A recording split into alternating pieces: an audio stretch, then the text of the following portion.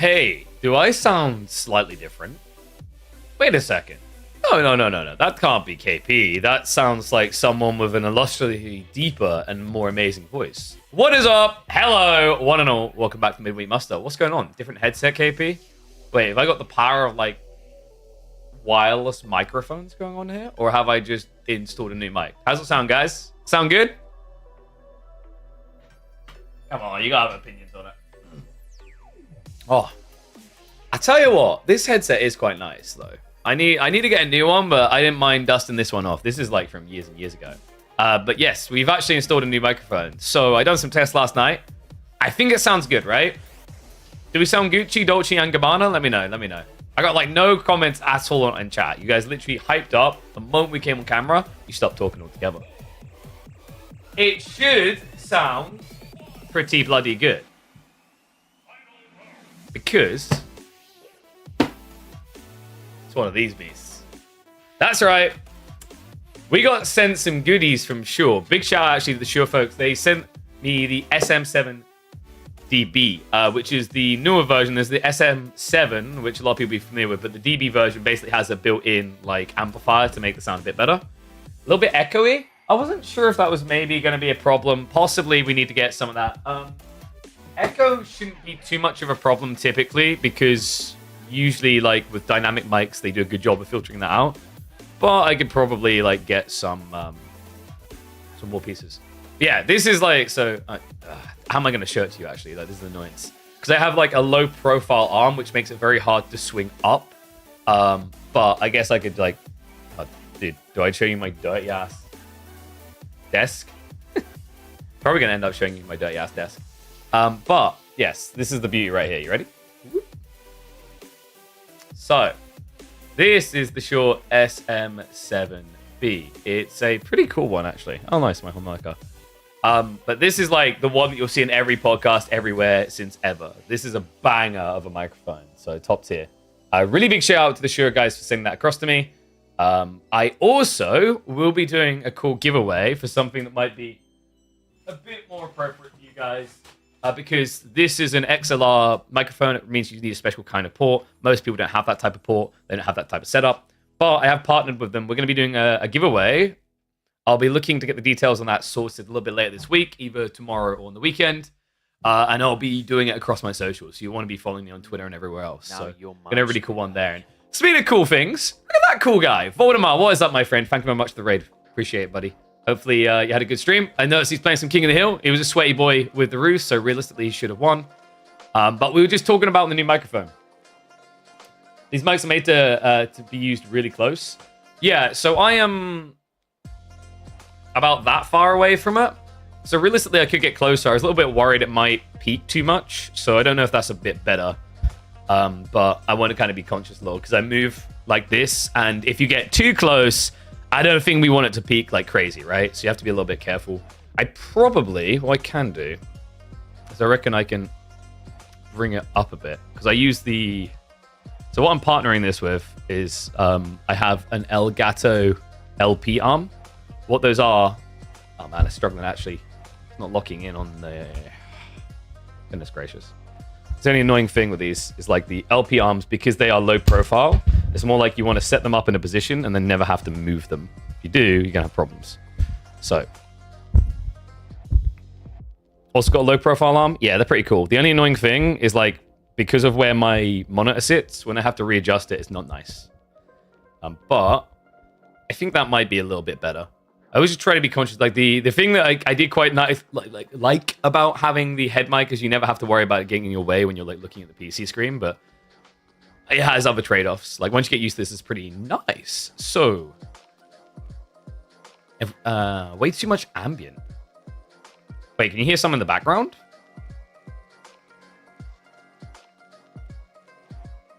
In what way can you guys hear the?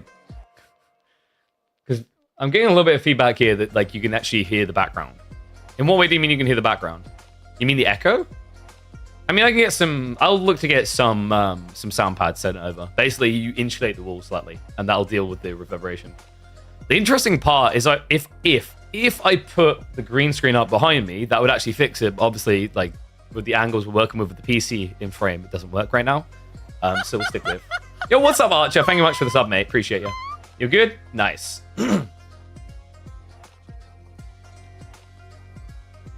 Like, there's a few other cut-off options, like, built into the microphone, like, you can switch on and switch off. I think I'll leave it for now, though. Nothing to worry about on day one. Yeah, like, we can try to sort that. Like, it's because this room is quite... Basically, like, the way, like, the sounds work, they bounce off of things, right? It's the whole idea is you get soundproofing on walls. You get those little pads because that absorbs the echo so that it doesn't just reflect back at you. I don't have those because I've never needed them before. Mainly because we're using the headset microphone, which is dynamic. This is a dynamic as well, but it's a more receptive dynamic. But we've done a good job of like actually eliminating things such as clicks and types and whatever, so I'm quite happy with that. But we are just waiting on the lads to kick off their draft, because guys, we're going to be opening up with B versus Cat for our first semifinals. We then are going to have Wham versus Dumu in semifinal number 2, all culminating in a grand final best of 7 for Midweek Muster number 9. Really cool names to see actually on the top there as well, you know, like a lot of familiar faces. I think 3 of those 4 people 100% would have expected. Some people might be surprised by Cat, but this guy's been looking really good in the weeklies. I've been impressed. So we are just waiting for them to set up the draft now. In fact, I also need to at everyone on Discord because people love that experience. B and Cat, yeah, dude, B and Cat is either going to be like ultra stompy one way, done in like 20 minutes, or it's going to be a long 5-game series back and forth. I'm really hoping the latter. I think the Cat has proven his capabilities against some of the top level players, but now it's like a test of whether that's because he scrims with B, and like obviously they are sharing some very unique strategies, or if it is just on the own credence of like him just leveling up to a degree that he's able to dominate, right? So yeah, very excited for that. Need to bump the 2 lads.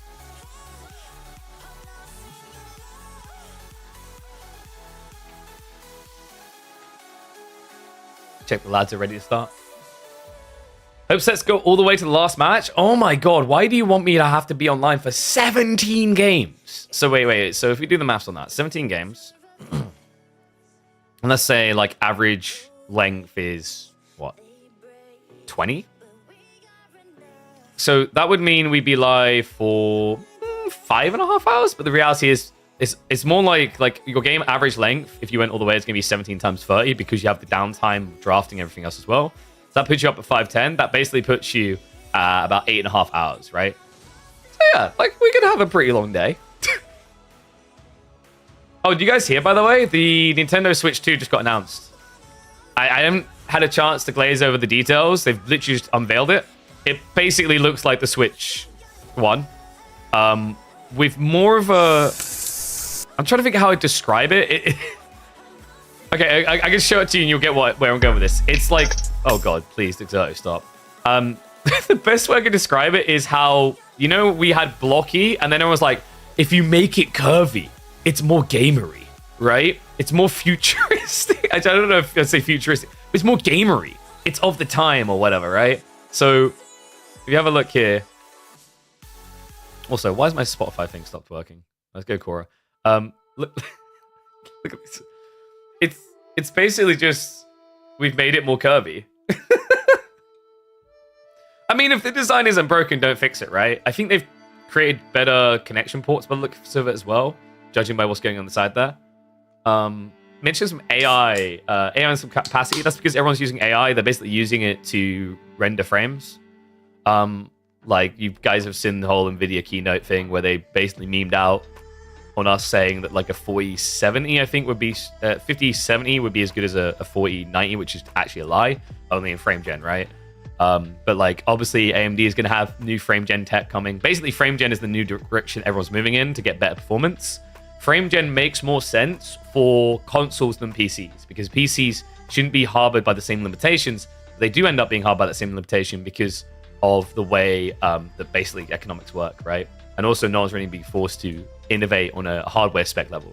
It's much easier for AMD, NVIDIA, all these people to leverage AI frame gen tech, because although there's a cost to that, that cost comes in R&D. It doesn't come in additional resources on hardware. Meaning once you crack the recipe and get it right, you save a lot of money because you don't have to be like, oh man, we're spending like, 200 extra on silicon on this, right? Instead, it's like the opportunity cost of like developing the tech first. So yeah, that's why you're seeing everyone talking about frame gen. Like it or lump it, frame gen does have a future in gaming. I wish there was a little bit more desire on some of the absolute highest end cards, 5090s, to like, you know, just be beasts and not have to market the AI thing. I really wish AMD was making a new gen top range, but that looks like they're probably targeting the mid-range ones. So like, I'm glad I got this bad boy, the 7900 XTX, which of course is like, basically I think the only other card that has as much VRAM as this is the 90 from the NVIDIA series. So yeah, big thumbs up on that. I am excited to see what AMD is going to do when they release the UDNA, which is going to be the following up type of like GPU format after these. Probably see those in like 2 years. If you're older than 18, why are you playing with a handheld device? Grab a book or something. Bro, if I want to read, I can turn subtitles on. Thanks. Okay, have we got a response for the lads? Well, they do know how scheduling works. And I'm pretty sure we did not get the wrong time at all. I'm literally double checking. Oh, for... I just got this wonderful message through. It's like, Cat might be asleep. Someone did. If I have someone who lives with Cat, for whatever reason, like, they just watch your streams, go throw cold water over him right now, thank you. Oh, I tell you guys, like, you have to get at least 9 hours of sleep a night to have hair like Cat's. Degenerate sleep mode, right? Like, you know, dude, you've got a series to play. So, we will have these sequentially, by the way. We're going to have this series, and then afterwards we are going to have Dimmu versus Wham. God, I'm just going to turn OBS. I always do this with OBS. Like, I always turn the mic aux down by like 0.4 dB. Because one thing I don't like is if you have it at 0 exactly, it's going to full threshold red and look like you're peaking and clipping. Which I know we're not, but, you know. What if it's going to be a new Smash game for the Switch? Yeah, like a new one, right? Because I'm pretty sure it wasn't Smash Bros. Ultimate just a remake of the one from the Wii U. Obviously, they expanded into more over time past that, but originally, it was just a relaunch of the Wii U's one. Am I remembering that correctly? Because, like, I didn't have a Wii U. I'm still annoyed, by the way, that they made Wind Waker again on the Wii U, but then they never made it on the Switch. Why? Dude, like, am I the only one that Wind Waker is their favorite game? Wind Waker is my favorite Zelda game. Maybe nostalgia is holding it up, but like I still haven't completed not the newest Zelda one, the one before on the Switch. But like I didn't complete Wind Waker, but absolutely loved it. Yo, what's up, Marco Tambi? Thank you very much for the resub, mate. Welcome back to the Swarm.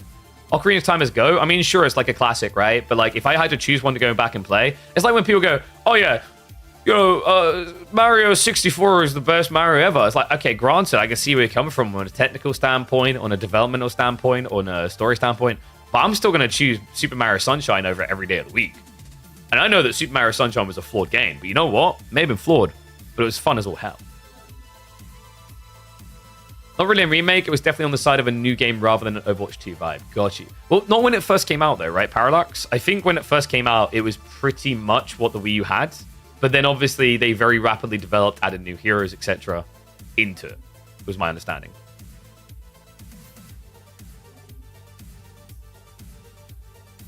Okay, so we might have to wait a few minutes still for Cat to wake up.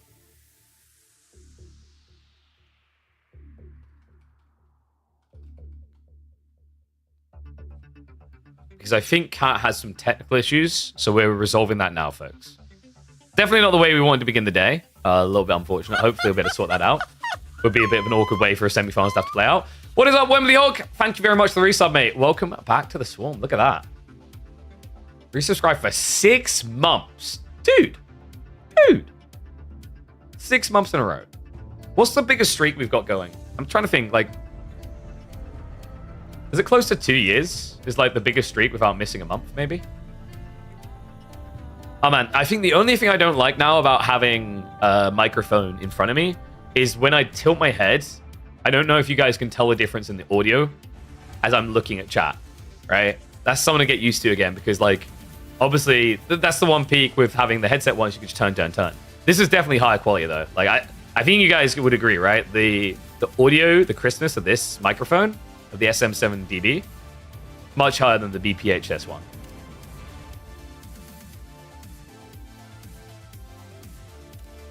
Yeah, we'll see if we can get him. What I might do in the meantime while we wait is we might chill with just something to watch on the screen. Ideal in this situation, we try to get the other series started earlier, but I know that Dumu's availability isn't earlier, right? Like, weirdly enough, actually, I know Ben is usually the other way around, but today I think he actually doesn't have earlier availability. But, you know, what I'll do for you guys while we wait is, like, we'll have...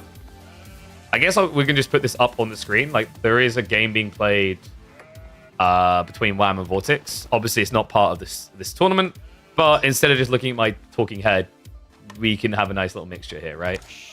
So, 1 second, let me just pull that down. This gives you guys someone to watch while we wait. So yeah. Wait, why is the map not... Oh, it's because we were doing the team games, wasn't it? Or tournament. You messaged Cat, he asked for 5 more minutes. Interesting. Interesting. Something tells me he probably didn't respond to you. Oh, no. Yeah, apologies about that, guys. We'll try to get that resolved ASAP. Last thing I wanted to have to do is in the semifinals, just give a bye. Ideally, what we normally be able to do, like I said, is instead say, okay, that's fine. WAM and Dumu play now, and we'll see if Cat can resolve his issues in time.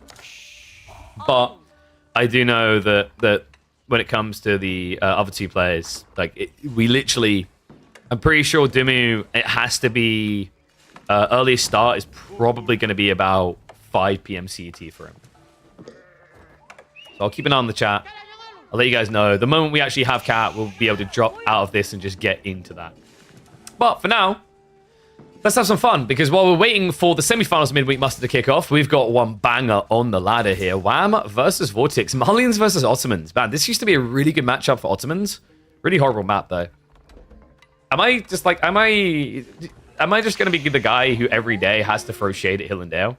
I don't know, dog. Like, why is it we have a tournament spawn format that works very well, and then we have this one? Like, what are these golds? Gold and Sacred Site. This is like the easiest camp location for WAM in the game. Even if Vortex take an aggressive line, if you just take out this corner of the map, your opponent can't actually end the game. Yeah, a little bit silly the way that I've been seeing Hill and Dale spawn. I'm glad I actually haven't been seeing too much of it. I think we had it for 1 week in Midweek Muster, and that was mainly as an emergency fill-in because obviously Atacama had some issues that we had to fix. But I'm kind of glad we got rid of it. I just don't think it's a very good map, especially with the default format. Like, if you're going to run Hill and Dale, I feel bad for people doing it on ladder because you're not experiencing the EGC version, which is a lot more balanced. Opening, though, looks like Vortex. What are we going with here? Probably going to actually just be a simple Mansa. One thing that's weird about Malians on this map is it's a bit harder to get that easy peasy value because you can't just go double pit mine here, right? Like, it's so far out in the open. You get a lot if you got it here, sure. But it's putting you in the middle of the map up against Ottomans that can open with pressure. And in fact, they already are. First Spearman on the way. Typical Cat making people wait and acting like they own the house. Right. No forewarning. I just go live and they're like, oh, yeah. By the way, I have a slight problem here. We might be missing a player. Oops. Yeah, apologies about that, guys. We'll get that resolved ASAP. So Sultani Trade Network coming in. This has just been on the grow, right? I think it's looking better and better. By the way, we're not peaking at all now that we're a little bit closer, right? Because I did move the microphone closer. I think we're now like 3 inches away. We were 5 before. If it's too loud, I can always turn it down a bit. For those who don't know, we literally changed microphone. We are now using a brand spanking new one. It's the Shure SM7DB. So we've upgraded from our headset mic. Headset mic definitely served us well. But yeah, this is creme de la creme. Just like the players we've got in this game. Yeah, I mean, I'm looking forward to WAM versus Vortex. I'm trying to remember which... Were they in the same group for EGC? They actually might be, now that I think about it. Let's have a look. So, for the upcoming tournament, EGC Masters Winters, WAM and Vortex are not in the same group. No, it's Group B and Group D. Okay, so Vortex is with B and Puppy. Yeah. So, you know, Vortex should probably be watching those B games a little bit later. So, Ultimate... Okay, so we're talking about Smash Ultimate before we go into this, as we're watching this spin and smash the crap out of house. Apparently, Ultimate had all characters from the previous Smashes, not just Four's roster. Got you. So, the Wii U one didn't have the same roster. That's the difference. Well, I'm going to say it anyway. The best Smash Bros. Game, and this might be a hot take, because I know a lot of people think fondly of GameCube. Smash Bros. 64. Hand away from keyboard. Best one you find.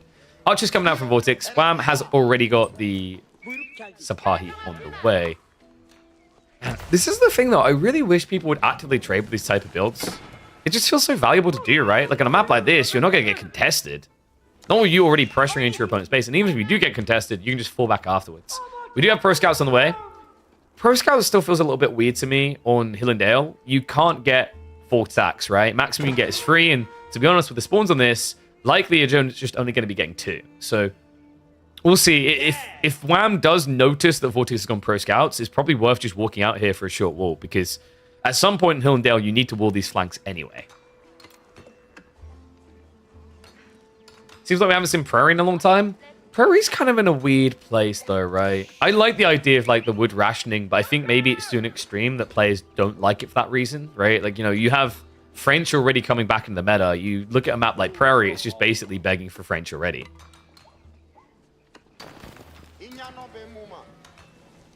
Sorry, let me update the tile. I'll put up next.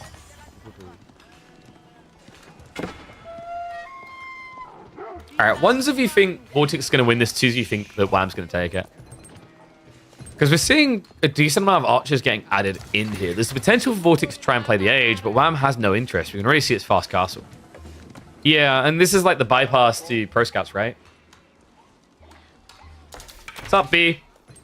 New preset for Mike? That's interesting. Yeah, dude. Hopefully people like it. Hopefully it feels like an improvement.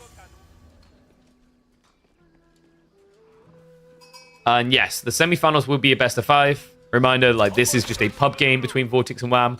Neither of them, one of them is playing a Midweek Muster, but Wham's opponent is going to be Dimmu. It's just while we wait for that to start, I figured it was better than you guys just having my face on screen. So that's hacking. Sometimes the T-poses are pretty damn clowny. I just love the stupidity of this sheep in this situation. It's like, wow, look at that food he's carrying. Oh, I'm going to follow that. Yeah. You know what? Like, this guy, he's clearly killed the deer to preserve it somewhere. But he'll let me live because I'm more adorable and just follow him. Stupid sheep. Don't even know. You're going to be on a rotisserie. So it looks like Vortex did actually square up on the ford here.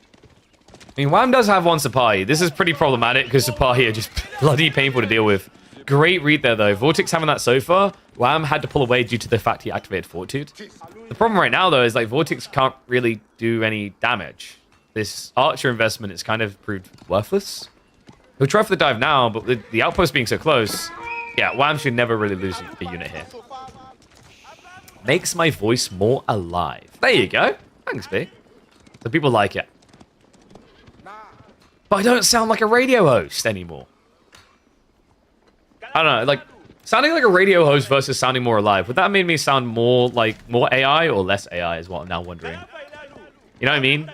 Because, like, AI is getting so good at tricking people. You guys seen, like, all the Instagram accounts that are just AI? How about all the YouTube channels? I guiltily watch a few of them. I'm a really big fan of the anime/manga summary ones. Mangas in particular. Because why read when I can have someone read to me, you know? I do, however, notice the fakeness of the Warhammer 40k AI channels. That one's apparent to me straight away. Can I sound less English to you? It hurts your ears. I think the fact you crammed a baguette in your ear as a child hurt your ear more, okay? If you just wedge the baguette out, you'll probably be able to understand English better. So, Rexus coming in. Vortex is stuck an age behind. I don't really feel like he's got a good play here. His only option is to try and get Fulani. Freeborn wouldn't really be great against the fact there's already chunky Sapahi. He's going to be melee units on the way. So, like, realistically, Vortex's best goal is just to get the Fulani for the bolster. Because otherwise, the other issue you run into is Wham is going to start adding in military schools. And that's going to be like he has his own Fulani effect. And yeah. So, guys, this is the most interesting thing that's got me hyped for the B-Cat series and why I'm hoping Cat can get the internet issues sorted so we can get to it. Both of them have had wild Springald games. They are probably the two most successful Springald players right now. We obviously this week had the insane cat Springald game with elephants, and then we've had ones from B, admittedly ones that sometimes backfire on him, like the Chinese-English game against Louis. But definitely a zealous approach to always trying that siege. So Fulani coming in. It's not very full. This is a sad man's cow ranch right now. This is like when you had dreams of actually running your own farm full of cows and then realized that you can't afford a cow. They're very expensive. Except magical cows. They're actually insanely cheap. Like, you can pretty much just pay them with a bag of peanuts.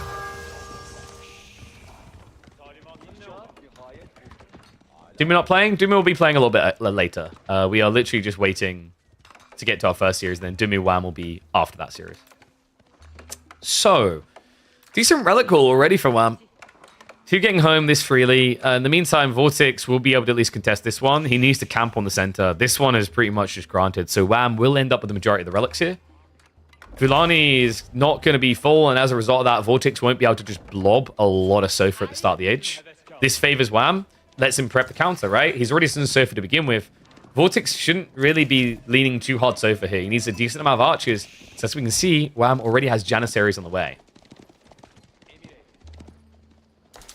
Wait, it sounds like I'm talking right into your ear. Hey, does this make it worse?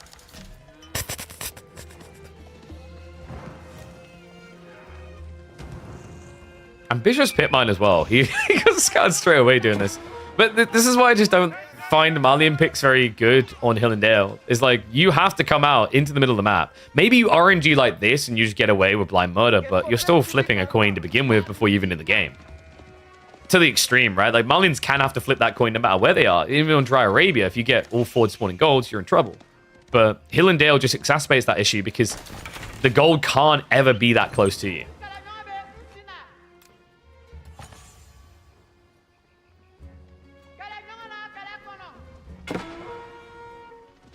So Wolves did come up in the end. Wham was able to secure some of this tier. He really should... Wait. Ooh! Okay, he should really start gathering, and that's a really cool way of doing it. We've got 2 TC. So Fast Castle picks relics, gets 2 TC. This is a sick build from Wham. He baited Vortex, because if you think about it, the way this usually plays for Ottomans is they tend to put some serious pressure on in Feudal Age, add in a few Sipahi, poke, and try to take out the houses, right?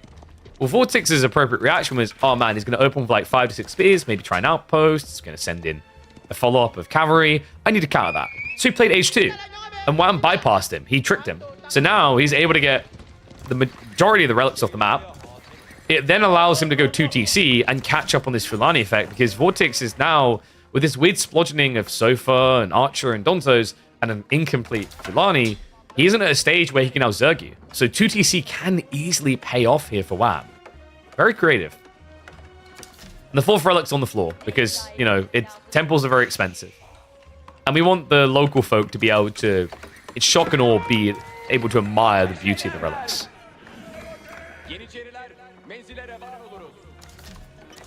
Now, Vortex is on the clock here, by the way.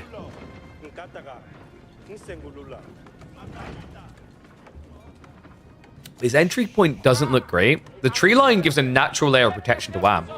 So he's easily able to just blunt this. Double Mango already out. Now remember, the archers are the direct counter to Janissaries. They now have a specific tag that gives them bonus damage against light gunpowder. Problem here is the count isn't good enough. You're also going to be running headfirst into the meta attack speed, double Mango. Like, Vortex's issue is he needs enough cavalry to kill the Mangonels.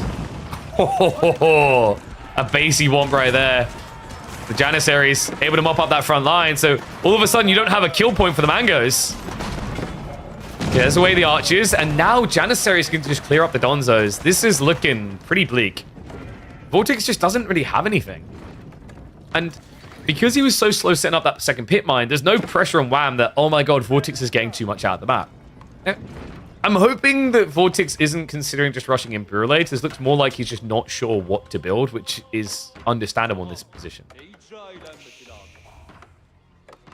And I just got confirmation in, by the way. B and Cat will be starting their draft in probably about 2 minutes. So we should have enough time to likely catch the rest of this, and then we can hop across. because I don't think this one is too far from over. In fact, we can speed up for like a minute or two at least. Because they were a few minutes ahead when we hopped in. So Mr. Fuddy coming in. Wolves going up for Wham. Men-at-Arms switch is going to hurt him a little bit, but I mean, it's the Janissaries that are just the real problem here. Vortex just has to fill so many holes that it means that the Jannies win. Right, like building Musafani and the Janissaries is not really the answer here. And yes, Mass Archers is meant to be the counter to Janissaries. But the weird thing is, like, right now, Janissaries, I don't know if I want to say the word overtuned, but they feel borderline overtuned in Castle, but very awkwardly sucky in Imperial, right? Because in Imperial, hand cannoneers just have substantially high damage. On top of that, the other interesting part is with the introduction of Silk Bowstrings, Janissaries are hard countered by archers in late game, right? Because you're an 80 health unit, your opponent is going to have, like, what, an extra 1 range over you? You can just pound them out. Like, right now, though, in this window, Janissaries just defend you so well. They're not good for attacking, but they're very good for defending like this. So Vortex starting to blob up a little bit here, but remember, the clock is ticking against him. Stonewall's already added in, means this raid is not going to get a hit. Vortex is on a collision course for an all-in. He needs to be fast about this, though. Remember, Wham has got a lot of passive production churning now. He's got the 4 relics. He's now got a 16 villager lead, so he is realistically ahead of all the passive income of the Malians.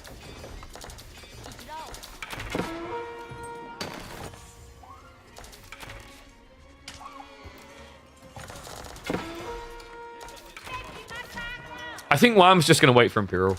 Like, there's no reason to force a fight beforehand. Because the thing about Vortex's army is it's trash. Right? Archers and Mustafadi is not quality. That's trash. It's all about, I need more numbers. So he's on a collision course for an all-in. Wham is looking for a more quality approach. Janissary slowly mounting up. Mangonel counting now up to 4. Men-at-Arms numbers are looking good. Vortex getting ready to pounce. I think he understands that if he waits just a little bit too long here, Wham will thread Imperial Age. So if you wait for that 200 pop, you're just going to be an age behind. Yeah, the problem is just breaking the wall alone is going to cost him a lot. And you can already see the genius here. I love this from Wham. Little Wham's walls with all the palisade gates, really important here. It means that you don't end up trapping your mangoes when you need to retreat because everyone just gets away. Love this. I think other players that have done a lot recently, I noticed Baltoon in particular for a while has been a big fan of this. Like, we've had games where he built 6 gates next to each other. So push coming in. Wham.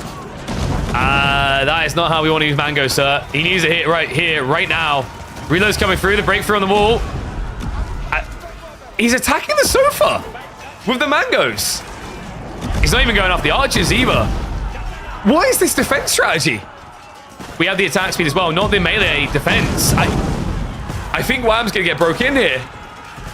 Vortex starting to dive a little bit deeper. The mangoes are being ignored, but finally the archers being given the due attention they should have had all along. Vortex, I think the problem here, though, is the Janissaries at the back are the last thing to go down. That was just men-at-arms and archers dying.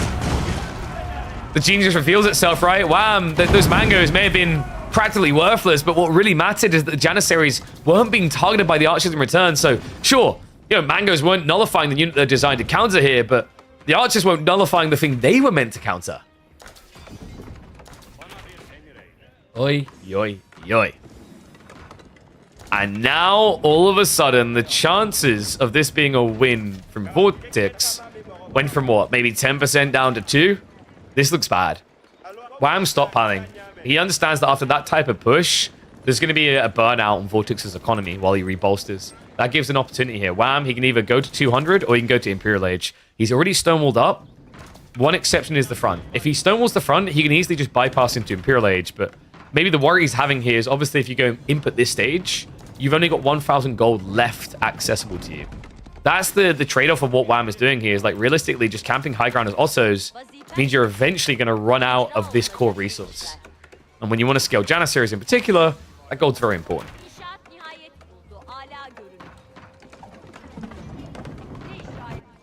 Yeah, the other worry for Wham is like at this rate, he's just going to have idle villages, right? Because the tree lines aren't going to last that long. The gold is going to be gone. Like, what do you have your people do at that stage? So, looks like he realizes he needs to come out soon. Imperial Age is about to be pulled on. And we will, of course, get that classic Istanbul build. So, Observatory now on the way up.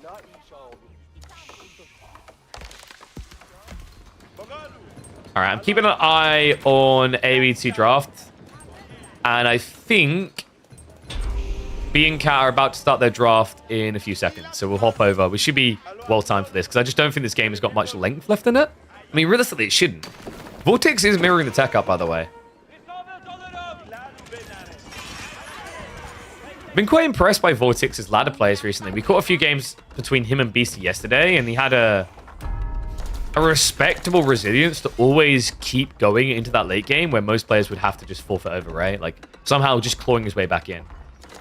So we'll hit the 4x and see if he's able to do so. For the Hunter is soon to complete. He does have the majority of gold. Wham has to win a fight. He can't just camp anymore. Let's queue up the upgrade. So Elite Tech's coming in for the Archers and the Janissaries. Now, Janissaries are only going to be produced via the military schools. Archers are the one thing you can really afford here with food and wood. What I want to be seeing, actually, from Wham is Sipahi, though. I don't know why we're not getting any. Sipahi is just the best unit to have at this stage in the game. Your opponent has built Archers Musafadi. It's a great blocker. Similar to how people use spears to block Musafadi, you use Sipahi. And then if they ever fall for ground, Archers are going to die. So, we'll keep speeding up here. So we don't want to miss our live series, our tournament series, but we're so deep, you guys want to see a resolution now. Flash coming in. Marches out towards the gold. Gotta be very careful. You can see what Vortex is trying to do. He's going for a surround. He might get that wrap as well. Check this, coming from the southeast. Mango count of 6, but it's going to be full spray. He actually doesn't have the adjustable crossbars yet. He's 45 seconds out. That might be 45 seconds too long here. Vortex has spread out perfectly. Needs to pick him apart quickly here. Archers are upgraded. They do have the poison arrows. The men-at-arms should not last long against this. There's really not many of them here. Only a handful left. 8 on the front line. The Mangoes are still living through it all. May not be living for long. They might be the only thing left at this rate. The Janissary count starting to shrink up. Archer Blob still looking pretty decent here. But Wham, the most important thing is that he needs to get gold access after this. If he has to fall back from this location, he has got no ability to regen an army rapidly. And that's why Vortex is sticking to this fight so aggressively. We finally see the Sipahi flooding, and that's enough. That's what he needed. The Sipahi breakthrough. Vortex realizes that he doesn't have a counter in play for that move, and has to call game. Damn, really campy, really ratty, but well played there by Wham. What do you guys think of that end? That was intriguing. For a second there, it looked like Vortex was going to do enough damage to win the fight off of lack of gold, but it's almost like Wham was waiting to go for Sipahi until the bitter end, at a point where he knew Vortex would have no out. Sick read if that was all intentional, because it just gave him an immediate knockout punch. All right, guys. We have drafts underway. You can confirm the map pool for our B versus Cat series. We are going to have Rocky River, which is always going to be our default. We're also going to have Bald Land, Dry Arabia, and then finally, Gorge.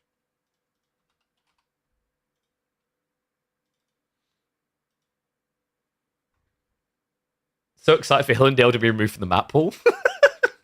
Yeah, it's like, I'm just, I don't think it's any secret at this point that I'm just not a fan of that map. I've found it redundant and tedious for a long time. So I think Cat and B's Civ draft might have been bugged. They should be refreshing it now. So yeah, Cat has definitely got some ability to play because he was able to draft at least. For those wondering, apologies, we basically had a little bit of a delay because Cat ran into some technical issues. So I figured instead of us just sitting here with my ugly face on screen for like half an hour, you guys would like to watch a little bit of gameplay. Who's playing now is going to be B versus Cat. So reminder, we're going to have this series, and then immediately scheduled afterwards, it's going to be Wham versus Dimmu. So you will be seeing more of Wham a little bit later.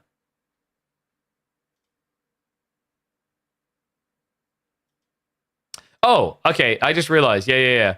They used the wrong map draft, so apologies. That's why we got delayed, is they accidentally used the wrong map draft.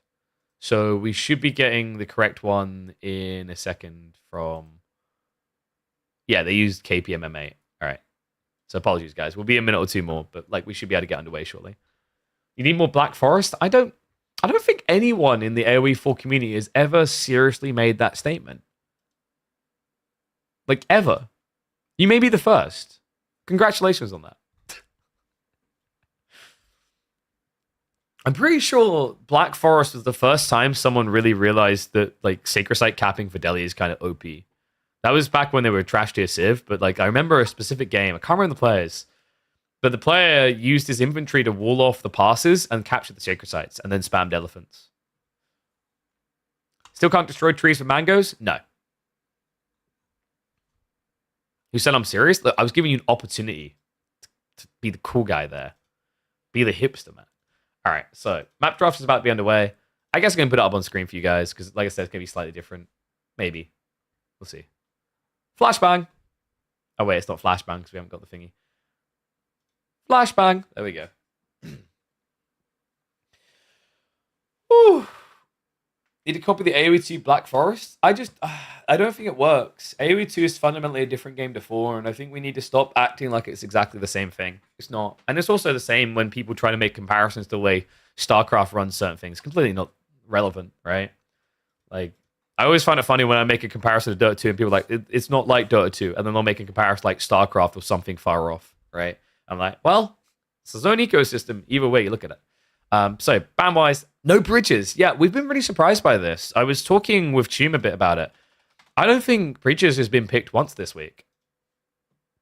Which is interesting, because people seem to be quite positive about its reception last time it was seen, but I think it's still, we still got it in rotation for one more week, so we'll see if people go for it.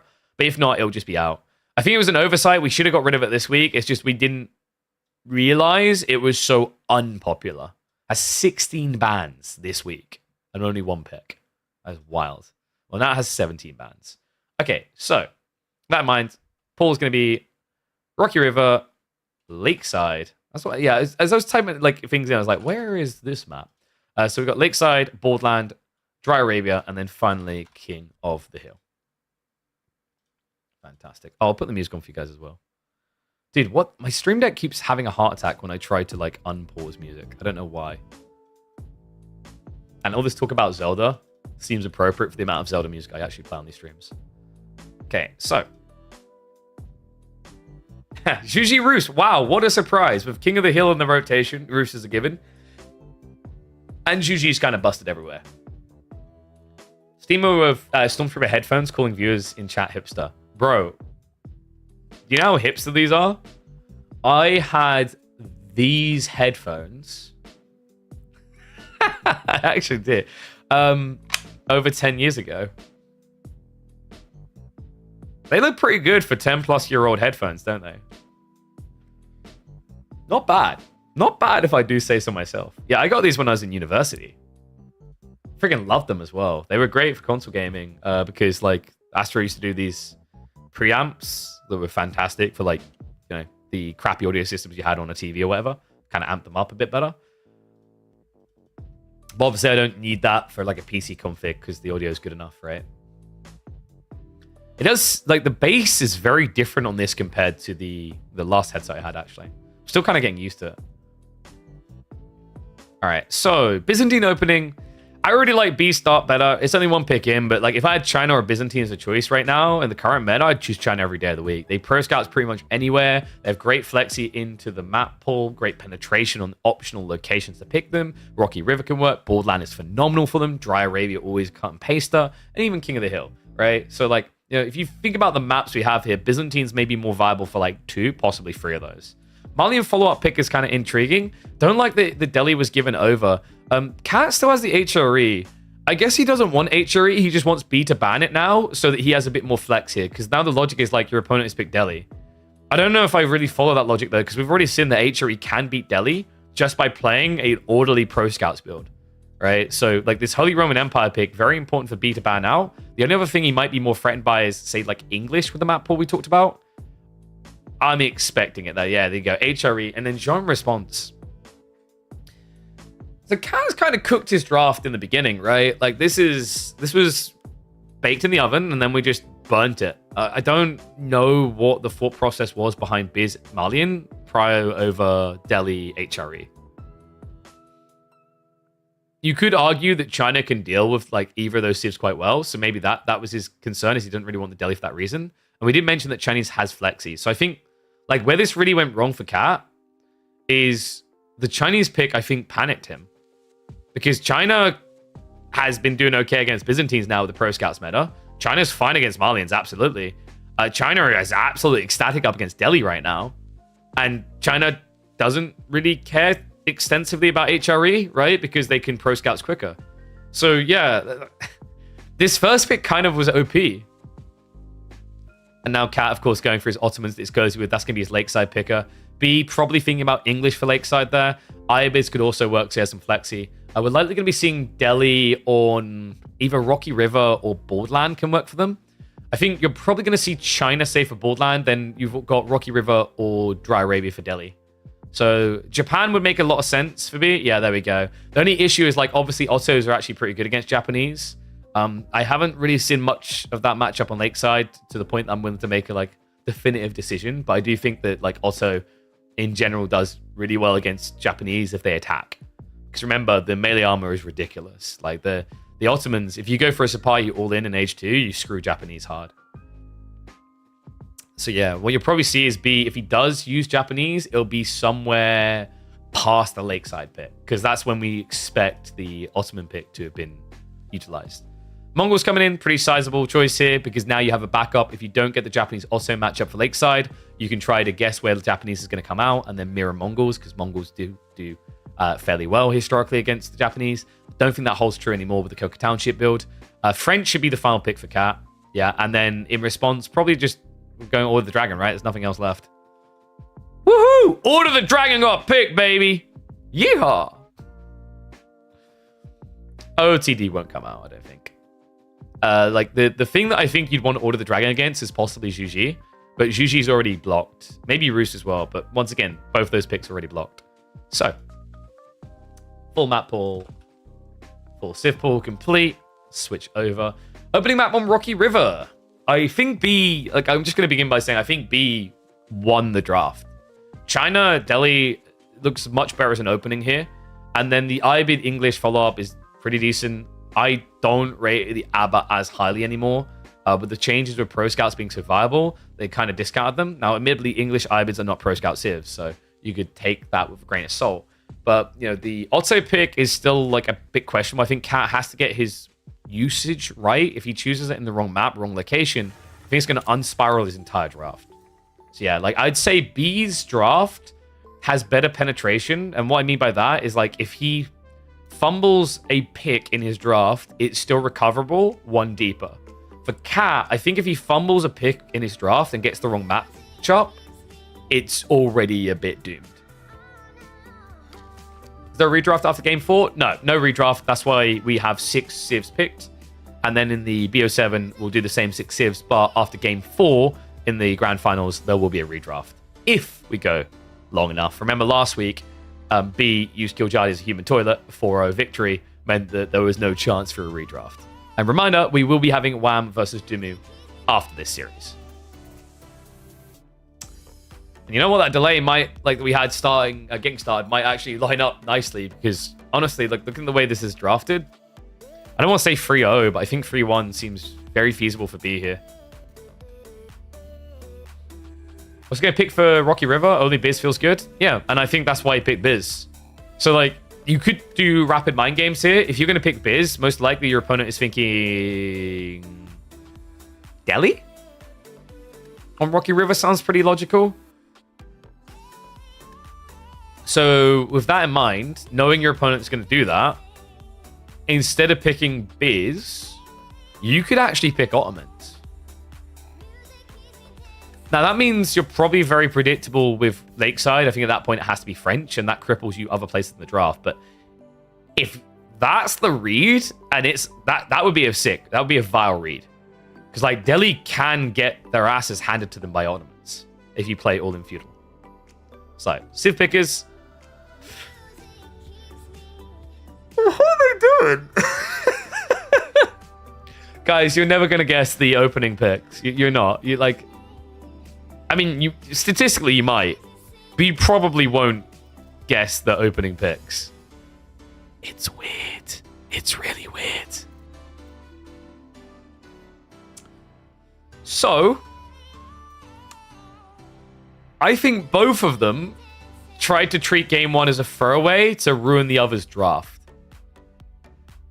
The opening game is going to be Rocky River, and it's Mongol Order of the Dragon. That's weird. A matchup that favors Order of the Dragon, though, right? I have to like lean OOTD here. I guess maybe there's a Keshik play, but it's just so easily counterable by Spearman. Called it. Did you by any chance open up AOE2cm.net and have a look? Be honest. Like, no, he's under me. Mongol can trade good? Yeah, but how are you ever getting allowed to trade here?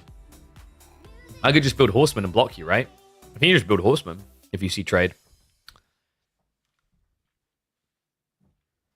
Like, I think you build Horseman into Gilded Archers, and then you annihilate Keshik, and your opponent can't play Archers, right? So then do you really want to build Spears against Order of the Dragon Archers? No.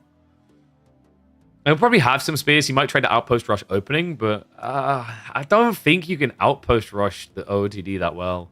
You'd only do it if you think they're absolutely fast castling, right? If you think they're feudling anyway, it feels a bit redundant. Because the other thing is, like, I don't think I've seen it in a long time, but Order of the Dragon could open racks. And your Spears are just much better at trading initially. Right, well, guys, what I'm going to do now, I'm going to run 3 minutes of ads. That's right, 3 whole minutes, because we're 3.5 minutes from in-game, so you guys don't have to worry about it. I'll also set up predictions. Remember, Rocky River, Order of the Dragon versus Mongols. Okay, 3 minutes of ads now, so you don't have to get them in-game.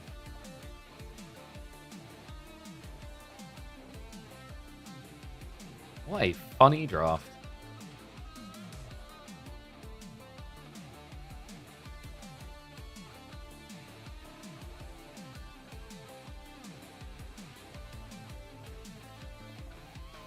You forgot, you forgot the other brothers in AoE4, me and Nilly. Yep. Well, when we get him back to 4, that is, you know. B and Cat are brothers? Yes. And B has always resented Cat because he got the hair. It's true. You guys seen that guy's hair? Whew. The new microphone makes me sound better than real life. It's true. With the generation of tech moving to AI, I have also used AI to make myself not sound like a whiny brat boy 8-year-old. You caught me. I might turn down my feedback of hearing my own voice a bit. It's weird. So, like, usually, so I can hear myself. Basically, the setup I have, I can alter how much I hear myself. So you can balance it between the PC's audio and your audio coming through headphones. Now, when I'm on a broadcast headset setup, which is like you basically have the microphone on the headset, like you've seen me do at events, I'm just used to it. There's something different and a bit weirdly disorienting about a fixed position microphone with audio feedback loop. It's weird.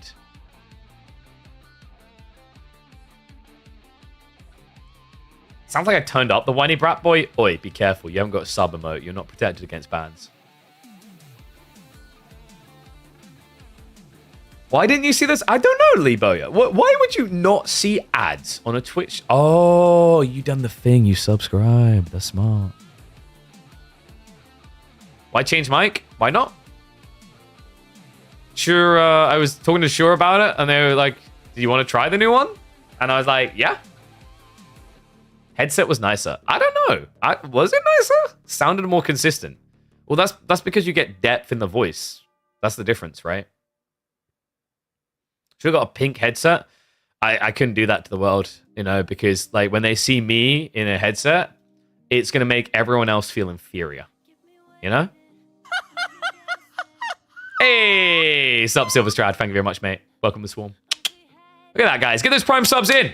It's worth it because we're about to have 2 best of 5s into a best of 7 grand finals, featuring a lot of names you know and love.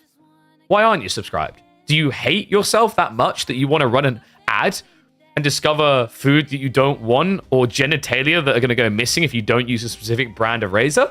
I wouldn't want that for you guys. So protect yourself today and also get your hands on some useful emotes. I want to see them spammed out there. Like, look at this right now. Pastor, what's that? Why are you using a Mongol flag when you've got a perfectly good animated pigeon Mongol flag? Sir, check yourself at the door before requesting re-entry. And thank you, Hallis AOC. You're a legend. Appreciate you, mate.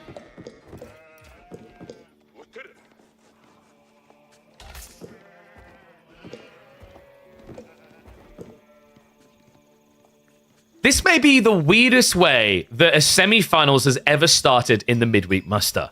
Ladies and gents, welcome back to the channel.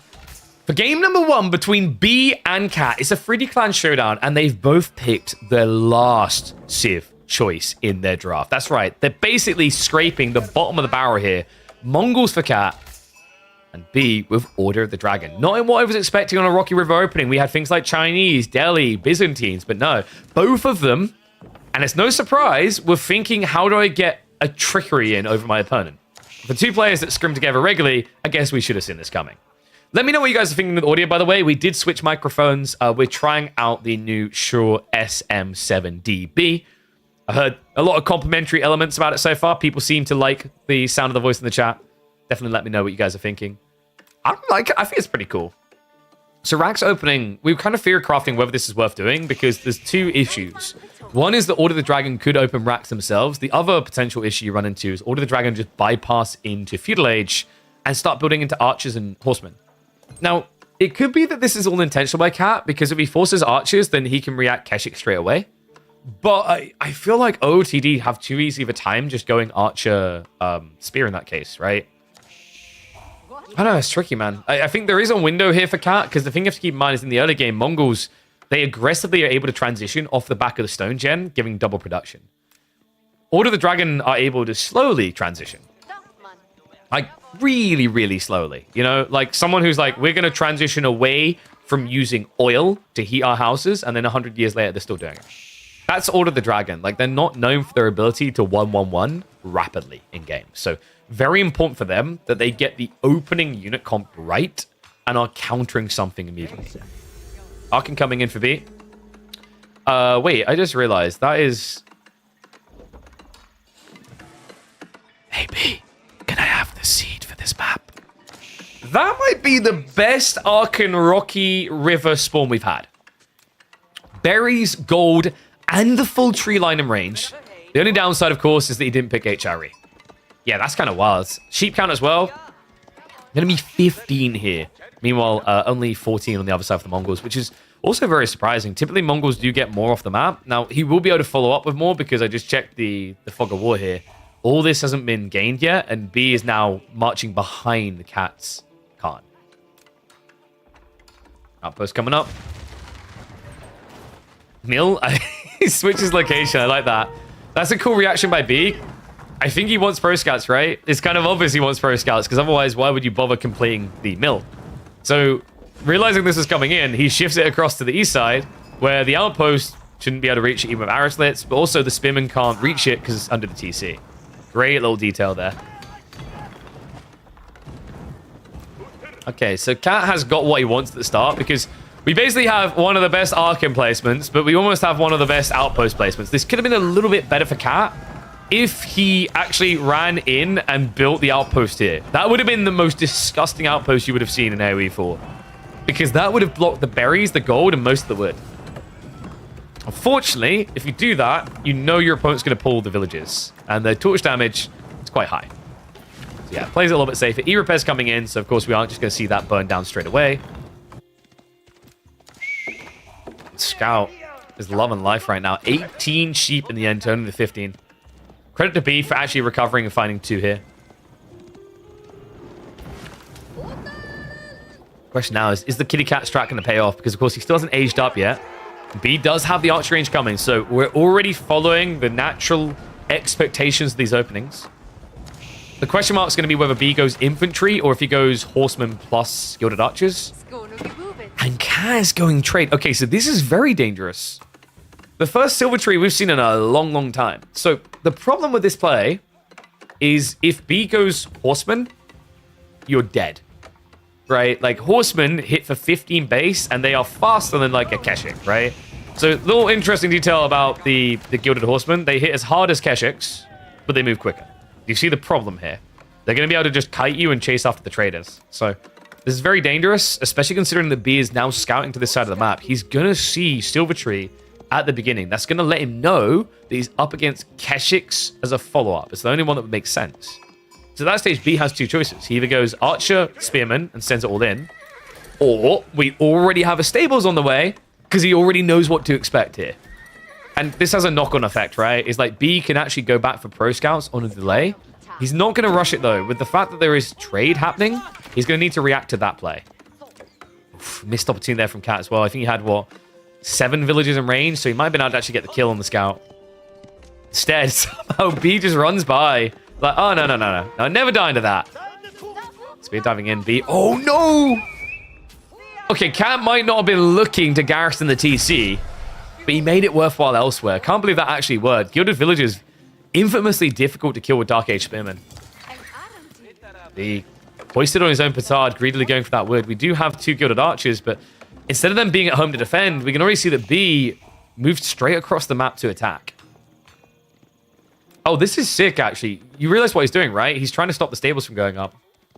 The timing doesn't look like it's going to be good enough, though. Yeah, the tree line just a little bit too long to arch around here, so in the end, the B's exchange he was looking for, I don't think it's going to come to fruition.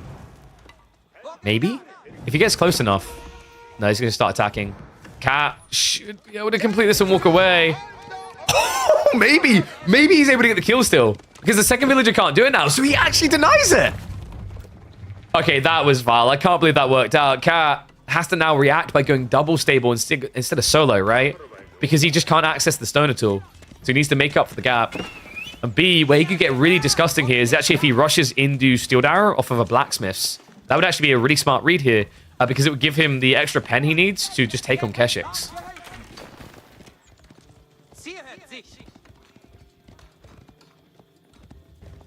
Cat. Now with the first of the Keshix being queued up here.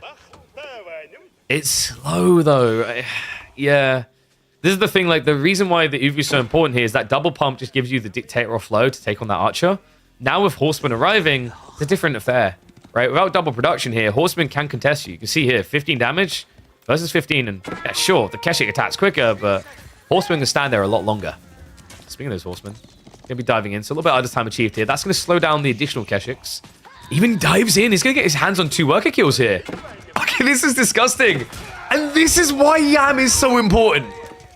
If that was Deerstone, that wouldn't be death.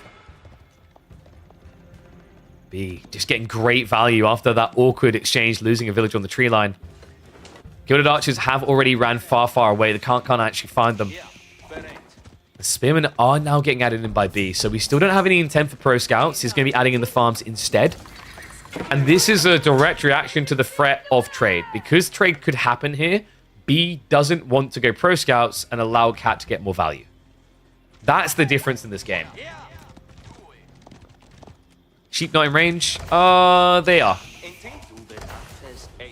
But they should be. Huh? They aren't. Why aren't... But they should be.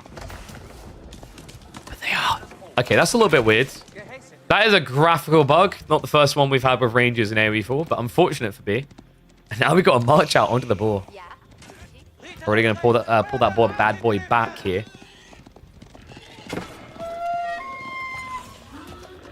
OTD Chapel's bugged? What, you mean just the range indicator?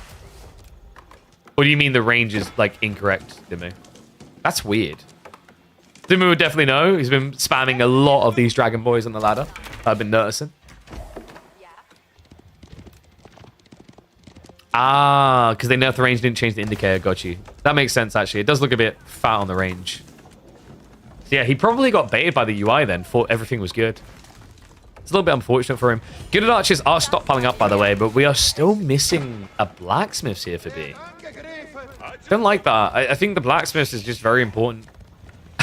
Okay, I don't know if I like that either, though. Cat, going Pro Scouts off the back of this. The reason this is weird, guys, is because you're going trade, your opponent already has a necessity to be out on the map. But now, by going trade and Pro Scouts, B was already looking for an attack point here.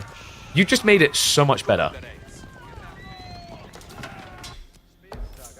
Very odd game this is about to turn into.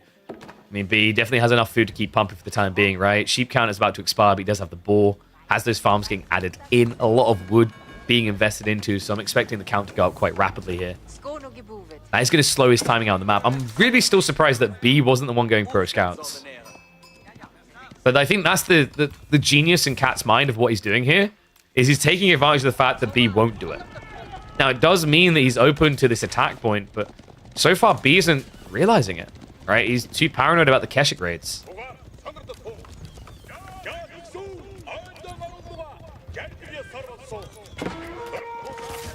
Guys, it's not a bug, it's a hidden game mechanic. And yeah, you see why Keshix is depressing into Spearman now. It's 52 damage. They free hit Keshix. And we have a lot of spears, by the way. Yeah, I'm kind of worried by Cat's comp now. Like, Pro Scouts plus the trade comes at a very high price. We already have trade account up to 4, so he's actively pumping these quite rapidly. And the weird thing is, like, with the way B's moving, he's going to see both mechanics at the same time, trade and Pro Scouts, right? Because he's posturing towards a location that will reveal both simultaneously. Horsemen are going to shuffle in. Looks like the villagers quicker to move away this time. Cat has learned his lessons from before, although not too quickly, right? He hasn't got wheelbarrow yet. That is at least finally on the way. All right, one's if you think Cat's going to win this, two's if you think B's going to take it.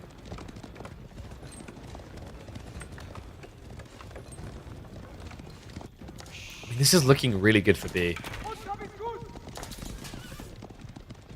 Cat doesn't really have an army capable of winning the fight yet.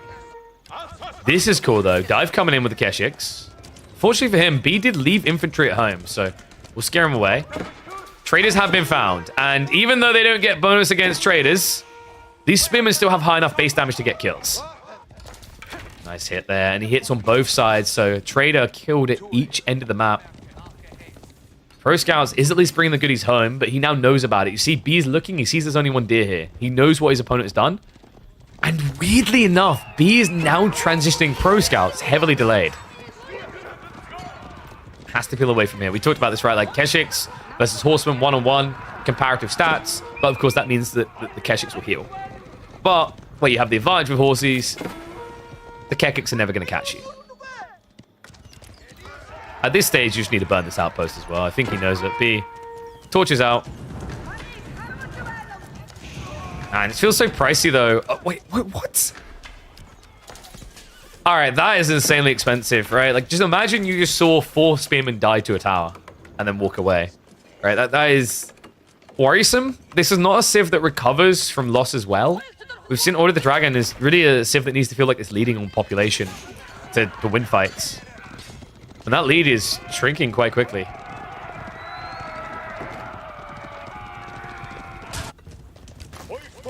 Kai's doing a really good job in this game. I can't believe he got away with the trade, really. B, in hindsight, probably feels like he should have scouted more or gone for his Pro Scout sooner, because that, I think, would have changed a lot of this game. One of the big issues for B just doesn't really have enough food, right? Like, we've got sheep that's about to exhaust, so he needed to get Pro Scouts. The boar is the only reason he hasn't been screwed over, but that's now gone. So all of a sudden, you've gone from having, like, what, 16 food workers down to 8, and you're trying to mass into spearmen. Not just that, it looks like B is trying to mass for castle. I mean, there is a window where his army is big enough to secure 2 relics here. I'm worried that window is closing fast, though. Cat now marching over. Keshiks obviously cannot commit too hard. The army is following up here.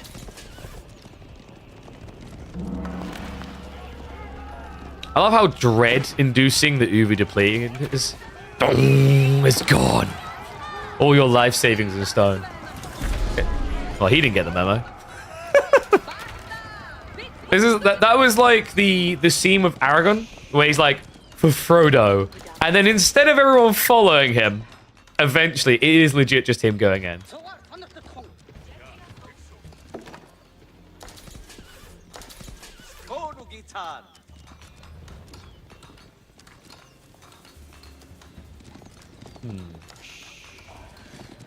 So what's B's win condition? Because I'm starting to lose faith in a long feudal here. Like, the eco lead is extending, right? Cat's now up to 8 traders. he got a big head start on Pro Scouts, which means he's just winning that battle as well, right? You're probably looking at about a 70-30 split at this rate. Not great for B. Now, B did at least play under a ball, so that kind of amplified him a little bit. But what he really needs now is raids. That's why we're seeing the Horseman peel off here. He understands that it's been long enough, the trade count should be up. So, because B's starting to fall behind, he's trying to be very cost-efficient about how he looks for trades. Instead of raiding constantly and then getting blocked by Keshiks and losing troops, he wants to go in when he thinks there's a lot of trade to kill. We'll better pinch one here. Cap the quick fingers is going to try to pull away, but won't be fast enough. So, 2 workers killed. Might even be able to find more here. Cat goes for a counterattack. Yeah, but he's learning the hard way that even without the steeled arrow, these gilded archers hit pretty hard. Horseman now just being blocked out as the Keshiks do start to arrive here. Did get another trader in the meantime. The outpost being sniped down. Cat is going to harvest this up. 5 villages culled from B's empire. And the gilded spearman count is gone. This game is over. Cat. This is going to be a win for the Mongols in game number 1. After a draft that looked like it was going to be dominant for B, Cat has flipped the table in number 1 of a potential 5-game series. Okay, that was sick. Well played. Like, golf clappers in chat right now. Like, big pogs for that, because that was actually really impressive out of Cat. Like, when you look at this draft, it's very hard not to just say B's going to win, right? Like, if you take an orderly approach to everything that you're witnessing here, it makes sense to say, yeah, this is B's. But that first game's picks weirded things out a little. They both play for the same goal, so like I do want to say I still favor B from the logic of, we both used our trash picks, right? It's not like, for example, Cat picked Mongols and B picked Delhi, right? Or it's not like Cat picked Byzantines and B picked Order of the Dragon. So, you know, it's a good start from Cat, but now is where he can get really funky, because he can potentially punt the second game similar to the first with a pick that makes less sense to weaken B's draft. So depending on the map, we could, for example, like see him pick Ottomans on a land map to throw things off. The map is going to be Borderland. There's no throw off here, though. You could go Malians or you could go French, but remember, because Cat still has Otto for Lakeside, he chooses French. So we're 2 minutes out. It's going to be a Chinese-French matchup. Let me pay out the predictions. The Kit Kat Strat believers get paid big. I'll start the prediction again, and I'll give you guys 5 minutes. So we're 2 minutes from in-game. I'm going to run 2 minutes ads now so you guys don't have to worry about them when we're in, okay? And then if you subscribed, you get to talk to me. Hey. How's it going? Woo. French all day. You reckon? I think this is, yeah, so it's definitely skill-oriented, but if you play it right, I really like French here, because the logic is that over time, you keep massing Zhug, but your opponent keeps massing Knights, and as long as he doesn't lose them, that Knight Blob plus Archer can just slowly whittle away at Spear plus Zhug, right? Because the Archers will kill the other components quicker than Zhug will kill Knights. And the funny thing is, as you keep swelling that Knight count up, and you get to like 20, 25, 30 of them, you can start cycling out the injured and keeping them on the sideline to heal, because you still have enough Knights to absorb all the Zhug and new shots. So, yeah, we've seen this matchup a few times. There's a really good game between, I believe it was Louis and Cat, where we saw non-stop poking at each other for, I want to say, like 7 minutes, and it gradually just kept favoring Louis more and more as the French. On a regular map, I'd favor China, but on this map, French? You think on a regular map? Like, the game I just referenced was Dry Arabia, by the way. I think that was... French didn't go Pro Scouts, China did. But yeah, on this map, agreed. Like, it's more aggressively oriented.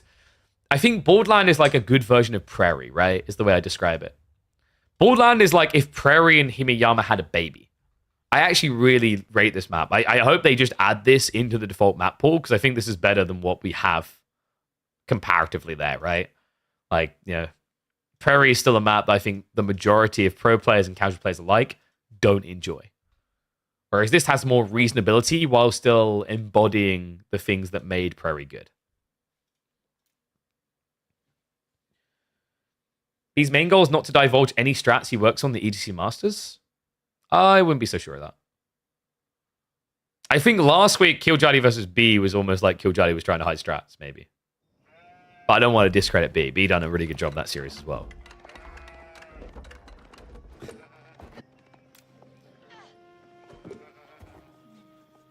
think this is becoming one of my favorite matchups now that I think about it in the current meta. French versus Chinese for game number 2 of our semi-finals here in Midweek Muster number 9.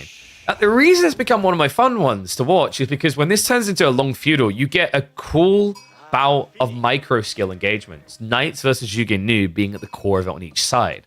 So curious to see if that's the way it's going to play out. We are on Boardland, a map that is phenomenal for pro scouts with 2 civs that do it very well. Admittedly, China doing it better. But also a map that a civ like French leverages incredibly well for raiding. Look at those tree lines. Does that make you feel safe? Not really. Maybe if I'm a koala, I could still just climb in the tree if there's only one of them. But yeah, for people living on the ground, this is kind of a spooky map to play against feudal knights.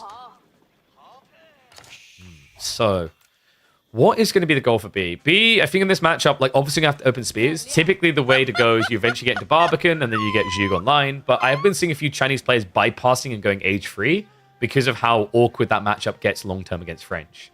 And what's up, Jay Reed? Thank you much for the resub, mate. Welcome back to the Swarm. Appreciate it, guys. Make sure to get those subs in. As a reminder, we're in week 9 now.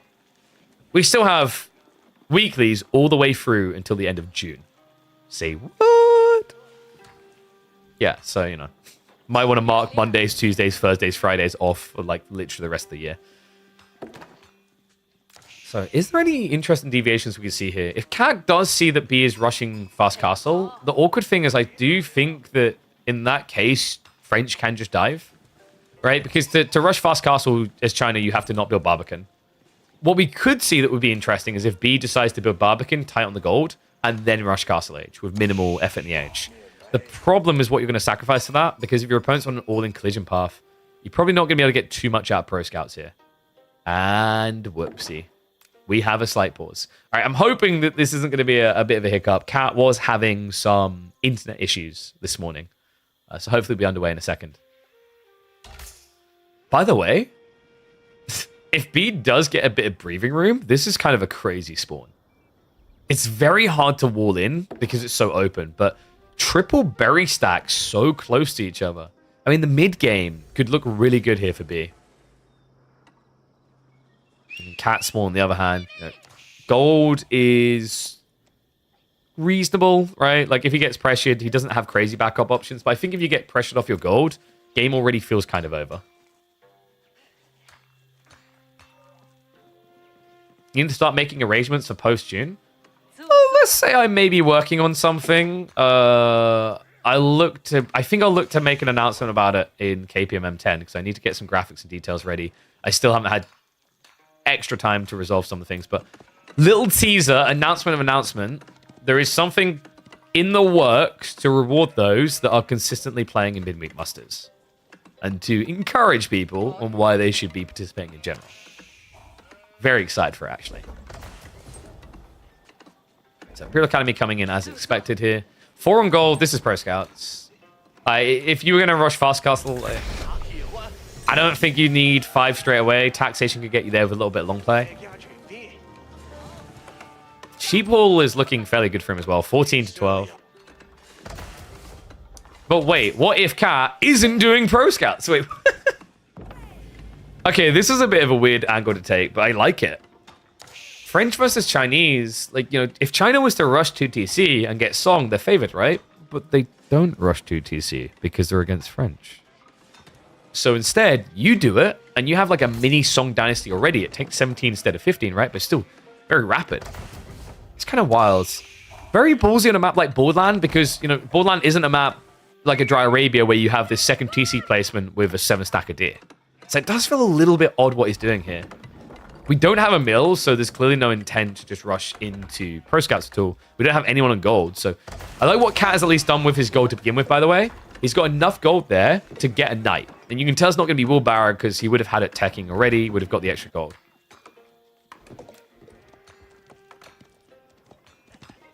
How did you guys vote in the end, by the way? 59% for B, 41% for Cat. That's not bad for French. I've got to say, like, you know, the Chinese just look really bloody good in general. They're a super spooky civ. And what's up, BU? Thank you very much, mate. Appreciate the resub. Welcome back to Swarm. So, Pro Scouts on the way. Second TC. Where is he going to put this? He could secure the additional tree line and then shove the deer in from the south. That would get him an extra 1,000 food, wood, and gold secure. The other possible likely way to go here is a TC on the back tree line to secure double berry. I think you're not that paranoid about your back line, though, because you have knights. So more likely, we're going to see an embellished TC, either to protect the gold or something insane like a mid-map TC. Considering there's no wheelbarrow, though, the mid-map TC would be super subpar.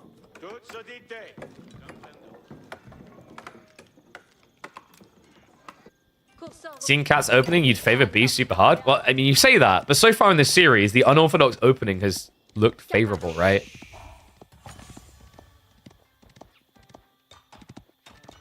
So back on the gold for Cat here. I think this is a temporary bypass while he gets the last bit of wood. The TC should be here. What? Okay, in fairness, gold, berries, wood, like, it's not bad. Also, it protects his flank. It's much easier to wall here when you're already here, right? So he kind of gets that nice encapsulation. But yeah, kind of surprised. I think part of it is he doesn't want B to know. Yeah, that's actually crafty. Look at the positioning, guys. Now, admittedly, your opponent should know because he should scout your stone. But if he doesn't look at your stone, there's no way to find this TC because the deer are on the other side of the tree line. So he's basically smuggled his play. And our logic here now is that if B just plays a standard kind of build where he's a bit more defensive, Cat will be able to extend an insane eco lead and not care. That's crazy. That's actually a very creative placement. Now, B does already have spears on the way across the map. Cat is going to have to react by going into archers. We actually do see him skewing up scouts now, so looks like it's going to be delayed pro scouts out of Cat as well. Well, so far in this series, delayed pro scouts has been death for the person who does it. That would mean that we'd end up being a 1-1 though. B already getting those walls up to try and block the threat. Knight could get a dive in. Oh, wait. I think his lance was still recharging. Yeah. No 2-hit kill. Could go for another one over here though. So it does stop the walls going up. This is really good for Cat. Right now, B is putting too much attention over here, right? Like, we're talking about 4 spin and chasing around 1 knight and a scout. He's going to be moving in, so it looks like B actually might be able to see the second team. No, he's not. Come on. Cat's getting away with this. I mean, B has no realistic reason to look behind this tree line right now. But if he just did, if he just wiggled around that side, it would change his approach here. Like, I think you'd actually see some sort of, like, all-in-one TC Pro Scouts build.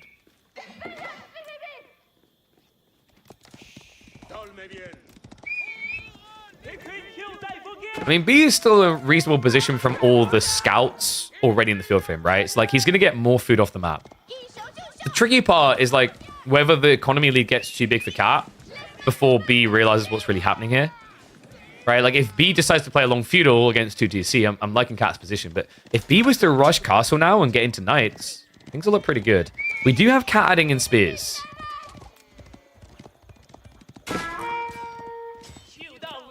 Scout went past the stone. He doesn't know where the TC is, though. At all. Oh, Knight. That's unnecessary damage. 1-1-1 build coming from Cat. Barbican now being dropped by B. So this should be the hunker down and go castle, right? No, we've got archery rangers getting added in. So B is looking for that attack point. He may have seen the stone outcropping, but he does not know what his target is. Where it is, rather, yet. Might be about to find out, though. Oh, no. Are you kidding me? How is he...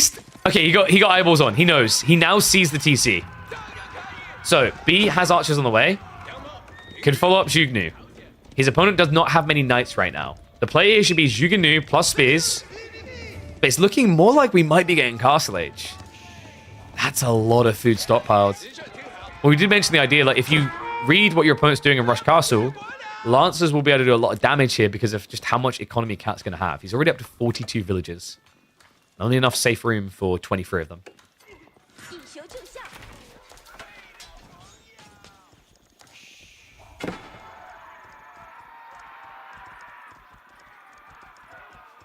I just noticed that I had to add the term "I don't like Chinese" to accepted terms. Dude, Twitch auto censor goes a bit crazy sometimes. the price of being a historical RTS game. Where you can be like, I don't like French. And there's a reason why you've said that. It's not because you're racist. But yeah, so to that whole point being made in chat, yeah, I agree. We've seen this multiple times. China playing long feudal against French will favor French. As long as the French player is microing adequately, right? As long as they are like, you know, at least I'd say a 6 out of 10 in micro. They should win that. Cat, definitely very capable in that regard. We've seen what he can do with feudal pushes. So B should be looking to bypass that. Castle Age about to be coming in. Is going to be the astronomical clock tower. A little bit surprised by this. Well, semi-surprised by this, right? B is like that kid that discovers a brand that's named after them, right? It's like, oh, there's a thing called B? Oh, I gotta build this. But the reality is in this matchup, the alternative is much better because the Imperial Palace gives you full vision. So you can see knights coming. So you don't have to leave extra troops at home. You always know where you're going to be attacked from.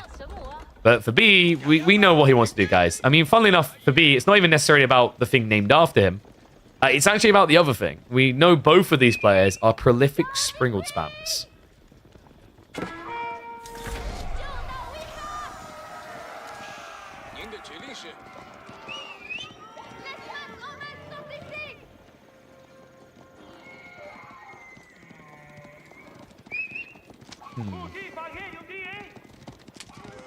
Scouts are trying to snatch from the center here. This really shouldn't be allowed to happen. Apparently, Cat just has too many archers for B to try to contest. We do already have lancers on the way, remember? And we do have the monastery immediately drop. Now, no supervision coming in there feels like a bit of a mistake from B. Where are his taxmen, actually? Yeah, so they're not actually supervising any type of production here, which is really surprising. You definitely want to be pumping out those initial lancers, because the whole idea is one taxman pumping lancers into one taxman pumping monastery. Very powerful. Gives you enough knights to clear the enemy knights, and then you immediately follow up with a very fast timing into the relics. It does feel like B is maybe going about this a little bit slower. Probably felt like he didn't have enough of certain resources. Considering he wants to keep leaning into archers, I think that was his paranoia, as he needed more wood. We're not getting 8 Nest to Bees this game? No, only 19 Springalds. Nah, I'm kidding. Sadly, Springalds wouldn't really make sense in this matchup because eventually you're expecting Mass Knights or Arbitrier. Arbitrier have Pavis, and Knights don't get the bonus damage against them. So, like, Springald makes a lot more sense against civs such as HRE, like we saw in the Cat Numidan game earlier this week.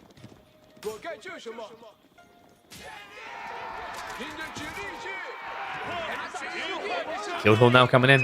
So I mean 90 mangoes? I've got news for you. You can't build mangoes as Chinese. If you could, you'd be the most broken civ in the game. It's like one of the very few weak points when the game goes late. Well, Cat has got a sizable lead in villagers right now, but with the relics coming in, B is going to even that up very fast. And I don't really see Cat contesting relics at all. His army looks pretty pathetic. Handful of spears, handful of archers. Not enough to spread out on the map like this, right? Like one lance can easily take on 2 of the other. It feels like right now everything's getting taken on. Cat gets caught trying to pull the deer around the north side. Tech up is at least complete, but B now has an attack point to lean into here. He's pumping a lot of lancers, archers as well. Ironically playing the French comp an age later.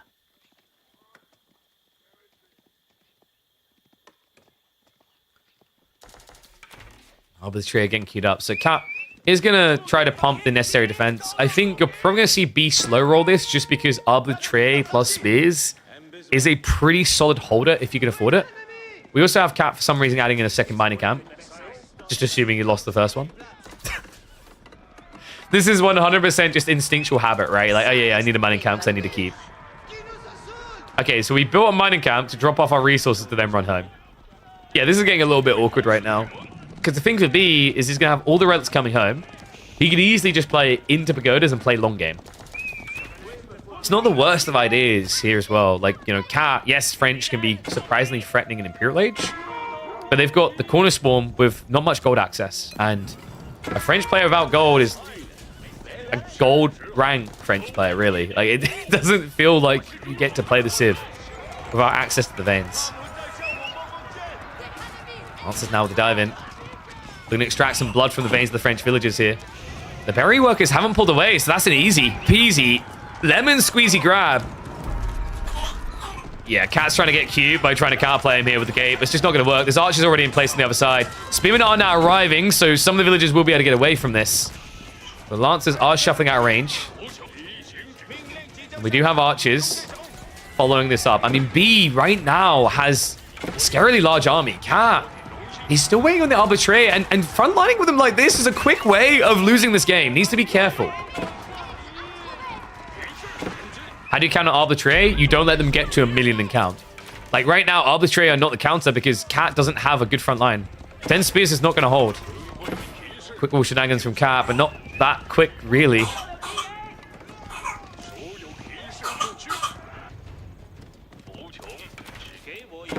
Oh, looks like my son has woken up and has decided to start coughing diseases everywhere. Apologies about that. Checking on him in a second. 20 Lancers, man. I don't know how Cat survives this.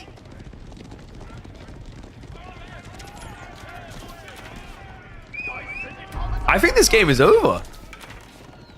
Once B realizes how big his army is, he's just going to send it. Lancer's starting to posture here. Cat, he doesn't even have Gambesons, right? You haven't even got a pseudo front line in the arbitrary. They're a true glass cannon. And Archers dive in for the trade. The V's gets dropped, so we'll force B back a little bit here. The entire eco lead and more is idle right now for Cat. He just doesn't have enough coming in. And it means that B is going to get us a deeper series here, showing you just how powerful the Chinese is, as always. Yeah, unorthodox approach by Cat. Just relies on too much subterfuge, I think, to get away with. It's so difficult to sneak to TC unless your name is Rus or Malians. Archers have mostly been wiped out, at least the forward line of them, but more are coming. Lance, in the meantime, is shuffling around. With only 8 spearmen, it's becoming harder and harder for Cat to posture in a way that scares B. Ambitious choice as well for B to just be attacking the TC. I don't think it's worth it. He just needs to get to the back. The moment B realizes what's really happening here, how bad things look for Cow. Cat, different animal. All he needs to do is spread Lancers out. And then you're going to see 10, 20, 30 worker kills.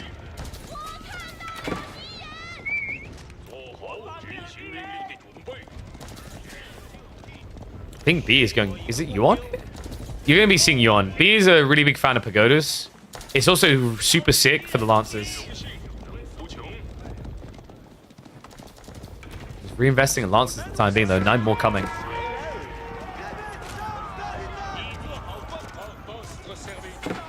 I mean, the good news for Cat is that B has used one of his strongest picks, but I think French is pretty solid as well. I wouldn't put them like top 2, picks, right? But I say it's like Cat's 3rd best, despite how deep he drafted it. I think French has that versatility, so it's not like B had thrown this into a Mongol pick, right? But that's at least the upside for Cat, right? So he still has things like the Ottomans for deep in the series. You also have to remember that Cat still has his first 2 picks and the Byzantines and the Malians to work with here. So although I'd still give a little bit of edge to B's draft, because we said he can have that sacrificial role of one of his good picks. He has so many good ones. There's still more work for Cat to do here. Imperial Palace now coming in. Once these boys are zooming at the speed of horsemen, this is over. Look at the spear count. The issue here for Cat, the only way he can win a fight is if his opponent can't gap close. And Yuan is going to give exactly that to B. The Zoomy boys are in. 1.87 movement speed. He blitzkriegs onto the secondary TC. What is it with French and experiencing blitzkriegs in their history? Usually it's not from the east, though. Not as often. And the key drop. I mean, this is desperation mode. It's not going to work, though. Pavisa's drop, but the archers aren't even targeting you here. They're going after the villagers. The lancers wrap around the back so quickly. And we will swiftly be moving on to a G3. Damn. Clean execution by B. I think, Cat, he needed to force a long feudal. We talked about it. That's how you're favored here. But I think he was too worried about how B was going to sliver out of it. And as a result, it's going to be a 1-1 scoreline as we get ready for the third.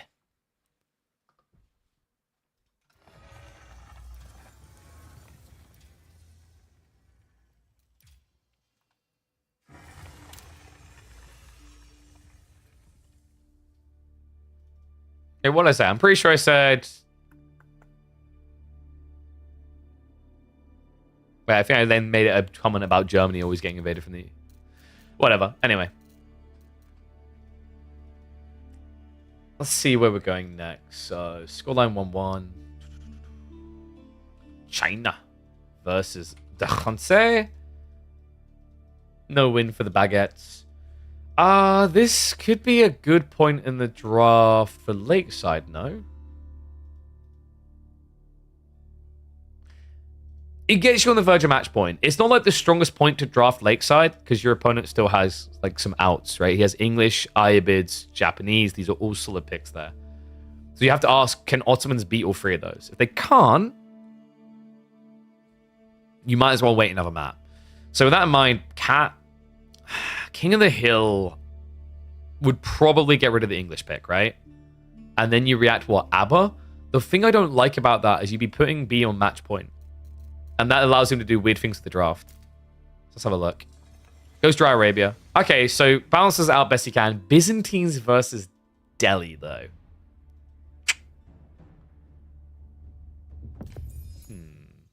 Oh, let's choose the prediction outcome. So B game 2.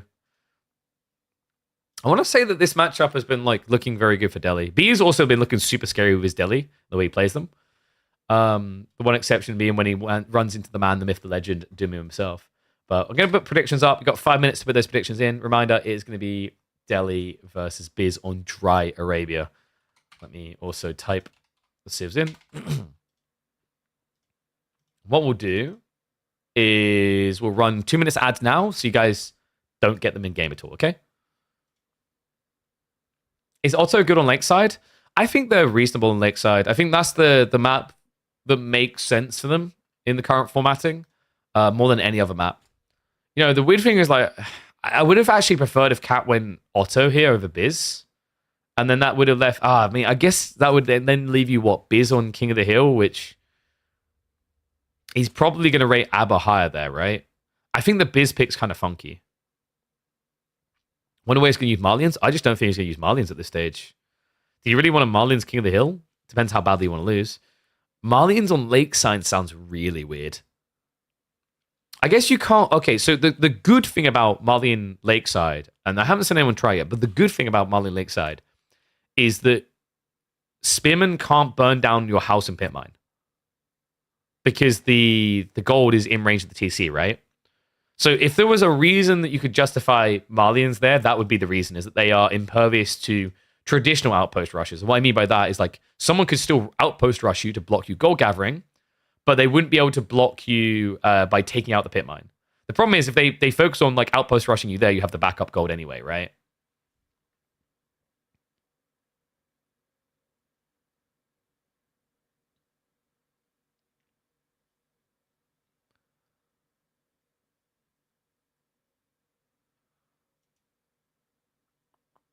Sorry, just checking some in the background.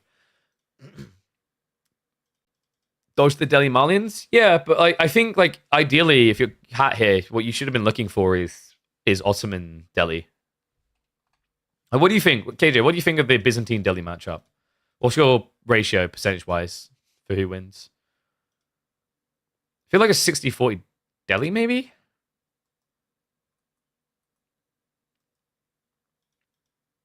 Because Ghazi deal with most things you're going to do well, right? I think there's some maps where, like, Byzantines have a really good all-in feudal.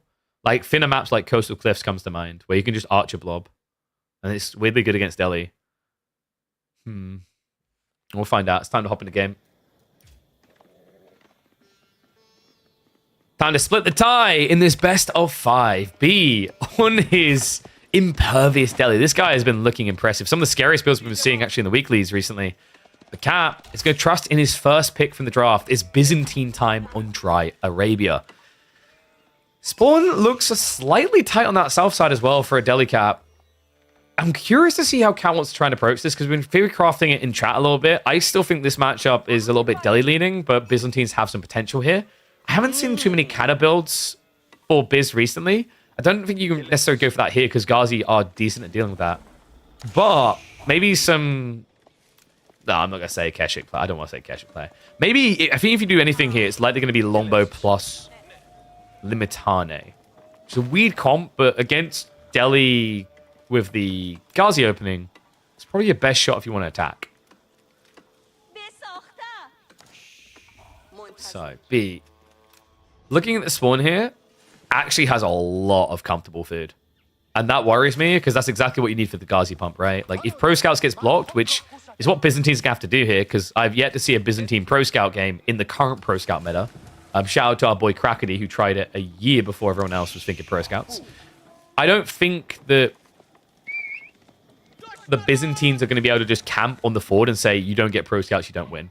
I think the spawn is way, way, way too good for B in that regard. Please share the modding community. Yeah. Go check that out. There is actually a Discord group for modders.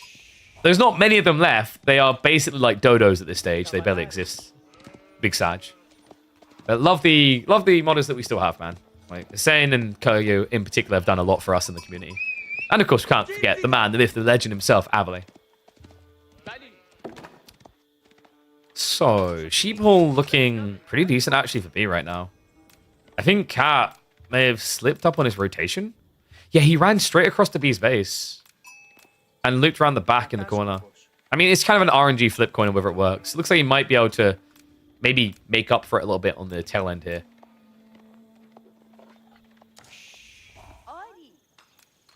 And how do you guys predict? Let's have a look.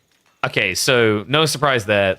More people going for Delhi than going for the Byzantines is kind of expected at the moment. I know some people's jaws are going to drop and go, what do you mean? Byzantines are incredible. Byzantines just don't feel as good in the Pro Scouts meta. But Cat is going to try to make them feel good in the Pro Scouts meta. Oh, we got a Hippodrome build. Oh, no. Sub Vicent. Thank you for the sub, mate. Welcome back. What's going on with this Biz build? Cat's going to Pro Scouts. And while I don't mind Pro Scouts in itself, one thing I'll highlight about Pro Scouts is, like, you don't need a Hippodrome to do it. You could actually just do it without. You would immediately need to get 150 wood, which is why he's doing it, but you're sacrificing the potential for good mercs in return. I mean, he'll still get enough for, like, double Keshik pump here. My worry is, like, if you go Keshiks, your opponent can just blunt spears to buy time, right? And it's not bad being forced into infantry as Delhi, because you can then wall in the sacred sites. But there is a window here for Cat. Like, Cat is trying to punish the fact that Delhi suck at playing Pro Scouts. Everyone's jaw is dropping right now and going, KP, how could you dare say they suck? They get it for free. Yeah, that's the problem, bozos. You don't want to pay for it? You're going to have to wait for everyone else to eat it in line first. Most civs get it 1 minute 15. Some get it 30 seconds. But for the Delhi, you're looking at 4 minutes. Even if you build scholars, you're looking at probably close to 3 minutes. So over double the time. It's a big window for Cat to utilize here.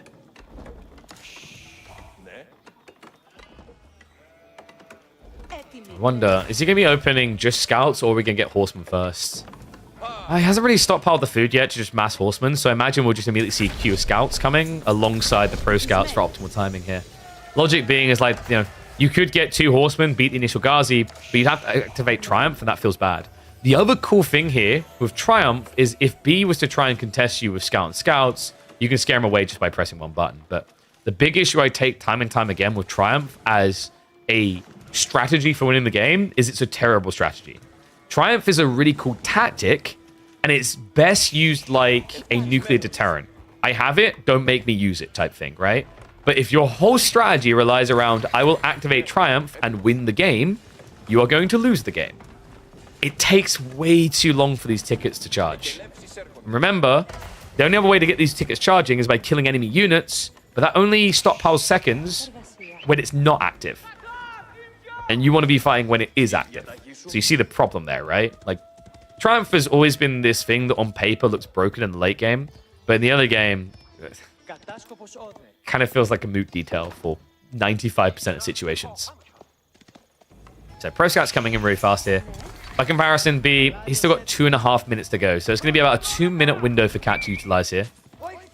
First Horseman has arrived, but I'm not sure why we went Horseman over just more Scouts here, right? Like, you see the problem now. I mean, the good news is he has forced a spear reaction. The bad news is this Horseman doesn't do anything himself because of the Scholar.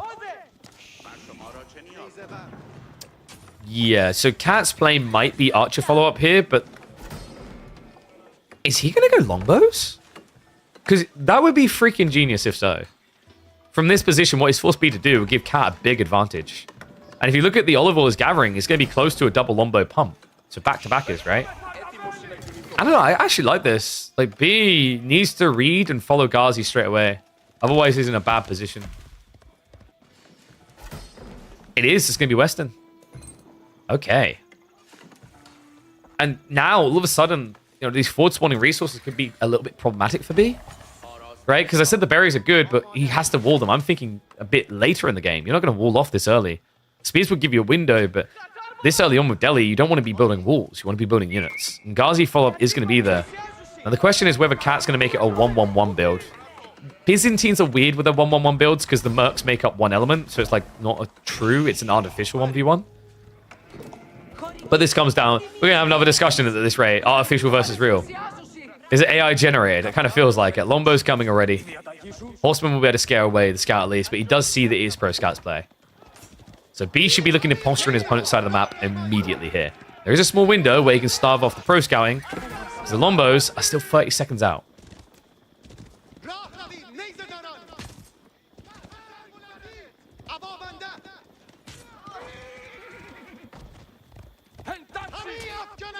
I believe he'll be able to deny the scout. So B playing blind now. Might get found with that scholar. At least shuffles off. Oh, you gotta be kidding me. Cat. Not just the wolf revealing it, but the scouts come in from the horseman here. So not the best vision, but he does know about the cap. Isn't going to try for it, though, with the spearman nearby. It's a double cap coming in. B, really solid timing here. Kind of crazy that we already have so many horsemen, but yet Cat seems so frigid to the idea of engaging. He's marching south side now. Only one spearman here, so as long as he just peels that injured one, he should be able to snipe this. Remember, you don't start getting the gold until it's fully capped. Great micro by B. He does get that kill with the spear. Lombo follow-up. We'll be able to mop up the additional spearman here. So B does get one sacred site, but the secondary is going to be a blocker here. It's blocked as an American's toilet after an all-you-can-eat extravaganza Taco Bell. Yeah, this is a little bit awkward now for B. He has too many scholars, not enough troops on the map to do something with. Cat has options at this stage. His second Merc timing isn't really coming because he hasn't moved to berries. He wants to be on Pro Scouts, right? So that tends to make you think that it's better just to go Castle Age. Instead, we're going to see Cat adding in the racks now. It should be Blacksmith's follow-up. Like, if you're willing to add in racks, that's when Beastmith becomes worth it. Because you're going to have double melee in your comp, right? So actually, Bloomery's pretty good at that stage.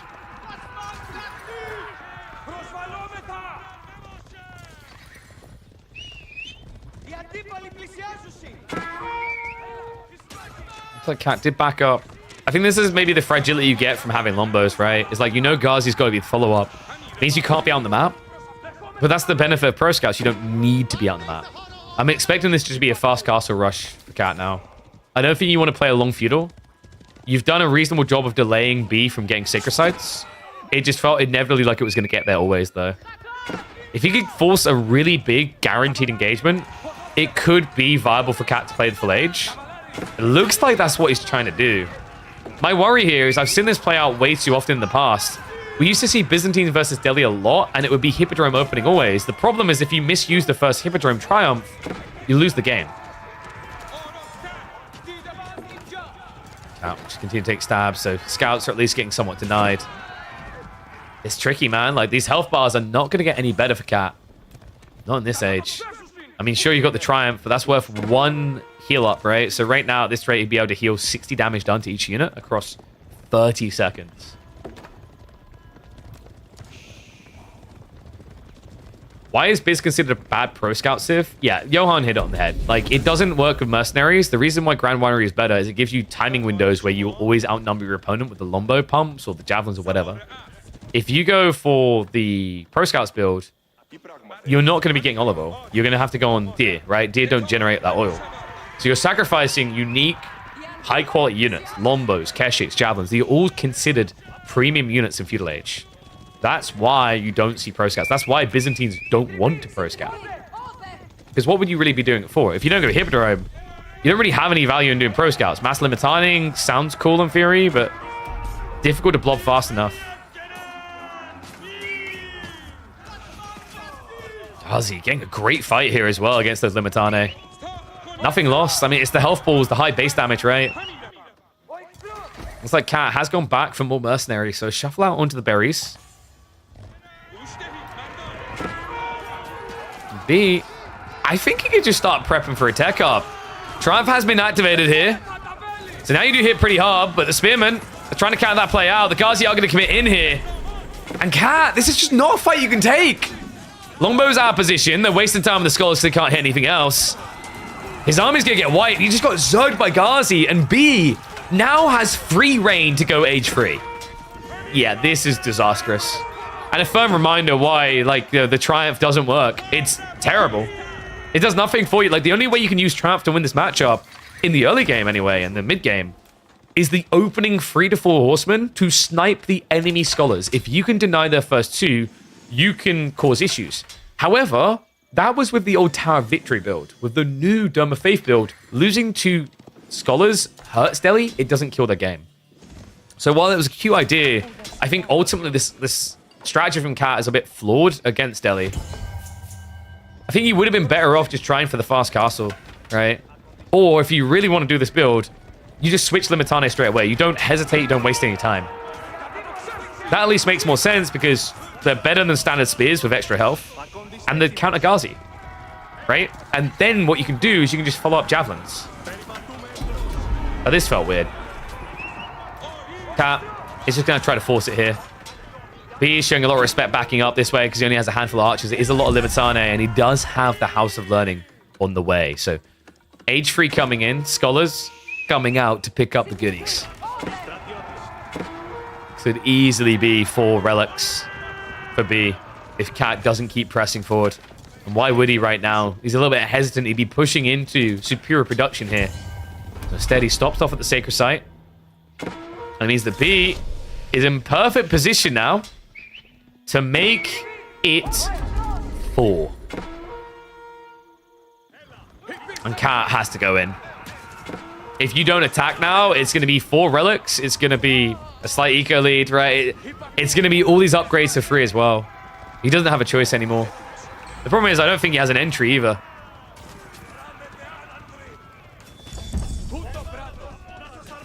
Scholars just takes so long to kill. And the Warlord comes through. It's going to turn him around. Yeah, Scholars are a surprisingly effective frontline, by the way, guys. 130 health, and no unit actually counts them in this comp, right? Versus 70 health or 135 where you can be counted. It's like the Scholar with the Relic is at least going to get denied. So we'll have to leave him behind, but that Relic is practically home. The other 4 are already on the way as well.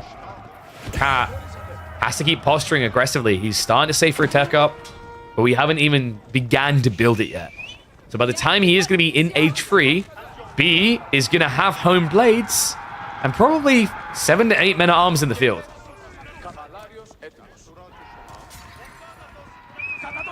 Not just that, man. This pressure towards the base from Cat means that he hasn't done anything about the Sacred Sites.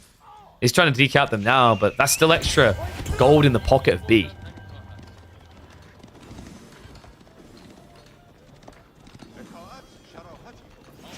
At B2, what happened to B the first?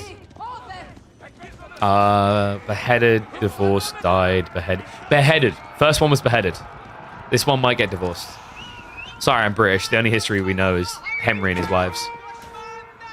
So Golden Horn Tower on the way in. Cat is going to go for 1 Ura punt at this.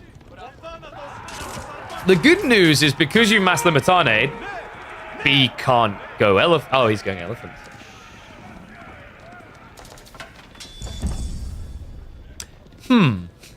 Wait, he switched War Elephant. Okay, can we agree this says everything it needs to about elephants? That he sees Mass Limitane as like, I'm gonna stick an elephant in that, you know? Not just 1, but 2. Trying to wall up to buy some time here, but this looks pretty done.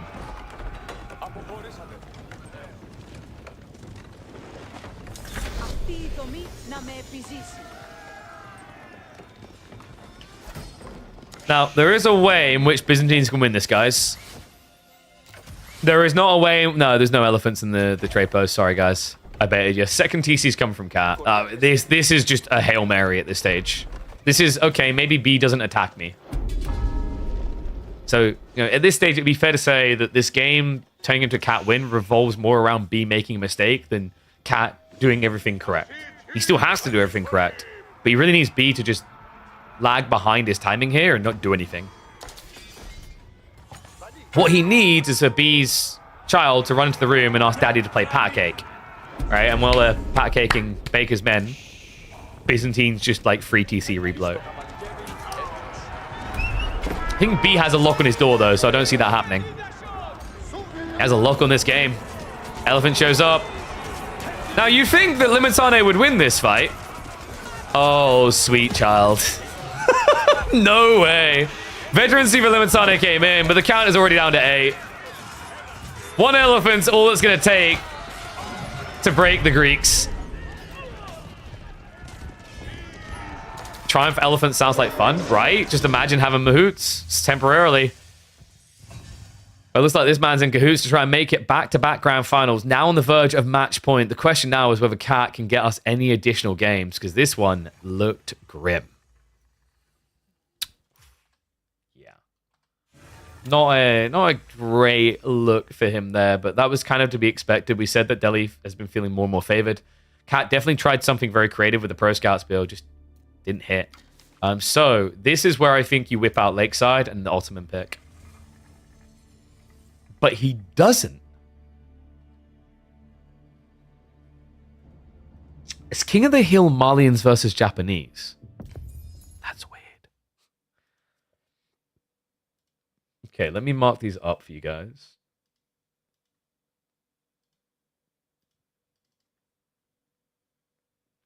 I'll count the predictions. And then I'll run a minute and a half ads now for you guys, okay? Japan slaps on King of the Hill. I think it'd be interesting against Malians. Saharan Trade Network in the middle. I think if you use Saharan Trade Networks in the middle, he loses the game. I don't think it's worth it.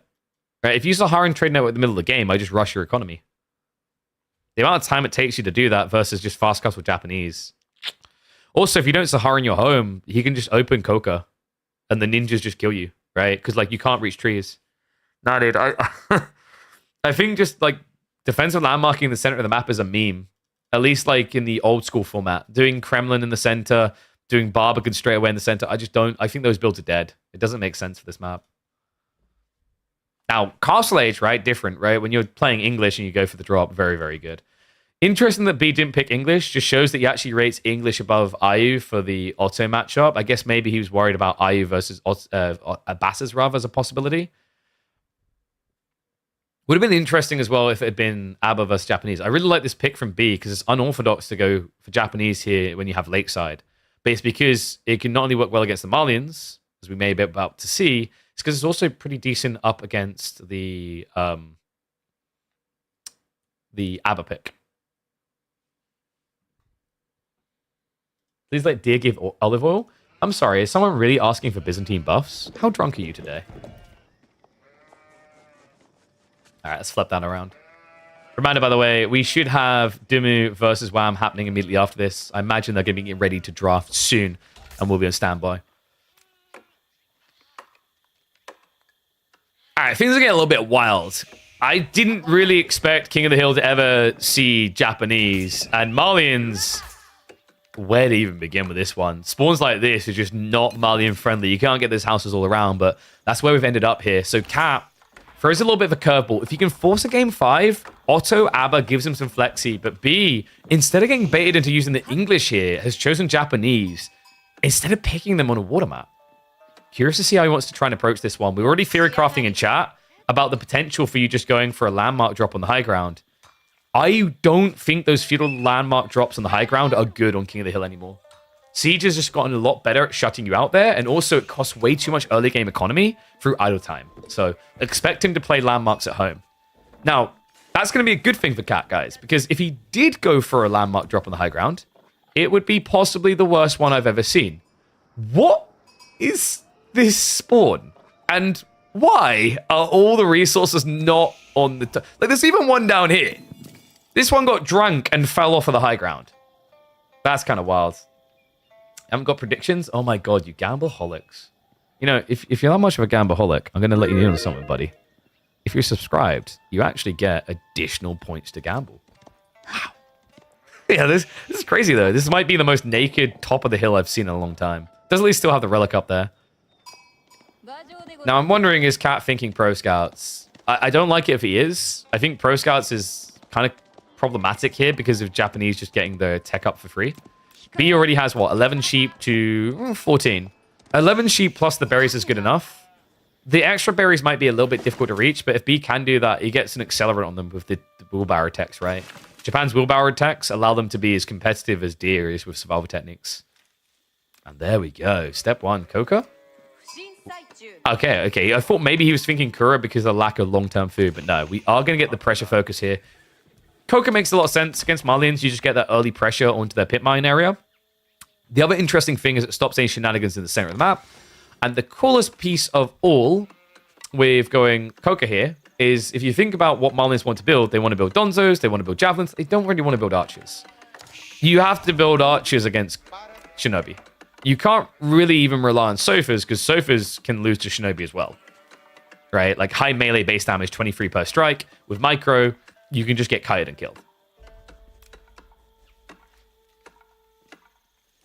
And yeah, so I noticed there's some discussion going on about Japan's weak feudal.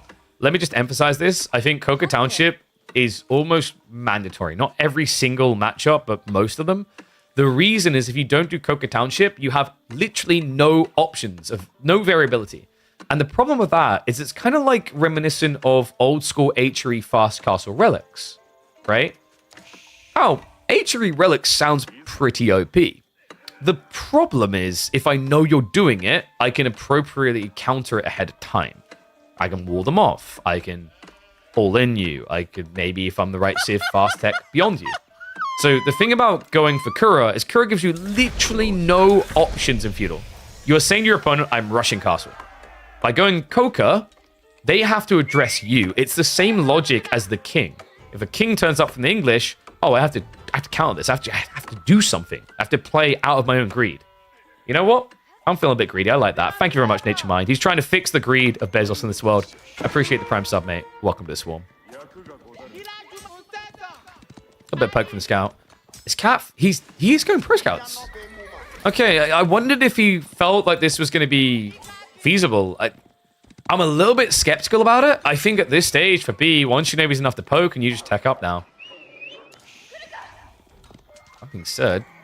Instead, he actually pulls away from the gold. Wait, we've got Japan pro scouts? Alright, I've seen it all. He even shoved the deer in close to base so he can pull them back really fast here. Okay, so this is kind of sick. I think that you could just fast tech and not care about pro scouts, but hear me out. The thought logic here for B, if we're both going pro scouts, that means you're building quite a few melee units. And Shinobi love that. So what B can now do is blob Shinobi with a few scouts, pick up the goodies, and keep churning out additional Shinobi. And the cool thing is down the line, when Cat says, oh, I need to build archers to counter this, you'll have level 1 on your TC. You'll have the Daimyo, which means you can then pivot into horsemen with Uma Bannerman. That's pretty crafty. Cat is looking to pick up some goodies here, but he hasn't actually macro correctly. He's got too much gold, too much wood. Pro Scouts gets queued up, but this should have already been coming for about, what, 15, 20 seconds. So B is going to have the leg up in that regard. And the Shinobi, as you can see, is a pristine counter to these Warrior Scouts. They can't win that fight. Oh, man. Rough start for him. An injured Scout is already going to bring the goodies home. So this guy's goal should just be all 7 deer here, right? Because there's no risk. Now you get the stables, you build additional fresh Scouts to go and contest the mid-map deer. Shinobi, yeah, it may have bit off more than it could chew. The wolves as well. All right, everything. It took 2 wolves and 4 scouts to take that Shinobi down. But his brothers will avenge him. More Shinobi coming in. Oh, wait. B misread this. No, B. Yeah, he needs to get home right now because he thought that his opponent was going to go north side. Here's a surround, though. I don't like this for Cat. He's getting baited. B, Shinshin's away. He could Shinshin into body block. Sides against it. Instead, he's just going to take the goodies. Archers are now on the way, but wait. What? Okay, so I'm not really sure why B thinks he needs spearmen here. That's odd. I mean, I can at least understand Onobagisha a bit more, but the spearmen are a little bit redundant.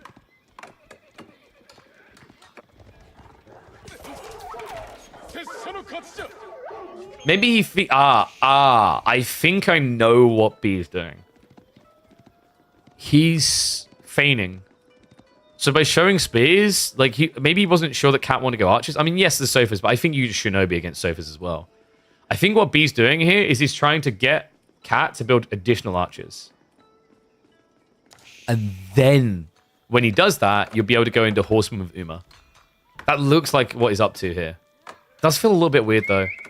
And yeah, good luck with that, guys. You can't wall against Shinobi. And oh, this could be big. Shinshin in. Gets one villager. Could get a second. Cat a little bit slow on the pull away there. So 2 workers down. Great ambush. Spearmen are trying to defend at home. Additional Shinobi are coming as well. So Cat, I mean, he'll try and poke and prod at this, but you need to be very careful. The ninjas now arriving.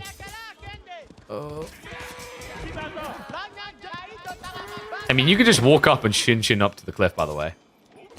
He's just going to stand there. In the meantime, he continues to dive, though. More villagers going down. Another one gets yoinked. He's a little bit too close to the TC here.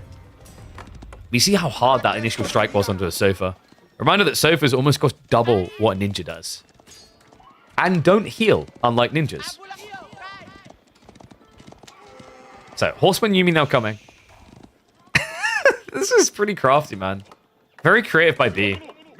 I think B has been the person most consistently just kind of dancing around in feudal age with these weird plays for Japanese. 5 Shinobi on the tree line is just impossible right now. He needs archers at home. It's scary because, like, if he just Shinshin's in, he can pinch 3 villagers, right? You can trap them up against their trees.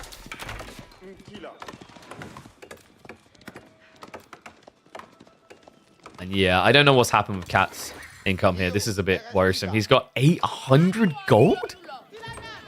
I think B is just turning this into a micro game, and Cat's losing track of his economy. So archers are starting to arrive. This is where B just needs to leave. He got really good idle time here, though. And, you know, options are on the table. B can either keep playing long feudal, or you can go castle. I don't mind a longer feudal with horseman archers, because even if your opponent goes javelin, jabs are just always going to end up overkilling Yumi, right? So horseman can kind of win. And in the meantime, he has been snatching deer from his opponent's side of the map. We'll get denied trying to return it home, though. I am still curious whether B thinks that the spearmen were worth it. Because I kind of feel like they weren't, right? Because he bought, like, what, 4 spearmen max? Spent 150 on a racks?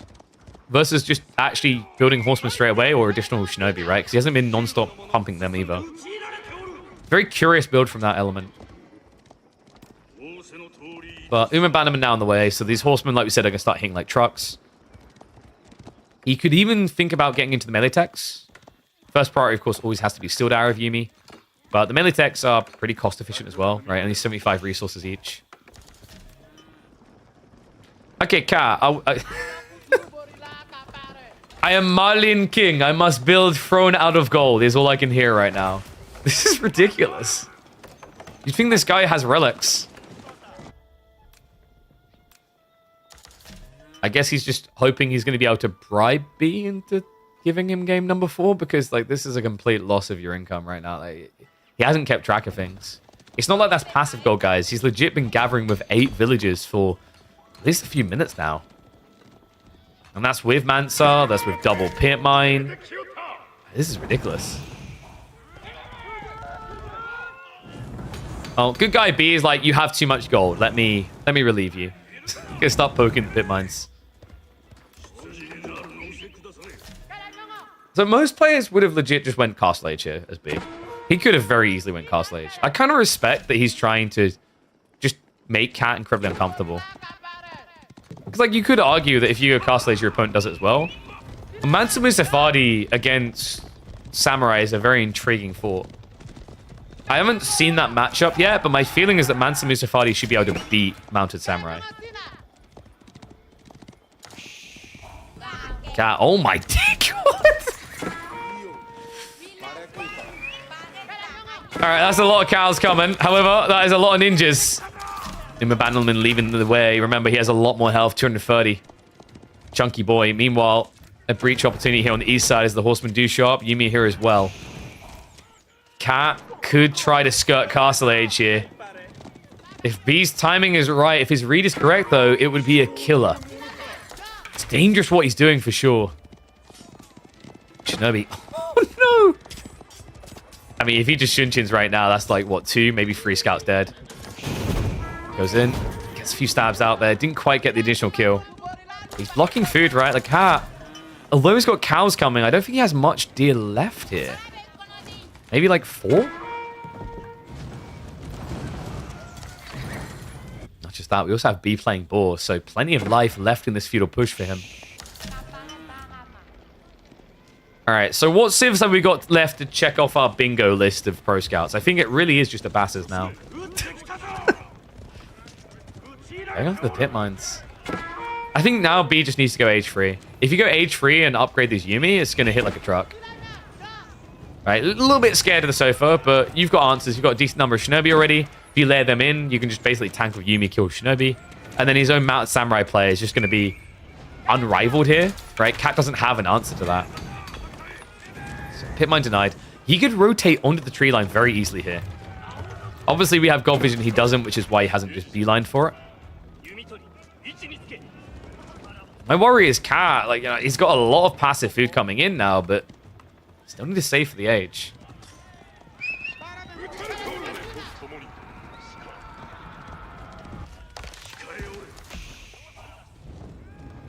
You did Culture Wing ABBA yesterday? How'd it go? I'm telling you guys, Culture Wing ABBA, Preservation of Knowledge, Pro Scouts, Fast Castle. You can maybe do 2 TC as well. Depends on the matchup. I think ABBA can actually do Pro Scouts. They're not S tier, maybe like solid B to A tier.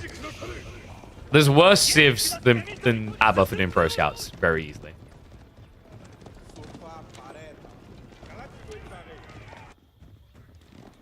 What is this housing?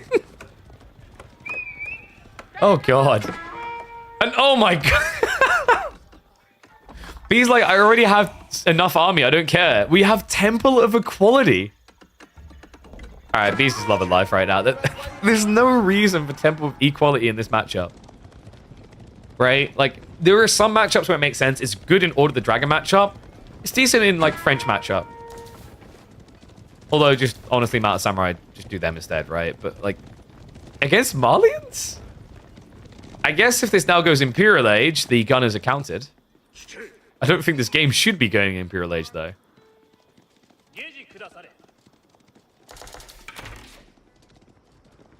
Also known as Temple Surrender. Why? Because when you see it, you just want to surrender because it's so good.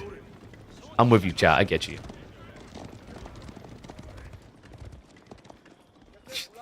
I think that's summarized. I legit forgot Temple of Equality exists. Yeah, because it never gets built. The only person who was frequently experimenting with this was Louis.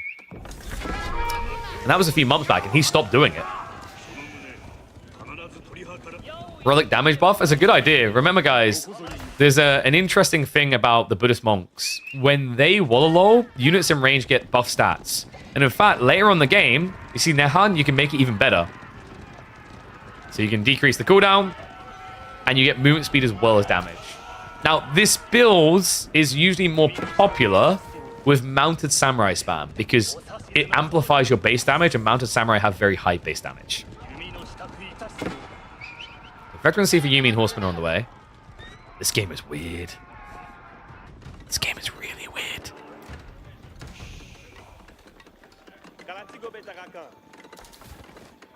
Ones if you think Cat's going to win this, twos if you think B is. Because, you know, when you think about the control of the game, you're like, oh yeah, B's going to win it. But he built Temple of Equality.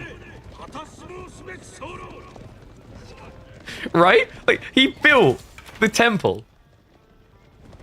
Which now makes the balance of who you think is going to win this game more equal, ironically.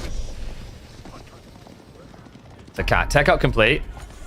B could go for an attack point here. The Shinobi, remember, they automatically get their stats buffed. The 30 damage coming out of these bad boys. Means the Sofa line is not going to feel very strong.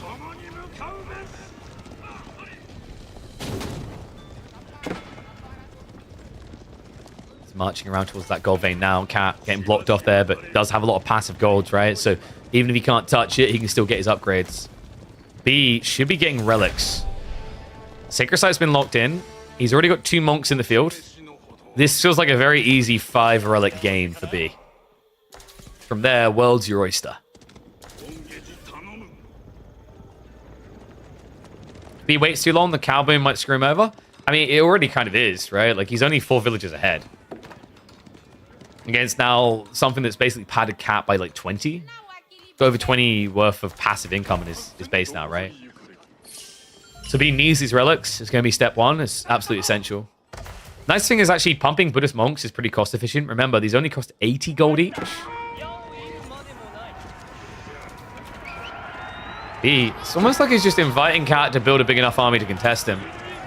It's smart in a way because B has more of a Zerg factor of Yuumi, but where it gets a bit silly is if you miss your timing, if you let your opponent get 200 pop, even with his trash tier units, it will exceed yours. Yuumi are never meant to compete one-on-one. It's all about mass. B, we do have what's coming in. This is ambitious. Sofas are going to get a bit of punishment on him here. I think B is just a little bit too reluctant. This is getting odd. And yeah, good eyeballs on the food. Remember, B went Coca. That's why I thought he tried to end this game. Coca doesn't play well into a long castle because you won't have food. He doesn't have farms. Guys, I think we're getting a game 3. Game 5, rather. This isn't looking convincing for B. His real army strength is bad, right? Over half of his army count are Yuumi.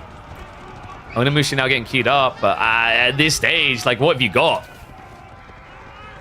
Spoiler alert, the answer really is nothing. Mountain Samurai are trying to queue up here. But Archers are already going to have the poison arrows. There's already 24 Sofa. That would have been useful in the fight. Doesn't get the relic on the south. Might be able to pinch the other one, but we already have Sofas rotating out there, so Cat might get a double blocker here.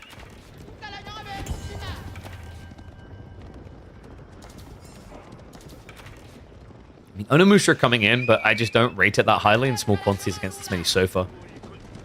What B has a problem with is he doesn't really have a good front line. 8 Mount Samurai won't last long here. Let alone the 11 Horsemen. Goes in for the clash. Cat's going to start a step away. We have a Warlord to protect the villages because the Sofas are raiding in. So High Sutra is going to make it hard to get kills there. He actually needs So High Sutra in this engagement, though, because his Sofa are just going to hit a little bit too hard. Starts to retreat away, and we see the exchange, the pass of the baton here. Cat now has the military lead. Buff does come in, so damage has been ramped up, as we can see on these Mount Samurai, hitting for 37 damage with just a sword swing. But it only works if you're able to swing the sword in time. And instead, the guillotine is about to swing down on B's head in game number 4. Cat just diving in. The Mounted Samurai doing their best to hold on, but it's not going to be good enough here. We are going to a deciding game 5 on Lakeside. And you know what? It might be featuring some Ottomans. And you know what? Cat might win. Can't believe I'm saying that after the way these drafts played out. Now, B does still have the English, which should just be his bread and butter pick. But the bigger questions that are going to be asked is whether this should have even gotten to a game number 5. It felt like B was on the verge of victory, but just couldn't find that dive point. And I think a lot of people's opinion on how this series went is going to gravitate around this particular building here. And why the hell it even got built. Temple of LOL quality. Sorry, Temple of low quality sounds more appropriate here. This is like the PC you order off of AliExpress. You shouldn't have done it. You should have just ordered the one that we built.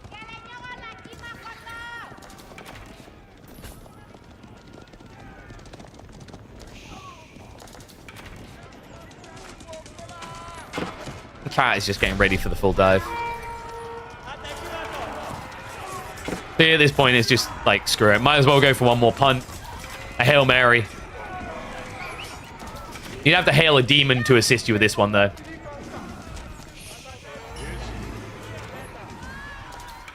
Love the fact he's even just targeting down the Namusha, so the Sofa have no counter. Full low coming out. Congrats, you've delayed your death by 10 seconds. No one knows what the techs do? I do. So one of them generates gold, but it costs 500 wood. One of them buffs the movement speed from the wall lulls, and the final one gives you the debuff generating around the temples. Look at that. I remembered all of them. Zen, Nehan, and 5 Mountain Ministries, respectively. Now, the fact that I remembered those shows that I watched way too much Age of Empires 4 because no one would ever build them. You know when you, like, learn a very pointless piece of information, right? That's how I feel when I remember the text in Temple of Equality. It's like algebra. Who's ever going to really use that crap? Come on. Yeah, so that should be the wave of the white flag right there. He gets caught trying to rotate for gold. So game 5 on Lakeside. An interesting series to kick off the day, and a day that promises to be long because we're already, what, 2.5 hours on the broadcast? Make sure you subscribe to the channel for more of this, guys, because we've still got another semifinals coming up after game 5 here. It's going to be a long and fun day. I know Benny Boy likes to be in bed nice and early, but he's going to have to stay up. Might end up being favorable for Wham in that second series. Because the 3D Clan boys have dragged this one deep.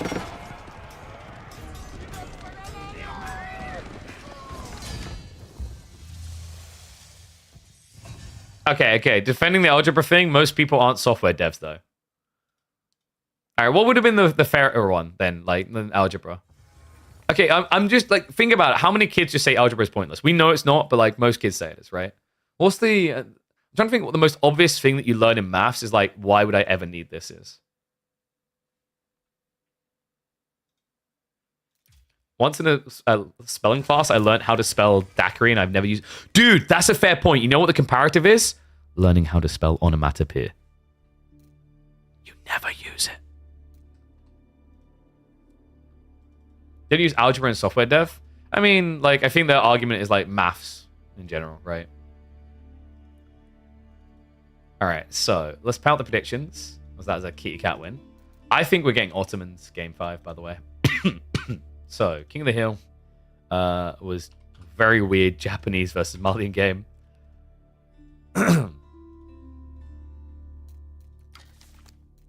Game 5. Let's see where we're going.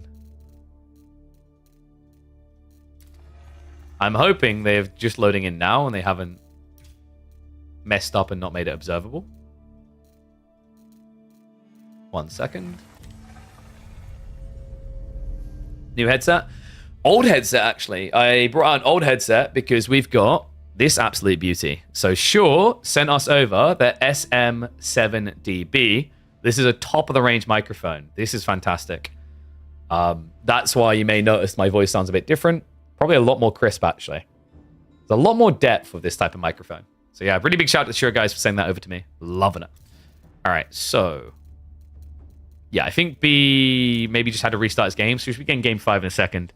Looking at the draft, I reckon it's the ABBA pick and not the Ottomans.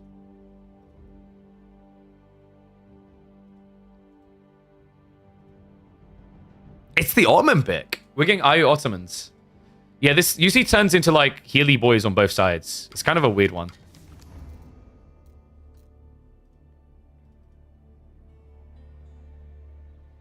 Support the same mic is amazing. Yeah, dude, I'm loving it. I'm impressed. Like, the only thing... so, the only negative for me, I kind of wish Shaw made a headset microphone because I'm very... you may notice, even when you see me on camera, I'm quite animate. I move around a lot. So, like... the good thing is the Shure is a high enough quality microphone that I can actually, like, it still captures my voice very nicely when I move around like this. It is a little bit different. There are things I could change on my DBX, my 286S DBX to fix that. But it would make my voice a little bit more flat planar. But like for most people, they probably don't move around as much as I do, so they'll be fine.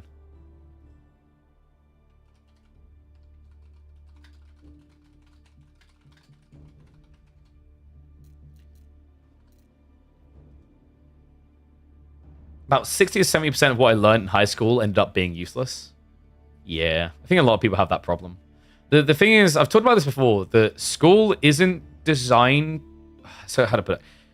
What you learn in school, it's not as much about you will use all these things in your life. The biggest thing with school is it's more about conformity. So school's job isn't to give you all the life skills to like, you know, do really well because you learn all the important things that you'll use in your job.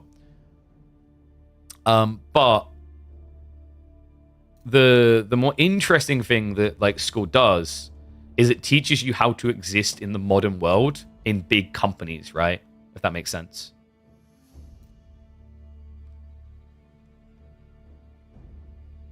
Depends on talent and job. I'm not saying there aren't jobs that are going to use things, but in general, the general applicability of school is it's about getting you ready for society more than getting you ready for a job set of skills.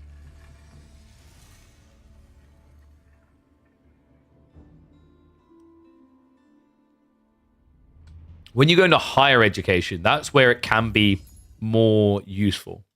So in higher education, like for example, because the teacher isn't just giving you the answer, right? The lecturer is like, yeah, blah, blah, blah, blah, blah, and go learn about these things. And then you have to go like figure it out yourself. But definitely in like primary, high school, those sort of things, there's a lot more hand holding. Okay, so remember guys, it's going to be Iabid, Ottoman, Decider on Lakeside.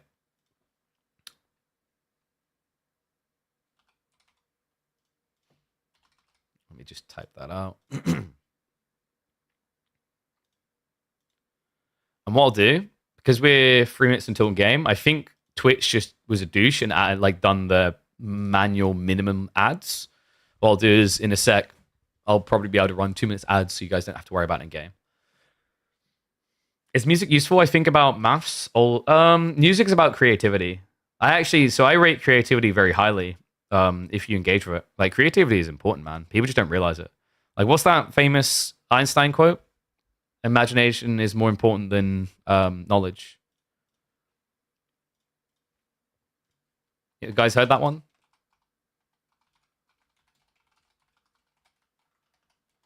I think it's literally just like it translates to just imagination is more important than knowledge. Yeah. For knowledge is limited to all we know and understand, while imagination embraces the entire world and all there ever will be to know and understand. And it makes sense when you think about it, because like at its core, everything that we know to be factual, knowledgeable, etc., like science, yada yada, was all brought around by a logic of imagination. Does that make sense? Like, you know, for us to perceive these constraints that become factual, we had to almost imagine the process to prove theory into reality. If that makes sense, right?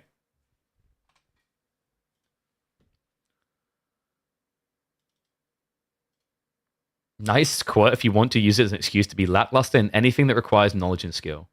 That's not entirely true.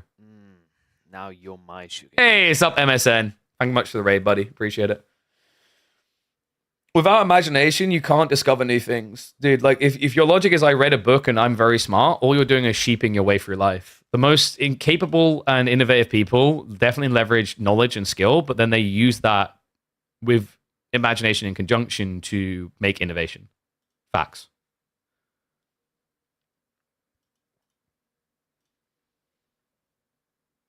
Yeah, guys. So we, by the way, should be able to hop straight into Wham and Dimu afterwards. I don't think they're starting just yet, but we are having them prep the draft ahead of time so that we'll be able to fluidly go from one semis into the other.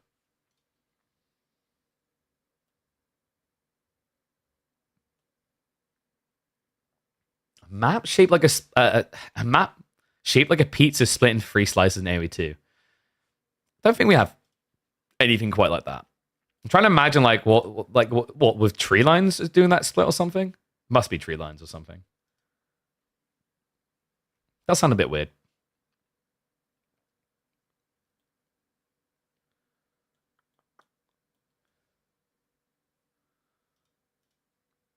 Maybe, yeah, like Turtle Ridge. No, Turtle Ridge's cliffs. Glade would be more appropriate for what he's talking about. The problem is tree lines in AoE 4 is kind of toxic. Tree lines actually are counterproductive as the game goes on, in that they like don't resolve things, they make them boring. Whereas like AoE 2 has that point in the game where you can start blowing up people's tree lines with a catapult. We don't have that in 4, sadly.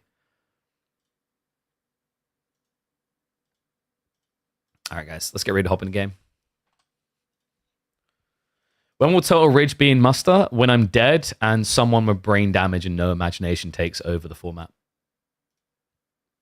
Whoa. But true.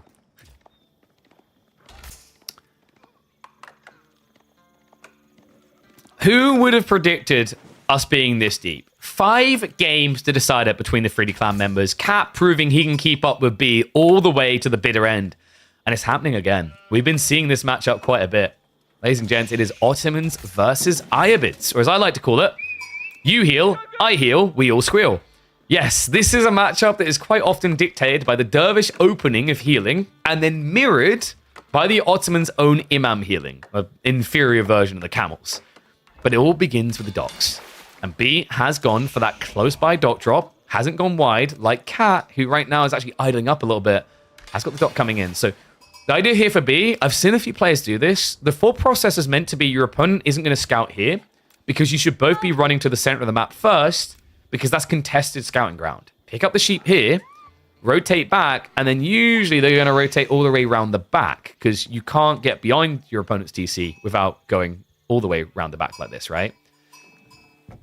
So the thought process of these type of docks is with that in mind, your opponent is more likely to just edge into the stealth forest and go all the way around, meaning they would miss the dock drop. If they miss the dock drop, you can then open with an archer ship and kill all their fishing. It's very crafty, very creative, but what is cool in theory is not so much in practice. What we've seen multiple times in practice is because the person comes home with their sheep first, they then rally out to your side of the map anyway. So they're usually going to walk here. We'll see if it actually works out for being this one. I'm expecting this to be a Dervish Wing opening. The Dervish Wing's just really solid. It gives you the Desert Raider beginning to poke at Sipahi. It means that you can trade with them.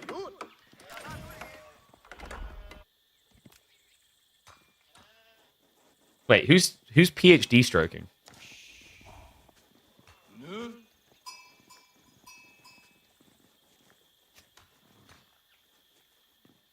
I mean, PhDs are overrated, right? The coolest thing about getting a PhD is if your name is Steven, and then you can be like, as Steven, spelled with a PhD. I actually have a bachelor's in arts, which is kind of hilarious because what I discovered after graduating and going into a software dev graduate scheme is that I actually knew how to code better than all of the comp science guys. I don't know, man. There's plenty of degrees, no matter what the official title is, that can just basically be summarized as, I'll wear it as a paper hat while working in Mackie D's. House of Wisdom now coming through. And like we talked about, the scout is revealed to play.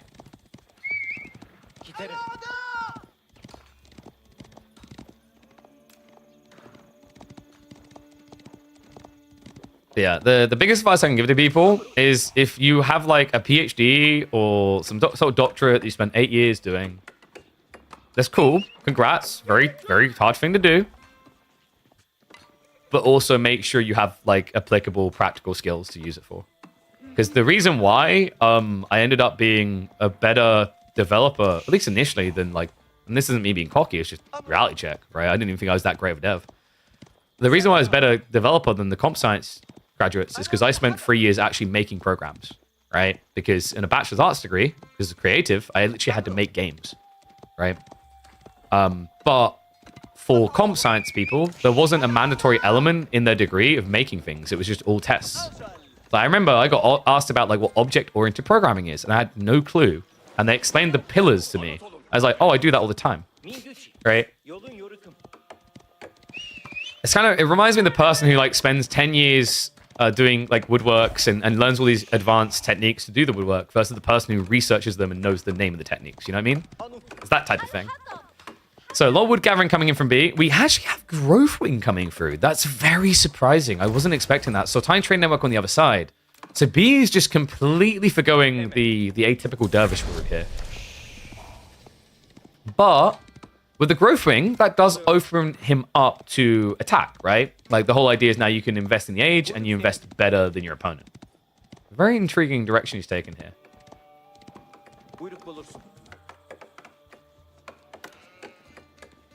And trade network isn't too surprising, right? Like I think even on land maps, we've been seeing more and more the trade network instead of Madrissa. Madrissa felt really good for all-in feudal timings, but felt very lacking if the game went longer.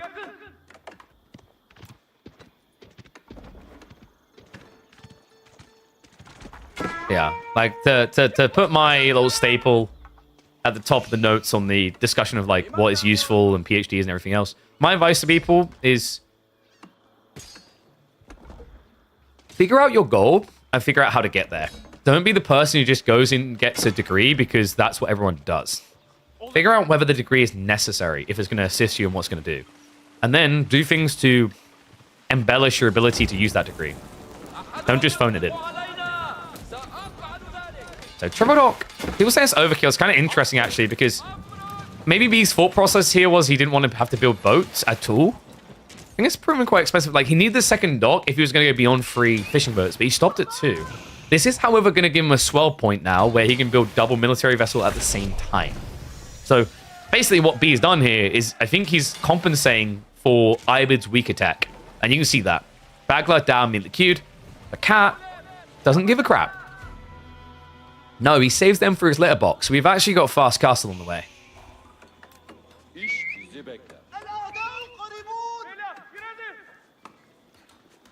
All right, how did you guys predict on this one, by the way? 75% for B. I think that's a little bit heavily skewed. We've been seeing Almonds look pretty solid here in this particular matchup. B, you know, we talked about the fact going Growth Wing puts you in an all-in collision course. He does at least have Advancement Wing to catch up if things fall short. My worry here is like Dervishes just don't do very well on this map without... the Desert Raider doesn't do very well on this map without the Dervish. Because without that heal, diving this is very tricky. It's easy to get baited, it's easy to take too much damage. And with the amount of gold Cat's already gathering, your Desert Raider timing doesn't make sense. You won't be able to get one out fast enough.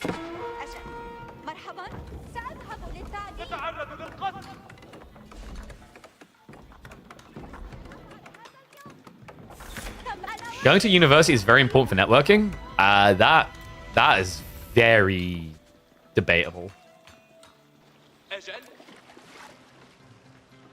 It's not always as great for networking as you'd think. Take it from personal experience. There's probably certain like universities and degrees that have great networking built into it, but a lot of them don't. And also, speaking as someone on the recipient end of the other side, when I see like uni graduates now coming to me asking like, do you need any assistance with things at esports? I'm like, well, I don't really want to do this unpaid intern crap, but I can't afford to pay you, and you don't really have any connections to leverage your own that would be useful, right? So it's very weird. It's not always like a cut and drive. It's great for networking. You can network without a degree. That's all I'm going to tell people.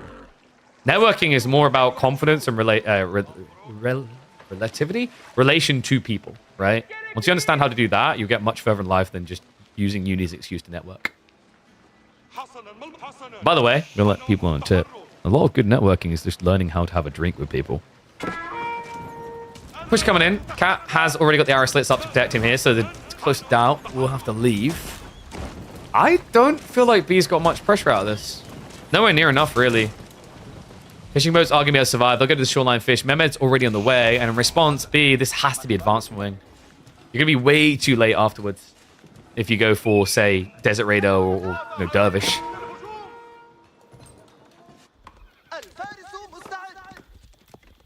Networking can be as simple as cold emailing. Yeah, cold emailing kind of sucks, though.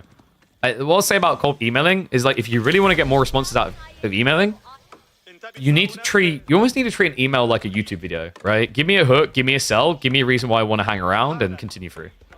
A lot of people don't do that. Like, something I learned when I started moving from just being a caster and / host to being like a tournament organizer, a sales-oriented person, influencer manager, a sponsor seeker, is like the importance of not just sounding like you beg. I think too often when people want someone in life, instead of taking a little bit of extra time to think about how do I give value back, they're too focused on what they get out of the engagement. And that doesn't work. So, anyway, question is whether this build is going to work for B. We've got Desert Raiders stocking up. Pretty nice against the Sipahi. Interestingly enough, Cat is leaning pretty hard into those Sipahi. What B is going to need is 1 or 2 Camel Lancers so that he can get the aggro onto the wrong unit from these cavalry units. And he did go for the Desert Raider. What? No, B. Oh, this may be nightmare fuel right now. We saw this from Mio Micah earlier in the week. In fact, it was the one win he was able to get over Elyona, and it looks sick. That was French versus Ayu on Borderland. This is a little bit different. Ottomans are a superior form of horsemen. Remember, Sipahi are just built better.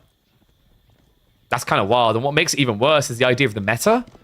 If Cat just adds in 1 meta, he's going to be able to get double melee or 1 ranged, right? Either one very effective against Desert Raiders, considering the damage percentiles, right? It's either 7 damage or 26.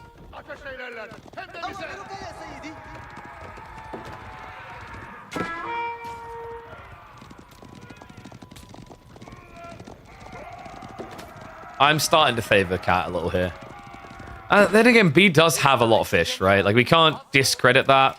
Growth Wing also gave him +3, which I think maybe part of the thought process for B is he needed the free from Growth Wing to balance out Sultani trade network. Because remember, that gives you, like, free traders for free. So tech up coming out. B is now switching Gulam, which is really nice against Sipahi. This might just be one of his grand old bait and switches here, actually. Because Cat doesn't have a good answer to Gulams. No. Well, that... No, I'm going to stand by my statement, Cat. You do not have a good answer to Gulams. Don't start this. Oh my god. We're getting the Springhorns.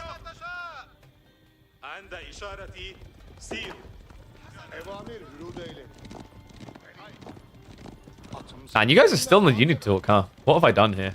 Kind of stoked the fire. Interesting thing, there was actually a stat a long time ago. I don't know if it's changed that much. I think it's something like 77% of people who go to university don't get a job in the field their degree was designed for. I don't know if the number's going... It's crazy though, right? But, like, kind of makes sense? A perfect kind of classic example, actually, that I can relate to is, like, with developers. A lot of people who get mathematics degrees become developers. So let's do the maths on this. Janissary plus Sipahi into Gulam Archer. Yeah, that doesn't sound too good for Kitty Cat. And the Gulams are pretty good at dealing with both. They're chunky enough they can actually just tear Janissary a new one. I think what Cat's looking to do is maybe just camp in his base and defend with Springles, but I mean, the problem is the relic situation, right? It looks like he made that good, though. Cat already dragged 2 home. It's still going to be a 3-2 split that should favor B, though.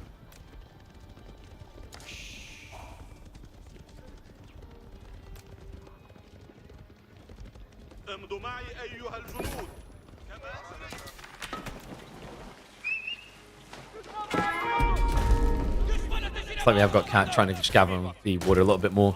Doesn't really want to have to play into boats though, which means he's going to struggle to actually get the deep water at all.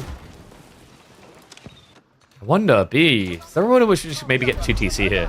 One thing that can favor Cat is at this stage of the game, he should start adding in military schools, right? Once you get to Castle Age, the passive production becomes worthwhile.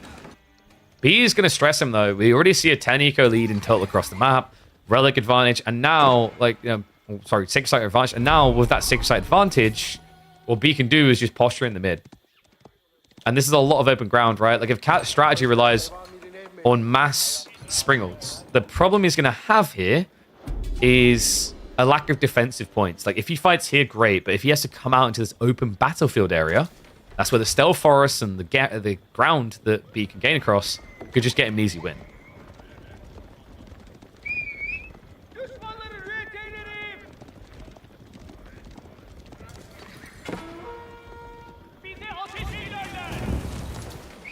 Bit of poke coming in again. B even pulling the fishing boat so he can keep the pressure up. An ambitious dive, though. Needs to be careful of that. Weird that B is posturing this aggressively on land. You're playing into Cat's playground here, right? You want to be engaging him on your terms, not his. So glad he's just resetting here. The play usually from this standpoint would be to go for a keep drop. B does have a big enough economy lead that he could justify it. Because remember, also, these sacred sites are worth more than the relics.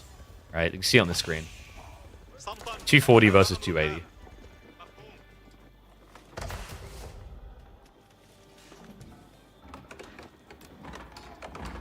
I'm really not sure about this. Like, B... Okay, I've watched too many B and Cat games. The fact that I'm even for a second thinking that Mass Springles could carry this actually worries me. But we are going to be seeing Mass Springles. Cat is putting his tournament life on this strategy. Soon to be 10. B, I mean, you know, even though the archers don't take bonus damage, you are talking about a unit that when you math out the health of the Golem, like, dies around the same time, right? It's 80 health versus 195. And of course, the Springles, not quite double damage, over double damage. Sorry, quite double damage, just under double damage, right? 16 base and then 10 extra against melee. What a curious strategy here.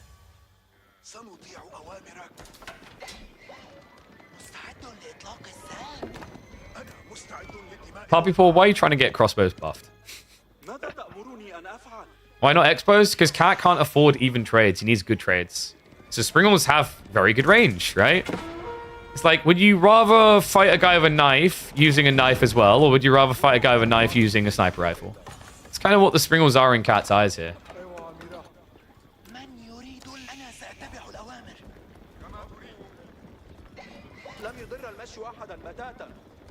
This game is weird.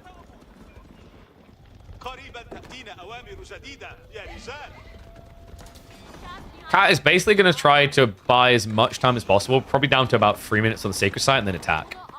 My worry is if you wait until 3 minutes, B will have a keep drop. Desert Raiders aren't going to poke in. Wow, look at that damage! And they're still bugged. I'm pretty sure he shot 3 times, and he hit one of them. Oh, wait, actually, no, he did hit 3 times. It's just remember that damage is kind of trash. Actually, maybe it's 2.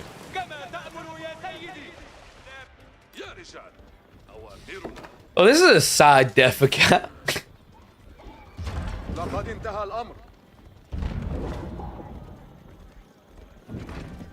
We have Manjaniques now going in.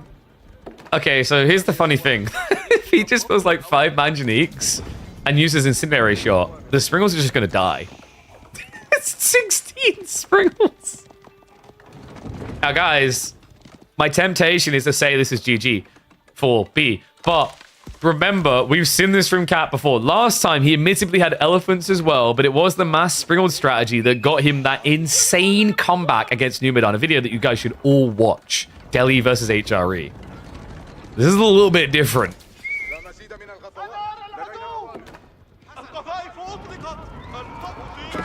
Incendiary's weak as all hell against units. Yeah, but when you have 85 health base units, you have like 5 Incendiary shots coming in. The spread will hit all the Springles. So it doesn't insta-kill them, but then you just probe over time. Like, Incendiary Shot's actually pretty decent against units, because the problem with the normal Mango shot is it can be dodged, but Incendiary Shots is so wide, you just always get hit. Alright, he's playing blind here. Cat does have vision. This is important. If he leans into the stealth forest, you can get an ambush on B. But he's too hesitant. I mean, it's risky, right? But at this stage, like, surely this is the time to take risks. What else are you meant to do here? Military schools are at least generating you a passive advantage over time. But time is most definitely not on your side here if you're Cat.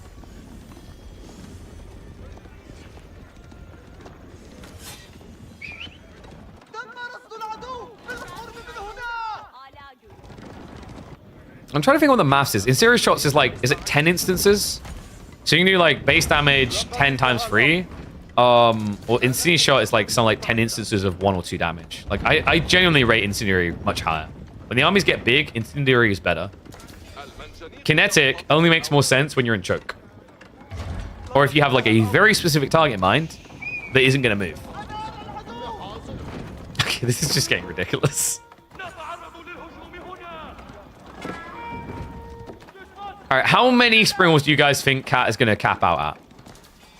Predict it in chat. The more shocking part is that we are 20 minutes into a game and B hasn't built any Springles whatsoever. It's not very him. I mean, he's got the military wiggle room to go 40. I'm just saying. I don't think he's got the time, though. We're down to 3.5 minutes. B. Oh, this is cursed. He's building walls. Ah, yes. The natural counter to the mass springald meta. Walls. Yeah, it's also... The problem he has now is against Manjaniques. If you have to just stack to burn a wall, that gets a guaranteed shot. Oh.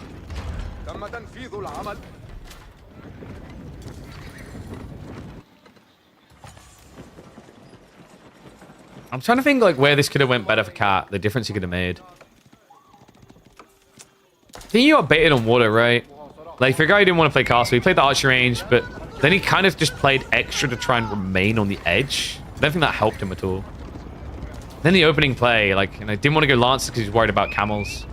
It just feels like B more outplayed him than Cat just made a raw mistake. Not playing this Desert Raider with Dervish play was really smart from B. We have push coming in. Kinetic shots. Not needed. Get them Bernie boys going. Incendiaries are going to be moving up. He's looking for that back line of Springles here.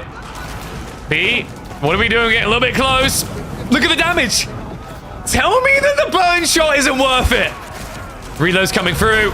Second flurry, and that is a splintering. 10 Springles down like that. You don't believe in fire? Oh, Promethean's how you must learn. Absolute wipe. Only 85 HP. If you thought Springles were trash before, wait until you watch this video. A 3-2 victory for B. He'll make it back-to-back grand finals appearances here in Midweek Muster 2025. The question now is whether you think he'll be up against Dumu or Wham. The question is whether B can resist the temptation to build Springles himself and maybe get that win over Dumu or Wham.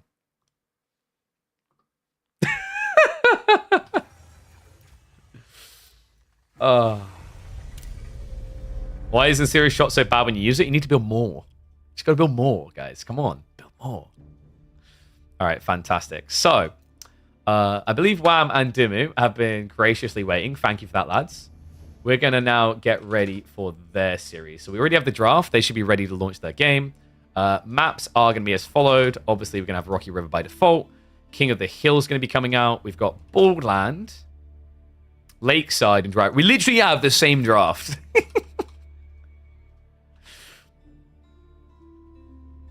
right, there we go. So, I need to make a marker in my folder history. Sorry, remember which ones are which when I go back to look at these. What was the opening? I'm trying to think the opening game had a very interesting hook in it. Oh, it did. It's like Battle of the Trash Civs.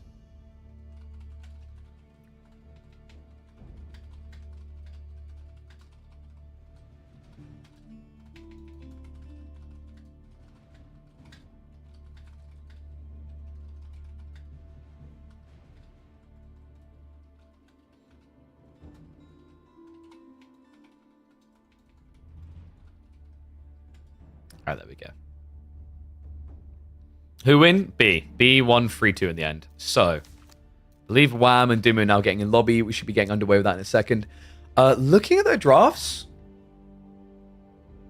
kind of like Dimu's a little bit more, actually. I mean, HRE Delhi is hard to argue with that, right? But getting Juji and Chinese? Come on. Pro Scouts meta, and you get both of those. This could get interesting. I wonder if opening game is going to be HRE's UG. Make a lot of sense. I don't think you want to have Delhi versus UG. That sounds like nightmare fuel. Because Pro Scouts. Wham could go Malians on the opening map of Rocky River. But I imagine Malians is meant to be either Baldland or Dry Arabia. Probably Dry Arabia. OOTD would be a really smart read. We've actually seen, I think it was Puppy Paw leverage that in one of the previous weeks when Atacama was the opening map. When he was going up against UG. So... let's have a look, see what they got for us. Game 1. Oh, wow. It's actually going to be English-Chinese. Pay the prediction? No. I'm going to stockpile it, use the interest to pay off my mortgage with the imaginary money, and then I'll pay you out. How about that? KPMM is life? Hell yeah. It's the place to be. Monday, Tuesdays, Thursdays, and Fridays, baby. It's English Chinese game 1. I'm a little bit surprised because we've got King of the Hill coming up, right? And that leaves Wham with what for King of the Hill? I guess you can HRE in the right matchup. OTD was sent a little bit. Definitely not Mongols. Feels like English was probably his most reliable pick for that map. So he's going to have to get creative with the draft, right? Like, if Dimu loses game 1, I think maybe you just force King of the Hill immediately. But let's mark this up on the UI. We are 3 minutes from being in game. So you know how it works, guys. I'm going to give you the appropriate time to go get yourself some snackage. What I'm going to do right now, I'm going to run 3 minutes ads so that after the ads are done, we're pretty much ready to get into game, okay? And we'll also run the predictions. Haha, those suckers that ran off to get food. Now they're going to miss out on the imaginary E points. You're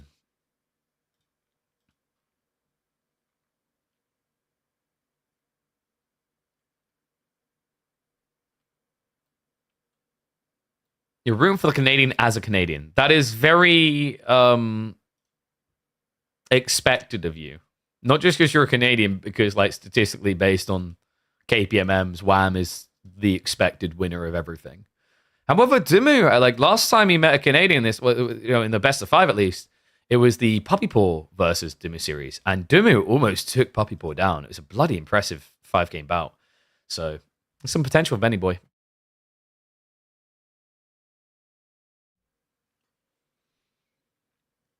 Got to root for Dimu because he picked China? Wait, aren't you meant to root against people who pick China? I guess it's like a tiering list, right? It's like, you know, if someone picks Delhi and someone picks Byzantine, you're probably cheering Byzantine. Same with like English Chinese. Because you picked English, you're like, woo, let's go China. So I'm just updating the scoring now. So we'll post that out. So yeah, if you just got in, as you're going to see in a second here, first semi-finals done. It is going to be a win for B. So B is now waiting in that grand finals for a best of 7. But we still have to get our showdown. Let's go 51st Date. Damn, dude, that is a banger of a movie, by the way. I kind of need to go watch that again. Okay, so when someone reads 51st Date, am I the only one who hears, I got shot? Where? In the fucking ass. That movie had so many good lines as well. Like, was it when he gives fish and chips to Samuel L. Jackson, he goes, how'd they kill this fish? Battering it to death? Lose the glasses. Ugh. Fine.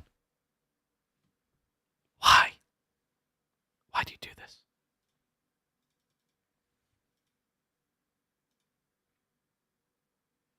I'm just going to remain in silence now because you've done this to me. You know what I can still see? Because it's got beautiful lighting. That PC! Guys, got to give a shout out to the amazing people who made this PC possible. This PC, which, by the way, little for you, is going to be bringing you 1440p uploads to YouTube soon. That's right. This beauty can do it all. Big shout out to AMD, Crucial, Corsair, Gigabyte, Kingston, and Haven for coming together so we could build this thing. I've been impressed, man. Like, obviously we had some kinks to work through, but I figured out what some of those were. I think these new motherboards have a weird seating because they have buttons now to clip in the GPU. I think the GPU might not have been originally sat fully properly, but we're fine now. So we hadn't had any other issues. I was a little bit paranoid at first that there's a PSU issue, but we checked. I think it was just BIOS updates and whatever with the new Ryzen. But looking pretty stable now. Might go back to using the Twitch enhanced broadcasting after we update our internet next week. I should have someone coming out on Tuesday, so we might be a little bit later going live on Tuesday, but we'll see. All right.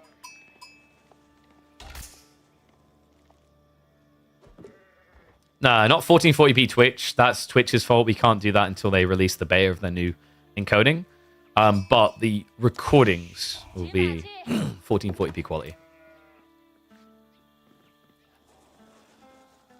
Hype it up because we've got possibly the grandest showdown here in Midweek Muster number 9. Dimu up against Wham. That's right, the Canadians are back, looking to get on top, but to get into a grand finals like Wham always does, he has to push past Benny Boy first. Be already waiting for a showdown in the BO7 against one of these two. Ladies and gents, welcome back to Midweek Muster. English versus Chinese to open this up. Comfort picks for both players. We know Wham loves these 2TC English late game plays, but we also know that Dimu, I mean, he's loved the Chinese. He loved comfortably playing these for a very long time. Always a formidable foe when he gets his hands on these. Rocky River to open us up, and we have got proxy racks in the center of the map from Wham. Okay, that is unexpected. I'm a little bit shocked by this. Is this going to be an outpost rush follow-up? Quite possibly here. Men-at-Arms is going to be coming out. And this is very different. Like, we've seen the English Men-at-Arms opening before, but we haven't really seen proxy racks rush. The problem, however, and Wham doesn't know this, is that Dumu saw him.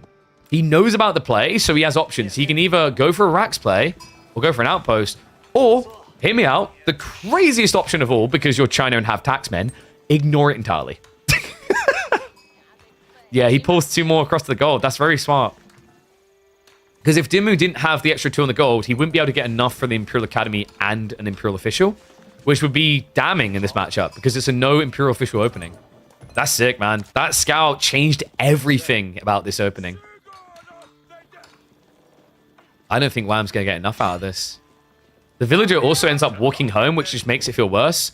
I'm glad he didn't walk the villager across, because if he had this villager standing here and saw 4 on gold, he'd just feel like he's a mile behind. So instead, makes the most of it.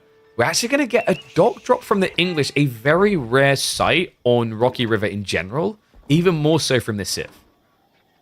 Wow. Very different opening. I mean, credit to him, Wham is turning what feels like a failed play into a recovery arc, but that's even more wild. What?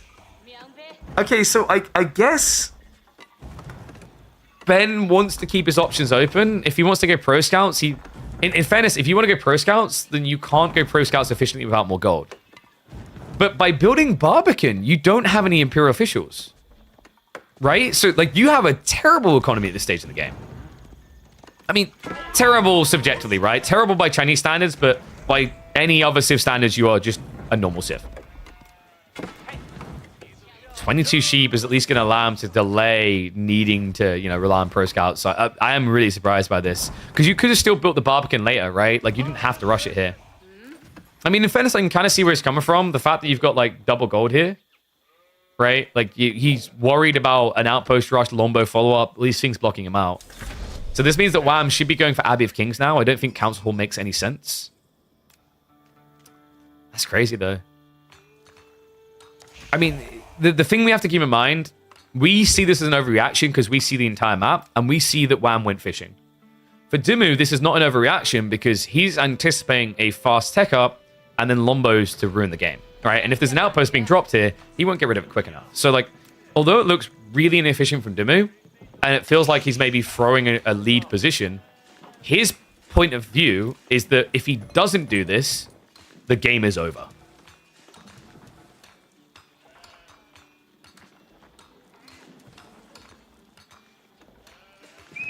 Wait, have I got people networking my chat?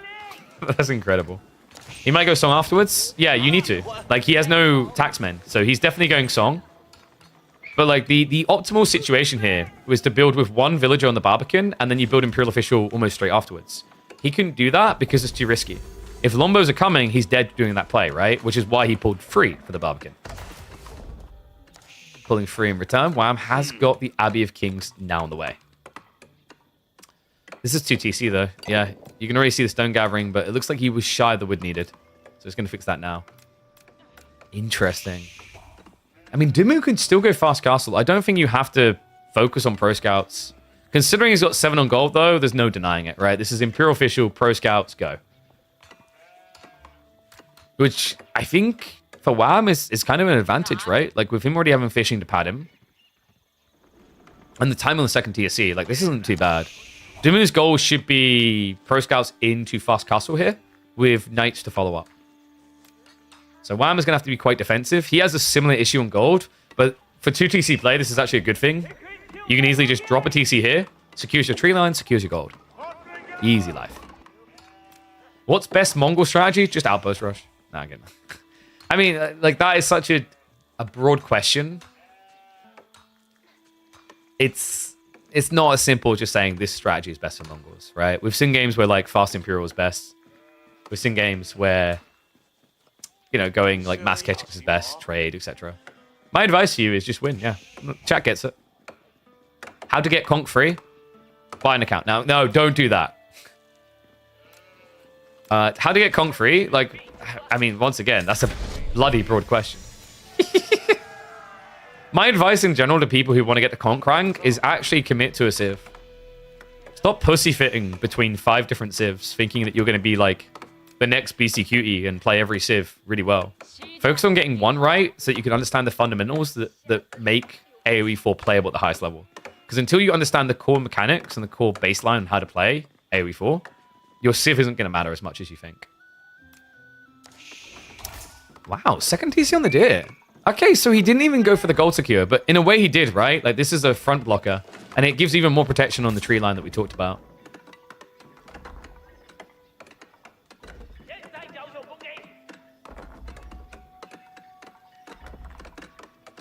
Core and Corvinus have both been one tricks for a long time. I mean, Core was like a 2 to 3 trick for quite a while, and then Corvinus was like Delhi, but I don't know if... with some players, like, I don't know if one trick is the right word as much as they played one civ really well.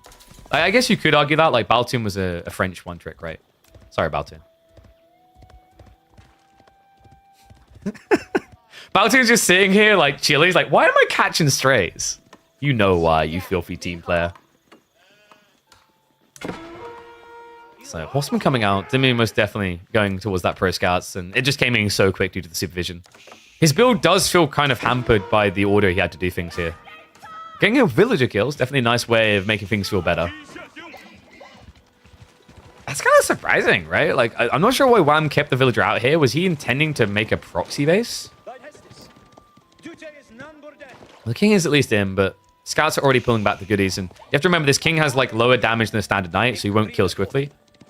So Dumi is at least going to get the initial back. We do have double archer range. Remember, he already went Song Dynasty, so there is potential here for Zhug all in. I thought maybe Dumi would just want the fast castle, but probably scouted. Yeah, he saw the second TC and is now realizing that there's actually a kill point here. Wham hasn't gone for that safe positioning that gives a good white tower, right? Like, the reason I thought we see the TC here is you can white tower right next to the Abbey of Kings, and then that protects farms. Now, if Wham wants to drop a white tower, he's going to have to either forfeit his main base or the second TC.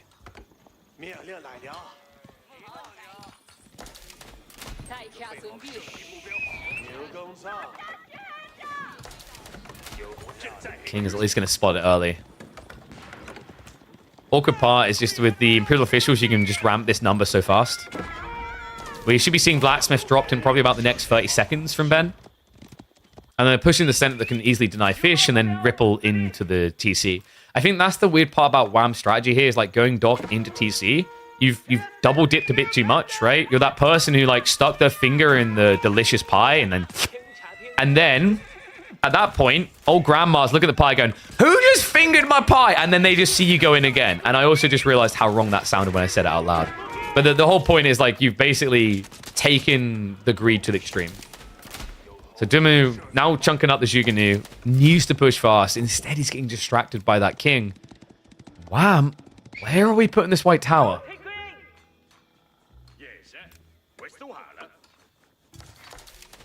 It has to be here, right? Or do you just go for the gold? I guess you just forfeit your primary TC area. Because this is what you need, right? Gold and farmland.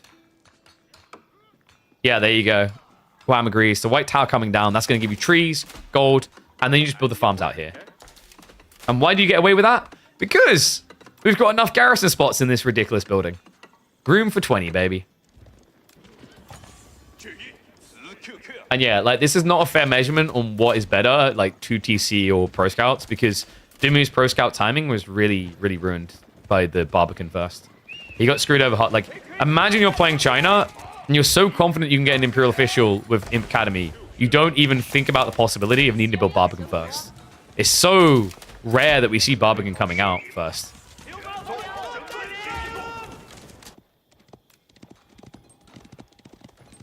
He's getting ready for that castle transition, though. Pretty impressive just how many you can get out while getting ready for castle, right? Like, he's not that far behind. in any sense of the word, right? Like, you know, you have to remember Song is padding him here as well. So right now it's 43 villagers versus 46. Not exactly the grand old advantage you're looking for is English.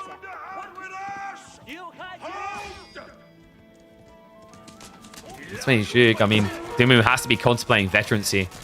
Needs to add in some spearmen.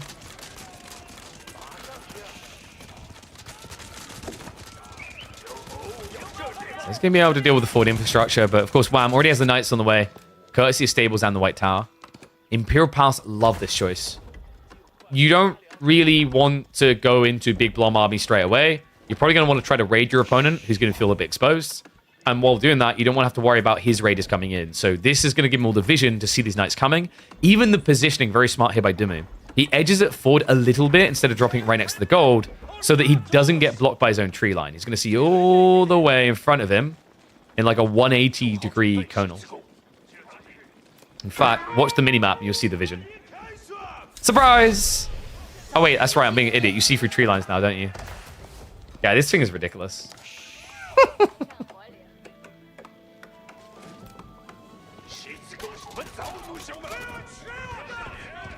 Wasn't Clock Tower first anymore. Nesta Bs are weaker. Spirals are kind of redundant against especially night opening. Like, it just... The whole logic, as we just highlighted, is you just don't have to defend anymore. You can still work back for Clock Tower, right? Like, when Clock Tower becomes useful... When Siege becomes useful, isn't it at the beginning of Castle Age anymore? It's more towards the end and into Imperial. So with that in mind, like, you're a Civ that really benefits a lot from Yuan. Yuan is phenomenal because of the movement speed. So it doesn't hurt you to do Clock Tower second. It actually enables you. Zhug actually doing quite a lot of damage there. The Horseman making that a decent trade.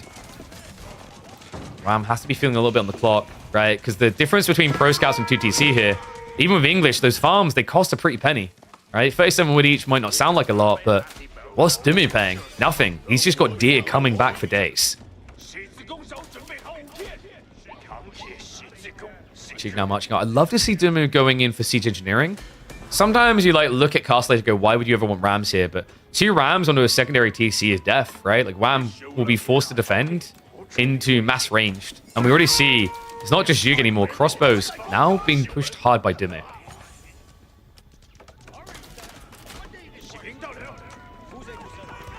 Knights are going to try and intercept. So actually good read there by Wham. These are the only ones that matter, right? You don't care about the Zhug. You need to find the crossbows. Going to target across onto them. Good chip damage being done. What worries me is that Wham's next unit queued up is not a counter to mass ranged. It's countered by the same unit. He's got men-at-arms transitioning while his opponent's going crossbows. Wham needs his own ranged mass here. He can at least get away with this as well. Remember, the king is going to kiss the boo-boos better. But if Dumu just targets down the injured, there's no easily getting away from this, right? He's running into the reproduction line. Luckily for him, Dumu in a bit of panic didn't actually go for that snipe. Most of the knights surviving. And relics now being grabbed by both sides, but Dumu already with an edge in that department. Yeah, it feels a little bit like Dumu may have overreacted though, pulling everything back here. We already have Yuan on the way. I actually rate that quite highly. This gives him an all-in push timing. He can mirror the knights quite well.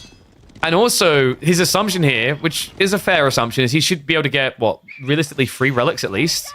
That's pagodas. Doesn't mean he's sacrificing Song Dynasty, so he's going to lose the faster producing TC. I think that's what makes it feel a little bit weird, is like, you're only at 62 economy. But from Dumu's perspective, if he keeps relying on that, all he's doing is more slowly losing, right? Because your opponent is 2 TC.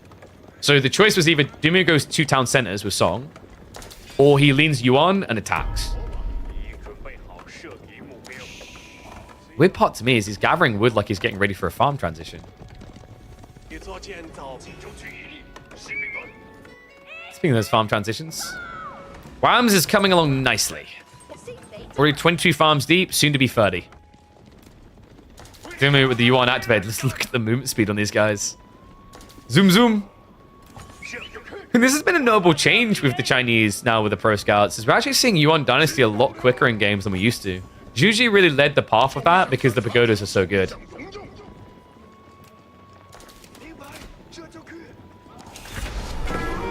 Well along the flank here, Knights are going to be charging in.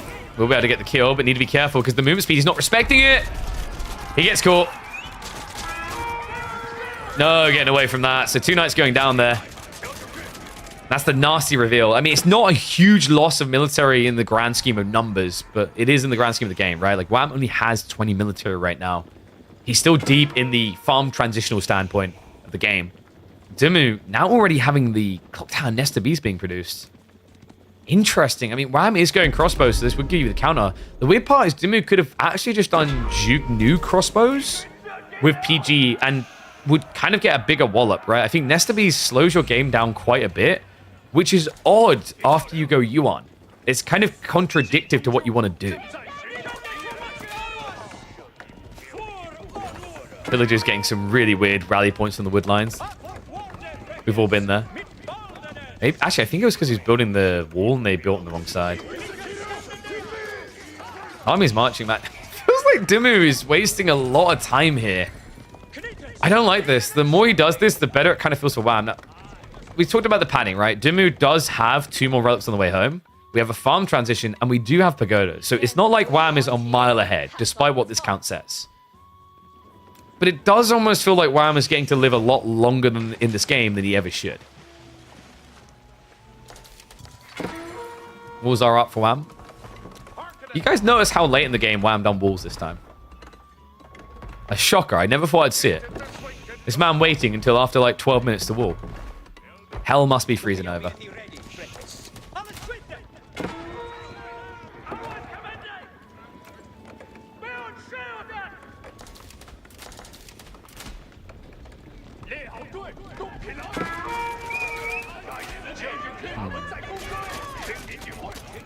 There's a pinch opportunity here. Wham's running the wrong way with the walls being up. I just don't think he realizes it yet. May not have scouted. Yeah. So we'll split up the boys. Go looking for clues. Wham's going Imperial, guys. Yeah, this is... I think Dimu is on the wrong side of the map right now. He's too busy reacting to all these raids. I mean, sure, he's doing a good job of, like, not losing units. Hello? Well, Dimu might be fully aware what's happening. He's saving for Imperial too. And this would be what? A Great Wall Gatehouse over here would be sick. That would be double berry, double gold. That gives you your late game. It's a very ambitious placement, but with Yuan Dynasty on the villages, you can get there quickly. Looks like instead now he's starting to march across the field. Now this could put a dampener on Wham's plan. The plan was Wingard. Wingard to get Wingard Raiders going, because that gives you horsemen to counter this comp. However, with the size of this army, I think anything but Berkshire is death.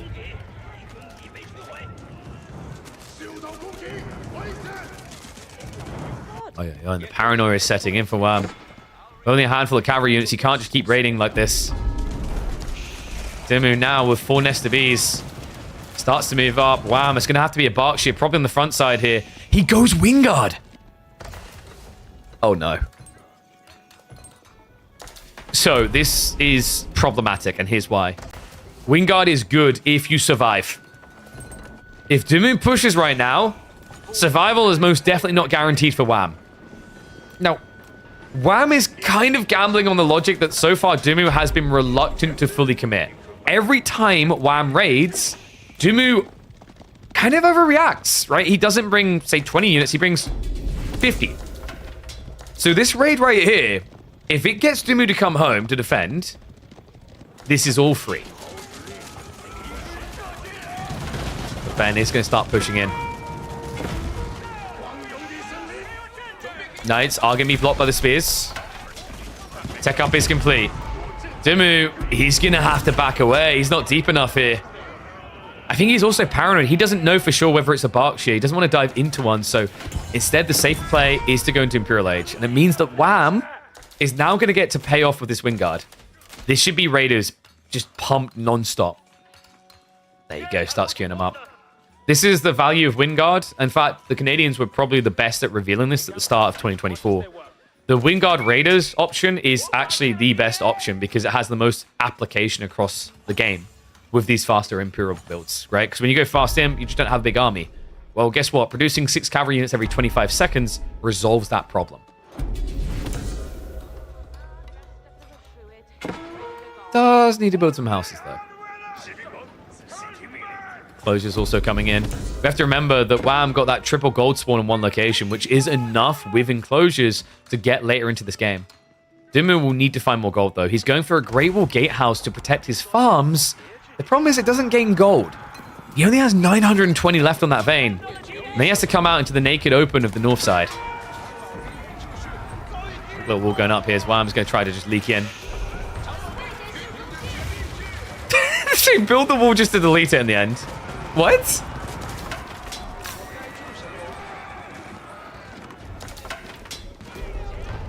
Alright, ones if you think Dimu's winning this, twos if you think the Wham's going to take it.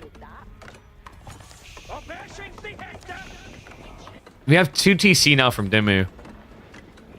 I'm starting to think his window has passed, right? Like, Wham has a kill point now. Admittedly, if he drags his heels too long, like we are going to be talking about Pagoda play, plus Granary farms, hyper late game, China looks pretty good there.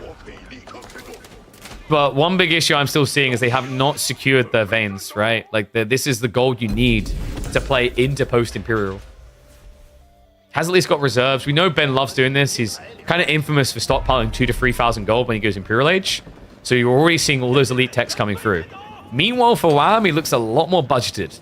Horsemen, knights are not elited, only the crossbows.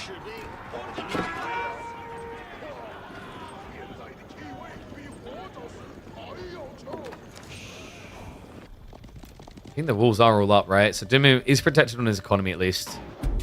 Keep drops coming in from Wham, so he's going to have that long play. He could consider something a bit more lucrative, but usually you don't think hand cannon is against China because, you know, they do it better, substantially better, in fact. More likely, Wham is going to be trending towards mangoes. That's his eventual goal here, right? Because where China sucks in the late game now, guys, is yes, Yuan is incredible, Palace Guard are incredible, hand cannon are phenomenal, but the siege sucks. Mass Nest of Bees is not very good against mass mangoes post-adjustable crossbars.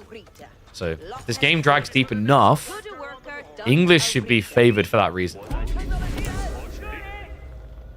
We also have to remember that when you go into the later game, Rocky River is a very easily wallable, chokeable map. So that actually leans into Wham's favor too.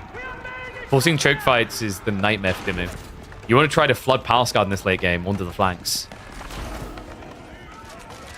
Looks like the army was basically waiting on the farms. Massacred the first wave. We'll be able to get the second, so... Not too much work damage being done here by Wham. But it's just containment protocol, right? He's keeping his opponent back with these cheap, fast-produced units. Horsemen and the Knights. While he builds up his premium.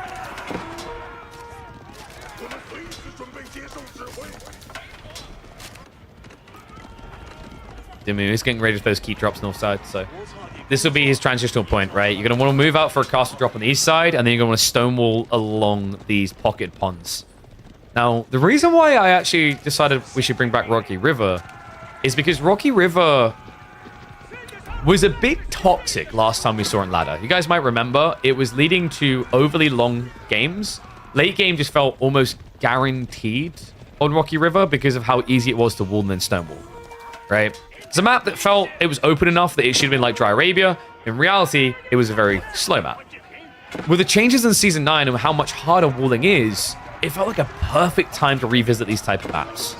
So while we are going towards Imperial, long wall, long game, I want to say the majority of Rocky Rivers hasn't been that so far.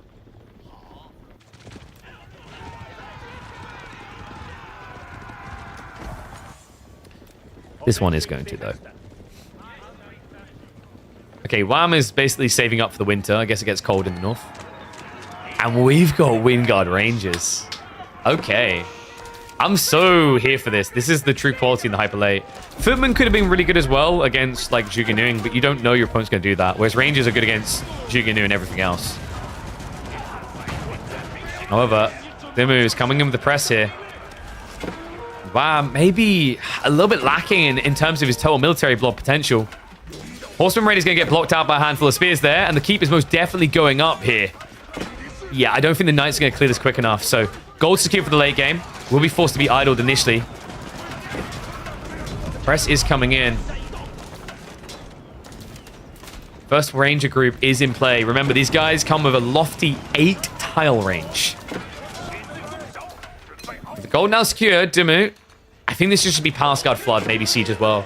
There's a window. We talked about just for crossbars. It's not coming yet for Wham. And until it is there, the Siege really isn't a threat from him. SCB is just slowly sieging their way through the base as well. Gold is about to be targeted. We're already seeing a shuffle down to the south side.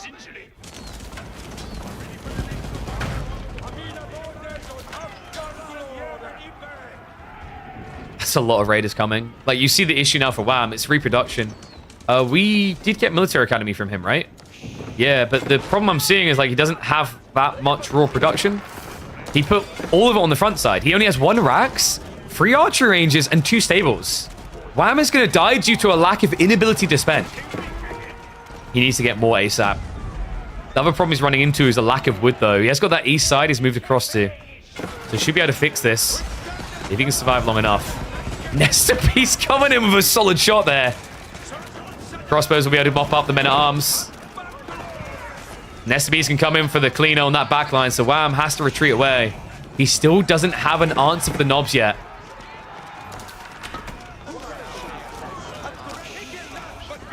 And you're seeing him hold him hostage as well. The only upside right now for Wham is Dumu's army moves too quick for the Siege to catch up with. Footmen are going to get a freebie diving in. Maybe he gets one of the Nesta Bees, but going to cost you more in return. Both of them heavily exhausting themselves on this. Men-at-arms upgrades are coming through from Wham. He's been playing this fight without elite. But speaking of the elite, we have got army tactics now coming in for Dumu. Top of that, incendiary shots has already been there. The problem for Wham right now is a lack of unitex. No biology, no incendiary.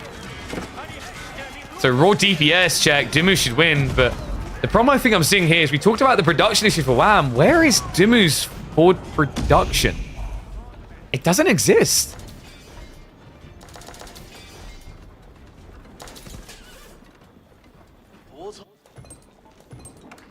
Wait. The left... Oh, wait, I'm blind. Did he hit here? Did he actually get those gold workers? I think he did. Just noticed the worker kills. All right, I T-tours that. My bad. I got sucked into that pointless fight. Okay, so neck and neck on villages. So Wham, like, honestly, I can't believe I'm going to say this. Losing 40 villages is kind of not bad. Right? Like, he had way too many villages. He needs more military.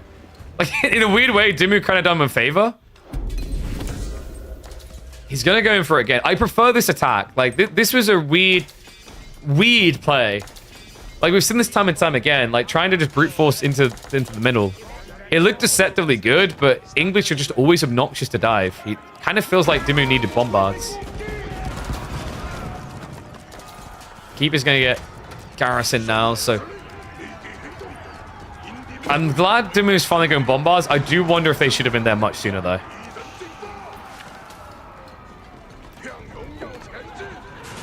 We do have a raid coming the other way. Wham! All right, this is more important of a hit if he can get it. Because, like, Dumu is spending a lot of gold. He's not holding in reserve. But Wham, like, that gold vein wasn't that necessary, right? He's been sitting on 3k gold. His issue remains getting troops out.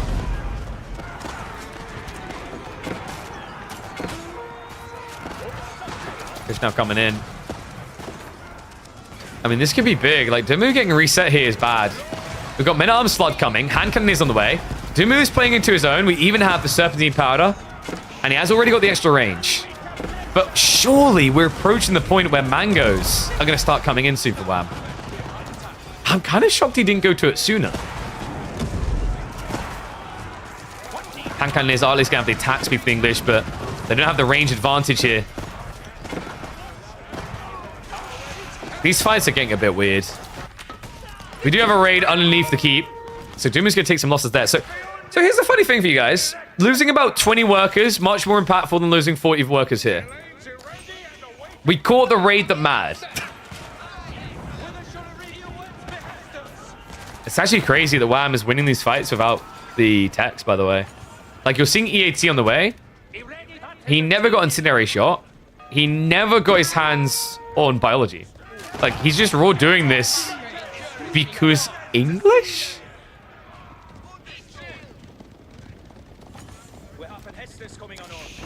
I do want to see Wham queuing up more of the Wingard boys, though. Like, this is your answer to the hand cannoneers. You get volley, you just kill them before they get in range. I don't know. This game feels like it's tilting against Dimmu.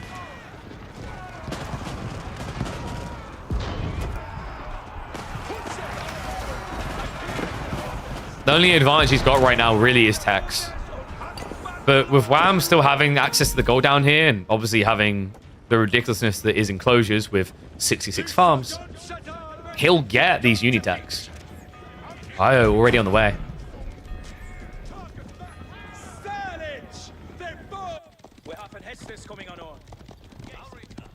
Going EAT over Incendiary seems weird. Kind of. I think Wham's logic is because he has hand cannoneers, he doesn't really care about Incendiary as much, but now that his opponent is going HC Mass, this is where you care more. But that's why I think he went Biology instead, is he's looking for a direct, clear answer. Or maybe he's a bit paranoid that relying too much on the ranges without having tankiness means that you'll get flanked. That would be my thought process on what he's done here. But really, we should be seeing Incendiary next. After that, it's just Silk Bowstrings and an easy clap. Sometimes Silk Bowstrings feels really counterintuitive, by the way. The reason is that if you think about the way a fight proceeds, if we have melee and ranged, by having bowstrings, you're putting your range further away from your melee, aka your DPS further from your tank.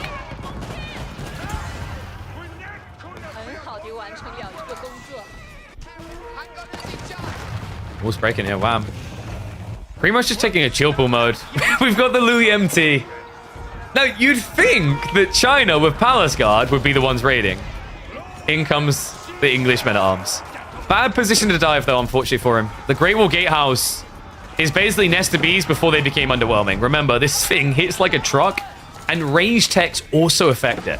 So you're seeing that correctly. 16 damage times 16. For reference, a Nest of Bees does 6 times 10.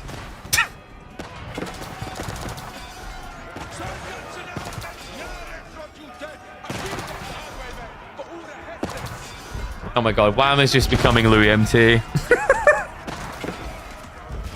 I always reference Louis MT in these because he's probably the most obnoxious English player in the late game. All he does is build a million men-at-arms and wins. And like, after going all the way around the clown circus of like crossbows, hand cannoneers, wingard rangers, cavalry, Wham is arriving back at just build men-at-arms.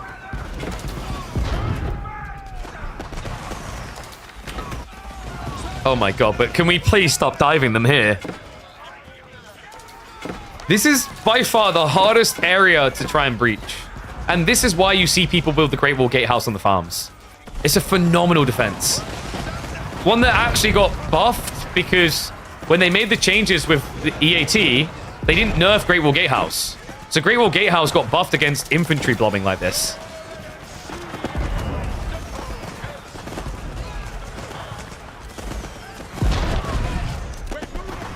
The bees just kind of pushing him forward here. The hand cannon mass is just getting too big. I don't think this wins for Wham. Like, what he needs is time bought for ranger transition. He needs about 40 of them. Right? Like, if he can get to 40, this gets a bit scary for Dimmu. But right now, 33 hand cannoneer. You're just burning food and gold on this. Now, admittedly, you've got infinite food and gold as English, but there's probably better ways to use it, you'd think. And we already have Dimmu prepping for a later phase of the game. Trade coming in now from the Chinese. Means he'll be able to replace any lost hand cannoneers. And no, Wham isn't building proxy. He just ends up with farmers out here.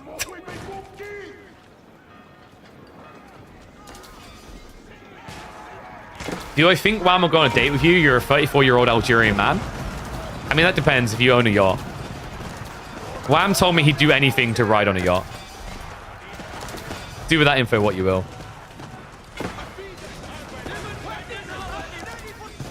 Sally forth from the cavalry. We'll be able to find the bombard, but... Okay, so we have Incendiary on the way. Ranger count is only 16, though. And correct me if I'm wrong, but he doesn't have volley. No volley. Eesh. He also... Does he have network of citadels? No network of citadels either.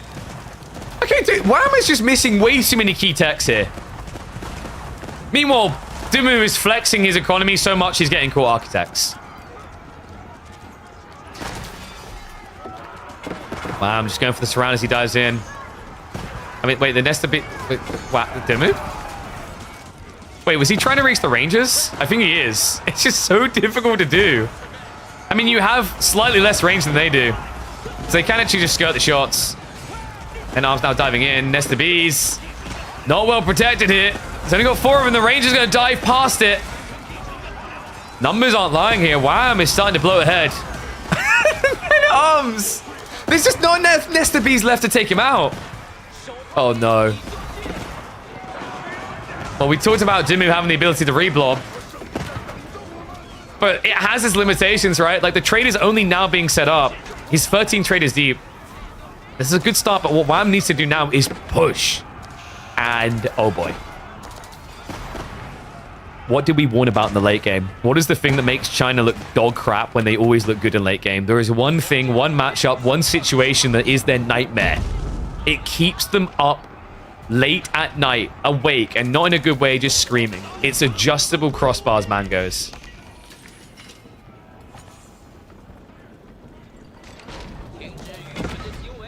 Dimu has problems.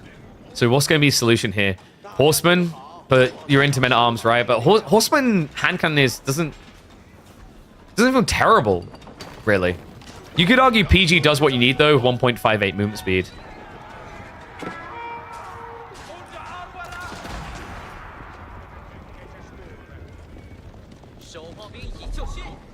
Well, we thought that Wham in this early mid game was being a bit whimsical, if you will, but it's starting to feel like it didn't matter now that we're in that hyper late. With English having all the techs they need, with the amount of gold left on the map still, right? You have to remember, he's still got, what, I think about 2.5k? About 2k. But that plus enclosures, like, you can afford to bloat Mangoes here. So Dimu really has to outplay him, get the wipe in the fight, and then follow it up. What is happening over here? He really wants that Great Wall Gatehouse gone, doesn't he? The sneaky siege workshops. Raid on the flank in the meantime from Dimu is going to at least get mirrored out.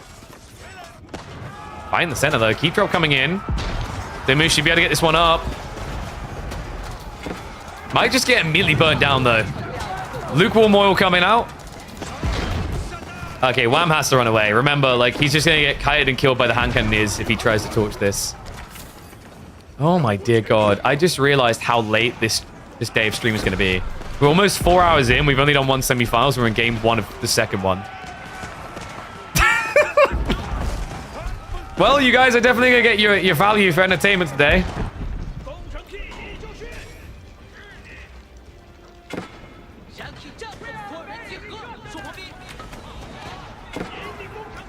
Now, before anyone's like, oh yeah, but like enclosures carries games.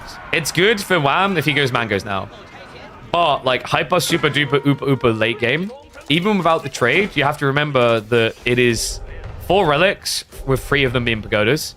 And also the other interesting thing is like Dimu has 2 sacred sites. That's another 200 gold, right? Right now he actually has 3.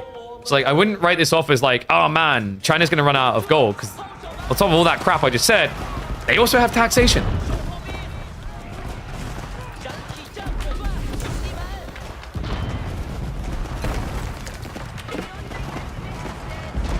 Fight over this keep has been ridiculous. It's finally going to be going down. Only 1.2k gold left out of what was originally 12,000 here, though.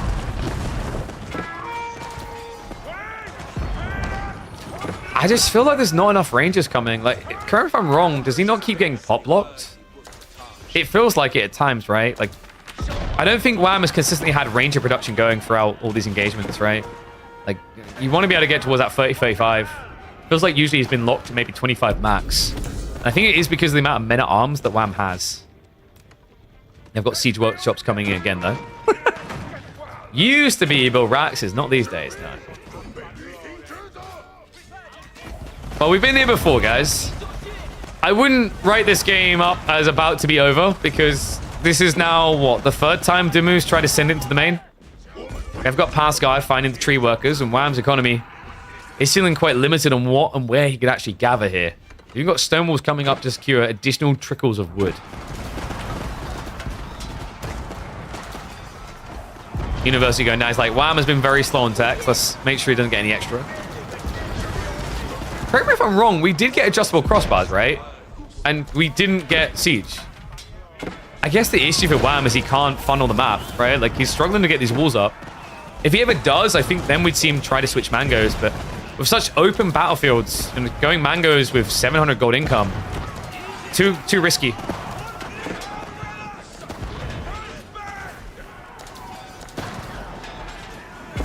I can't believe this sacred site time is still ticking as well.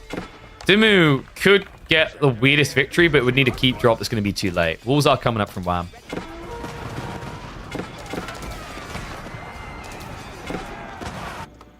And hold on a sec. We've got a raid in. So the Knights are going to get blocked out. Trader count was hit down a bit, but it's still at 16. We do, however, for some reason, have villagers trying to sneak siege workshops everywhere. Like, Wham is obsessed with proxy siege at this point. So we'll be able to dive past, but the keep drop, like, it'll remove any real threat here. Like, the reason we're not focusing on these tiny chip raids is, like, it's not enough. When you get this deep in the game, if you're not killing more than, like, 20 workers, it's a shrug, right? Like, you're talking about 2 TC, you're talking about 4 trade marketplaces, right? Like, it's tickle damage. If he was able to do it consistently, very different game, but we're not really seeing that out of Wham.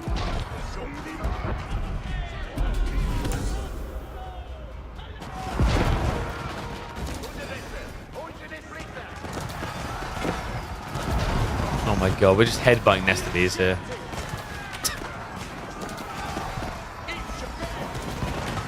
Alright, get your predictions in. How long is this game going to be? How deep into the midnight before I get to see my daughter and son again? Arrow volley reset? No, he never got it. He still hasn't got it. Like, I'm kind of shocked at this point he still doesn't.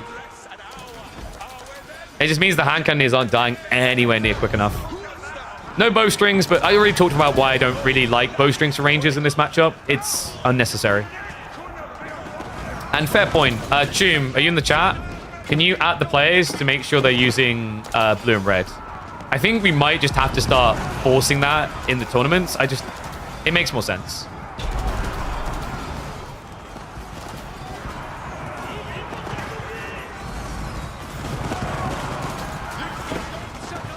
And then arms poking the wall here. I mean, it's just like headbutting the wall consistently. Bowstrings on net. I'm not saying the bowstrings isn't of some value, but the logic is like when you have bowstrings, depending on where you're fighting, what you end up doing is you discombobulate. So your rangers end up further away from your protection. So like against, for example, Palace Guard or Horsemen, you just die faster. If you're approaching like these walls, then sure. Like where your opponent can't actually weave around you, it can be good. I think he has much bigger problems than bowstrings though. He's out of gold, man. There's no reserves being held. So these are like the type of games that I wonder, like, does Wham have these type of games and go, what was the point in that? Because like, this has been 45 minutes long. And a lot of this late game has just been him headbutting. Almost like he's been waiting for China to run out of gold. But with trade being there, that's never going to happen.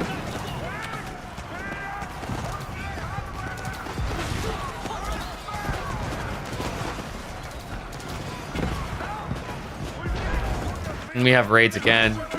It's starting to ripple into the farms. Now, we talked about on the other side, it didn't really matter much for Dimu. It matters much here because Wham just doesn't have reserves. So if you idle free farm clusters, the military lead isn't going to exist anymore. And he's shuffling everywhere. We even have a keep drop attempt over on the east side coming in.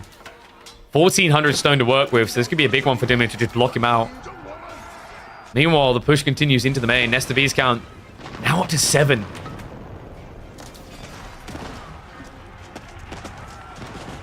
When you lose your whole hairline, you become the danger. That's true. Dimu, like, before he gets ready for these type of series, he's standing in the bathroom in front of the mirror and he just goes, I've got nothing left to lose! While, like, shining his head with some floor wax. I call that the intimidation shine. It means when you're on land against him, if he finds the right angle, the lighting blinds his opponent. That's why, like, you know, that's why Baltu and Killjoy, all these people couldn't beat him at King of the North. He kept shining his head at them. And a shining beacon in the late game, China is going to be here. This feels like we're starting to reach the end, right? The keep drop has come in on the farms. That's going to force huge idle time. Has to migrate with 21 villages, a quarter of his economy. Dimu going to reset in the center here, just to protect the nest of bees. Knights are going to try to punish it, but it's just Clock Tower nest of bees. But let me put that the right way. Clock Tower nest of bees with siege work, so only 234 HP. I mean, that's totally reasonable. It's not.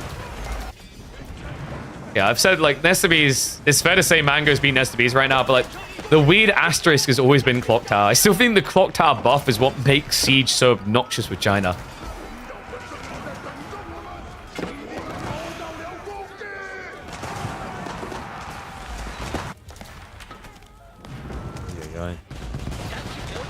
So this is only the first game. Okay, I want predictions on how long the entire series is going to be. Like, if you're watching live on YouTube later, like whatever, like get your predicties in for how long you think the entirety of the series is going to be. Because game one is looking like it's about 50 minutes. Right, Wham is reluctant to GG, but this is close to over. Wood access feels a little bit lacking. He's basically frontlining. He's struggling to actually hold a choke anymore. It's spreading wide. And I mean, this is what China does so well, right? When you get to this stage of the game, it's not about the fact that your Yuan Dynasty, Elite Pass Guard maybe are worse stats than Men at Arms. They have the better stat and the one that matters, and that's movement speed. You just can't be everywhere at once against China. A little bit of counter raid play coming, but nothing remotely comparative.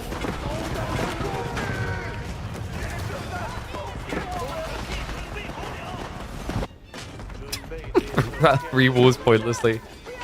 I mean, at this stage, it's kind of cute that he's rewalling as if Wham's going to be able to raid again. But I like that Dimu's just covering all bases in case there's risk.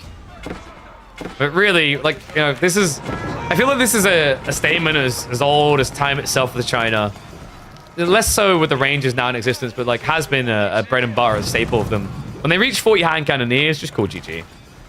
I think there's better counterplays now than maybe 2 years ago, but it always felt like a classic element of this civ. Once they blow it to 40 and sustain, this just feels like the best army in the world. Wham actually does have 30 ranges for once. Might be about to be had 30 ranges for once.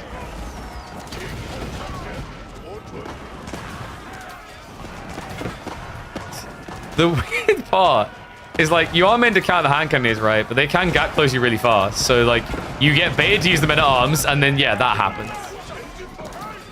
Come on, just give him a little tickle. Just one shot. Just one shot. He just wants a taste. A little sip of those bees. To get game one done. There we go. GG comes out. A long endeavor here.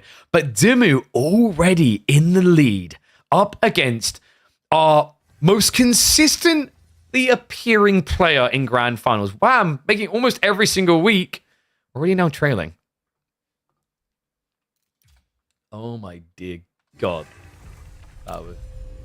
I'm trying to think, like, what the most toxic matchups are to watch for this will make the game long. And consistently over the years, China English has held true as one of the most ludicrous ones that exist, right?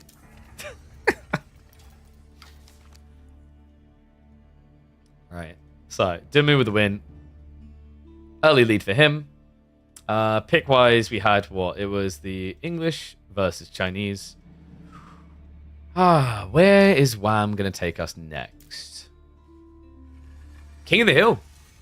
Okay, we did talk about this as a possibility, right? Because, like, Wham had used English, so if Dimu lost. Wasn't really expecting it the other way, but Wham is going to be doing the OTD, and it's quite nice because it's the Zhu matchup. Rus x China is the most toxic one? Not anymore, right?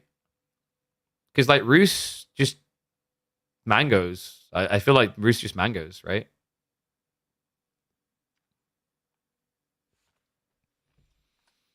But I think we're going to have a longer series because we've seen Zhu versus OTD a few times, and OTD are pretty impressive in this matchup.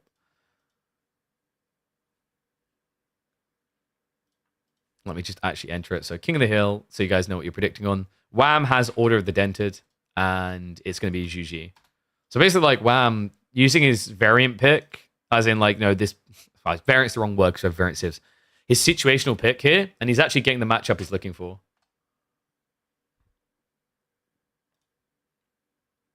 Oh, damn it. Did it just run ads manually so I can't even do... Oh, I hate it when it does this.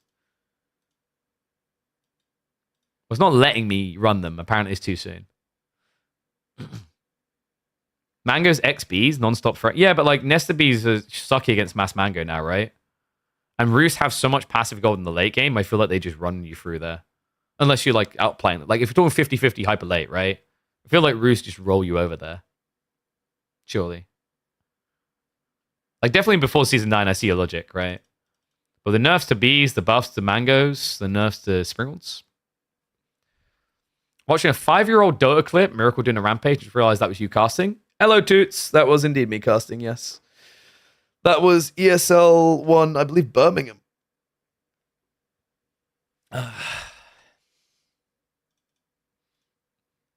Now he has the energy to stay awake. Nah, dude, you get that energy by crunking a Red Bull. I'm going to run a minute of ads. That means like the first 30 seconds will be like maybe ad block for some of you, but it'll be better for the mid game.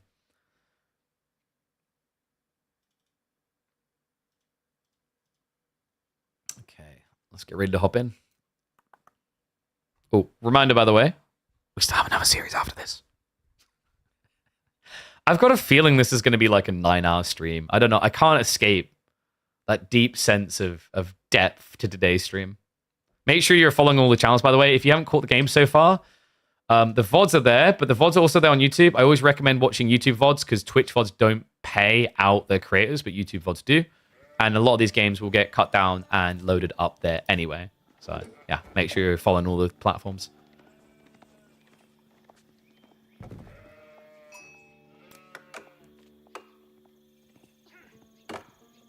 The rising star of Season 9 usually feel like the unbeatable on the rise, but their opponent barely exists.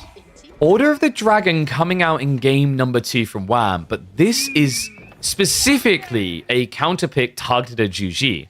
Puppy Paw and WAM, I think, both actually done this in the Atacama week where we had that as the default map, and proved just how scary this Civ matchup can be for Juji.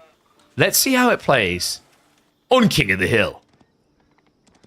Interesting map for it as well. Pro Scouts almost seems guaranteed, but very difficult for Order of the Dragon to mirror into Juji. Juji's pretty solid on this map. You can already see why, actually, looking at the spawns. Medi Gardens can feel good, right? Like, you know, you've got, what, berries here, tree line, and stone. Or if he doesn't want trees, he can always go for double gold and food, which is pretty nice. And it's not too far away. So, usually the play here for Juji is Pro Scouts Fast Castle, right? Like, that's the strategy you're looking at. You can go Lancers. I think Palscar can hit just as well on this map because there's a very linear nature to it. OTD, like, what's their answer going to be against that? Fast castling feels a little bit hard with Order of the Dragon. You're probably going to want to play a longer age. One good thing is if your opponent does go Palsguard here, Gilded Archers perform a little bit better than they would in other circumstances, right? Because they have higher base damage and Palsguard have less ranged armor. We'll see if it goes that way. I wonder if there's maybe an all-in type angle WAM could be looking at here. Likely going to be an Arcan opening, but doesn't feel like you have great options here, right? Gold forward spawn, trees back. Preferably, I think if you're going to be forced Arcan as OOTD, you're always looking for that wood and gold situation. Just doesn't really exist in this spawn. I guess you could drop an Arcan out here and buff the gold later. But that's not going to come in the picture for a long time. 2TC looks great. What, for Order of the Dragon? That's kind of an interesting idea. Stone's close and tight together, but like I think I've talked about this extensively, that I just really do not like 2TC versus Pro Scouts. You could maybe justify it here as Order of the Dragon if you quick wall in the deer, and then you like TC drop maybe like here, or like on the gold and shove the deer in. It's tricky though. Also, if you just 2TC specifically against UG, they could just Yug all in you. Medigarden is going to be coming in here, so we are going to get the 36 food. It's going to be the 25 gold, and then if I had to punt a guess on it, I think that's 40 wood. Huh? Actually, 45 probably. So that ends up being a pretty lofty, what, 106 resource. Insane how good medis can be. So simple to find on a map like King of the Hill as well. It's not like it's a rare spawn to get this, right? So, Arcan in on the other side. is going to be on the tree line, and the stone is in range. So there's possibility for this 2TC. In fact, if I remember correctly, when we last saw Dumu in this matchup, I believe it was against Wham's brother, and he did face off against a 2TC Order of the Dragon. So it might be happening again. In fact, that, if you guys have not seen that on the YouTube side, that is insane. That series began with an all-in, where he'd keep drops into Puppy Paw's base and build siege to try and end the game. Crazy one and definitely worth revisiting. I think the stone's barely in range because it's bugged. That's true, actually. No, I think it's in range on the corner, though, right? You just might have to have a staggered mining camp, but you should be good. Love the shove-in from Wham as well. The classic. The thing that the Canadians were kind of renowned for, like, people really started laming on the deer hard because these two always forced it every game. And nicely enough, like, he's got the cliffside to kind of give him this nice shove funnel anyway. It almost guarantees an easy push in. So that's also going to remove one of the stacks for Pro Scouts. We can see Pro Scouts already coming in now from Dimmu.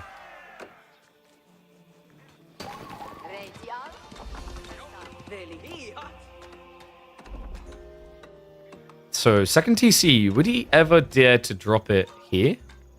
I kind of like the idea of a TC in this choke point here, and you shove these deer in as well. Because if you're quick enough about that, Dimmu can't get anything. Like, I'm a little bit surprised, actually, that Dimmu didn't use his scout to kill deer earlier. Maybe he didn't expect the 2TC build, which is weird considering he's been up against it before. I mean, it's not like he's immediately out of sheep either, right? He's still got 8 to work with.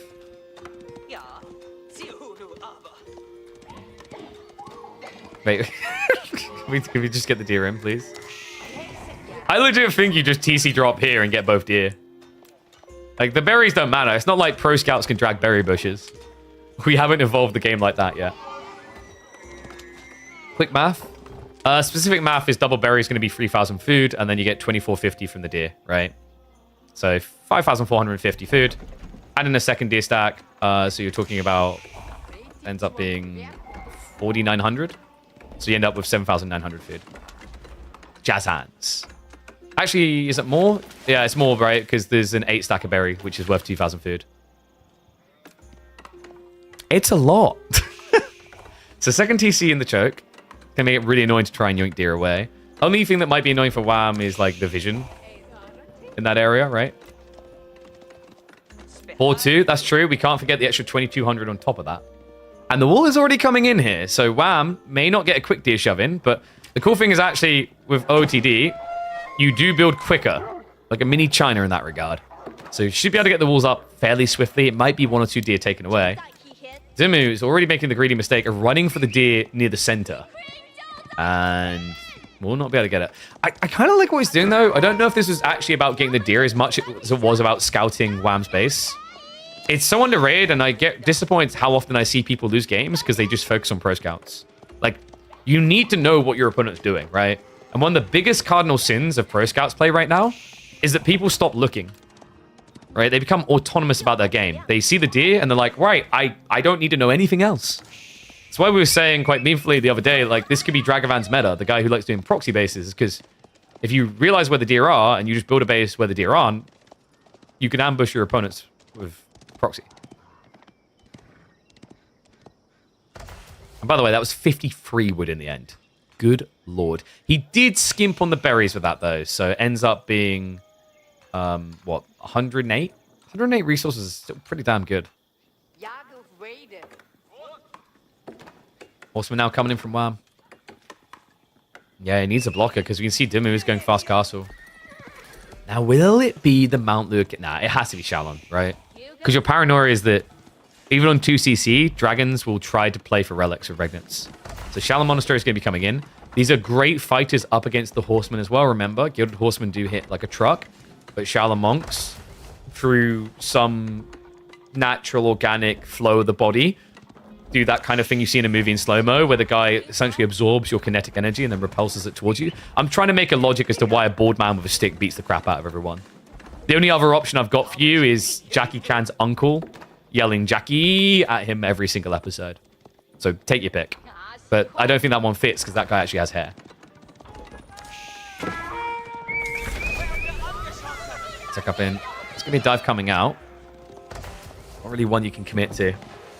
And Rax is getting added in, so we are going to get the Palace Guard Flood.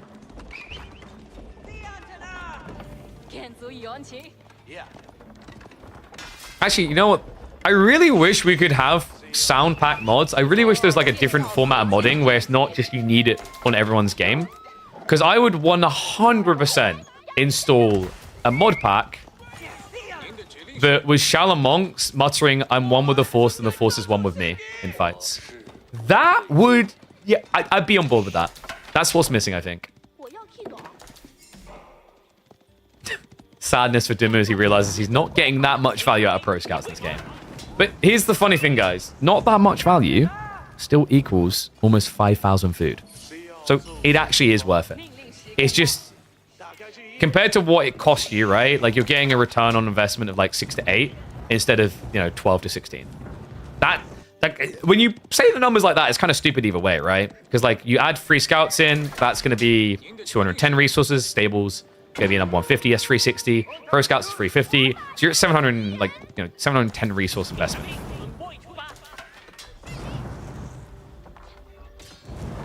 What's it done here? Wham's just basically going to buy more time on this wall, but also one spearman can stab through now. That one spearman is actually running all the way around right now. Dimmu already up to 3 with the Shallow Monks, and we have got Burgrave. Golf clappers from Wham. Guys, this might look like a stupid throw. It is not. This is the play. All of the Dragon players have been innovating, and they've discovered that Regnits can very often lose you a game, unless you played Feudal. Rushing Castle Age with this Civ is weird, because they do not have an ability to be out on the map quickly, and their units take way too long to produce to do so once they reach Castle. Order of the Dragon is not HRE. They are different Civs. And that's why Burgrave tends to feel a lot better for these very loose builds. And what I mean by that is you don't have much military. It's going to allow him to now blow to try and contest Dimmu.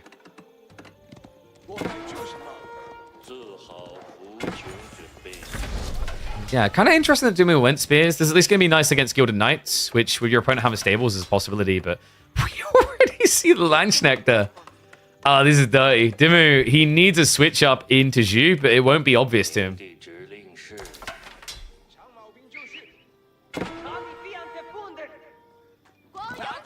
So remember, this is very cost efficient as well.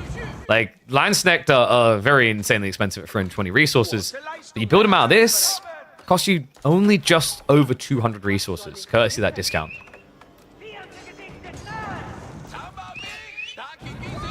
I'll have to back away now that he does see the Landsknechter coming. I actually think that Wham may have revealed that too soon. It would have probably been better to use the Spearman to defend and not reveal the Lansk. Because now that Dimmu knows, he can try to contest you. So we should be seeing archery ranges being dropped next. Already has one ready. You could go for Zhuk. Could just as easily go crossbows. We already have the Mount Lu Academy coming in. 3 relics already home. And I believe... Is he just... Yeah, he's just standing here with the others. Alright, so we are going to get mass pagodaing going. And that's going to offset Wham's eco situation entirely. Good lord. And I just think Dimmu is built diff when it comes to Juju.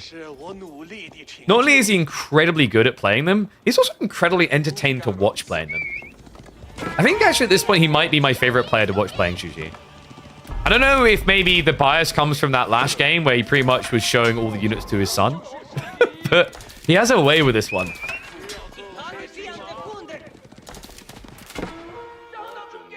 So we're bringing all those goodies home. We already see the pagodas getting added in.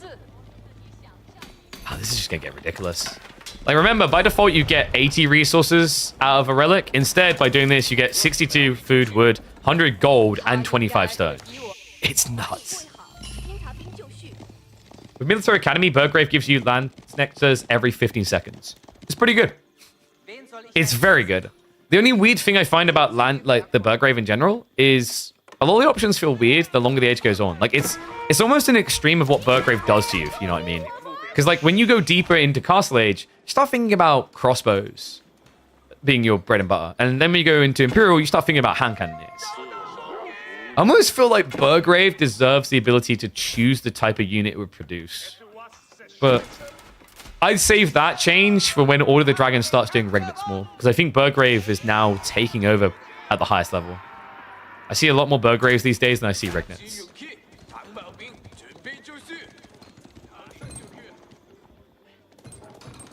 Second TC from Dimu as well. Now remember, he can go back for the Song Dynasty to get the granaries cheap. So I kind of like that he didn't rush it here. It's much better to just keep Yuan for the discount because, yeah, you save a little bit of wood on the TC, but that's all you save, right? Better to just stockpile up to like 50 army, getting that 15% discount. I always forget. I think it's 10 actually. And then afterwards, when you like, okay, I've ran out of food, I need to go granaries, that's when Song is your bread and butter.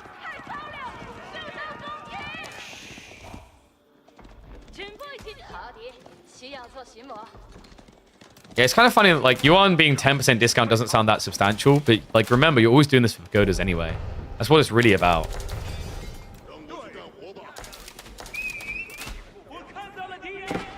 Omi is marching up here. Wham knows he needs to take a fight. It's just difficult, right? Like, you don't have much of a front line. You can get carried out quite easily by the mass crossbows here. In fact, with only 3 Landsknecht, it's very difficult for Wham to turn around here. He's going to try, but this trickle in a melee means that the Landsknecht aren't as impactful. Crossbows aren't targeting them down in a rush, though. That one Shallow Monk drawing all the attention, so he wraps around the backside, catches the reinforcements. Gilded Archers are going to target fire down here. They've got the ranged armor to get the good trades. They don't have a front line to stay here. Wham. The problem he's got right now is he's got a lot of men-at-arms coming, but they're not quick to arrive. Defender's advantage, right? Dimu now starting to gradually gather stone. I'm wondering if we're going to see him just posture for a keep drop in the center. Military Academy is on the way, so Wham is just raw mass men-at-arms in with Gilded Archers. Dimu kind of feels like maybe he'd benefit more from having Lancers here, but I don't think he has the food for that. Right? The deer are gone. He needs to either go farms or move out for the boar. Instead, he's just going to mass Palace Guard. You talked about Palace Guard in this matchup. It's weird. It's also weirder because he hasn't even vetted them yet, right? He's taking the fight prematurely. The reason it's weird to build, like, Palace Guard here against Gilded Archers is because the base damage is higher, right? So you can see, you know, he's got 4 armor up against 9 damage. Right? And that's going to be the balance of things, right? It's like by base, it's 3 versus 8. It's a really good penetration, actually, for Gilded Archers. And these things are Gatling guns, remember? So I think the most important thing for Wham now is just get enough frontline. Like, what you want in these fights is that your archers can stand still. Because if they can stand still, the way I always define these guys, I say miniguns, and I'm not being meanful. They remind me of miniguns because it feels like the longer they're standing still attacking, the better they are. It's like when a minigun is using an FPS and you hold the left mouse button down. At first, it doesn't really do anything. And then it starts to whir up, right? And all of a sudden, it's... That's the effect you get. Like, where other range units like to start step, these are best left just standing still. Sacred Sight now locked in for Wham. Dimu has had a very big slowdown here. I think he might just have to go into granaries. Yeah, well, not granaries. He's going to go for the baby mills. We do, however, have Mass Nest of Bees. Now, that is interesting into Gilded Archers. In fairness, Gilded Archers can kill Siege reasonably, but it's not an insta-kill. Like, the only upside I see here is, like, this is not Clocktown Nest of Bees, right? So, like, this does have some potential to it for Wham. But if he's relying on melee to kill the Siege, like, good luck, right? Like, you don't have enough to brute force the fight. And we have a keep drop. Dimu trying to brute force the center of the map here. Needs the gold, right? Like, long term, definitely worth playing up into there. And the stone as well.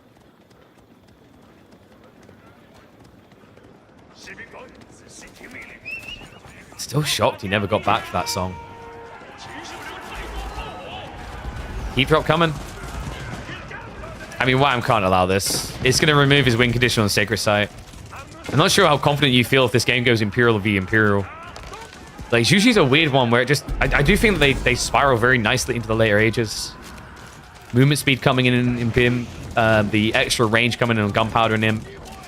The possibility for premium cavalry in Imperial Age. There's just a lot of upsides for them. I think this is going to be good enough to get them there, so... Decap's going to be coming through. Extra Monk has been queued up, so Dimu is going to look to not just take this away, but take it for himself. Oh, wow. Now just trying to rotate. The wood line is going to buy some time to react with reinforcements, so don't really expect that to do much for him. Other awkward part for WAM now is, like, if this does go Imperial Age, it has to be Elsbach, right? And that would have been great if you had a timer ticking to 5 minutes and you were Elsbaching the center. But we're not going to see an Elsbach on the Sacred side, I don't think. And that's bad, right? Because, like, the reason why you want to go Elsbach here, guys, is he's at 81 economy. By the time he goes Swabia, he'd already be about close to 100 villages. It's just not worth it. Does need to decap the Sacred site, though. Dimmu? Maybe he feels like he's on the clock here, which kind of makes sense. We have got WAM adding in Horsemen. WAM, who's already at 22 farms.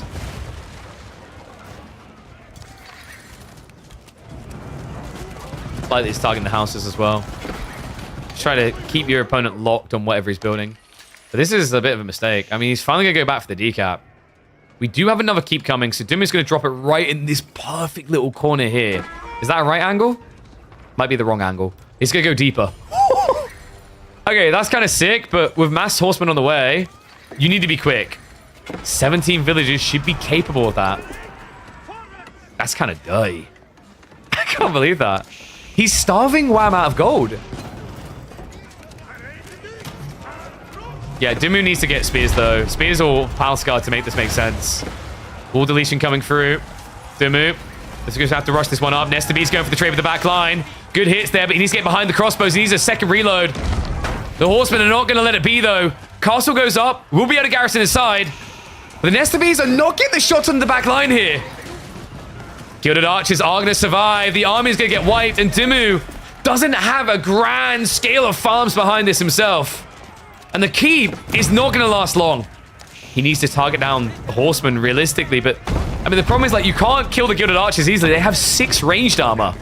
Love the Saint's Blessing as well. Inspired Warriors, rather.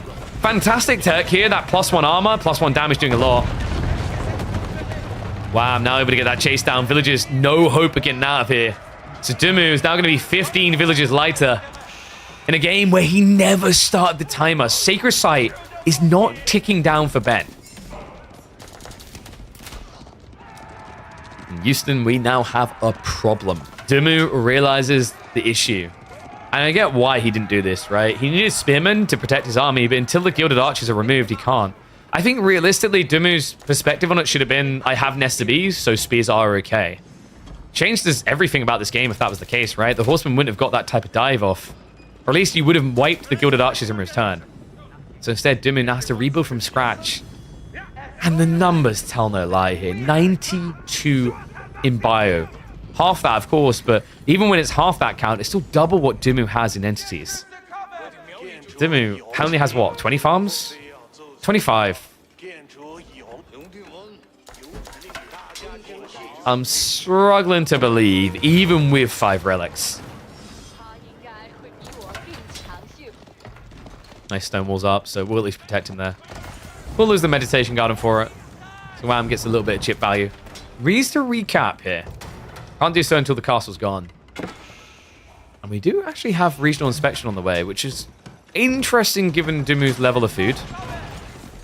If he's thinking mass siege, this will give him a ridiculous push-out rate, right? With the knobs. I think it's every 10 seconds at that point. Yeah, 16 seconds to produce an SWBs. But he hasn't re-supervised, so it should be lower than that. And guys, what did we say was the nightmare moment against OOTD? If they have to build the elves back at home? Okay, but you know what the dream is? You know, like founding of a nation levels of dreams is building the elves back on the sacred site. Oh no. And not just that, outposts already laid for cannon emplacements. I think this game may be over. I mean, it's a 10-minute timer. But you really have to just start looking at this and being realistic. Like, what does Dimmu actually have going for him?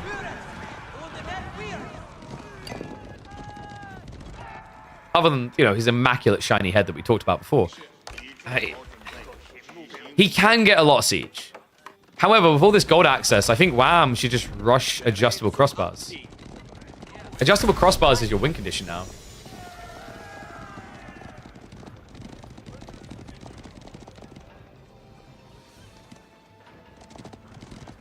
First Mango already in the way for that reason. All right, one's if you think Dimu's going to win this. Two's if you think Wham's going to take it.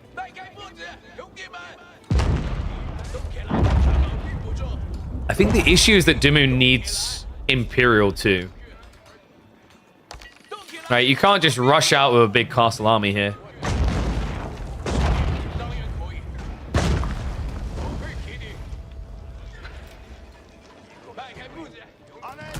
Trebs are already beating into him as well. More keeps can be dropped here by Wham. Is it a little bit more defensive? Yeah, because I don't know, it would have been range. He could have done that side. Not sure. I guess like Wham's just like, screw it, I can afford extra anyway. Dimu actually wrapping around. I mean, there's no landmark victory to be had here. Not with the elves back in the center now.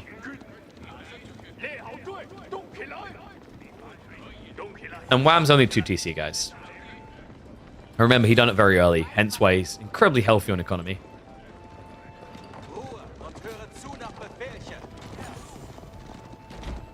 Is the TC in the middle worth the emergency repairs? Honestly, at this stage, I think you could probably just daisy chain some Raxes on the way there, or archery ranges. Probably just more cost efficient. But yeah, you can go for a TC.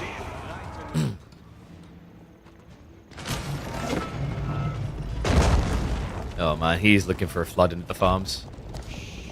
So Dimu ran all the way around, just to run all the way back.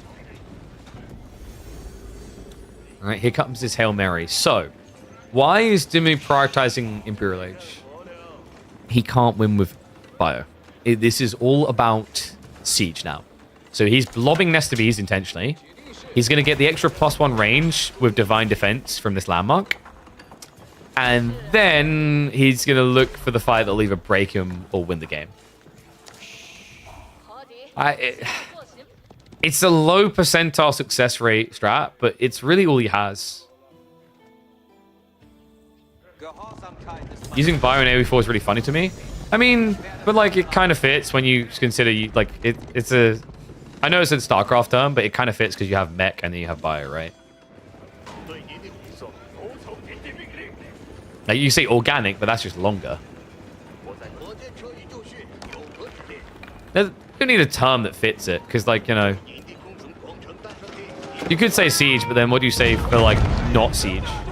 Non-siege?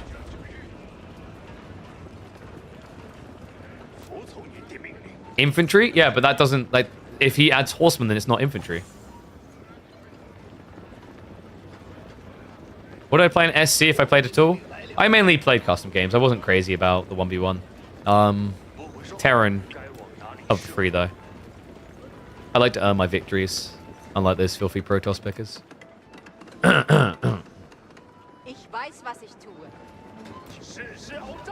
Manpower? Still longer than Bio.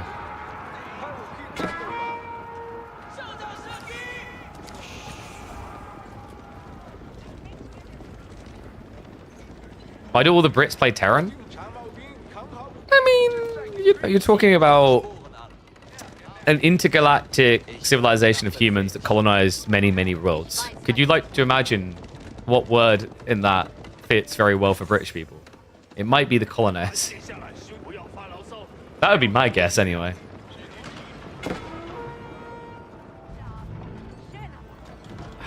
You can see how badly Duma doesn't want to have to take that high ground. SBs need to be protected here. Should be able to. What's he been doing with this? Yeah, he has got Undivined Haste here. So, Dimu, I guess he just wants to kill the economy first and then come back. He's going to be pushing in. Walls shouldn't last very long. Wham does have a bit of a predicament here. He does not have adjustable crossbars. He does not have mass mangoes. He doesn't have a break-in either. Those villagers just keep repairing the walls. The Trebs aren't really getting through this quick enough for him. Close to. More villagers are being pulled, though. Has Dimu miscalculated? I think he might just be about to repair enough. Give me a little bit snug here, though. Shots coming in. It's not good enough. The wall breaks. The horsemen need to go to the farms. Need to go to the need to stand around wondering what they do next. Wall break coming the other way. So slow with Nesta Bees. These things are pathetic. He's in, though. Breakthrough complete. Key drop was already placed by Wham. Had plenty of time to work with here. I think it's just a rotation to cut off at the center. It's just kind of weird, though, right? Like, if you do this, if you just jam yourself in the middle, makes sense if you've got troops coming the other side, but this is pretty much doing his entire army diving into the back. Goes to the houses. SCBs do need to be protected, but Divine Haste is going to allow him to do that. Wham, reluctant to step up here, but he's going to be forced to. I suppose the spears are going to be able to chase this away, and the Nesta Bees are now starting to hit those farms. This game is getting weird. How has he found himself here? Of all the places in this game, so deep behind enemy lines with Siege. He's trying to cut off the food, but the reality is Wham has 16 men-at-arms queued up. So he can afford to lose an army and just replace it like that. Now, Dumu has built the same type of runway here. We do have Trebs moving up, so you're seeing the bait and switch, right? He's trying to force a reaction at home that allows him to break the keeps in the center. It's difficult to do, though, right? With only 3 minutes on the clock. I don't think this is quick enough. The Elsback, with its damage reduction of 33%, I think it's going to make this take just too long. Ring the bell here. Adjustable crossbars just got queued up, so Wham is switching to mech himself, and Dimu, he didn't really force the reaction he was looking for. You can already see that Wham was aware in the neighborhood, and now with a pull. Horseman wrapping around, archers to follow this up, mass spearmen trying to defend it. Castle will complete for Dimu, but the siege is the bigger problem. They have to run home. Time is not on his side. Wham now just hurling away villages at this stage. Not bad for him, right? With the amount of production he's got in queue, losing villages actually isn't a bad thing for him here. An ambitious attempt, but I think the problem is unless Dimu can wipe Wham's army, it doesn't matter that he's stopping reinforcements.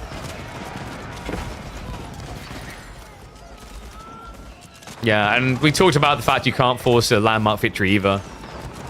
That's the real tricky crux of it. As long as that Elsback stands, you don't have a way. It is blocking any type of win condition for Dimu. Less than 2 minutes. I think we've reached our conclusion here. AFKing basically wins this game for Wham.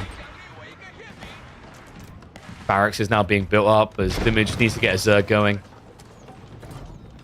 2 bombards is going to add in a lot of damage, but you need to body spears in now. Army is reacting on the back again. Now, it is mainly just Nesta Bees left over. The bio has been cleared. But it's mostly ranged here from Wham. Yeah, his melee's been held in reserve, and here they come. It's crunch time. Horsemen, men-at-arms, given free access. Archers will skirt away. The knobs are dead. The castles are not. And it means we are going to be evening up here. Zhu just looked so good at a point in this game. Wasn't able to close. Credit to Order the Dragon here as well. Wham just showing how strong the Civ can be, but also, most importantly, the denial on the deer is really what made this so convincing with the 2 TC. Had this been 3, let alone 4 deer packs for Zhu, I think we're looking at a very different outcome. Tick-tock goes the clock. Another keep is about to drop. But Wham has basically got about the same amount of military as Dimu here. Horsemen right round the back. Bombard to be targeted. It's a crumble of a keep, but the Elsback still stands. And the outcome is all too undeniable. With a weird but wonderful dragon pick, Wham will prove to be king of this hill.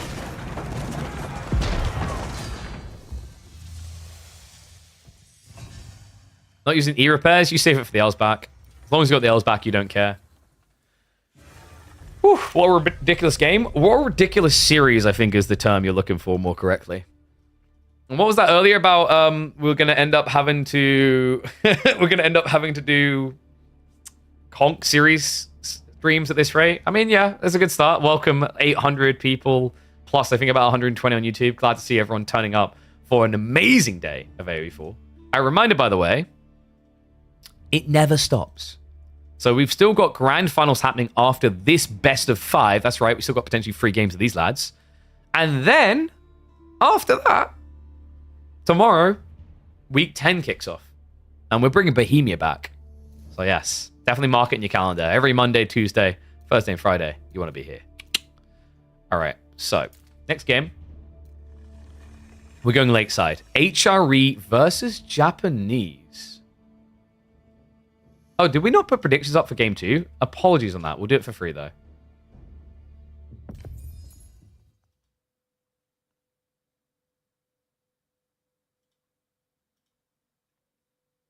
So, win for the left. And then Lakeside. Prediction should be open. Is going to be Holy Roman Empire and Japanese. So back-to-back German picks. Mr. Big Streamer? Well, I don't know about that. We're getting there. Did KB get raided? No. We're just building organically, baby. People are starting to learn where they want to be coming on the weekdays. If they like tournament games, that is. I mean, dude, everyone's loving today's games. I think we've hit a new high on YouTube as well. 150 people. Hello, everyone, everywhere.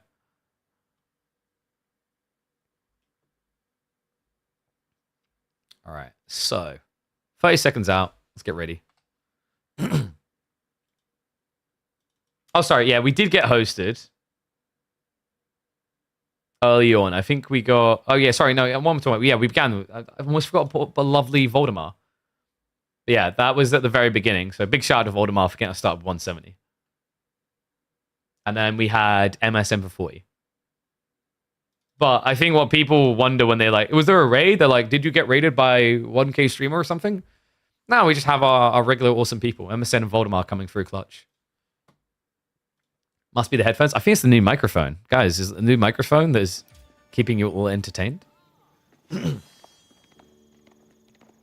True. Definitely the AMD PC. This is the back-to-back German picks, yeah? Welcome to Lakeside. HRE after an Order of the Dragon pick. We've gone from F tier to S tier. Wham! Whipping out one of the strongest options he had for game number 3 in this best of 5. Dimu. Reliably leaning on the Japanese. Always a solid pick whenever there's water involved in the map. Interesting matchup here. I wonder how WAM wants to take this. I've seen a few matchups where actually Minework looks pretty good. I wouldn't be surprised if we have a Feudal all-in. I think playing into Fast Castle kind of favors Japan, right? The Mountain Samurai are just better. Whereas if you bloat Spearman and something extra in the Feudal Age, you hit pretty damn hard here. You gambled everything on WAM. But where will your children live if we lose the house? So it's big believers. I mean, HRE is usually a solid pick. I'm trying to think what the best performing civs are in this week's games. So top performers, I'm actually checking it. Jean has 100% win rate, as does Ottomans. OP. Well, Ottomans did. They lost the game finally. But Jean is the only one with 100% win rate. 2 wins. China, 80% with 8 wins, 2 losses. I mean, it's China, dude. Like, China's best performing. HRE is 44% with 4 wins and 5 losses. The worst performing before today's game was Order of the Dragon with 2 losses, no wins. And also, WAM just made English even worse after losing early in the series with them, because they are currently sitting now at, I believe that is 2 wins and 7 losses. Yes, turns out English not so good in the Pro Scouts meta. So, Dimmy with the fishing already has been mirrored by the HRE as expected here. Obviously, this is the thing. When people go fishing, it's going to be slightly slower ramp timing. Curious to see whether we get Coca Township. This is one of those matchups where Coca can be a little bit weirder because the marching drills means you can't necessarily reach the counter units, i.e. spears. But if he is worried about feudal all-in, I think Dimu's probably going to feel like he needs Coca to protect him. That being said, of the players that would go Kura, no matter what, Dimu ranks probably the highest. I've seen this guy on Lakeside do Kura Storehouse, which for anyone who's ever watched, not Lakeside, sorry, Four Lakes. For anyone who's ever watched Four Lakes, they'll know how weird it is to do Kura with Shinobi being an option instead.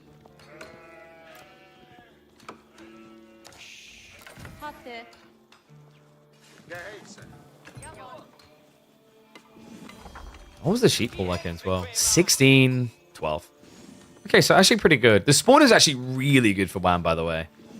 He did grief himself a little. I almost feel like you want to have the Ark in here to buff the gold and both tree lines.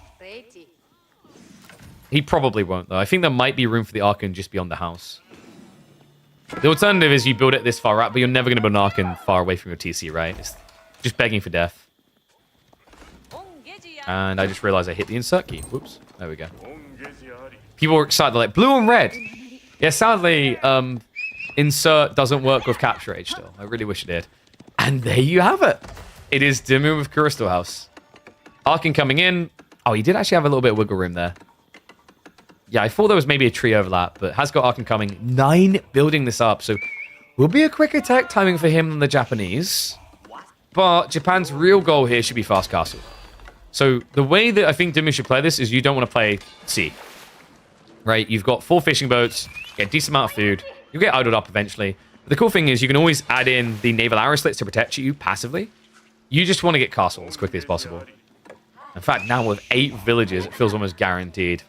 We might end up seeing like some eco tech along the way, right? Like you could actually play onto the berries with Tawara plus Takazaiku, which would probably give you the quickest unlock time. Like it's actually, I think, a bit more efficient to go Tawara Takazaiku than just go sheep. It depends on whether you think you can stay on the berries though. And in that regard, the spawn might make him feel like he can't.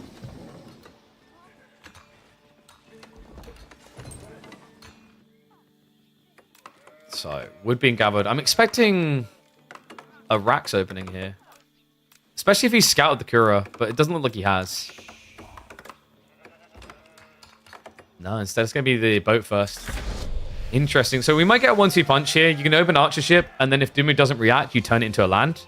This feels very aggressive, though. Wham is going double dock.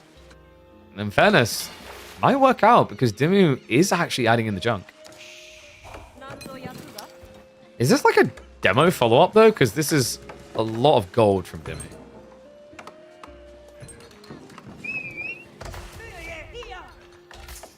How do you guys vote in the end, by the way? I've got a feeling...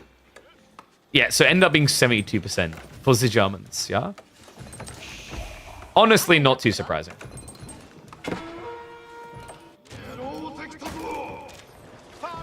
What happens if you manually put farms around the Kura storehouse? You basically scam yourself. It doesn't give you like a rebate or anything. You get to wood gen quicker, that's it. Love the placement, by the way. Dimmu saved 50 wood by dropping it here. Remember, this is a universal drop-off building.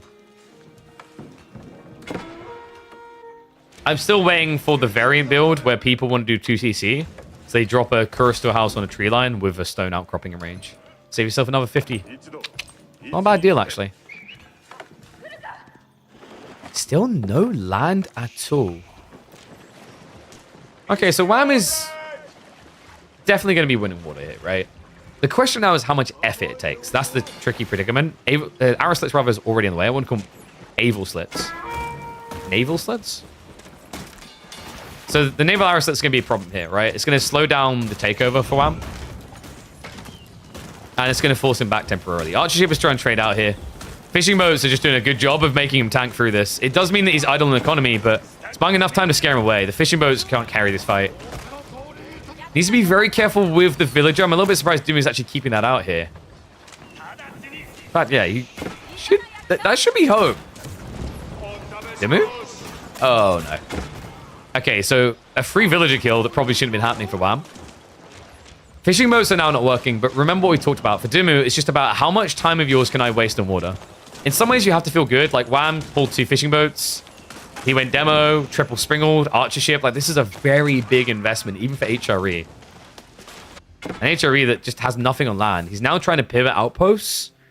I think Wham may need to consider adding in Raxes as well. Floating gate is now on the way. So we've seen this play quite a few times on this map. Feigned water presence into fast tech. We've even seen a version for the French from Dragavan where you go 2TC. It's not a bad strategy overall. Like, what is your opponent really gaining here? He's gaining 1 deep water fish. Eventually, he might be able to take the other. So what players start to realize is, oh, actually, like, over-investing in water isn't worth it because castle's more important. The counterplay we've started to see come out more recently is transport ship. So Wham can justify the investment he just made, there we go, by building a transport ship and going across to build a dock here. That then gives him double deep water fish. Tech up complete. We do have Tawara on the way. And it's a Yorishiro drop into the forge. Huh? Sorry. Nani? Why do we have forge drop? No production bonus at all. I think Dumu is trying to wait to see what Wham is doing. And it's Burgrave. Okay, this is wacky. If he scouts this, he can't see it though. It's behind the TC. This is the obnoxious thing. Like, circulating the TC is impossible if the walls are up, but he gets in beforehand. This is very, very important because if Dumu sees what he's up against here, he can go into Mass Samurai, which will be HRE Men-at-Arms. Right? Odachi tech plus an extra melee tech level gives you the edge. The Katana Bannerman guarantees it. And there it is. He gets eyeballs on, so he knows about the Burgrave. He's going to begin with Onimusha, but this is fine. It allows you to kite and kill Men-at-Arms. Now, if your opponent instead then goes Mass Spears, the follow-up Samurai play wins.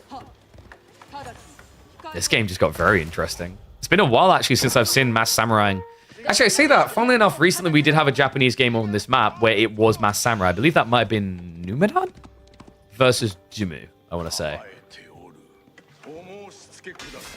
Here's the racks. So wall's going to go up. Jimu is stuck back here looking at things. Relic Ray should be on for Dumu. Dumu is very important. He gets these back because it's like the big leg up you get from Yorishiro. Not as important for Wham because although relics are nice, he hasn't got Rignets. But because your opponent wants them, it's like a double denial, right? You get something, they don't get something. But Onimusha are already here, so that means the Prelute's going to have to run away. Good read. Scout did get that early info, so he will pull the Prelate back before losing it. Really important as well because that was the Arkan Chapel Prelate, which means Wham just lost his land buff. Yeah, he had 27 villagers being buffed up, now none. Kind of a noteworthy gap, actually, at this stage, especially with the transitions coming. It looks like Wham is waiting, isn't revealing what unit he's doing yet. He wants to actually see what Dumu's up to. He's seen the Onimusha, but doesn't seem convinced. And oh, this is a Dumu classic. This guy believed in the Onibagusha ways long before many, I think.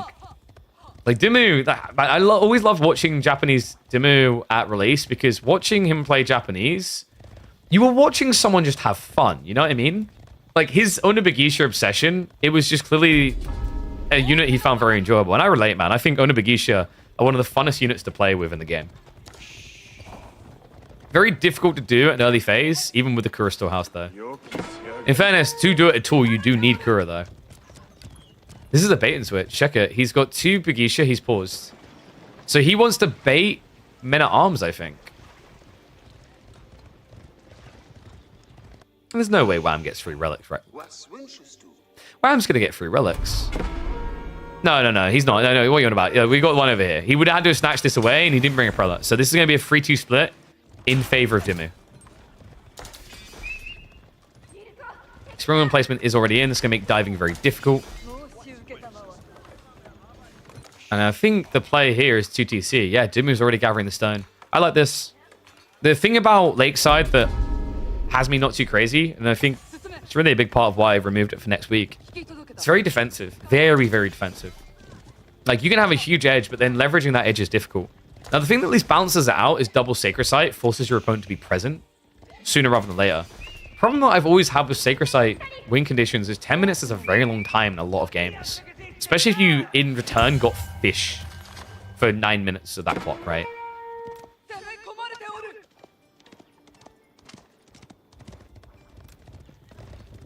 Yay, it's the thing that every Japanese player dreads.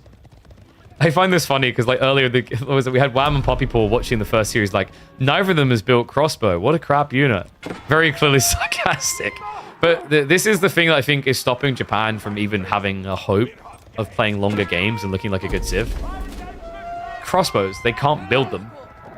We're in a crossbow meta, there's no denying it. For the time being, Onimusha is at least going to be nice, but as Wham scales more and more crossbows, Dumu's comp is going to look a little bit sad. And there we go. Poppy Paw on the sideline. I had to come and say it.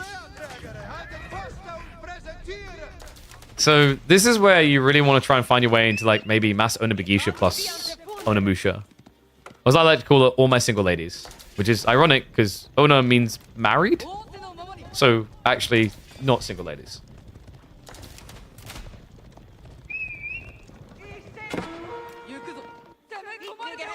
He has at least scouted the second TC. And this makes me wonder is why I'm going to try to just pressure. Oh, wait. Oh, no. I mean, he can recover this, right? It's close enough to home.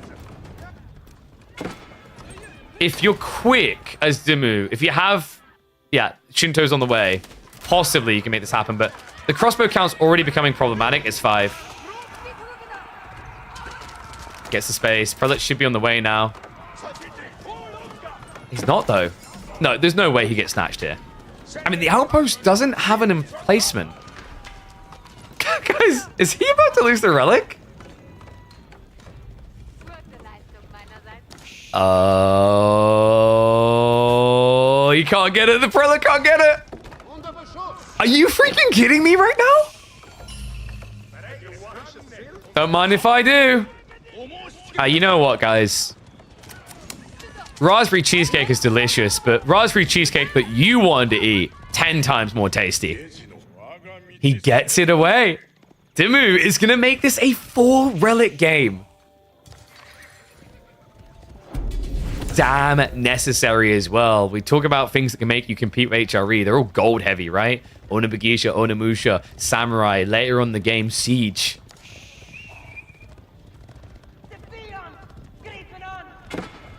What a yoink from Dimu.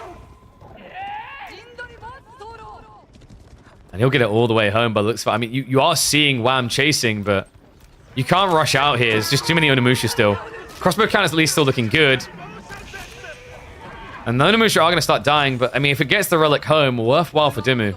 Especially considering the eco lead is now building. 50 to 56.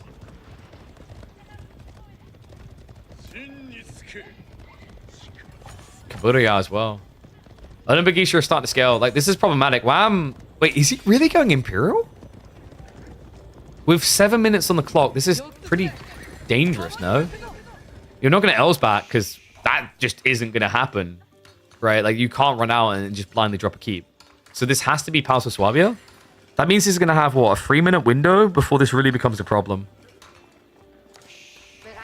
And his army isn't very big. His farm count isn't insane. He's sitting at, what, 16 farms right now. I mean, on a classic water map where you have 8 deep water fish stacks, I could see the play that Wham's going for here. But this feels very, very greedy. There you go. Pounce Swab is coming in. Wham does have the 4k gold, but guys, that's the other thing that's greedy about this. He only has 4k gold. Right? He has 1 relic, which is a weird one for you. Still hasn't been picked up. And that's it. And as much as we like to see Japanese as a gold-heavy civ, it's not like HRE isn't as well, right? Landsknecht, the men-at-arms, crossbows, siege, like all these things. He's going to try to play budget tier, which is spears, but that's bad against Bigisha. Like right now, if Wham takes this line of crossbows and spears, everything he's building gets countered by these ladies here. Japan can't build keeps in castle. You know what you can do though, Johan? You can build a landmark that's a keep.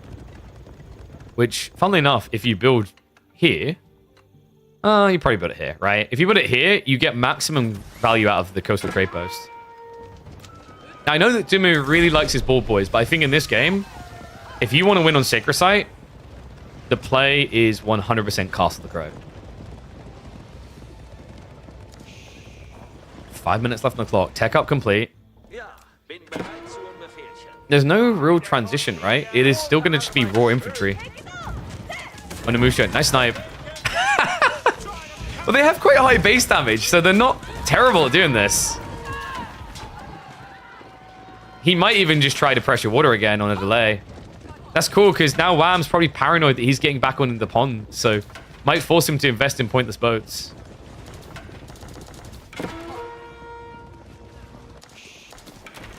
And we do have outposts being rushed over here, so he's going to block the food that Wham's relying on. Okay, this is bloody crafty what Ben is doing. Like, Wham has at least got a farm transition going, so he's gradually getting to a good spot, but it's taking time. And Ben's going to go for the old schooler. Tanegashima Gunsmith coming, so no castle drop. He would need to rush stone Rapido here if he wanted to get a drop after this. Remember, it's not cheap for the Japanese. It's 300 wood and 900 stone. So blocker on the fishing now. It's tricky, right? Because like you don't think you're in range, but it's the deception of the cliff. So won't be able to gather on the fish there anymore. We do have a carrot coming. Why? Okay, I was about to say, like, there's no reason. All you need to do is kind of like camp. You build a carrot if you see your opponent goes back on the water. Otherwise, like at this stage, you can't afford to do land and sea. Oh, you might not be able to get a keep. You can at least get some spoon replacements. Outpost coming up. That's tricky actually for Wham, considering that he doesn't have very tanky units, right? Most of his army is ranged, and ranged will just get slaughtered by spoon replacements. Dimu. He's immediately into the board, boys. Zutsu on the way. Interesting considering actually hand cannons would feel a bit better here. But I think for Dimu, the logic is if he can't win on Sacred Site, Azutsu lets him break the base. Hand cannons doesn't. We do have Land Snake now being laid in by Wham. Ah, this is a one-hit wonder moment. Like, if you swing and this is a miss, you're dead. Because Wham, adding in Land Snake, thinking about the cost of Elite Techs here, he has no gold. Like, he has 1.5k gold left over. And he hasn't even picked up this relic.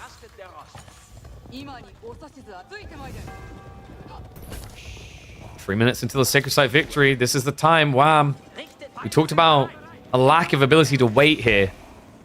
What's arrived? Onobugisha already elited up, ready to yeet Wham out of game number 3.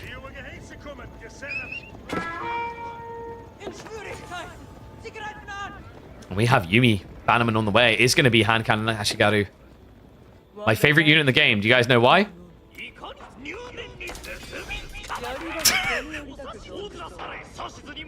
Because out of all the people to record lines for AoE 4, this guy was having the most fun. Onimusha poking here. Wham. Blind punting through the Stealth Forest. Those are elite Onimusha as well. I just don't see the way, man. I don't know how you're meant to decap this. Wham's reluctance to play age 3 may have just cost him game 3. 2 minutes to go. Dimu looking to flex. The sea is overrated. Fish are not necessary. You only need a can of tuna. You don't need the entire school of fish. Credit to him as well. I think Kura Storehouse really made this possible. Very different game if he had Coca. Wouldn't have had those extra farms to get him through that uncomfortable mid game. But now that he's there, it's undeniable. Keep drop coming in here. One that Wham surely has to contest, but one that could easily just cost him the game. He sees it. And he will weep. Dimu posturing for the fight here. Azutsu will benefit from these choke points. Villagers being pulled, additional ones. He's going to get it up, whether he likes it or lumps it. And Wham, I just don't think he's got what it takes to break through here. It's just too much quality already out of Dimu. He will find himself on match point ahead of the Canadian. Benny Boy on the rise in 2025. Let's find out if he can close it out in 4.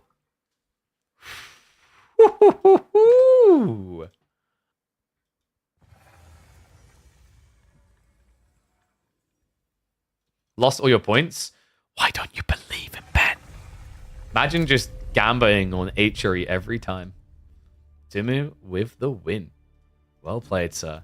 So, where are we going next?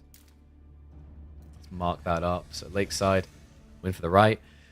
Boardland next, and a cozy place for a certain board man. Dimu has picked a Bassett's, which is quite surprising, actually. I mean, he had, what, Iobids? I guess would have been the alternative. Let's mark them off so we can keep good track. So Huri is used, Order of the Dragon was used, Juju was used, Japanese was used. Yeah, he had Iobids, but I guess he feels like he needs Iobids for Dry Arabia. Then again, I quite like Otto versus Delhi. And Wham does have the potential for that pick at the end, right? Interesting. Is Doom winning S tier this year? Could be. Could be Benny Boy's time to shine. All right, let's get ready for this final. Well, not final game, but close to final game. We're getting there. Interesting. Yeah, we saw Bastards when this map first came out, right? But then they just kind of fell off. Yeah, I'll leave it on that mode for a second.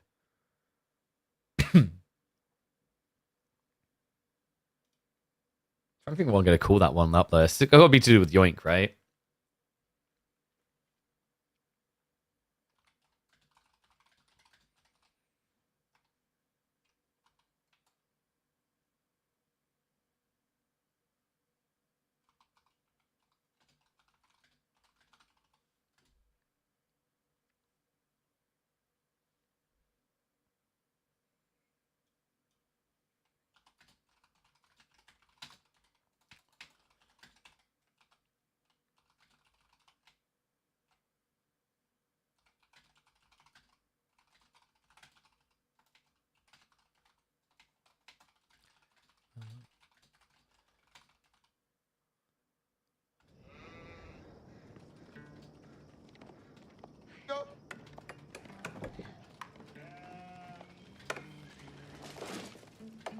All right, sorry, just typing out what the title needs to be of that video. Let's get ready to go.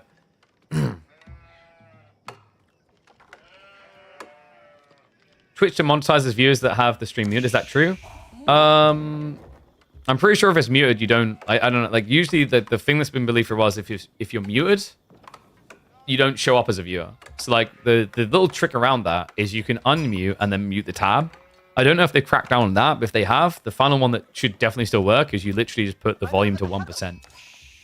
Ta-da!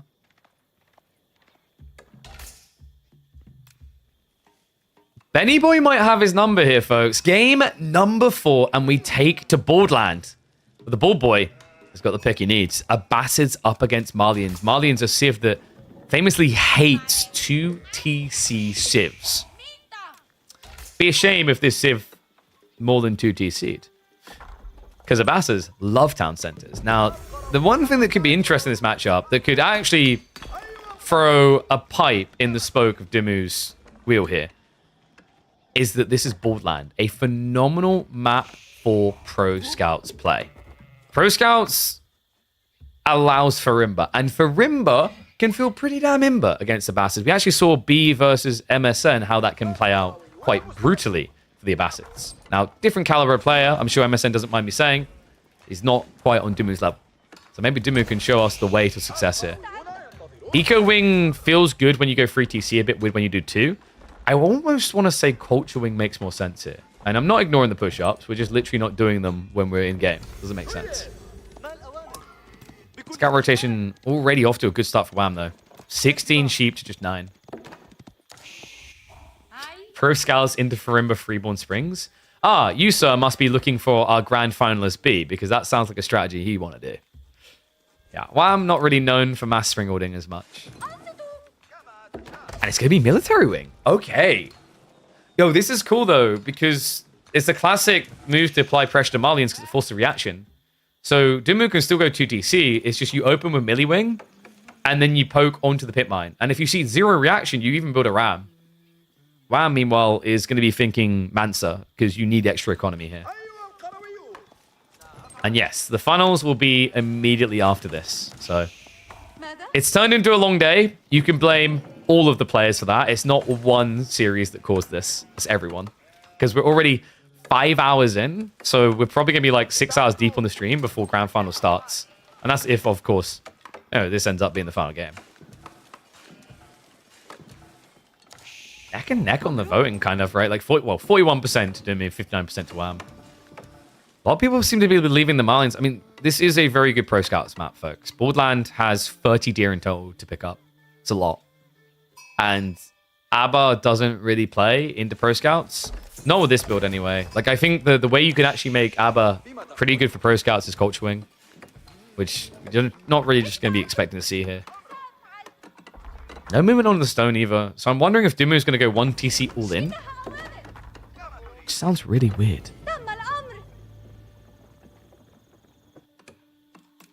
Yeah, it would be a while since we've seen like a 1TC all-in this deep in. Like when we watch Give You Anxiety, we see it a lot. That guy is obsessed with 1TC all-in. But most people admit that Bastards are best when they have extra town centers or Castle Age.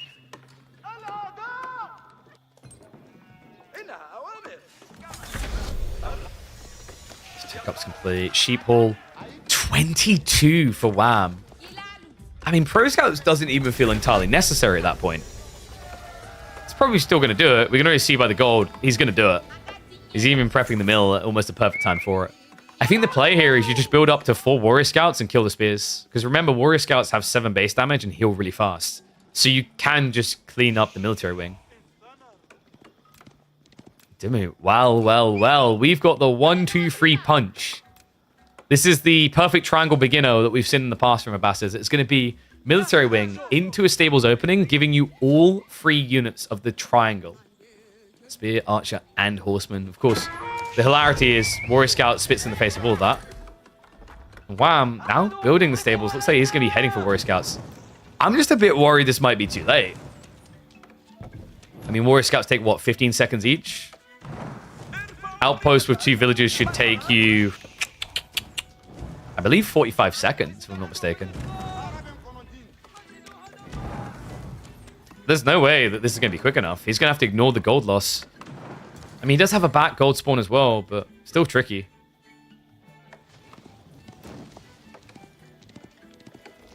All right, 1s if you think Dimmu's going to win this. 2s if you think Wham's taking it. Because this just got very interesting. I love how people have just innovated the outpost rush on Malian by simply building a second villager into the play. It's ridiculous how much more impactful is proven here. Warrior Scouts are now going to be marching around the back, but we talked about this, right? Like, you know, you tickle long term, but the whole idea with the outpost rush, why it's so impactful here, is you can't win by tickle. And also, the horseman player gives him the guaranteed snipe out. Remember, horseman quicker here. He's even going to hang around to gather wood, because you could actually just turn this into a ram play, guys. Ram play onto the tree line, onto the stables, stops anything from Wham. Wham. Only upside there, of course, is he will have the siege damage to take them down, right? Remember, you get bonus damage against scouts and siege with Warrior Scouts in age 2. You don't get the bonus against ranged until at age 3, which actually means that Dimmu could just build a proxy archery range here, and it will give him a very strong leverage, because with Wham losing his gold vein, you can't really go javelins.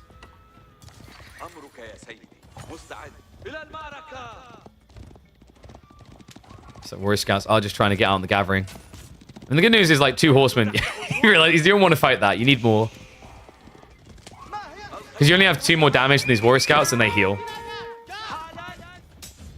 Not to mention the fact they... Do they attack quicker? I think slower, right? Yeah. Look at this knife.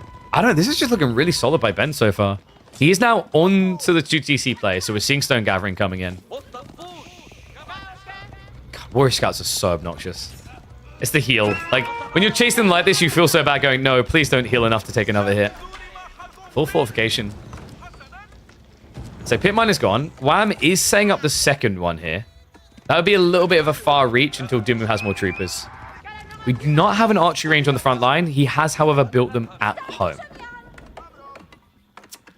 Yeah, that's the weird feeling, I think, with Abastas, right? It's like, realistically, with this play, you'd feel better about a proxy base. But if you do a proxy base, you notice the difference it would have made there. He wouldn't have had Golden Age as early. So he would have been missing out on a pretty big eco buff.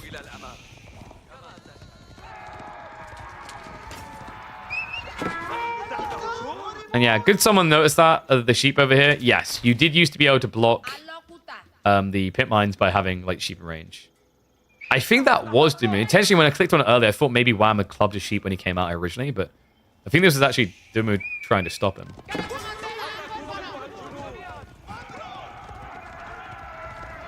Camel Archer coming as well. This is a problem for Wham. I mean, he doesn't lose much damage, right? 7 damage is already low, so percentile decrease not crazy. It does feel a little bit depressing when you're trying to contest Horsemen. We do have Donzos getting added in as well, but the funny thing there, guys, is Camel Archers counter Donzos as well. Like, this is quite awkward for Wham now, because the unit he needs is Javelins. It's not one he can easily afford. Yeah, not without risk.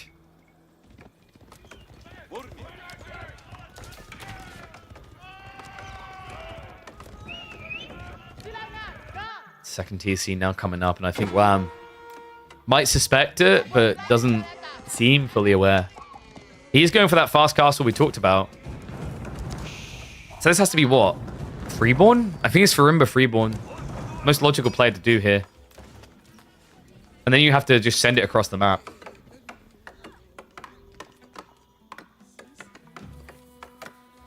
Rax is now coming in from Dimmu, so I don't think he wants this to reach the third age.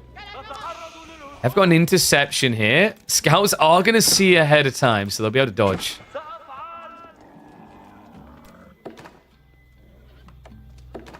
What an interesting game. It's been a hot second since I've seen Abbasis play this exact way. Against Malians, right? Like, it kind of makes sense, but you think you just want the 2TC. Then again, I feel like Abbasis and Malians currently in competitive at least come out in different places, and Abba actually gets banned a lot. But of the few games we've been seeing, this has been the thing to smash Abba's teeth in. Farimba now on the way. Dimmu only has a 3 villager lead. Dimmu's been waiting in the tree line there. Yeah, so Wham is just going to have to try to run for it. Scout does see him. Should get most of this home. This is a lofty amount of food to be pulling back to base. But wait, he's manually dropping off the deer, which might prove to be a mistake here. The camel archer is reducing the damage way too much. So instead of just taking half the deer home, he drops everything. Oh, no. What was that? Wham. I don't think he has much deer back here. Maybe 2 maximum. He may have Farimba, he may have Castle Age, but what he might not have here is the food to do anything with it.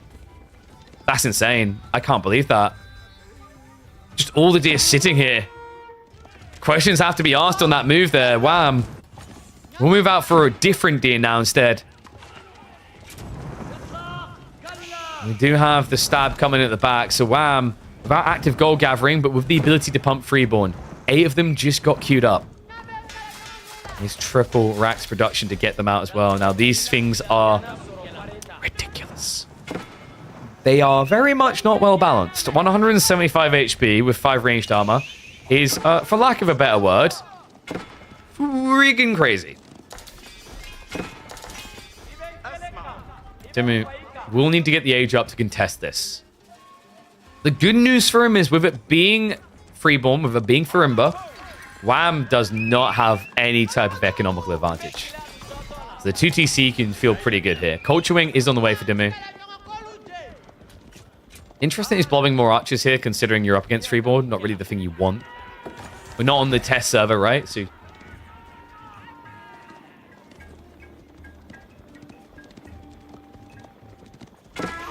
Huh? David Lynch died? Jesus.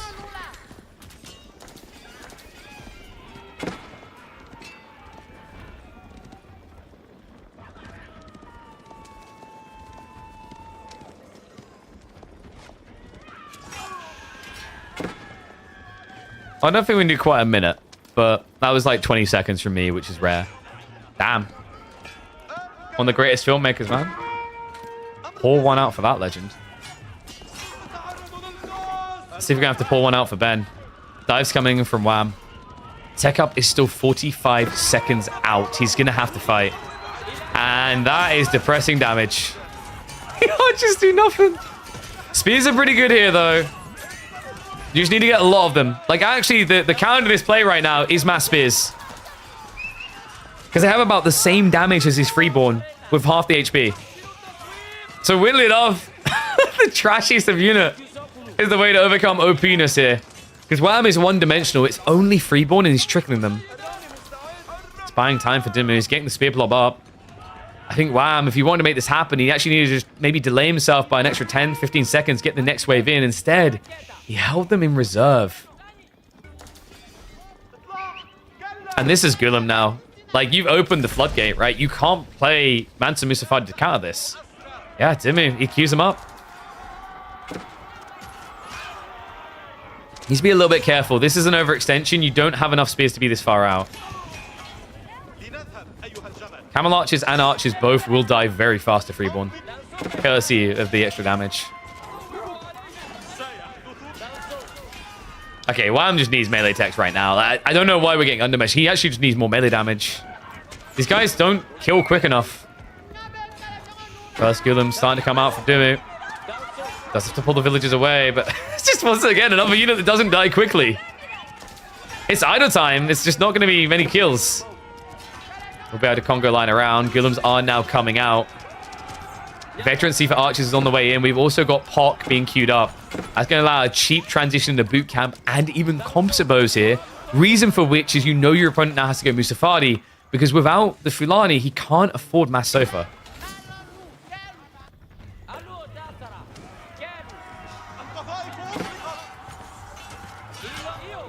Molly at the moment can easily cover with passive income, but you have to skew the maths there with Golden Age, right? Like, Golden Age is 15%.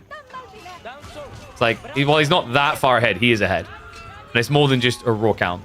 He needs to protect that economy, though. He's losing a few. He's going to be able to mop up over here. Several villagers going down the front side. Dimu kind of getting desperate to find food. Now, Wham seems to just be everywhere right now. Has to be. It's all about momentum here. If things slow down, they will trend against him. Good damage being done. Dimu's lead has been shrunk to just 6. Gulam are looking pretty pathetic with only 1 in the field. It looks like Dimu was kind of skimping on the food necessary to get it together. Instead, it's going to be composite bows. And still, the Freeborn are raiding on the back.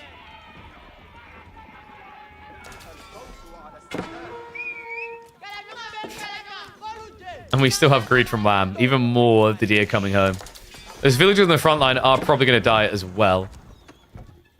This is tricky, man. It almost feels like Dimu needed some cheap walls here. The problem he's running into is like he should be able to win now, but his economy is in the gutter. He just doesn't have the amount of food necessary to get Masculine online. And you need mass, right? Like Freeborn are just quicker. So while they'll lose in a fight with you, they'll just avoid that fight.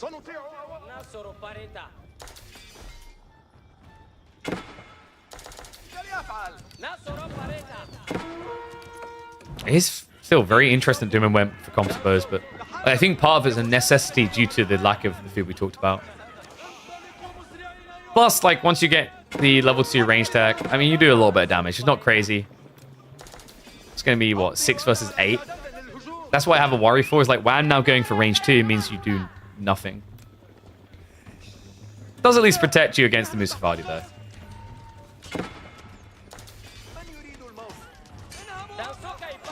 Yeah, like, 1 versus the world.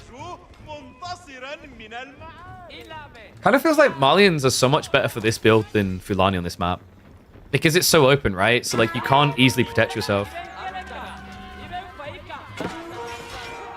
Archer's in a bit of a tricky predicament here. They'll at least get a fight before ranged armor 2 comes in, but it's still so difficult to kill a single unit here. There's at least buying time for the rest of the army to arrive, and villagers are about to get idled again. Has to run away.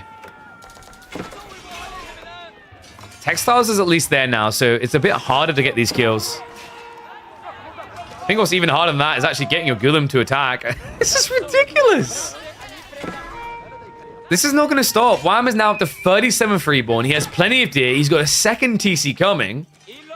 Had he waited just a little bit, just like maybe a minute and a half, I think Dimu would have been favored here. But right now, this is starting to look a bit impossible for the Abbasids.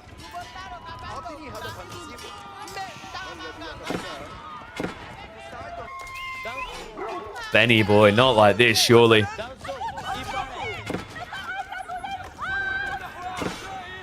I know what people want to say. Why don't you just wall, Ben? Just wall. Like Wham walls. I mean, you saw how hard it was for Wham to wall under this pressure. Ben, if he'd done those walls, he wouldn't have this attack coming. Like, he wouldn't have had that early pressure on his side. And at this stage, I feel like the timing just wasn't there for him. He was sneaking out to extra berries at the most awkward time possible to try and get walls up. And the Gulam did just get a really good fight there. But it's come at a cost. These guys are everywhere.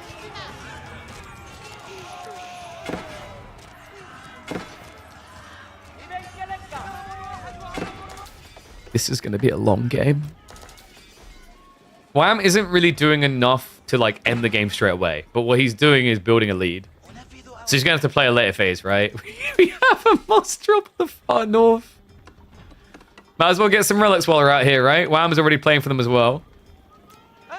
These walls from Wham. Kid's so obnoxious. So things have slowed down a bit, right? Like Wham, he's approaching 40 freeborn at one stage. He has been reset. Gulam count is looking okay now. Not crazy, but maybe enough to kind of thread the needle. Dumu has got the berry gathering on the north side. I don't know if Wham would really suspect that either. If he finds it, then Dumu is in a world of pain because he doesn't have a farm transition. There isn't much deer out here. I'm just looking at the options. They don't look great. Ben has to play the wide flanks to stand a chance here.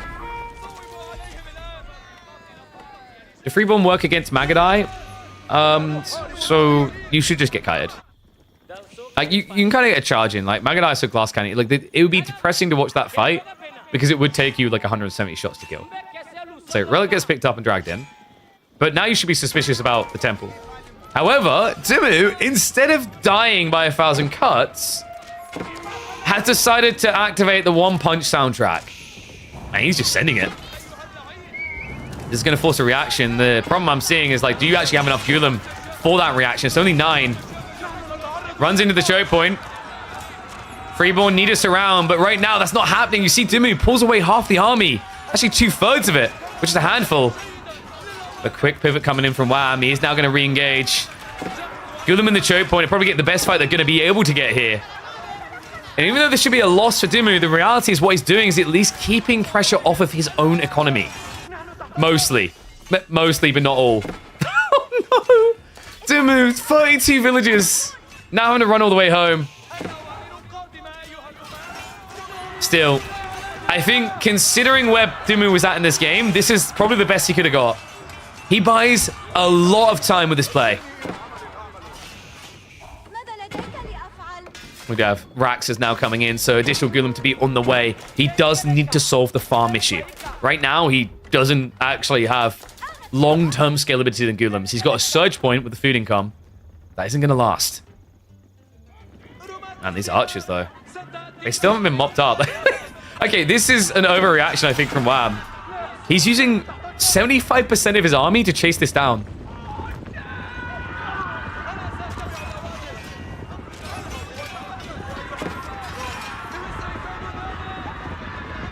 Is it me? Or is this winning Dumu the game? I actually think this is getting him everything he wants. He's bought so much time to go Gulams. And the thing about archers is, like, even a small group of comfortable archers here, you have to chase them because if they find your villages, they'll kill them really quick.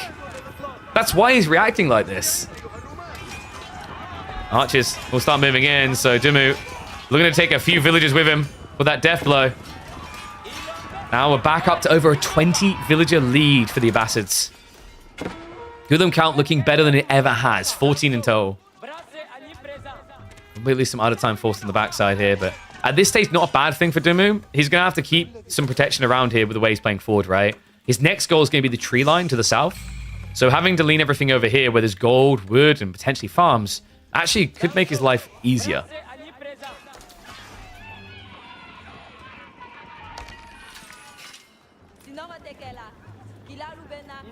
I don't know about you guys. I kind of prefer Freeborn when they had the light melee infantry tag. And we actually have Springles now from Dim. Oh, okay, it's getting around, guys. It's contagious. Well, it makes sense, right? Like, you need a ranged unit. Archers get countered by the Freeborn. However, Springles don't. They're siege. And Freeborn only get bonus damage versus ranged. However, like, you are wasting some of your base damage, right? Like, it is still a range shot coming in. So that 7 ranged armor isn't for nothing. Bombs in the center as well from Dimmy. Why did he stop at 2? It's almost like he built them and felt really bad. One Gulam versus the Royal Malian army. Who would win? Oh, okay. What we need to see is one Landsknecht versus mass Freeborn. One gilded Landsknecht. God, this is so painful in the chase. We have farms being burnt here. Dimu's got additional building up further away, right? If he actually counterattacks now with the Golems. The problem is, like, you need so many Golems to defend against this many Freeborn, right? He's in a very weird predicament where it just feels like attacking is going to lose you more than you gain, because although Freeborn can't be challenged, Golem rather can't be challenged, Freeborn can just dodge. And they can raid quicker as a result. Keep drop coming in the front against mass Freeborn. I mean, I guess it kind of kills them.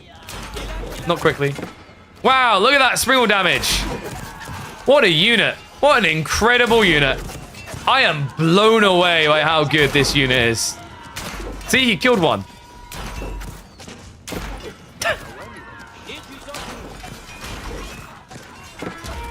Damn, so close. What a competitive fight that was. Nerf Springall's OP. So, wow, I'm approaching 63 points. It just takes too long to kill them. Oh no, and the wall from Dimu. Right idea, wrong time. If he got this up, it changes things, but instead, he's gonna get denied. Unbelievable. I can't believe we were a 20 eco lead about a minute ago for Dimu. It's now down to neck and neck. Oh my god, he got found on the berries again, I believe. Just great raids. Wow, slowly destroying Dimu's plan here.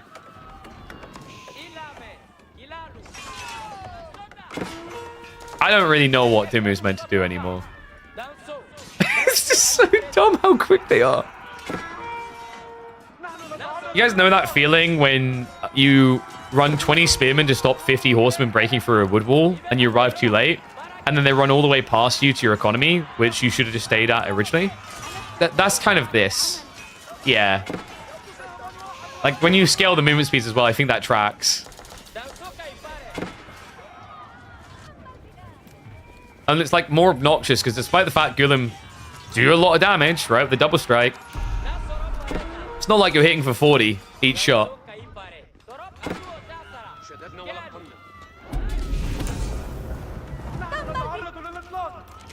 We might finally get the walls up over here for Dimu. I think you just need to send it. Every time he reacts, things get worse. Just try and do some damage, right? Like, it's awkward as well because this is what makes Freeborn so good. Is against this type of raids, your options are usually build ranged or build cavalry. You don't really have a good cavalry option. Lancers are going to be too expensive with so little food income, right? So you're left with Golems. And you can build crossbows and archers to assist. They're not great, but the whole logic is, like, when you're running around after them, you get shots in. And it also does at least protect him against Sofa as a follow-up play, because the nightmare fuel for Dimu, and I think this is why you're seeing him build crossbows, is if Wham switches Sofa, it's all over.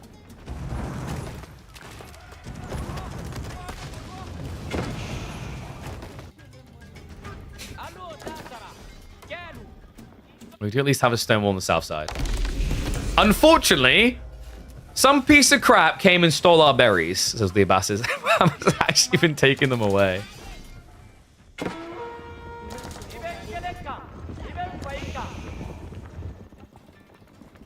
No, there's no need for a Mustafadi switch up because the Freeborn are just much more efficient divers right now. Like, Wham's goal isn't to win a fight directly.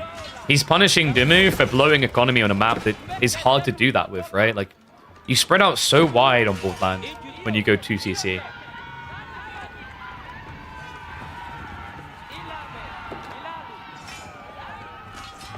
We are now at least gradually seeing more and more Mustafadi. Wait, no, he's actually relying on Scrolls, guys. We have 3 Staxels. Looks like he's trying to secure the northern wood line now. And looks like we might finally have a raid from Dimu. He was chased all the way back, but this group will at least be able to shuffle into some farms. Ram does at least have the early heads up about what's coming. Yeah, the raids have stopped, right? This was very uncomfortable and took a long time, but Dimu's kind of reached a point on the map where Wham's paranoid about being raided too. So instead of him just sending everything in, he now realizes that, oh, Dimu's getting close enough to my base that if we both go in, Gulam's going to sit there for a lot longer and kill a lot more. Freeborn aren't heavy? No. So the reason why Dumu is making crossbows is because he's scared of Sofa. That's literally what it is. Because if Wham stops blobbing Sofa with Freeborn, your Gulam just die. So like it does make sense from that perspective why he's doing it. And we have to remember, like, we have God Vision, we can see that Wham is just building infantry. Dumu doesn't have that info.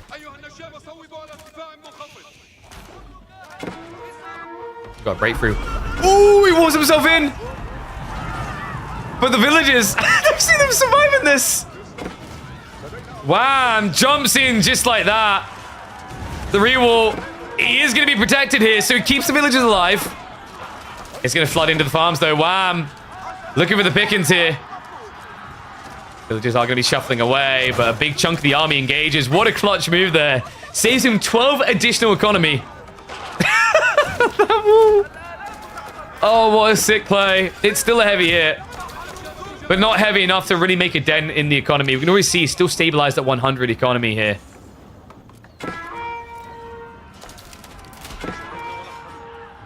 Just when you thought Wham was going to take a chill pill and turn it into a direct fight, he tries again. And that was crafty. Good fingers out of Dimu just in the nick of time before that would have been disastrous. So he still has wood gathering.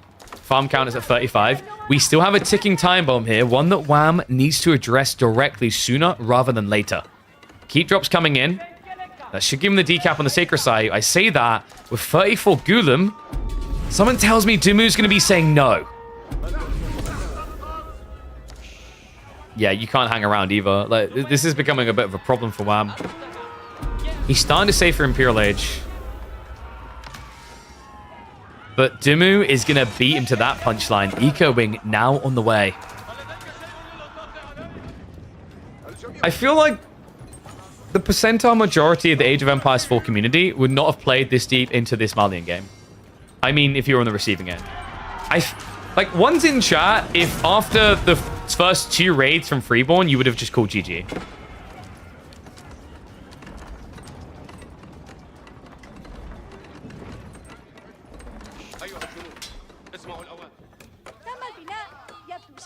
Because this is like up there, right? This Freeborn strategy gave me flashbacks to how people molded about French Knights when the game first came out and how they loosed it, right? Like, this was everywhere. I'm bloody impressed with Dimu in this game.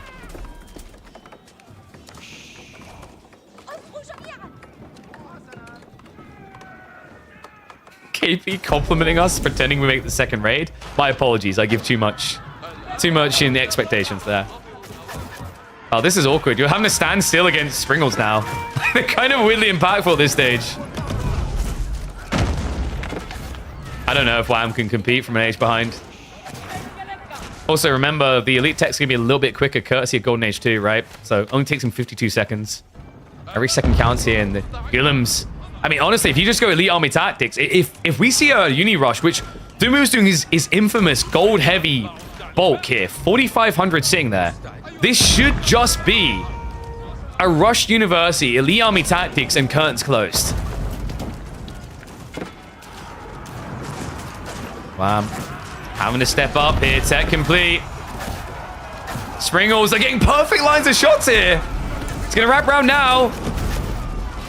The Guillems are winning the fight because of it. Should be able to mop up the Springles, but the price is damn well high. Castle can't really be kept alive here. For so long, Wham has looked like he's winning this game because Dimu could not force a fight. He's found that sensitive spot in the Canadian's heart. And he's in the heart of the map here. Mangoes get pushed away. Look at all those techs. Improved processing, elite tech, elite tech, elite tech, elite tech. Sorry, 3 elites and a vet. Most Gulems have been mopped up, right? It's down to 8 now, but with the amount of income in the bank, remassing should not be a problem here for Dimu. Although the raids might have something to say about that. He's doing it again. This is non-stop. Treeline is in a bit of a predicament here. He needs to square her up. We do have a hand cannoneer switch on the way from Ben. And the keep is still alive. So, Dimu, he hasn't got that full secure on the castle's drops yet on the Sacred Site. It's still in contest on that north side. Man, these raids, I just...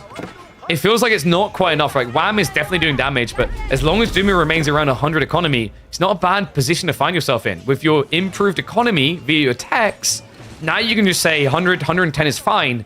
Build the rest into military. Now, after that fight, Wham can't really afford to rush age 4. He has to reinvest, rebuild.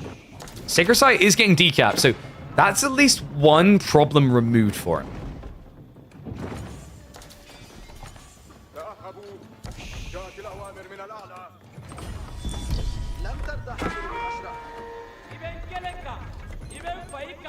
Nine mangoes now from Wham. If he can get Imperial and just get adjustable crossbars, this game could flip entirely. Elite Army Tactics now on the way. Can't help but think Dumu was a little bit delayed getting into that tech. Had it been there earlier, this push for the Golems would already be coming, right? He could have contested the Sacred Site. Culverins, in the meantime, are going to look to contest the keep. Now, funnily enough, at this stage in the game, Dumu would definitely benefit from a Horseman switch. You should have the agriculture tech coming in. He's already got it. You've got improved processing. Like, mass farms, mass Horseman blow would be insane here. Just don't seem to have it coming. Siege coming in onto the keep. So both of them just trading those out. Marlin Castle, of course, is going to be first to fall. And the boys are riding in again, but we already have Incinerators coming through. Elite Army Tactics is about to complete. Wham's first fight is going to be a difficult one. If Dumu forces him. I think at this stage, Dumu needs to apply pressure. Just sitting back may hurt him. Especially now that he sees 10 mangonels. And for the Huntress on the north side, he needed it to secure the tree line. So yeah, not really getting the key objective of Sacred Sites, but it does give him the long-term wood he needs to play mangoes. And 4 Culverins is going to be quick work of the defenses here, though. Other tricky issue is the mangoes, until they have adjustable crossbars, can't really step up to compete. Like, Culverin should be quite capable of sniping them. Remember, you do 105 damage per flurry with 3. If he goes for a 4th Culverin, he's insta-sniping mangoes.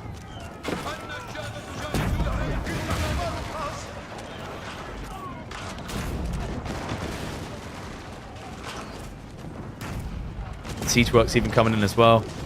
I wonder if Dumu goes for his own mangoes. It's tricky. I don't think you want to play mass mango against Malians. They just have better gold income long term. Horseman, though, like we said before, is a golden player here. Another thing he has to be scared of is we have to remember that's now Imperial Age, which means second Farimba unlock. And it is going to be the Mansa Musafadi. And these boys have a lot of melee padding. Look at that. 5 melee base. Elite Army Tactics makes this pretty absurd. Would allow him to go up to a total of 12 armor, I believe it is. 12 melee armor. The nightmare, actually, of Masculum. Adjustable crossbars is going to be on the way for Dumu. We want to consider adding in some outposts like he's doing here, because with Musafadi now taking to the field, ambushes are going to be real. Nice idle time being forced here by the Gulam on the back, so Wham being blocked off of the 8k gold vein. Still 5k up for grabs here for Dumu.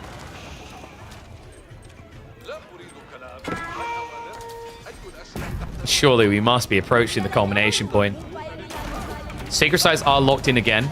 Dumu is starting to leak into the economy. Wham, still just so much of his economy idle, right? Like, we're talking about 6th here not working.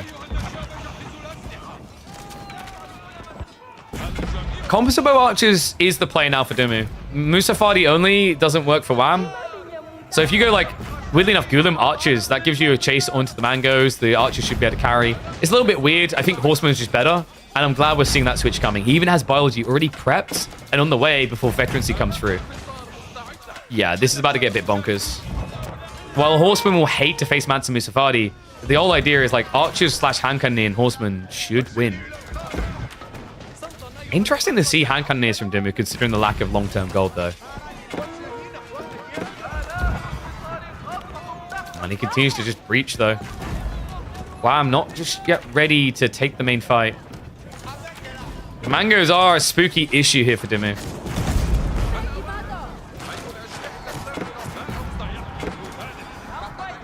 still, only once adjustable crossbars is complete. And we can see Wham is already prioritizing the elite army tactics instead. Gulam gets tickled by a mango. Or 2, or 3, or 4. Yeah, this is underwhelming without adjustable crossbars, guys. Like, this is not good enough. Second wave coming from the north side. It's going to be diving in towards the siege. Archery reaction is going to be there with the hand cannoneers, though. And Wham, he's kind of trickling troops here. He's trying to go off the culverins. I'm not impressed. Without adjustable crossbars, this is underwhelming. Dimu taking the military lead now. And the Gulams are in. He needs the body block. It just takes so long. 259 HP with boot camp. I'm starting to wonder if he forgot about it. I kind of get elite army tactics first. I mean, it's 1,200 gold. I don't think Wham forgot. I think the idle time on the south side cost him his timing here. Elite horseman upgrade is now in. Villagers trying to fight back. That's going to be an absolute massacre. And that means Wham will not get the gold necessary for the tech that could win him this game.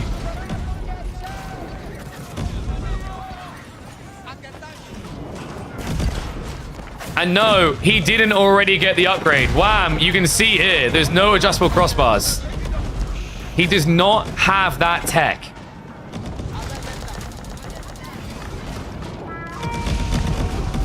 Forced off of his timing, it would see. And now, forced out a midweek muster in the semi-finals. A rare sight, Wham not making grand finals. Dimu, is this his first time? I think this might be Dimu's first time in the grand finals of midweek muster. A well-earned victory over one of the most threatening players in these weeklies. Benny boy. No denying that this is one of the most frustrating games for someone to try have to play out. He does it. He finds his golden goose, his way to victory. And it means that he will be up for a showdown, a best of 7, up against 3D Clans B, the reigning victor in the midweek musters. Damn. Golf clappers all around. What a game out of Dimu. Never giving up under that pressure. I mean, it's not easily done, sure. You know, Freeborn are not going to kill you quick, but they're going to kill you slow. That's the whole point. And it's a slow roll, but a roll to victory for Ben in game 4.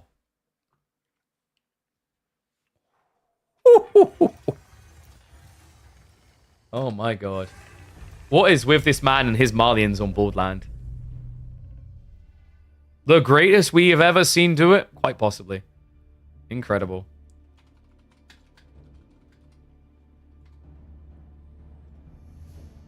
Alright, so that means, guys, we are going to be getting grand finals, best of 7, between Dimu and B. They should be getting ready for the draft now. We'll check in case Dimu wants like a 5-minute break, because that was a fairly long series. If you guys haven't followed the channel already and you like these are happening every week. Just always reminding people of that, because I don't know, man. It's like hard to market in this community. We don't have in-game notifications about esports. But we are doing these every single week through to the end of June. I'm also working on what comes next in a way that will actually reward people for regularly signing up. If you are an aspiring pro player, I definitely recommend signing up with these, because every week we invite 60 new people based on a combo of tournament elo and ladder performances. And reminder, like, there is no breaks on the choo-choo train, because we'll literally be back tomorrow with a round of 32 for midweek muster number 10. But before we do that, we have got a grand finals. So let me update the bracket quickly, so we have the full picture painted. Damn. This has been some amazing series today. I don't know what to do. Like, usually I upload the whole series, but like, there's been so many cool iconic games. It's like game 3 and game 4 in some ways can be uploaded on their own, right? Pretty impressive. Okay. I think game 4 might be its own upload. It's just that good.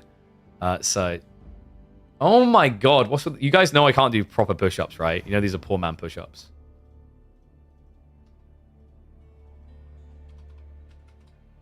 Also, like, when you make me do this, I can't update the production. Jesus Christ, okay. I think we just ignore all of Baltoon's push-up requests and be a pussy, just like he is when it comes to signing up for midweek muster.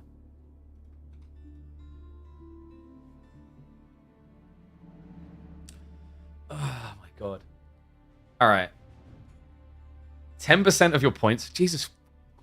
You know, you guys keep doing this. I'm going to actually put a limit on it. I'm not counting those. I'm not keeping count of how many that is. I'll do push-ups for a bit while we wait for them to start the game. But then I'll stop because I'm not even keeping count of that. Jesus Christ, you guys. Chill. You're being disrespected? Deal with it.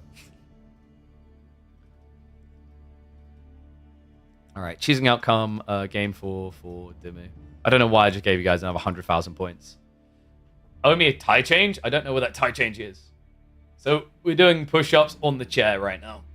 Gotta lift my fat ass body weight. Actually, I don't know if I've lost weight. I definitely lost muscle. The problem is, I don't like that you guys are making me do this. Because to someone who doesn't understand that this is how a guy with an ankle broken does push-ups, it doesn't really look like push-ups. It looks like something wrong. Ugh, I am doing them, dude. I'm literally like pushing myself up off the chair. You broke your ankle like 4 months ago? Yeah, and the doctor's already told me it can take literally up to a year to recover. I'm stuck in the boot for like another few weeks. Clip it? No, don't clip it, you sick psychos. All right, let me get the draft for them up on screen as well. It should be coming in a sec. Switch over this scene. Boom. Still in that boot. I've started to take it off, so like it's not on right now. So I'm starting to like walk on my my foot a little. But walking like is one thing. Sport I can't do. So I can't go back to climbing for probably 6+ more weeks. And like doing push-ups, the amount of pressure you put on your body there, like that's sport. Oh my god. Please dark mode. You know, you are subscribed, so I guess I'll allow that. Wait, where is it? Oh, there it is. Nice. You guys are mean, by the way, because I really wanted to freaking eat a snack while we wait for the finals. This is torture. Dimmu's grabbing a snack. This is just unfreaking reasonable. This is also going to bugger my wrists. I think my record on push-ups done on stream back to back. Didn't we do like 60 before? Do it for the kids? I'm sorry, I don't think what my kids want to see is something that could be misinterpreted as me bouncing up and down on the wrong things. You know? Someone can make a great emote out of this. All right, get to work. I ain't doing it. Ugh. Ugh. Ugh. Sorry, now actually the noises are making it worse. I'm sorry. Let me update as well. So we're in grand finals now. It's going to be Dimmu versus B. You reckon 4-0 for B? I don't know about that. I'm not entirely convinced. I think it's going to be a tight one. So we're literally, like I said, just waiting for Dimmu. Ugh. I'm not scamming you guys. This is actually horrible on my wrist. You know that, right? Like, there's no chair to really grab, given the position, and it's actually horrible on your wrists. Because, like, it's easier to do that with your fist and push yourself up than, like, grab the chair, which makes it worse. What's next? Exclamation mark title will tell you what's next. Ugh. Gotta be strong. Oh. Yeah, this is actually in some ways worse than doing push-ups. From like a strain perspective.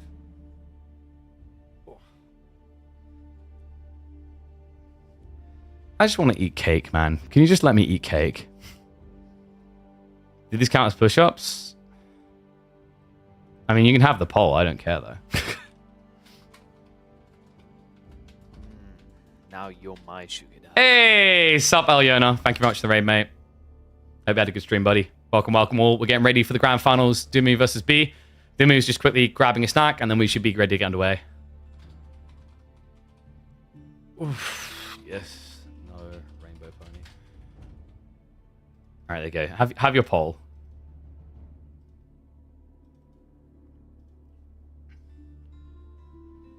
Let's redeem points if you eat cake. I mean, the thing that I don't... So I've said this before about, like, Twitch's point system is, like, you have to manually update the entries. I feel like it would be better if there was auto-inflation based on the amount of points out there in your community, if that makes sense. Does that make sense? Like, that's kind of reasonable. Also, like, these days, I give you guys so many gambas. I can't believe, like, I reward you guys by letting you gamba as much as you want. And this is how you repay me. Not with a sub train. A freaking push-up train. Oh my god, guys. I just realized if we're going to be on screen... if we're going to be on the screen like this... I'm a Just Chatting streamer!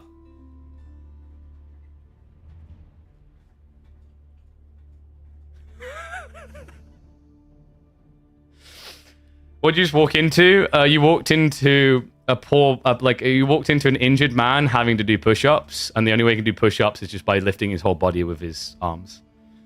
Oh my god. Doesn't look right. I mean, I could turn the camera down a bit more, like you see what I'm doing. It's innocent, guys. It's innocent.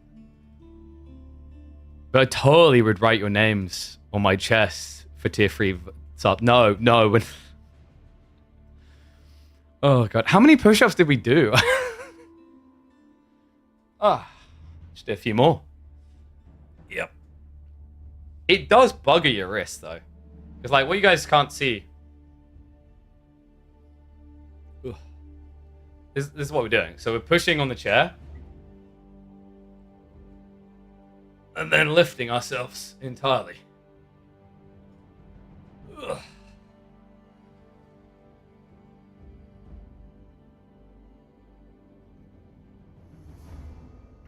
You know what the worst part is? Baltun is mean to me, even though I looked after him in Norway. Like, dude, he wouldn't have survived without me. I treated him well. He also never bought me dinner in response. But like, after treating him so nicely, he is the one leading a redeem point rebellion against me. So what we've learned here is if Baltun is ever on fire, stand and laugh. Okay? That's what we learned. Oh. You're helping me work out. Dude, I'll work out plenty. All right, what was the verdict? No, and Rainbow Pony got 38%. All right, well, you know what? Opinions are like assholes. Everyone's got them. That's all I can say about that. Wait, did they already do their draft? No, they didn't. That was weird. Why is it shown... They have drafted? Where's their maps? I'm very confused right now. I think the UI is bugged, no? Because we don't have a map draft yet for them. What should you do with them? Things.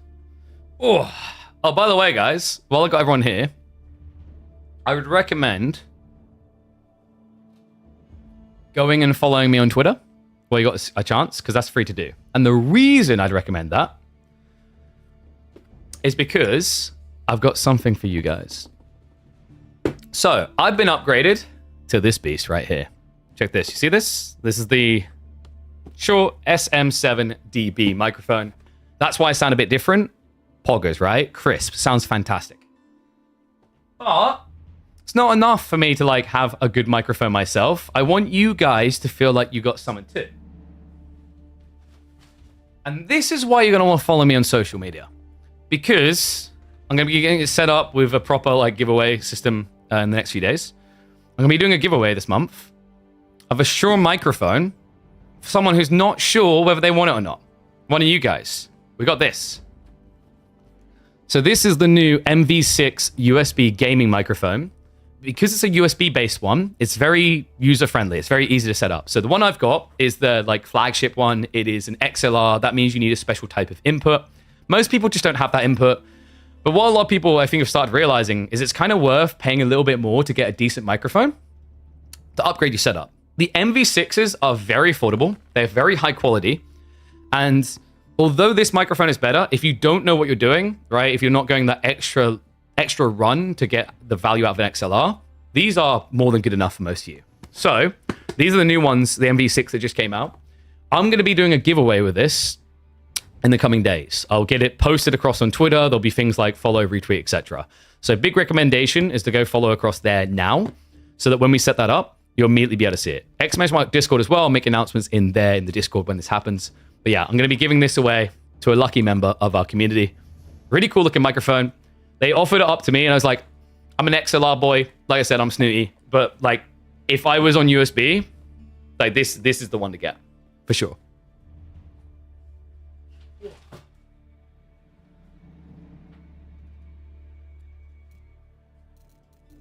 Okay. I think they did draft. Yeah, game 1 is ready to go. So we're hopping into game number 1, guys. Yeah, so the UI bugged as it always bloody does. Oh yeah, I'm an idiot. We don't need a map pool because remember, we've got all maps here. So we're 4 minutes out. We haven't missed anything. I'm gonna update everything now.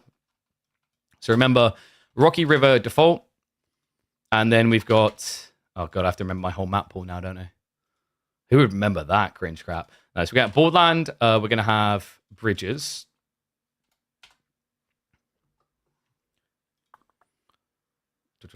Dry Arabia. Hallowed Spring. Oh, Big Pog.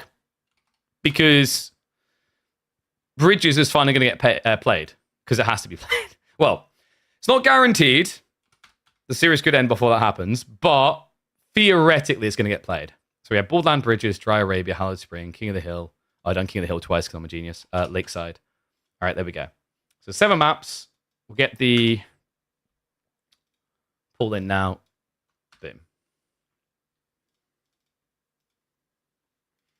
All right, fantastic.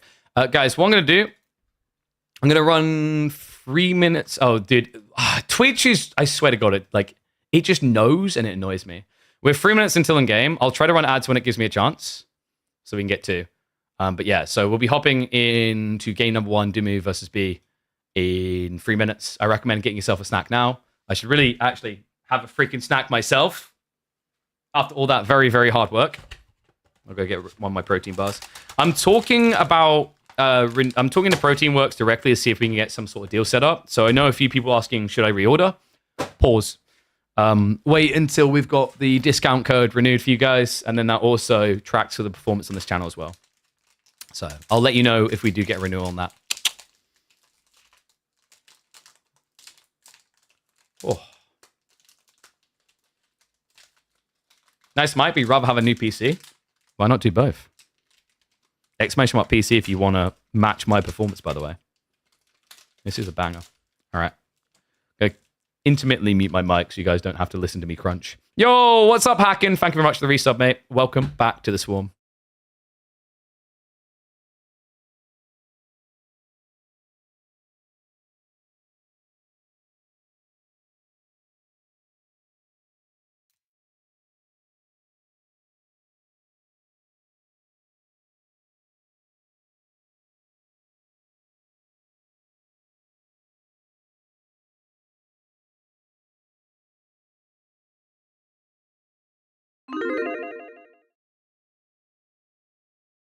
Why would you guys want to hear me eat? Actually, does it come out? Can you hear this eating?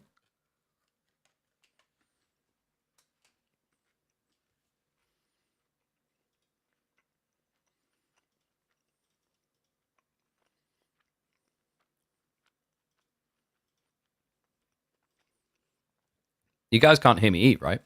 I don't think so. I mean, you guys wouldn't want to hear me eat. That's weird.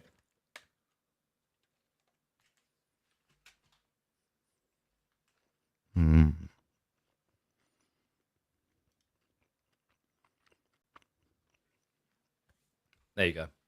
I'll let you hear a tiny bit.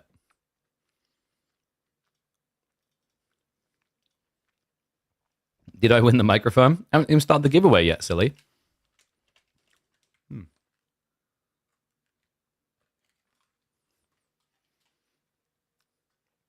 Man, I needed this, though, because I think this series, probably 6 games long.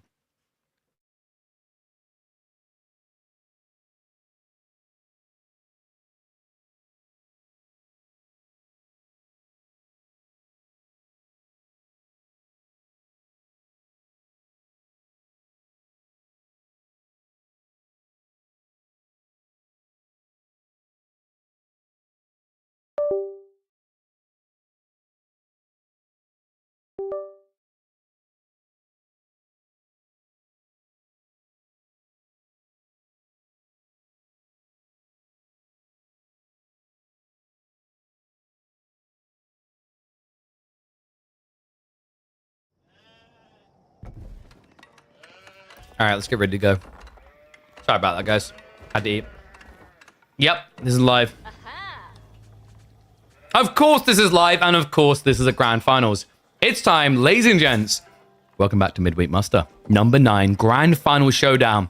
A familiar face and a new one. For the first time appearing in our grand finals, it is Team Liquid's Dumu, opening the series with an Order of the Dragon pick into the reigning champion, 3D Clan B, playing as the Chinese. Going to be a fun one. We're going to be seeing potentially the entire map pool for this week. It might be actually the first time we get to see, wait for it, bridges get played this week. Gasp. I'm actually shocked how little bridges got played. So, last time B was in the grand finals, that was against Kiljadi. That was a 4-0 in week number 8. Someone tells me Dumu's not going to go down as easily. Admittedly, though, with it already being 8 p.m. in the UK, we're definitely not in a Dumu time zone friendly area of the day. We'll have to see how he holds up here. Order of the Dragon against Chinese is an intriguing matchup. Pro Scout seems most likely on both sides. However, you can open with decent pressure as OOTD, courtesy of just how good your horseman can be. I wonder... Nah, there's no world in which we get mine work, right? Do you guys realize how kind of sad and depressing it is for Order of the Dragon players when HRE's mine work is better than Order of the Dragon's? That sounds pretty bad to say out loud, right? That feels pretty bad to say out loud. 11 Sheephawk in comparison to 15. So already a really good start for B, to be expected. He got the Cursed Gold Vein in a way, but it's a back-spawning double gold. So I don't think Dumu's going to be able to do anything cheeky. There are some civs that would leverage this to outpost rush you. We already saw, if you remember, in Dumu versus Wham, opening game here, the English pick, which really messed things up for Dumu and forced him to go Barbican. Don't expect that to be the case here. So Imperial Academy should be on the way in a second. And I'm noticing neck and neck predictions coming in. 49% to 51%. Not too surprised by that. I think, this is a pretty interesting matchup. It's polarizing for a start. Dumu, I think a lot of people are leaning on his performances coming into the midweek musters. And then people looking at B, very creative, and China very strong, right? So Arcan is going to be in. Decent Arcan as well, on the tree line with the gold. I was just thinking, with all this talk we were having about the point system on the channel, I'm wondering if there's a way to link small giveaways to points, and based on the amount of points you use, it increases your chance of winning. That does sound like a lottery, but it's a lottery of imaginary points, so I imagine it doesn't break any laws. I'll have to look into that. So what are the win conditions here? For B, I think we're looking at Pro Scouts into Fast Castle, which just feels very organic. Dumu's probably going to want to play a long Feudal Age. Gilded Archers can be quite intriguing here. A little bit weird in Dajug, but if you find the transition time right, then you can find Gilded Archers very impactful with a tech up into the scale armor. It does come down to how you play the natural opening age. Stables beginning should make a lot of sense here. It just gives the flex to go into Pro Scouts. And we can already see by the gold gathering, Dumu is definitely going for Pro Scouts.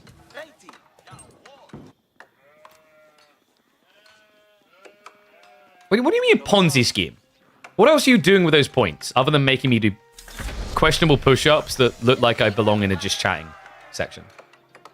They're very questionable push-ups, if I'm being real.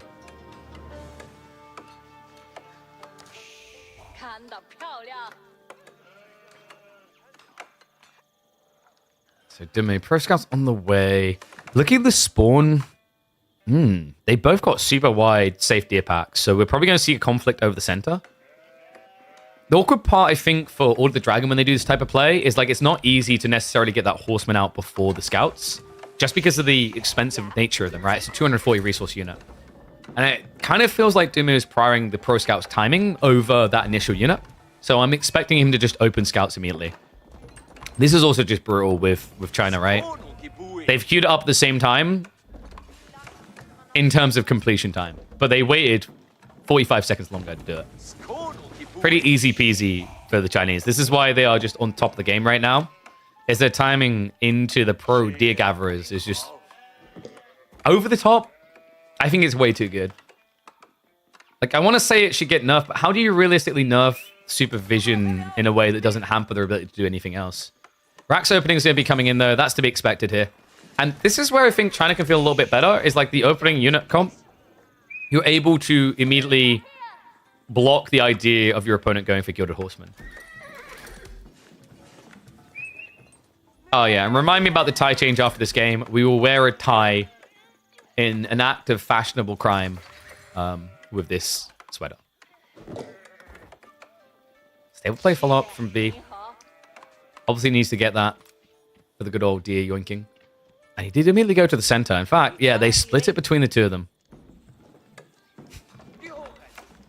So I've had some very blunt takes on my feeling on Pro Scouts. Oh crap, we said the word. Sorry, we'll refresh the timer. On PS, and I think it's fair as to why. Like, the sad reality of this tech, the problem I take with it is the openings when they're mirrored, it legitimately is like watching people build 2TC. Right? Like, oh, you'll build 2TC, I'll build 2TC, oh, we'll build 3TC.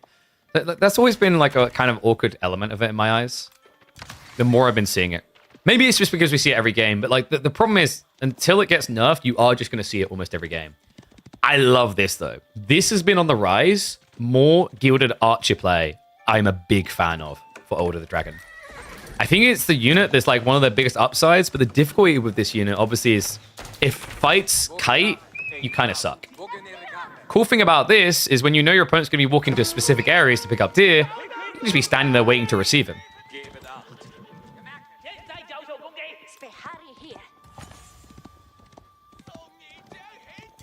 You think it's super fun to watch the battles over deer?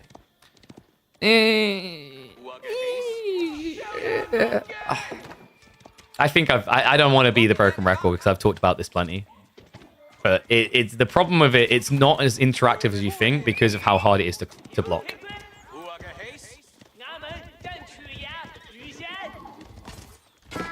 So initial clash coming in. Of course, Gilded Horsemen are looking uncounted right now. B is playing into his own ponies here, but I'd love to see Dimu just rush Steeled Arrow. I think it's kind of sleeper pick here for OTD with Gilded Archers. By the time you have 7, it's worth it. The weird thing is, like, I think in a lot of ways, Blacksmith techs feel deceptive for Order of the Dragon. Because when you think about it, right, like, when you have 10 of a unit, your opponent would have 20. Well, 20 units getting their damage upgraded by 1 is very obvious. 10 units getting their damage upgraded by 1, especially when they usually have higher base damage, not as clear of a picture being painted, right? Your percentile damage increase is lower, the number of units you're actually buffing is lower. This is ugly. Jump in on the back line from there from the Horseman. And it makes you wonder if maybe Dimu would have benefited from getting some spears. Now, the Gilded Archers are going to get sniped down, so a really good trade to open up here for B.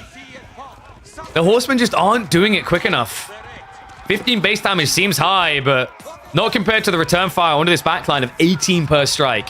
Great micro from B. Great opening exchange. And Dimu, now realizing the mistake, is going to be going into spears, but at this stage, plenty behind, right? Like at this stage, actually, B could slow down and consider going Song to give himself a bit more padding here. Instead, I think he's getting ready to accelerate.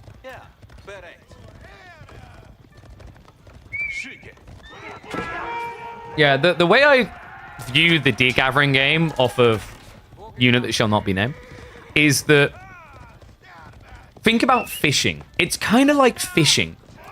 Is it will accelerate later phase of the game, but it also makes the super early game redundant and boring to watch because usually you're just watching people build a dock and build fishing boats. And like you convince yourself it's okay, like someone who invested in Intel stock 20 years ago and is holding on for the prefab factories because like it'll eventually turn around and be faster, right? Same thing with the idea of like fishing. But this is an ugly exchange. I can't believe that. The Spearmen just get bodied. Horsemen are chasing again onto the Gilded Archers. Behind this, B is already stockpiling. We'll have to back away with the rather another spear. I mean, I thought this might be fast castle, but it's starting to feel like B might hang around a bit longer. He's at least adding in a few archers, but that's fine. He's going to generate a lot of gold off the back of this. It's kind of ludicrous that right now he has close to 300 gold income. Would you like to count the amount of workers he has on gold right now? One, two, wait, zero? Zero. It's zero, guys. Welcome to the world of taxation. He still has 700 gold sitting in that mill. We're not 10 minutes into the game yet. Tell me tax doesn't break the game. Like, come on. You could actually accelerate the taxation here if he was just manually dropping off this imp official here as well. And what makes this happen is now the fact that he's just got so much deer on one location. Tech Up is prepping for both players, so Dumu at least hasn't fallen behind in that department. Difficult for him to get these good exchanges, though. He's going to brute force in with the good archers now. You notice B is just going to abandon the fight. Regnitz is on the way for Dumu. B, this should be... Yeah, clock tower. Okay, so I wondered if he might go for the Imperial Palace. Probably isn't worried about raiding as much, because I think OOTD struggle with the idea of raiding. 1 or 2 Gilded Knights can be pretty cool, but the problem I've noticed with Gilded Knights is, although they don't die, they also feel like they're very, very hit or miss. Right? Think about it this way. I could have 2 French Knights, you could have 1 Gilded Knight. Statistically, which one of us is going to kill more villagers? Now, you think it's going to be the Gilded Knight, rather, because they hit harder, they're harder to kill. The reality is, when you're talking about the nature of an RTS like AoE4, when we spread out across the map, 2 French Knights is going to do more than 1 Gilded Knight. Because I can attack multiple locations. I can force more at a time, which is more resource loss in general. And I have just a higher percentile chance of finding things like pocket economies. So that's the tricky thing I've just been noticing over the months with OOTD. It just never feels like there's enough units to be everywhere you need to be.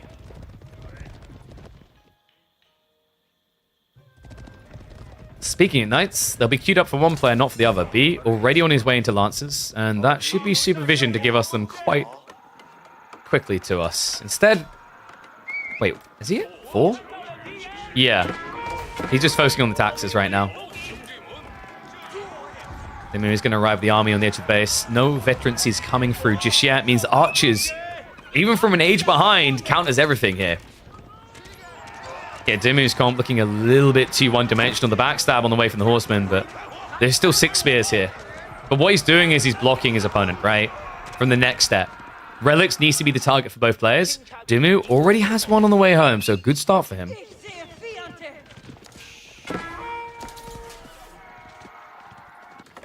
All right, 1s if you think B's going to win this game. 2s if you think Dumu's going to take it. I think the problem for Dumu right now is what's the next transition? Okay, so we have men at arms. That's a little bit more convincing, but you're still doing this into Lancers. I don't feel that the Lancers have been sufficiently answered yet. The Spearmen aren't getting upgraded. He isn't adding more of them in. We don't have his own Gilded Knights coming.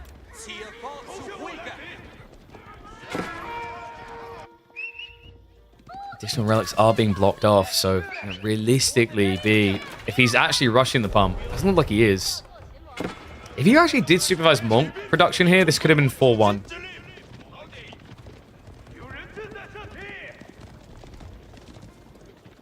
Okay, so the argument over why Pro Scouts is good is you have to like fight on the map. But like the issue you guys always have to keep in mind, it's very difficult to have enough troops to block Pro Scouts before it matters. Like, realistically, why did we get a long feudal here? We kind of got a long feudal here because both players had to go Pro Scouts. That's what kind of forced it.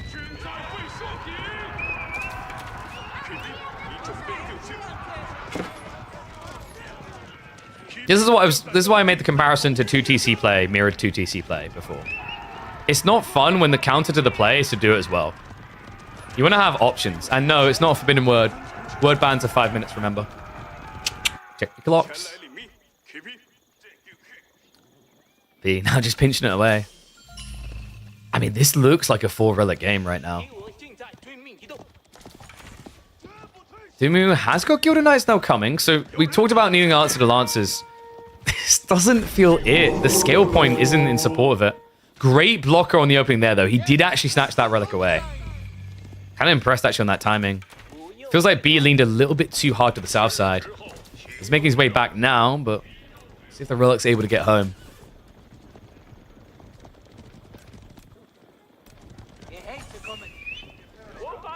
Yeah, so like the other way to think about Pro Scouts and the problem of Pro Scouts, it just kind of got summarized. Like when someone goes Pro Scouts, you have no decision, you have to match it. It reminds me of when Mongols traded. Like, when Mongols were really broken, they trade, right? When trade was really, really good with that trade trick. And the logic is either, am I a civ that can trade as well? In which case you trade. Or, like, I have to address the trade. That gave a ridiculous edge to Mongols at the high level because it meant that people had to overreact to your play. Like, you know, the ideal world is that you have multiple branching options that you can lean into. Your own strategies that kind of path off and arch back towards it. But this game, being Pro Scouts, is no surprise, right? Like, the meta right now, I was saying on the other stream that Delhi are looking kind of weak right now because Pro Scouts is looking strong. What I meant by that is civs like the ones in this game, HRE, GG as well, Rus.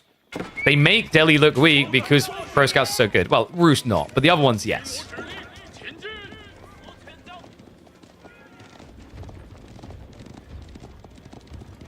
So B has popped up quite a lot of archers. We do now have the crossbow switch coming. This is the golden goose for the Order of the Dragon. This is the one to beat all. Gilded crossbowmen, great attack speed. It's like they have crossbow turrets by default.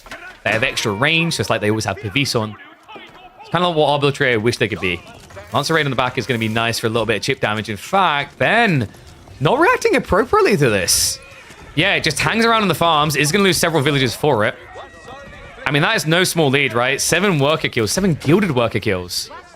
Will cost him several Lancers, but worth it in this situation. B now ahead by almost 20 villages. Now, part of that is definitely going to be a lie because Order of the Dragon village is more effective. But it is still a lead, especially when you add in the value of Imperial officials.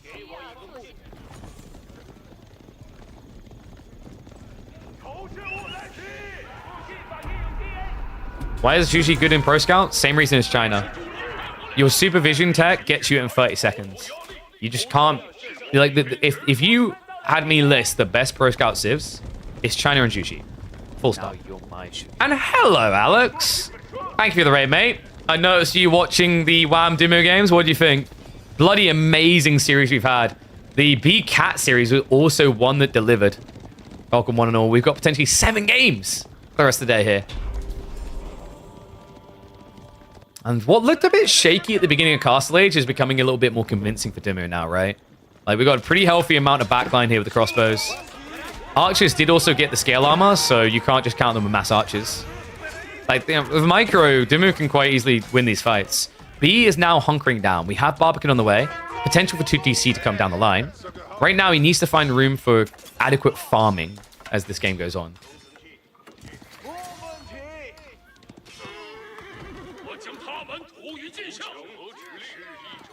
People can complain about Pro Scouts as much as they want. I take it over, sit in my base, and make farms unpushable for 30 minutes. Okay, so here's the counter-argument to that.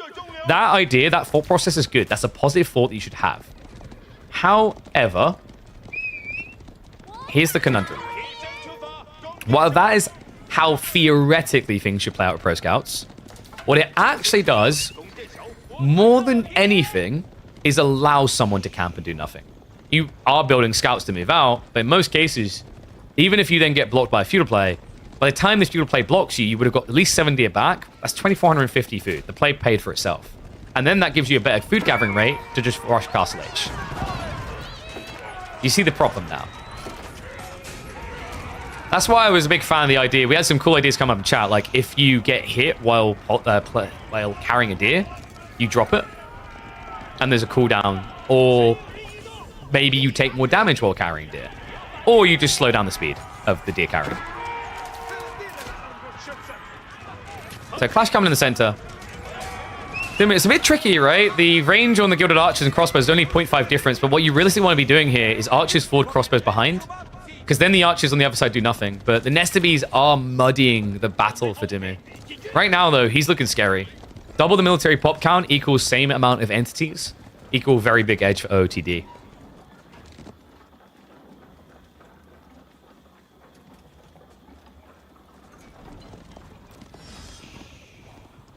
Barbican was in the center of the map. I kind of like this from B. Even though it's not going to be that scary for an army this big, it's a bit of a deterrent, and it's also free vision. But it's time for B to get his favorite comp going, guys. What team do I play if I want to camp my base and stack up on units for all in attack? What, you mean just waiting till the late game? English. English, just go 2TC, go Imperial Age, build mass men at arms. Ta-da! But if you're like at the Pro Scouts meta level, English is a bit weaker. So yeah, at that stage, like I'd say Zhuji or China. Zhuji's nicer for being present earlier because they have a really good surge point with like mass PG / Lancers. So it really comes down to how you want to get there. HRE can work as well. Like you open feudal pressure and then you just go and camp with 5 relics. The classic.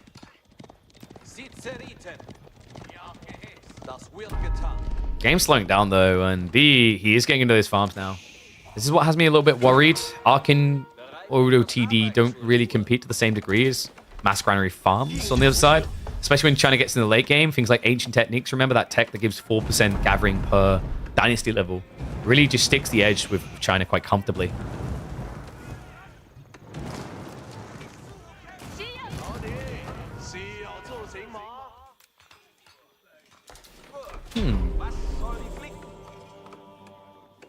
The weird part is that B even thought for a second 6 Springles was worth it.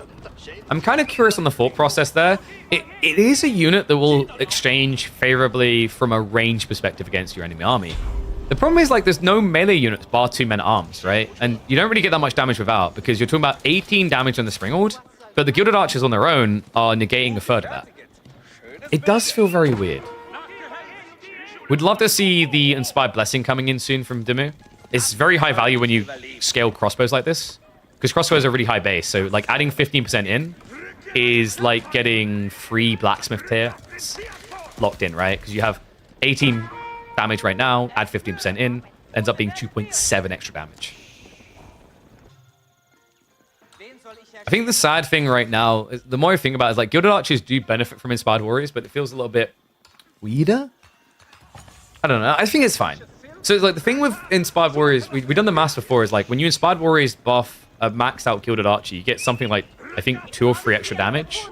And your attack speed is like wild. 1 attack speed.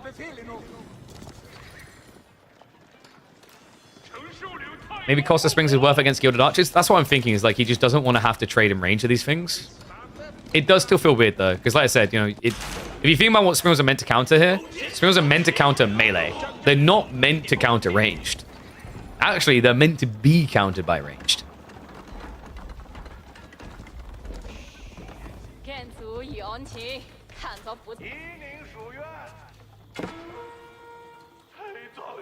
So we have ball play. We do have a little raid coming in. Only a handful of horsemen, though. So where does Dimu see his win condition here? Because I feel like we're trending towards Imperial, like or Lumpet. Not sure how I feel about that when you know the granaries are being set up. I think the logic for Ben, though, is like this is still only 1 TC. Doesn't have to worry about 2 TC. And what is that clip? What have you done? No, this... Don't... It's the poor man push-ups, isn't it? In my defense, I've got a broken ankle. 10 Springles now from B. Oh my god, come on. Springle placements at least coming in. Springles are actually not too bad as emplacements killing here with a relic. You do 54 damage, and 40% goes through, right? Then again, like, it's Clock Tower. If there is a Civ where B can make Springles look logical, this is the one, and Delhi. Those are the two. Because the tankiness, right? They're just so thump and big.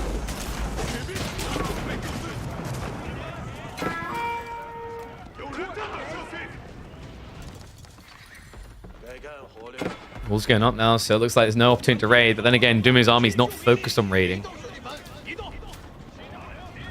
Yeah, no, guys, don't put that clip in your fat folder, thank you. We can be adults about this. It's just a man with a broken ankle doing push-ups.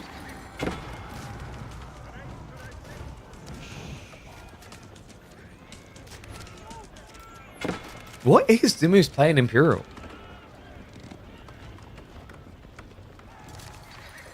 I think the idea is like hand cannoneers can actually carry quite well, but against pyrotechnics, that's a no-no. Crossbows are really good at this stage, but if the game drags any later, they just tend to lose their volatility. Their threat level just depletes, right? And we're also seeing mass horsemen in the meantime. Like, B is already addressing this in this age. It's being the fight. Springolds are going to hide behind the archer mass. Weird choice to go for the horseman, but we'll be able to protect him. Nesta Beast is in there as well. Backstab comes in from the horseman on the other side. He's not penetrating that direction. Nesta Beast shot flurrying out here, but this is an overextension. B, position not looking good right now. Dumu getting the fight that he needs. I don't know what B was doing, posturing this aggressively. I mean, with mass horsemen, it makes sense if you're at least diving to the backside, but standing here, guarding for this fight. Can we just admit that Springles is not always the answer, B? Dumu has lost his front line, but he still has the back. And there's not enough horsemen left to break that. He has to reset.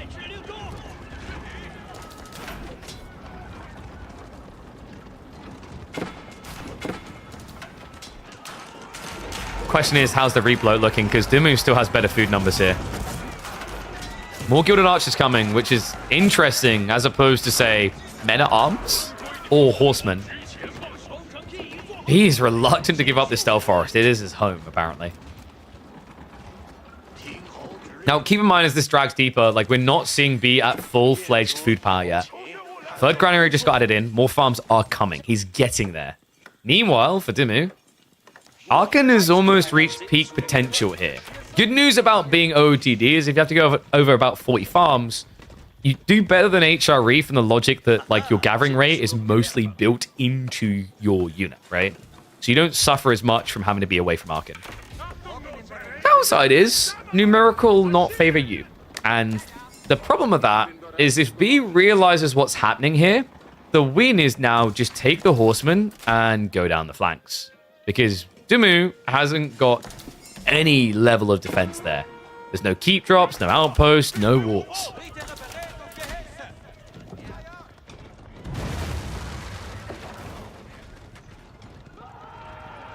Not just that, B now with the second TC coming in. Not feeling rushed to do it as well, only 4 on it. He's starting to stockpile. This could be Yuan. Straight Imperial makes sense as well with the Great Wall Gatehouse to be directed over at the Granary location, right? Definitely has options. We know B's one of those players that usually likes going Yuan, and he has got 3 relics, so pagodaing them would give you a better gathering rate than Regnets. Like, kind of crazy when you say it that way, that pagodas are better than Regnets, but it is true.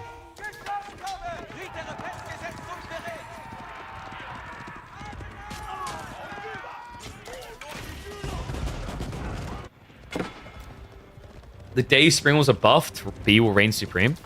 It's kind of interesting, right? Because, like, if Springwalls are done right, they offer up great micro-expression. The problem is the type of micro-expression we were getting in the anti-siege meta wasn't very engaging.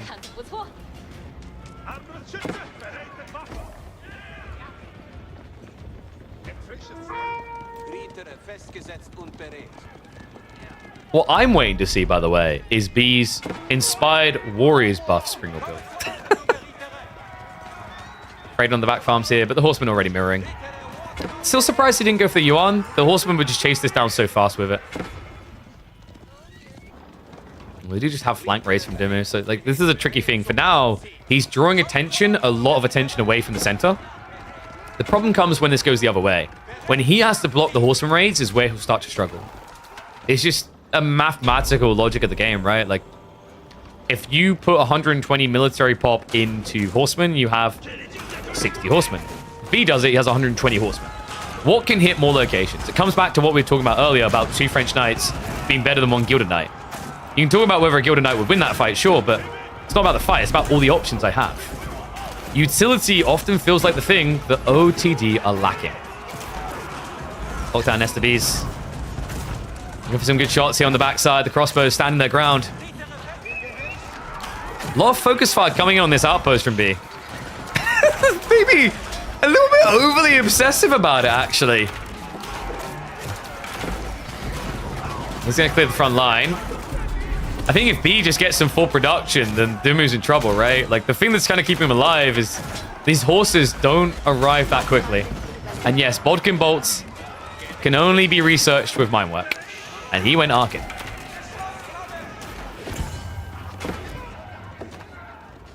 Does it not go as expected? It's the Gilded Archers effect and crossbow effect. You have to remember, these units have better attack speeds than normal counterparts. So when you stand still in a fight, it's a win for the Dragons. That's why he's building a nest of bees, to try and stop Dumu from standing there. Now, one thing that I do find really bad about OTD, and I think that's what B is going for, Order of the Dragon have this really awkward habit of taking lots of damage at all their units, nothing dying, and then eventually a fight happening where everything dies. That is the fragility point, is if OTD don't heal their health bars, which they aren't going to do with just a small handful of prelates, the army eventually gets wiped and you just die because you can't remass. That's what B is going for right now. And he's getting there. This does not look like a healthy army. Looks like they all caught Ebola swimming around. I just can't believe this, man. I mean, it's death by 1,000 cuts, right? And weirdly enough, most of those cuts are B's own people dying. It's still crazy to me that he didn't just take the Imperial play. And actually, even crazier is the fact that Dumu is the one now leaning for it. And we do now have the Inspired Warriors buff, so you see the difference it makes there, right? An extra 3 damage. And remember, you also get the +1 armor. So it's not going to solve the Nest of Bees issue, but it resolves a lot of the other threats that Dumu is facing here. House of Swabia, now on the way. We have a keep drop on the north side. Gold Vein to be protected by this. P will immediately pivot into his own deck. There's no push timing here. His whole goal was to grind Dumu down to the point that he ran out of resources and couldn't reproduce. He's not done that. Now, the weirder part to me is that Ben has gone past the Swabia with basically max pop already. I know he probably wants a few more economy, but I feel like Elsbach would make for the perfect defense on the flank here.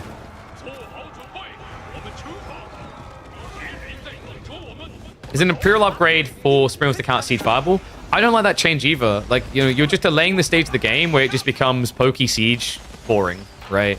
Like, I am all for Springles change. I stand by their choice to make Springles change. We just need to see what's next. I've been over this a few times over the last few weeks. I actually like the Season 9 changes. I obviously don't like the mangonels are just OP as all hell. But it's very hard to get that mangonel point, so luckily it doesn't come up too often. But the more important thing is that that can be addressed. We can move to something better.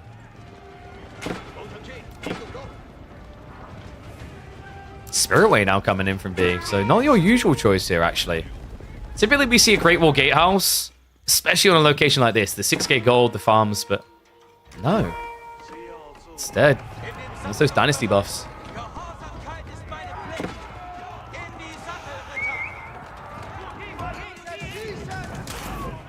Like, if you really want to address the mangoes, the way you do it, you give them a slight DPS nerf on the adjustable crossbars, and then you increase the deploy, undeploy time on them. So you make them a little bit more like what the Trebuchet is in AoE 2, right? Where it's this really strong, takes a long time to deploy, but when it does, your ass is grass type unit. And then also make it very slow steering. So flank raiding is more effective because they can't react. And there you go. Mangoes are balanced. The Springles can continue their journey on discovery, right? Like, Springles right now, that person who had a band 9 job at Google, earning over $1 million in stock per year. And now they've, like, become a street urchin in Southeast Asia as they explore and venture across the region, figuring out what they want to do with their life.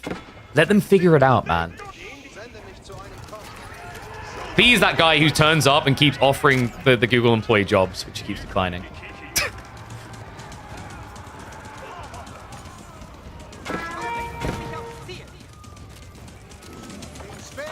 I can't believe how long this day is ending up. I did warn that Rocky River might make for our longest default map of the series so far. 9 weeks in, and it's holding true, right? Dumu's first game of the day on this map was 55 minutes long. Second one is already 34 deep and shows no signs of letting up. Incineroar is now on the way. This is going to get insane. 25 damage already with Inspired buff. Get prepped for 30 damage every 1.75 seconds. It's basically a hand cannon here.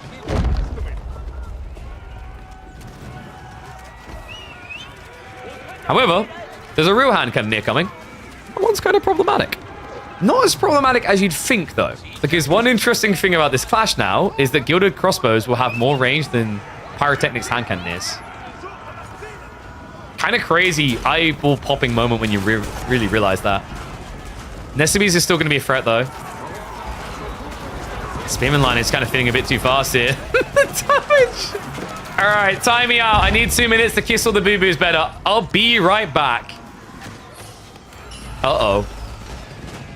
Is that a shiny relic? Oh, for Dimu, it's not. Not able to get it home. Cinearrows is still not there, which is why Dimu is struggling to take that type of fight.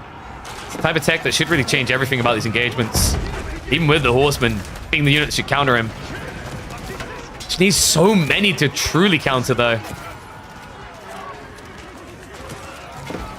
You know, most players would be like, I'm going to flank Ray, take out his economy. Not these two.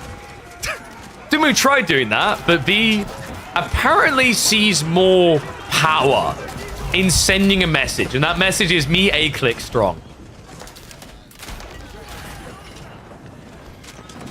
Culverins are now coming. And you're seeing how quickly the archers can take these out, right? Like, what's long to do? Missed the V count. Cut in half.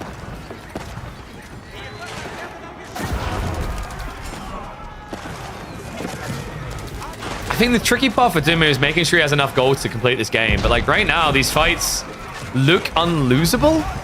Outposts are making it difficult though. We've got multiple spring placements coming in. And he does at least have the siege damage from his arrows to try and cancel this out, but it's not good. It's not a quick or clean way of dealing with this, right? And also, it's mostly just gilded archers left over. Gilded crossbows, rather, not archers.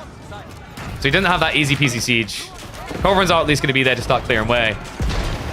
But Dimu, I think he's burned himself here. He's down to 67 military pop after being bloated up to 110.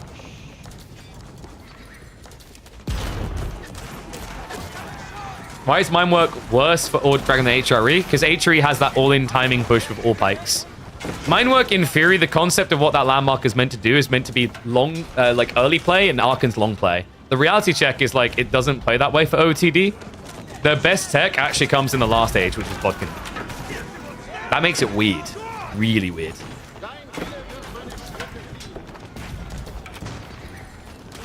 And also, another thing to keep in mind is like having a early free blacksmith is less value to OOTD because HRE can bloat a lot of units quickly, and that means things like +1 damage is worth a lot.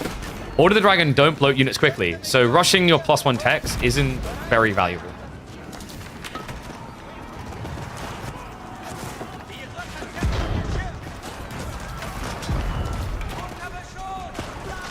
It's starting to look like the fatigue was setting in on Dimu's defense strat here. It's starting to look more that way than before. Hand cannoneers are starting to just rule these fights, right? Like, yes, you do have the kite range for the crossbows. You're always committing in range, regardless. And also, you know, the crossbows can beat hand cannoneers, but like, what beats Nesta Bees is the bigger problem. Now, that being said, B has stopped producing them in favor of the bombards.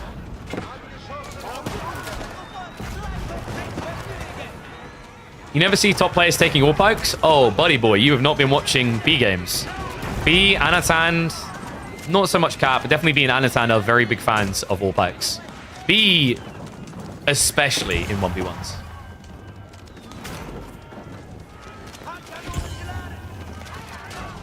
Dimu. Now pushing the furthest forward he has so far in this game. Surprising detail is the fact that B still doesn't have Yuan. That's about to change, though. The food income should not keep him off for any longer. Cat close is going to be very important here. We talked about the extra range for the crossbowman.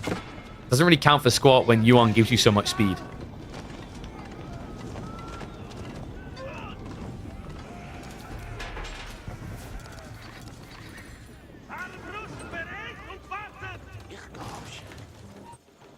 But yeah, the funny thing is actually, if Minework with its pre-release state for Season 9 had got released like that, it would literally be in every game. You guys remember? We had the pre-Season 9 tournament run, and I distinctly recall just how broken that tech looked. That was when it gave +3 damage.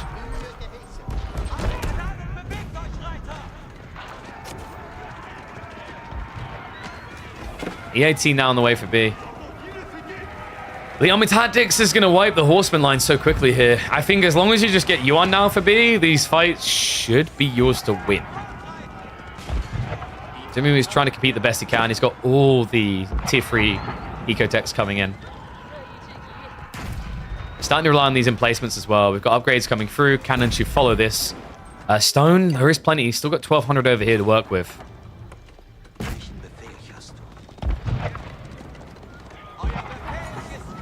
Mine work 30% tanky men-at-arms. The problem is the men-at-arms play is like very cheesy. Players struggled with it at first, but when they started to adapt their builds, rely on static defenses, certain units like camel archers, like the men-at-arms threat wasn't that good anymore. There's still some matchups where mass men-at-arms, fast castle mine work can be good for OTD. They're very rare though.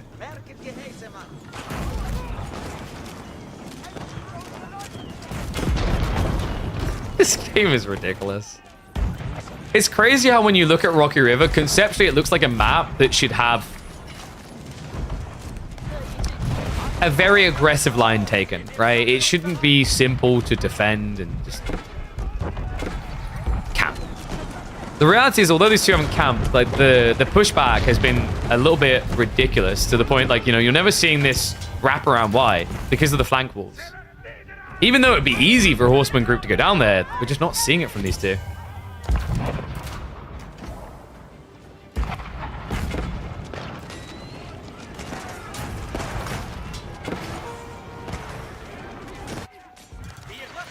You know, at least start getting Dumu sneaking onto these farms a little bit more. I don't know why B isn't going you on. It's getting a bit weird at this stage. I kind of get the song to a certain degree to bloat your economy, but like you've got everything you need. Like crap will get off the pot, right? Yuan or Ming, choose one. Great Wall Gatehouse is going to be incredible for defending those farms as well. You won't have to pull as many horsemen here anymore. You can even drop it in the center of the map. Still. It's almost like he's forgotten about it now.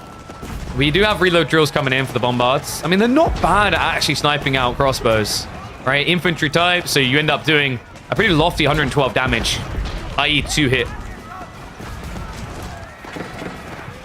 And cannons are going to start diving forward here.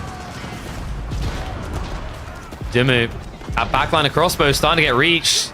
The goal of these horsemen isn't really to kill, it's just to buy time so the hand cannoneers can. Pascal switch up now on the way from B.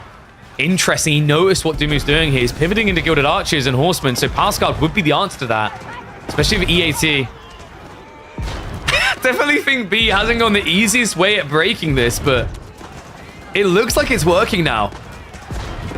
Dumu switching to spears. He's going full budget comp here. I think the issue might just be gold long term, right? Yeah, gold vein over here, not secure. Key drop coming in from B. Something that Dumu cannot stop. And remember, he's only got 2 relics, so going Gilded Crossbows, Hand Cannoneers is not really on the agenda anymore for Dumu, not unless he wants to trade.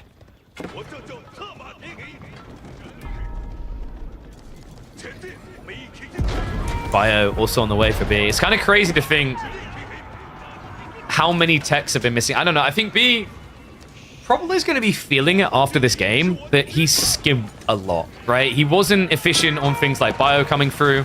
There wasn't efficiency behind switching Yuan. He totally forgot about it. He's been so tunnel visioned into these fights, he just kind of skipped on core components of the late game. I think would have ended this a lot quicker for him. Now, it's entirely possible this is intentional, RB.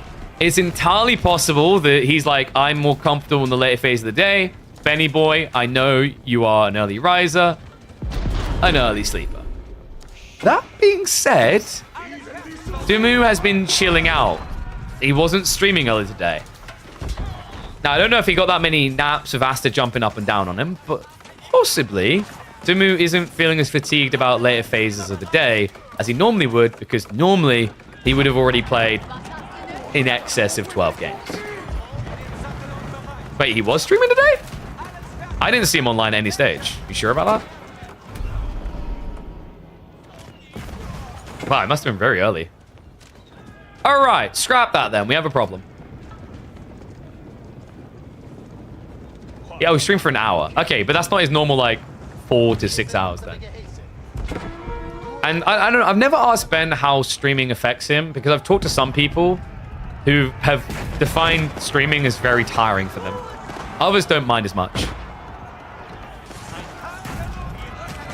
Like, I don't think I feel the burn as much.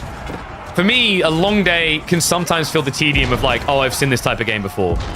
Right? What to talk about. So it affects people in different ways. We'll see how it affects Dumu, though, because this looks like a great fight. That wraparound, that mirror from the Horseman just exposes backlines to the Gilded Archers. Get the trade out. Hand cannons are all just evaporating here. What a fight from Ben. Dumu on almost equal military pop, meaning he's much smaller. But that small backline, can it now carry the second wave? Horseman mopped up the Horseman. Are going to be diving in now. Crossbow Archers struggling to stand their ground against this. Man, a good start to that fight for Dumu, but you're just seeing how difficult it is to keep that advantage with OOTD. Numbers never really on their in their favor, right? But gotta give it to him. These Gilded Archers, we talked about the prelate buff. You're seeing how big it is. Think about an extra 3 damage in. Nothing to turn your nose up at. And especially with a 1-point attack speed. Remember, hand cannoneers on the other side from B. Let's see if we can get one. They're close to like, is it 2.12 attack speed, I think? So the reason that's important is hand cannoneer hits for 41 damage. 2.12 seconds. If you like to do the maths on that, you start to realize how good Gilded Archers can be. Right? When buffed to 18 damage, it means they're hitting for 36 damage in the same window. Now, admittedly, ranged armor will be more effective against Gilded Archers because there's 2 attacks instead of 1. But against specifically hand cannoneers, it's bloody effective. Now, look at this. 2.12 attack speed and also the same attack range. Love that Dumu's also got his own hand cannoneers coming in because these guys are absolute beasts. For a start, the Inspired Warriors buff is like gunpowder tech was never removed from you. You get an extra 6 damage. Not to mention the fact you already have half the attack speed, i.e. double the attack speed, rather, of normal hand cannoneers. Look at that. 47 damage and Gatling gun mode activated. Benny boy's rising up, guys. Today might be the day. Culverins are looking to snipe on the keep. B will be able to get the defense structure up. He's not gathering the gold just yet. He's forced to repair here, and he doesn't have an answer to the Culverins. Hand cannoneers have thinned the herd. And B, his only answer to them is bombard sniping. But you can easily get gap close with that. Oh my god.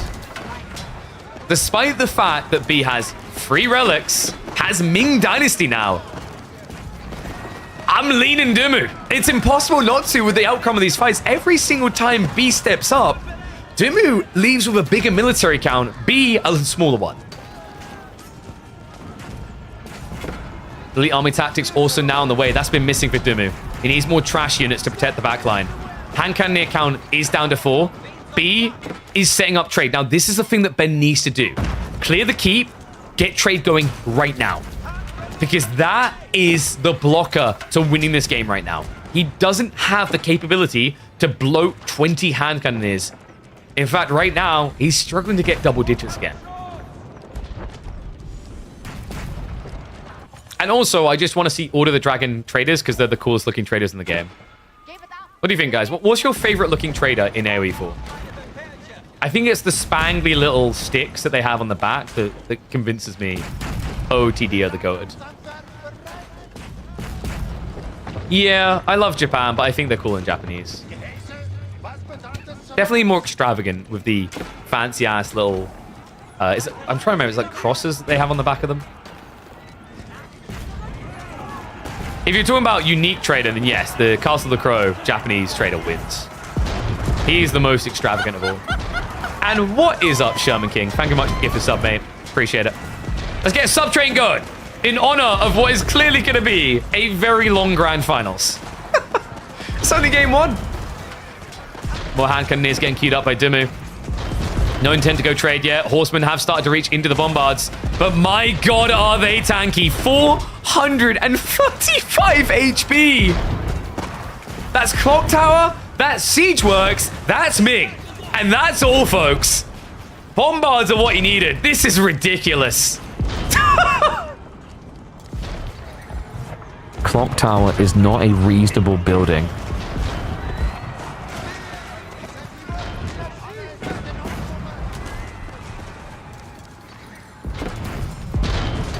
Honestly, this Civ is ridiculous with Clock Tower. And oh, look at that. The guy who mains China says that Clock Tower is reasonable. What was the health value on Rams? I know we've been through this before. It's like, if you clocked out Rams with Siegeworks, I think they have some like 700 health. Hey, thank you, Sherman King. Appreciate the sub. And the pop cap cost of Bombards is free.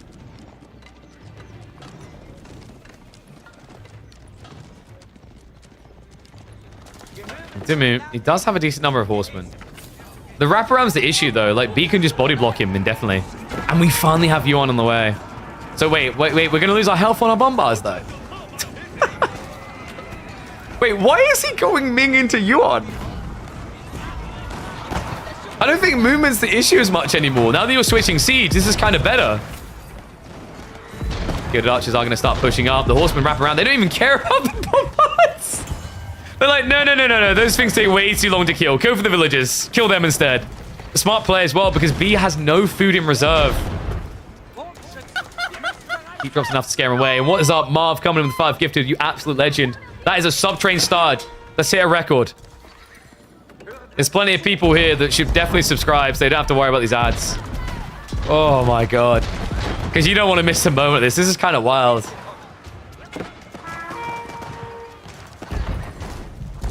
Some wood gathering from Doom on the front side. Believe it or not, he has to be there.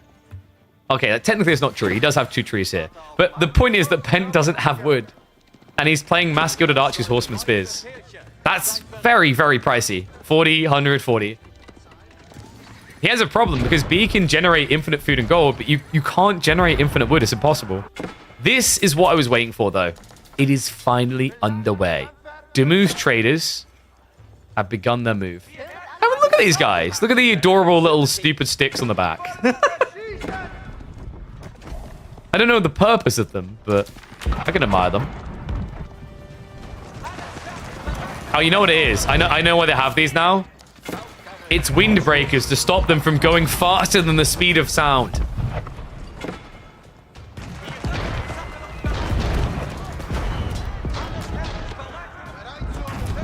It's blinkers. Oh, yeah. People won't know when you turn left and right. You know what we need? We need traders that fight back. If this was Age of Mythology, those things would shoot lasers.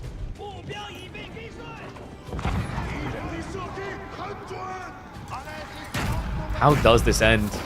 We have Culverins now sieging through the defenses. I mean, B, I don't think he can win these fights anymore. Maybe there's a window here with the hand cannoneers. And a very big thank you to Enormous Gift of the 5 gifted subs. Legends. You got a sub-train. Hold on to it. Tightly. Tighter than these two. Hold on to map number 1. Neither willing to relinquish just yet. Bombards are going to be able to blitzkrieg down the keep. Pull back on the Culverins. Now, remember, Dimu, he needs another minute or 2 to get the train online. Once it's online, his hand cannoneers, Gilded Archers should be able to carry.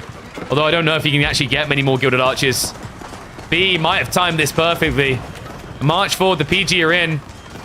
And the Gilded Archers just not really doing a good enough job here. So Dimu at risk now. The trade is about to get intercepted. B, out of nowhere, refloats 40 hand cannoneers when Dimu can only afford 2. Uh-oh. I'm getting a bad feeling, and this is why Dimu, he went to raid the trade. This is ridiculous right now. He's missing 22 of his military to defend with. And it may get a shutdown on B's trade, but in return, Ben now lacks the ability to get any gold. Not just that, it's also the mid-trees that he's been desperately scurrying towards. They're not accessible anymore. Keep drop coming in the meantime from B. Loses a bunch of villagers to this, sure, but reality check as Yon gets him across. He's got the keep now to stabilize him. What's up, Marv? Appreciate the other gifted sub. Legend. And there's a shuffle now down. At this stage, I think Dimu's going to be killed by lack of wood.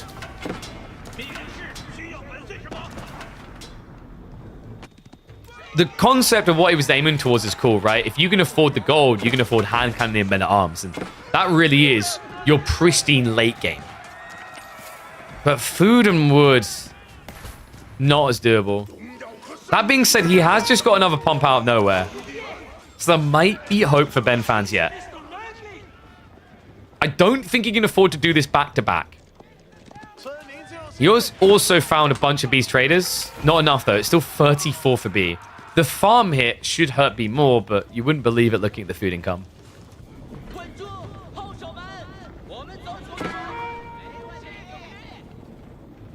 Where did Dimo go wrong? I think he just needed trade a little bit sooner. He had such a good fight off of, like, what, 10 Gilded Hand Cannoneers? But then he couldn't really afford to replace them, because remember, one Gilded Hand Cannoneer is 240 gold. That was the issue. So Dimo just, like, when he was needing trade the most, B timed perfectly to dive in. With Yuan as well, it just gives him the wraparound. He doesn't even need to fight this. Like, actually, right now, fighting the men-at-arms is the bad thing to do. You want to kill the traders. In fact, he kind of needs to kill the traders. It's only 6. But Dimo is blowing a pretty scary army for this.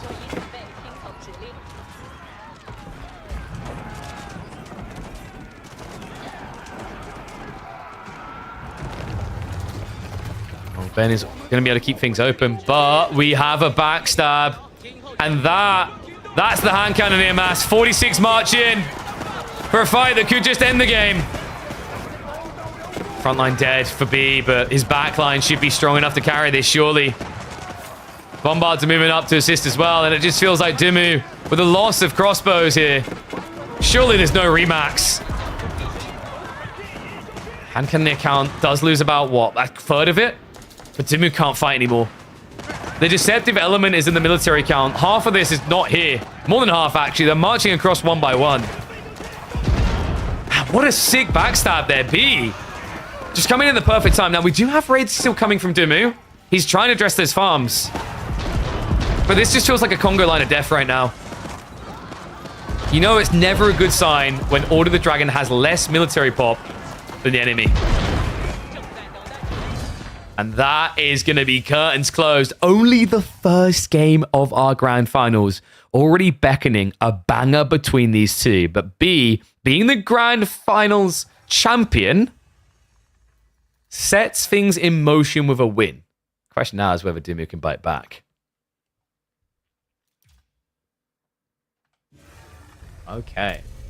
So, game 1 done. Jesus Christ, that map. I don't know what, like, the thumbnail is going to be for that. I haven't even thought about that one.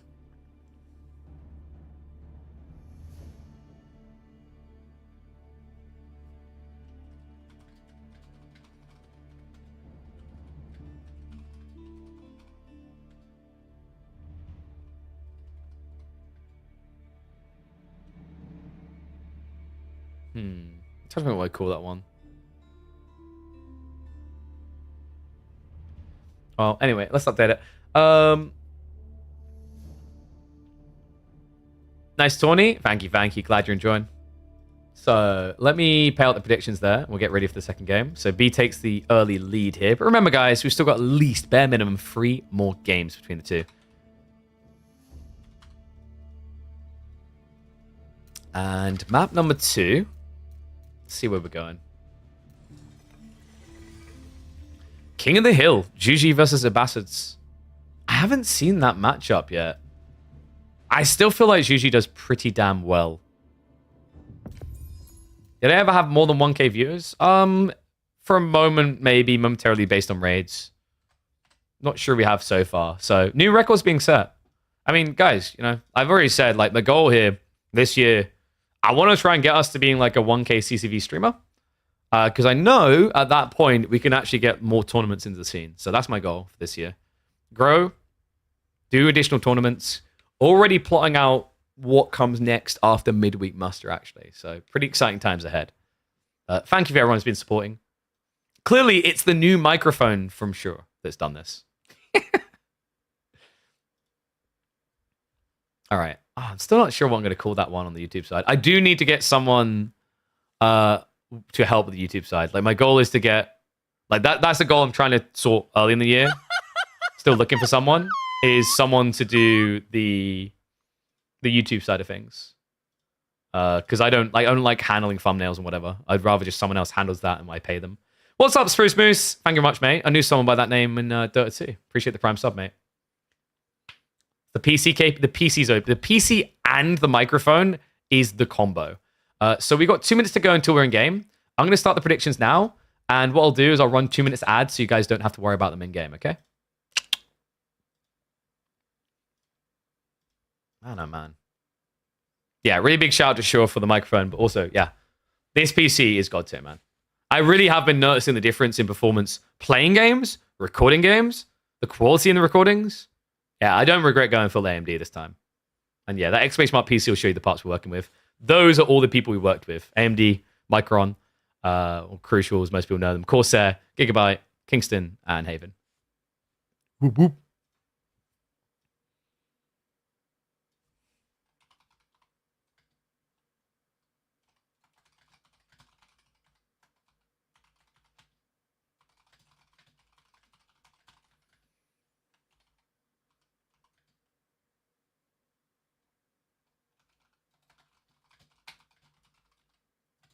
All right, there we go. 4.5K PC, hell yeah. Yeah, like, so one thing I said is because we went with Gen 5 SSDs, it definitely made that sound a bit more pricey. We got 2 of these bad boys in here. And I also have a T500 backup. I'd recommend most people who are looking at that list, these are a bit overkill for gamers. If you're an enthusiast, like the type of person who buys a 5090, 4090, whatever, go for it. Get these. But most people, these are incredible. These are the Gen 4s. They're more than good enough, and they're half the price. But yeah, it's my first time having an AMD graphics card because we have the 7900 XTX. I've been blown away, man. It was tricky to get used to coming from Team Green for years and years at first because there's certain different features and ways you have to leverage them. But it's done really well. I'm especially excited for this year. We should be getting AV1 encoding, which is a type of encoding which the AMD graphics cards should be able to do quite well. Drop the SSD. All right. Well, I guess I'll keep it. Put a trophy. Make it a trophy on the back behind me. Said I have the best PC in the AoE community. I'm pretty confident of that because I don't think anyone else has the newest Ryzens. I've got the 9950X. I might actually talk to my AMD guy about whether we could get a 9950X 3D sent out. Actually, then we definitely have taken a dump on everyone else's PCs.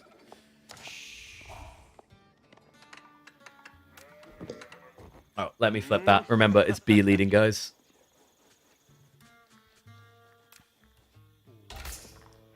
To be or not to be is the question. Huh, it's a good start to be here. In game number 2, 1 up for the 3D Clan member. Dimu looking to strike back with his UG on King of the Hill. A solid pick on this map. Plays Pro Scouts well. Leverages Shallow Monks phenomenally. However, Abbas has been a little bit of a fringe pick here. Haven't really seen them win too often here. There are ways of a multi-TC plays, and I've yet to really see them up against Yuji in particular. My instincts tell me that this is actually a pretty good matchup for Dimu, as they can just rush castle with Pro Scouts. I have been theory crafting a build, guys. I have been cooking in my brain. That's right. I need to attach those Corsair coolers to my head to stop me from overheating here, because I've been wondering about Pro Scouts for Abbasids. Sounds kind of crazy. It's crazy against Yuji. But in theory, not the wildest idea. I wonder if B will be the guy to try it. He's a very experimental lad. He usually looks for other angles. And in fairness, with Culture Wing, it gives you a really cool 2TC fast castle play here. One that pseudo competes with Yuji. Because the alternative is what? You go feudal all in against Yuji. Ooh, honey, have you heard of Jugnu? I don't know if feudal all in really works against Yuji. The only alternative is we get Eco Wing free TC, but I refuse to back multi-TC versus Pro Scouts. When Pro Scouts is executed correctly, it just feels like the emphatic counter. Oh, moment of truth. Fast approaching here. Or is it to be? It's going to be the military wing. Interesting. So we likely are still going to be getting 2TC, but what you're going to see out of B is military wing into stables with double horseman opening. Dumu would anticipate and likely try to counter Juganu, because Juganu is just the bread and butter counter to melee wing. But he should know that, like, having access to Jug, there's only one reason B would make this play. So we'll see how he addresses it. We have got the meditation garden out on the flank. You know how I said there's, like, no bad spawns for meditation gardens? Apparently, like, this spawn wasn't the easiest. He had to play quite far out to get this. But it's going to feel quite safe. One annoying thing for Dimu is going to be the fact that B can walk 4 units over here and take 40% off this just by standing here. So even if there isn't a dive point into Dumu's base, there is some denial of resources to be had. And that is a very far forward stone as well for B. I look like a Japan enjoyer. I'll tell you what, guys. If we average 750 people watching across a month, you'll get to find out in a Road to Conk series. How do you wall this maze? Funnily enough, you don't wall the other game. A lot of people tend to wait into the mid game, and then you try to wall out here past the deer. It's very difficult, even on a map like King of the Hill, to wall now. I really like that change overall. I've been probably one of the biggest positive speakers about the wall changes in Season 9. I think walling was way too easy and made the game very boring. It's a defensive RTS, and walling just made defending way too easy. Oh, thanks, Crackety. I appreciate the inspiration to make it to plat.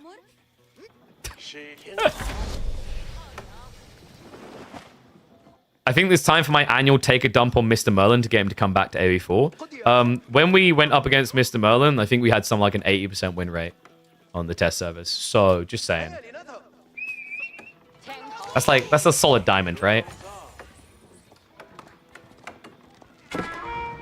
Fresh food stuff's coming in, so... Are we getting 2 TC? Possibly. Interesting is delaying going the stone. I kind of like this, though, because if you go wood first, you have diversification option. You either know that your opponent is all-inable, or you play for your greed. Archery ranges are now going to get layered in by Dumu.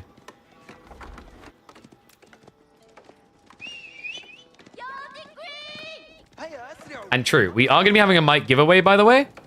It's going to be one of Shure's mics. I'm going to be trying to sort out a platform to do the giveaway with on the weekend. I recommend following my Twitter. That'll definitely be one of the conditions. So, yeah, someone's going to get their hands on one of the new MV6s. Let me know what you guys are thinking of this microphone. I've heard a lot of compliments about it so far. I've been impressed. This is the SM7DB from Shure. They're top, basically.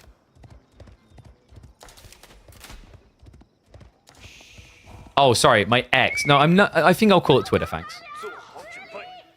So Juke coming. I mean, could Dumu... I feel like Dumu can just simply build Juke and only Juke here. Is B rushing castle?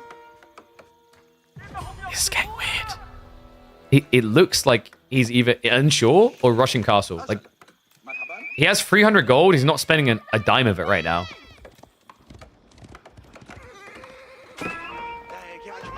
So B's going for a bait and switch, right? Like, it kind of feels as if he's trying to force Dumu to play a long feudal, and then he bypasses... Why wouldn't you culture wing this?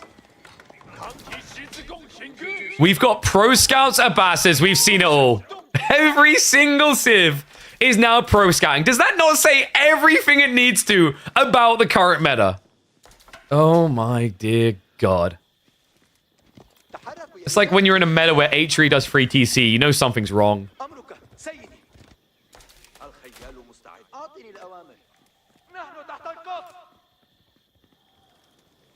I can't believe this. I mean, but this feels bad against you, no? I kind of get it in some, but this feels so slow. So you can see that Dumu did get slowed on his timing, so you could argue it's fine for that, but obviously Supervision's going to catch him up.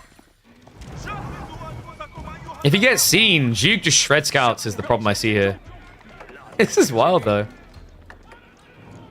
And by the way, guys, if you have the SM7DB, you don't need the Cloud Lifter, the extra components. And I don't think I did change the equalizer settings or anything too much on the preamp. I obviously ran through it again, but not like drastic changes.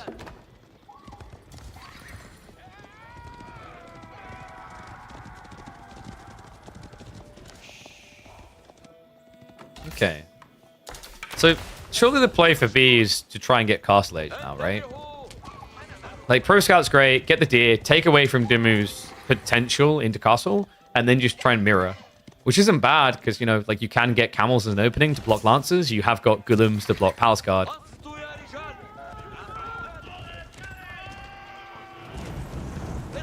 Love the pressure as well. Remember, this is denying a lot of resources away from him. This is... I want to say, what, about 80 to 90 resources coming from this thing? And he's disturbing the peace pretty hardcore, guys. 90% of that is being taken away.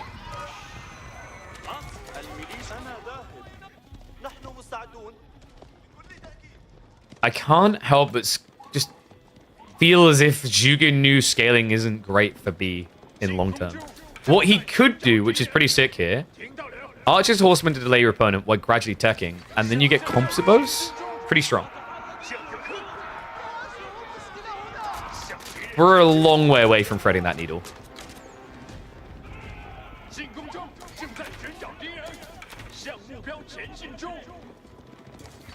Wait, we're not about my channel having no emotes? Brother, we got loads of emotes. I even had a flag made for every civ, which I realize is really damning when we get new civs. I don't know what 7TV ones are. Am I meant to?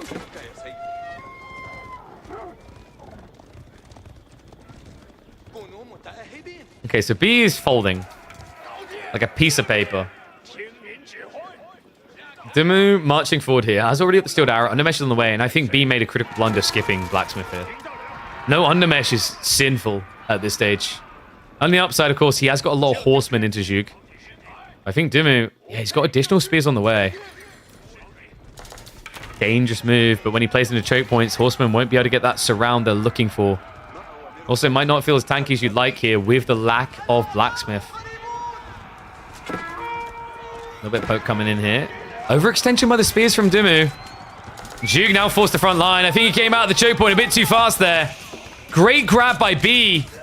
Mistakes made by Dimu. A fight that looks like it should have been good for him with the lack of Blacksmith. Leads to his downfall. Heavy losses on the offensive. And behind this, Dimu is just going to have to reset and hunker down. Options opening up now for B. He could play longer into Feudal Age. He could start to stockpile towards the castle. Not expecting 2TC here, which I don't think is a problem in this situation. Now, if he does try to play a longer Feudal, it looks like Dimu, I think he got most of his deer from his side, right? So B, maybe it's like 1.5 for Dimu, 2.5 for B. Nara's still more over here to be grabbed, so yeah. It's not all home yet, but mostly there.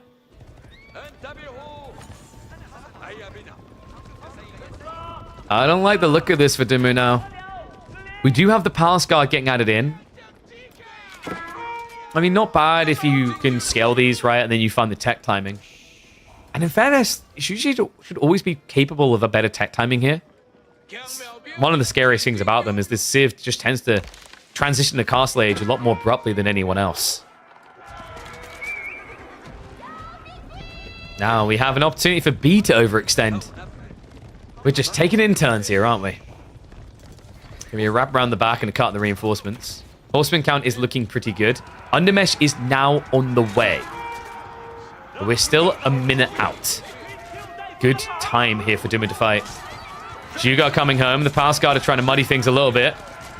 But the archers are targeting down those spears. Nice little drive-by. I think that was a fairly even exchange in the end with the losses at the tail end of that. Maybe slightly still in favor of B. And considering that he didn't have undermesh, I'm kind of impressed it wasn't worse for him, but great read on the timing to get away. And you can see both sides starting to stockpile some resources. Castle feeling like it's inevitable by about 14-15 minutes here. B being conscious of that, wants to try and get ahead because he can't match what Dimu will be capable of here. Yeah, always just so awkward to just try and chase with Zhuge like this as well. You always get kited. The Palace Guard is really annoying, actually, because if B doesn't turn around, he's taking damage on the retreat, right? Dimu is going to show some respect. Backs away here. I think we're just going to see both mirroring castle now. B likely considering maybe you could go Eco Wing. Culture Wing seems more likely. Recommitment actually out of B here. Dimu didn't have that many melee. No, only 5 spears. It's kind of interesting, actually. Once Steeled Arrow is there, it's actually a fight that B could take. Yeah, because the thing you have to keep in mind is, yeah, he was missing that undermesh, but I think what made him still confident, even without the DPS increases that Dimu has, is the extra health.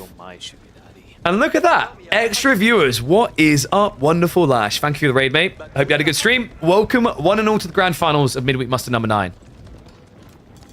Lash, I believe, has already signed up for Midweek Muster number 10. Eyebrows, eyebrows. Xiangnan now coming in from Dimu. Wait, really? We've got Song. I guess he thinks he can't get out of the age. No, he cancels. Okay, that's much better. I think either misclick or he just read the real intent here. Isn't convinced by the size of the army. He thought this was an all-in. He might need farms instead. We have got the correct play coming in. Castle Age on the way for both players here. Palace Guard counter's looking good. That's going to keep some potency here. Remember that B with the Culture Wing is going to have a very clean timing into composite bows.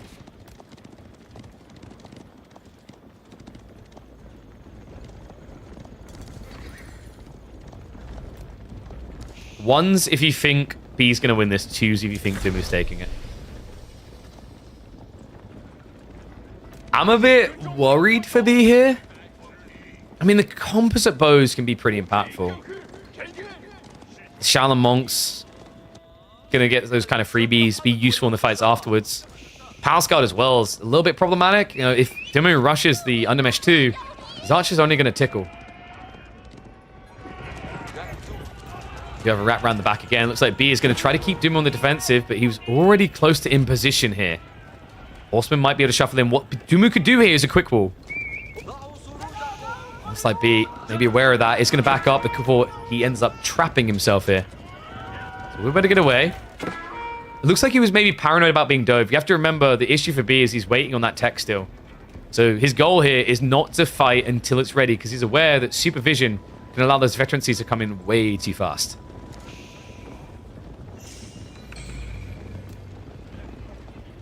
First relic being picked up here. So Dimu making off with the goodies. Tech up about to complete, but even when that's done, remember the veterancy takes 52 seconds for the Abbasids when they have Golden Age 2. He doesn't. So he's going to be waiting a whole minute for these. Pot queued up, but this already feels bad. Like when you get Preservation Knowledge, you want to be able to wait and then get veterancies. Otherwise, the discount feels wasted, but the problem is that the delay would hurt him far too much here. Chicken New Mass is now shuffling in. We do have ranged armor 2 coming. B is going to have to give over a lot of ground. And my concern is that Dimu is getting way too much off the map because of this. First relic already home. Second and third being picked up and returned right now. In fact, he's got 4 Shaolin Monks. He can pick up all 4. Can we dive in? B in the meantime waiting on those composite bows. 55 seconds away. And there's just no stopping the returns, right? Yeah, there's still 2 relics up for grabs, but B can't really focus on that right now. First of the Lancers has been queued up. Palace Guard now diving into the base. Eco soon to be reached, but he does buy enough time. Veterancy comes in for B. This is where he has to make his stand. Horseman vetted up as well. But the Palace Guard are being targeted. He's not doing anything about the shoot back line. Lancer's starting to arrive here. Should be enough to stabilize him. Dimu can't stay here forever. But what he's done has bought vital time. This dive is going to allow him to snatch all relics from the map. Goal now is just to get them home. Already has the resources for Yuan. Might need to re-bolster before going there, though. Crossbows and Palace Guard are starting to get queued up. Lancers are blowing. Like, right now, realistically, he needs crossbows, and he needs a lot of them. The fact he's going Spearman is awkward here, because it means the composite bows is going to reign supreme in these engagements.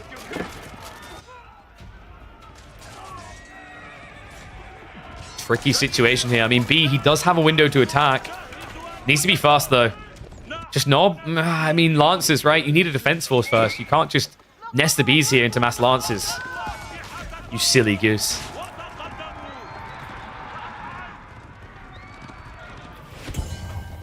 I don't know. I think Dimu's going to have what he needs at this rate. As long as he's supervising for crossbow production, it shouldn't really be stoppable. He's 9 Lancers, but the problem with the Lancers is they have to wait for archers or go in alone.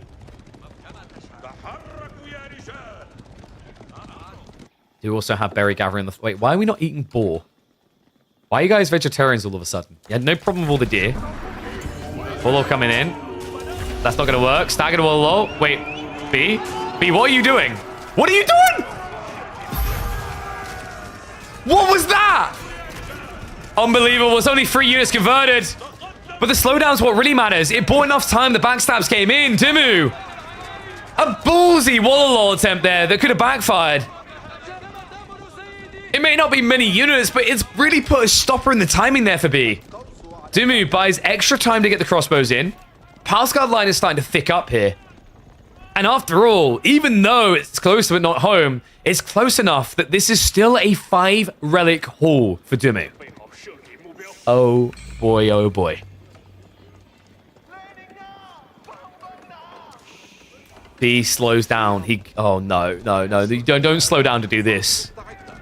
You've had games where you make us believe some, but this isn't one of them. It's building Springles. Alright guys, we're only 6 Springles away from Dumu winning the game. We're fast approaching it.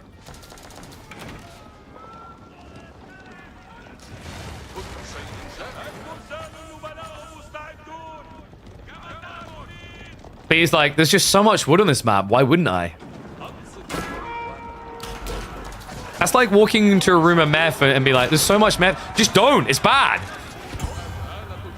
Oh, no. Dumu does have to back away. We do have a problem, actually.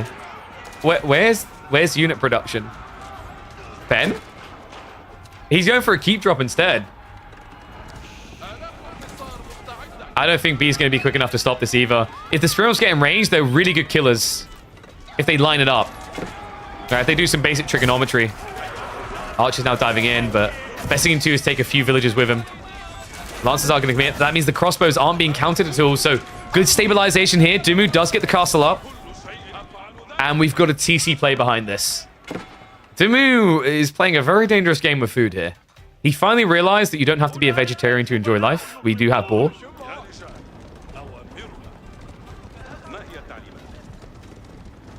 But he doesn't have a win condition still yet. He also hasn't decapped the sacred site, which is getting a little bit odd. I'm sure he'll realize eventually.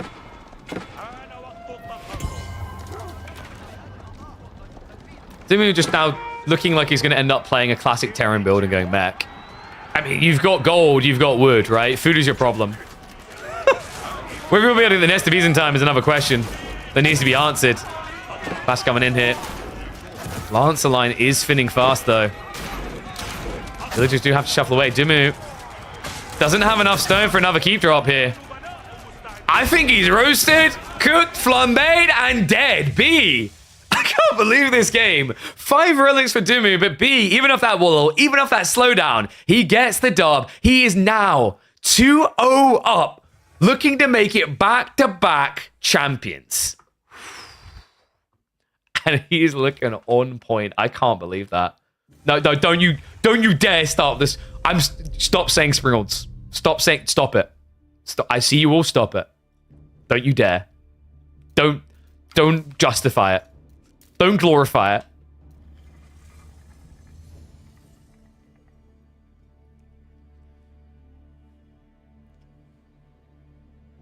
I'm gonna make a Springolds guide. All right, next up we have Delhi Ottoman. Oh my god, dude, it's gonna be 3-0. It's gonna be 3-0. All right, so I wholeheartedly believe the Ottomans takes a giant dump on Delhi. I'm willing to die on that hill, and I'll die along B. Die alongside B rather. So left side win. Oh, we need to put our tie on, don't we? Ugh. And we didn't do our push-ups. This is once again looking very sexual. What I'll do, guys, we've got 3 minutes until we're in game. So I'll start the predictions now for game number 3. Reminder that it is going to be Delhi Dumu and Ottomans B. I can't run ads yet because Twitch is a douchebag. But we'll get back to that in a sec. But let me put a tie on.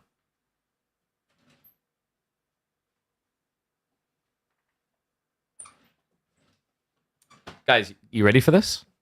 Would you like to see, in honor of an upcoming Delhi game, do you know what I've got on my tie?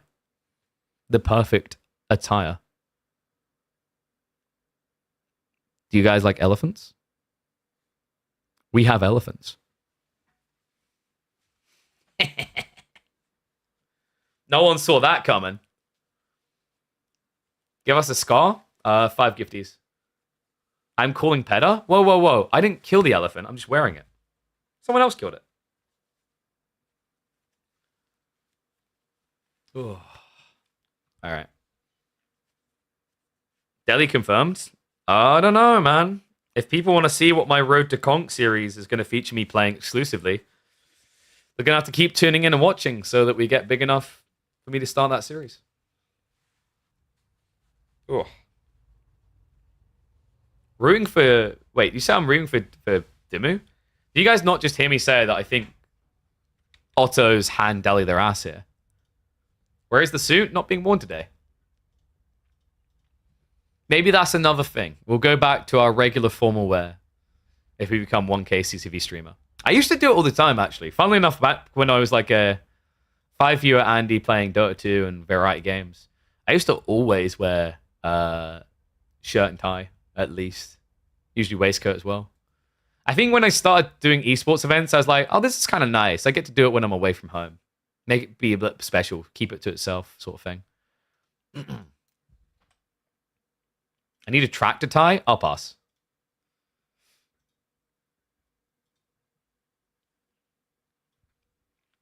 Oh, blimey. This is your redeem, even though you keep forgetting to ask Camion. This is what you asked for. All right, so let's get ready to go. Game number 3 starting in a sec.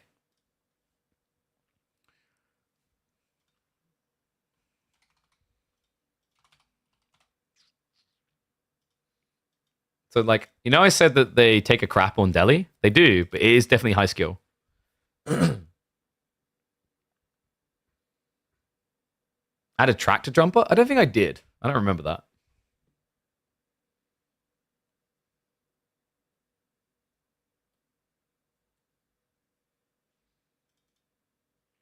Clearly Camion revealing that he's not a Delhi player.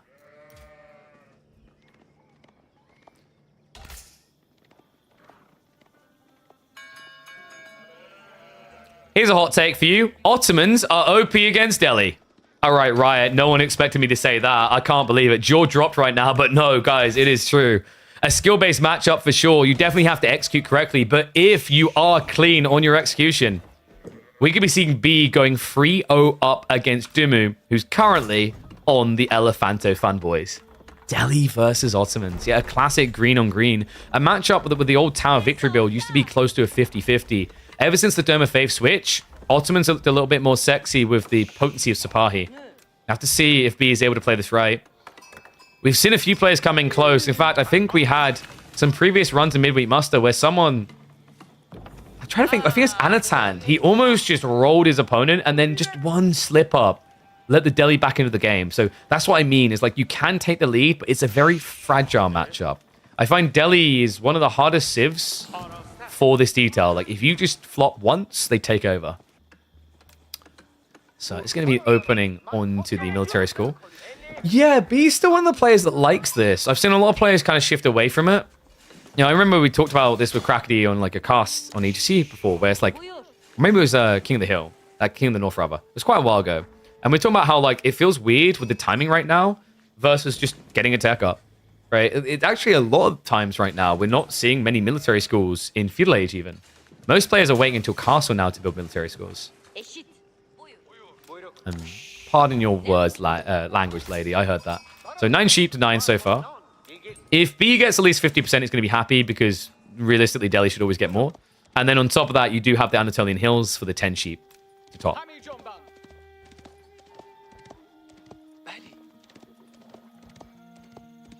Oh, you guys talking about the 4K people playing AV4 right now?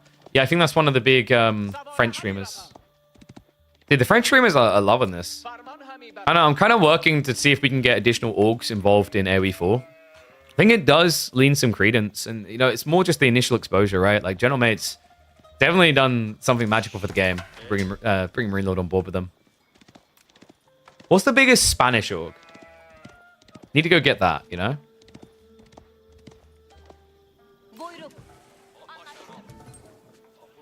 Dome of Faith coming in. Should be Sultani Trade Network, right? I mean, you could play Madrissa. I think Madrissa here makes more sense because you're looking for a long feudal, not a short. But maybe B knows something different. Maybe he's tried a build that involves fast teching. Because, yeah, we are getting Sultani. Even with Sultani, I always say Sultani like a Brit. But Sultani, the cool thing about it is it still has a lot of value from that gold because you need all these eco techs in H2, right? So it's not, oh, it's definitely fast castling. You can leverage this for a longer feudal. Looking at the spawns, this is pretty nice for B, right? In some ways, the Sacred Sites kind of feel like they're pulled towards him. The negative of this experience is going to be like one of them is close to the edge of the map, so Dumu could wall that in fairly easily.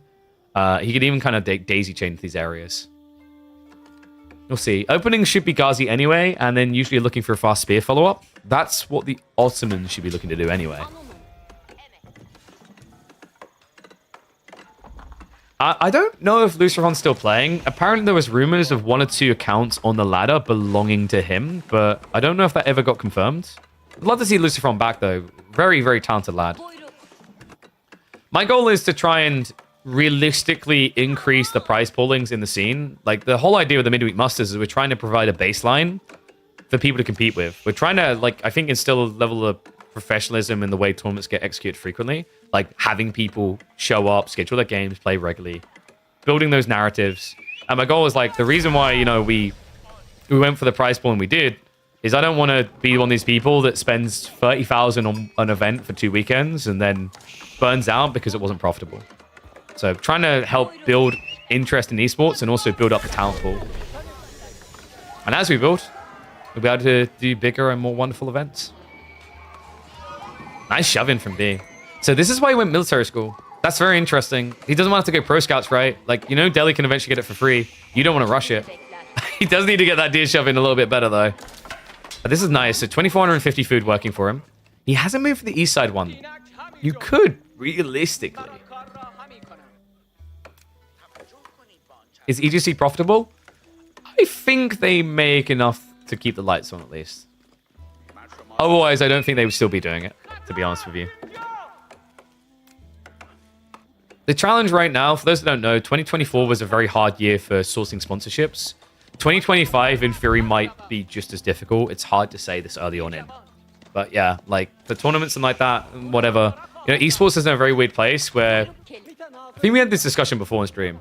But, like, esports fans are perceived to not be very big spenders. And because of that, it's become a little bit harder to get brands to engage because a lot of brands at the moment are going through a justify expenditure arc, where it's like, we want to see positive sales value from this integration. Which, like, you know, if you go by, like, marketing logic, it's kind of crazy just 2 years ago to think that someone want to make over $1 for every dollar spent in marketing. Because, like, that right there is a marketing hack. But yeah, I think EGC do okay. My goal is to try and grow this into something that can provide for my family and then provide for the scene as well. And I think we're on track for that. I believe.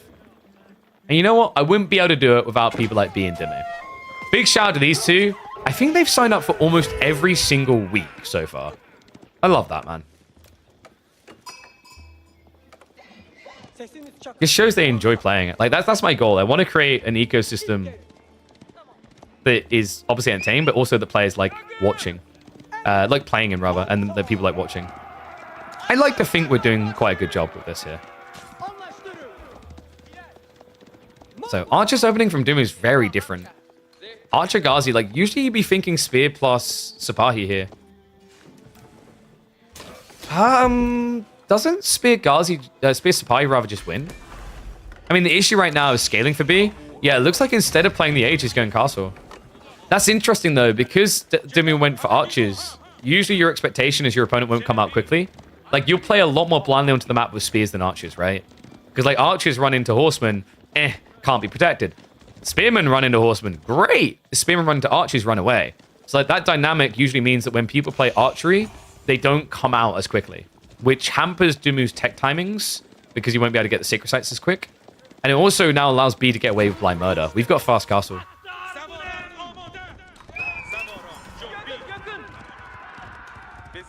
Spear Sipahi beat Spear Ghazi? Yes.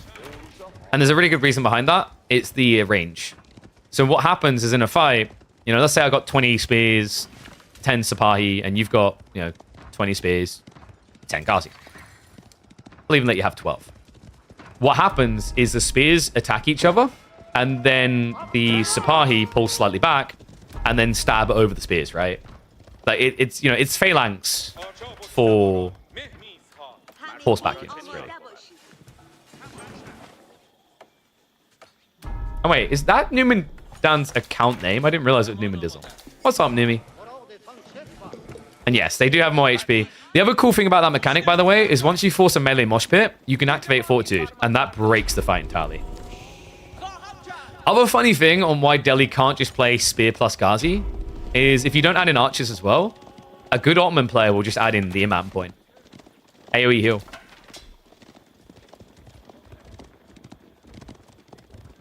So good question here. Are Mapsies checked for fair distribution and spawn for tournaments, or is it random? It is random, but we have a 3-minute remake rule, which is if something is egregiously off, and this is the beauty of actually the pause system now, you can pause, point it out to your opponent, and then like fine remake. Now, players have not been abusing that, because if it was to be abused, someone could tell us about it, and then when we review and say this isn't a bad spawn, we'd basically default win. So like it's all within being reasonable, but we've had some spawns in the past that players could have called out as being like not right, where like, you know, deer are nowhere near you right next to your opponent's base, for example. So like that is something left to the players.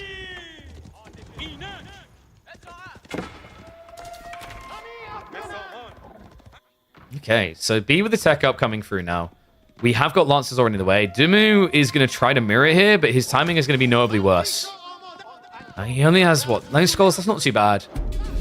It's not going to be an immediate surge into your techs, but 9 should be good enough. His goal here, though, is trying to stockpile resources while being present on the map. There's a risk now that B's going to have too many Lancers out for you to just go and grab 5 relics. In fact, B might be looking at a moss drop in just a second here. It's a good timing for it. He's already got, what, 2 Lancers out? Could be 4 to 5 by the time he's got the first Imam running.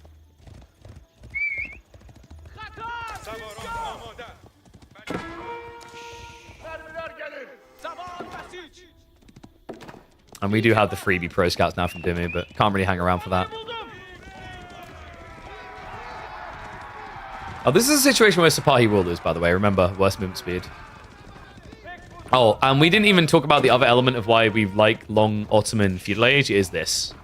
Right, so we talk about how, like, Sipahi spears beat Ghazi spears. This is the other reason. It's not just the Imam points eventually, it's then also the armor.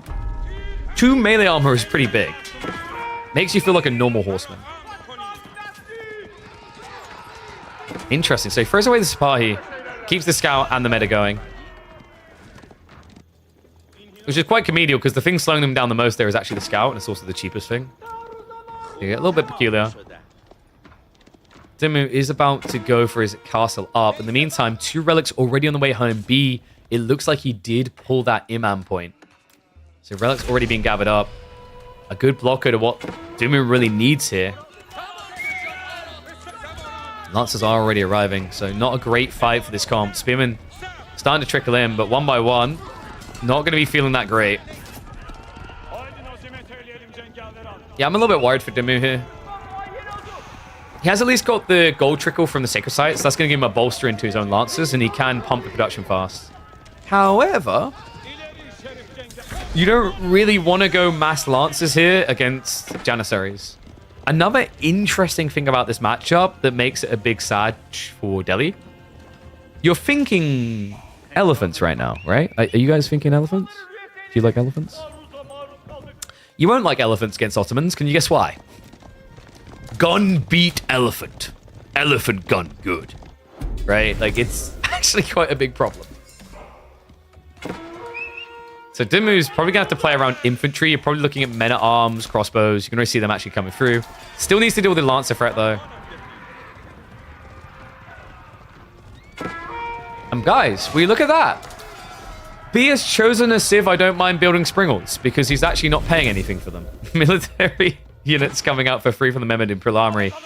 Give me out to start producing Springles. Wow, what's that you say? B building Springles in an AoE 4 game. Must be 2025. He gets them every minute. Not a bad idea considering that we already saw Dimmu adding in men-at-arms. Flash coming in. We do have the ranged armor getting activated here. Interesting choice. These aren't vet archers yet. I thought you stick to the melee. Or the attack speed, even. That has to be a bit of a misclick, right? I don't think you want ranged armor here. There's a few crossbows, but not like a dozen, right? There's a lot more melee threat? Even attack speed would maybe make more sense, but it seems to be working for him anyway. Just dives on in, mops up the crossbows. B's outplaying him right now. Dimu, half of his army is scholars. That was a sick fight. I was a bit hesitant about the ranged armor because the archers aren't doing any damage anyway at that point. But I think it made it impossible for him to trade with the veteran archers. So he just kind of ignored them and A-clicked. B. Well, it looks like at the end of that, Dimu is still going to be the one with the majority of relics, 3 versus the 2. But remember, B has got more and more military schools coming in. This is swelling in his favor right now.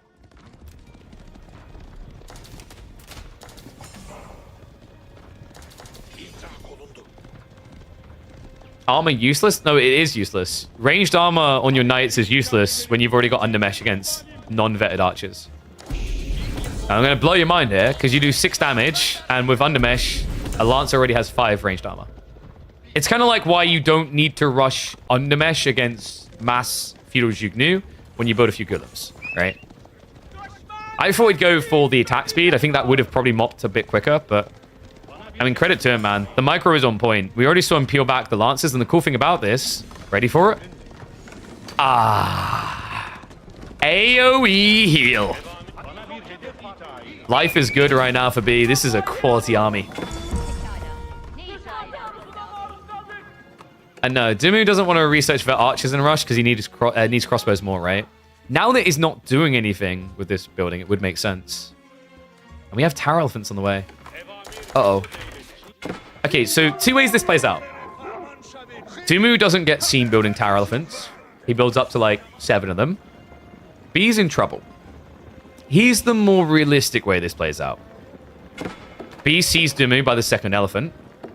He starts queuing Janissaries. And then you are royally screwed because what Dimu didn't do is add more archers. Remember, Janissaries got changed. They're not taking 50% more damage from ranged anymore. It's specifically they have a tag which archers counter. So going crossbows doesn't solve the problem.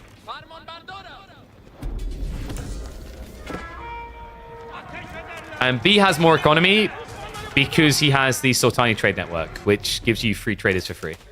And I believe Dimu also went textiles. Yeah, which equates the other one.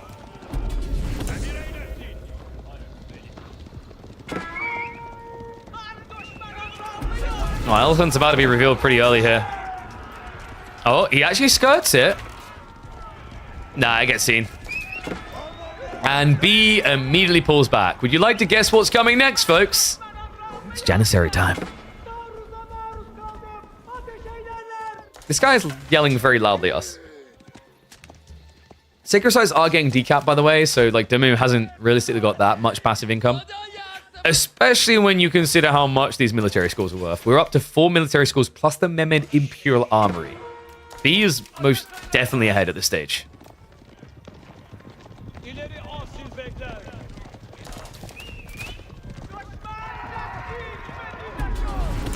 Yeah, the interesting concept about Springolds is like, realistically, for this type of comp, they should maximize their DPS. And what I mean by that is, if you think about it, Dimu has an infantry line, he has an infantry range line, and then he has a healing line. So like, when he does these engagements, there should be 3 layers to the cake that makes Springold pretty good. Whether it's going to be is a debatable matter. Like, realistically, if your opponent was massing elephants, it's bad. But as we highlight, like, realistically, Dimu shouldn't be massing elephants into Ottomans.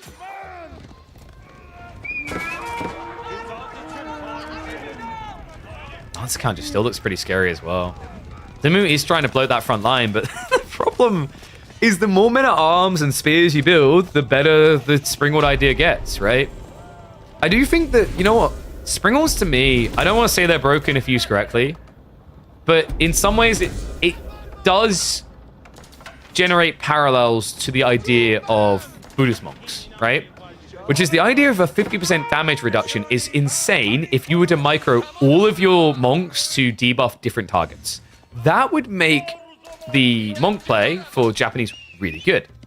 kind of the same as Springles, where instead of just A-clicking, if you were to cycle through your Springles one by one, like you were able to tab, select different ones, and da-da-da-da-da-da, you'd be able to get a lot more penetration damage than if you, for example, all target one unit, overkill it, and then the shots kind of crisscross, right? Like, instead of you getting, like, the full line breach. So, yeah, it is a weird one with Springles. And, yeah, Springles used to be the anti-siege. They got nerfed, thank God. We're on our way to a better meta.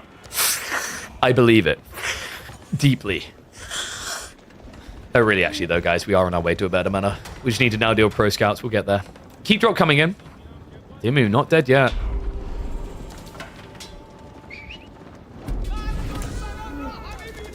Heat drop is hidden in a tiny stealth forest here. He just backing away. What is the wing condition in his eyes? Oh, wait, guys, I forgot. We're watching a B game. The win condition is 20 Springles. Yeah. Of course. I don't know how I forgot that. And that's not true. Pro Scouts did get changed less than a year ago.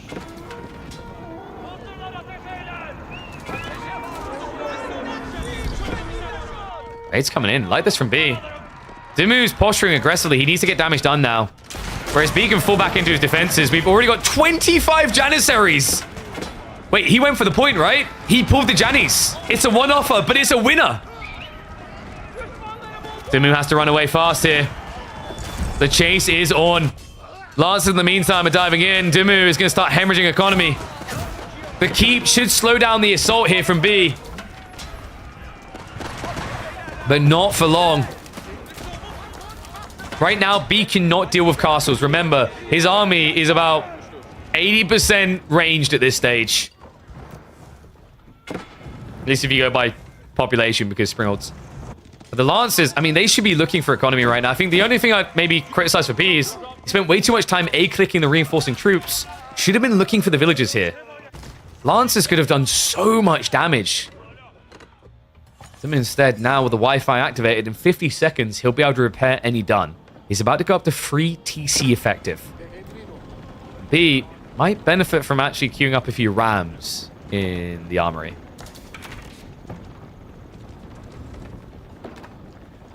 Because rams should come out quite a bit quicker from trebuchets. I think that used to be bugged, but they fixed the value, so it's much quicker now. We'll march forward here, B. Gonna start conversion towards the main base. Dimu, you are indeed right. He's out of food. He has nothing. In fact, there's nothing left on the map. He has to switch farms. He only has 5. This might just be it. If B realizes what's happened here and just keeps diving, there's no way that Dimu can build an army. Even if he could, how do you get an army together quick enough to deal with 27 Janissaries?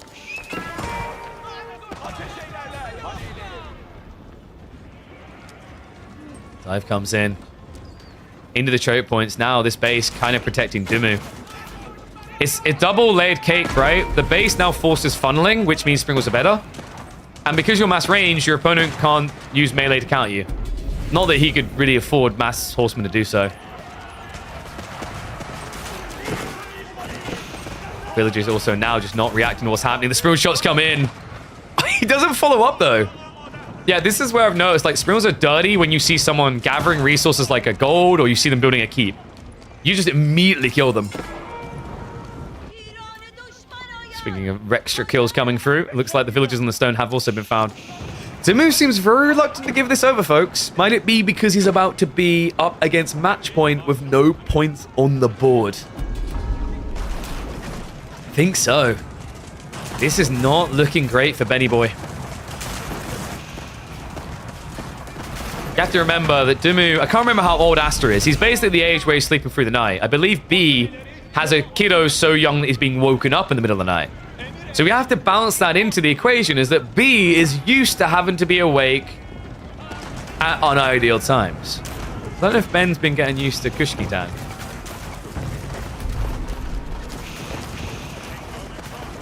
I think that game one just really knocked the wind out of him. Just such a long one. A fatiguing one. I mean, also the WAM series, right? Dimu just looks so on form there. I don't really think it's him looking off form as much as it's B just being really switched on with his strategies. His draft execution has been phenomenal here. The Abbas's Pro Scouts build. Now we've got Ottomans dominating Delhi. I think he just outplayed him from a draft POV here.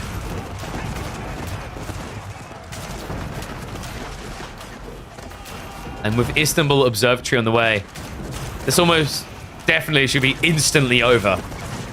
Dimu has really got nothing left.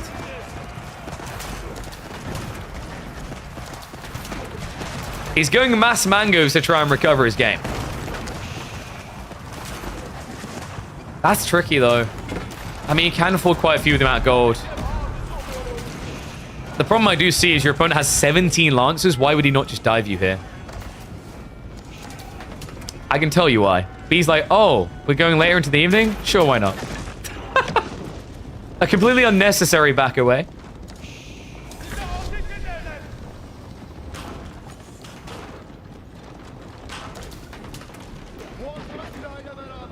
Ottoman picks can be worth it.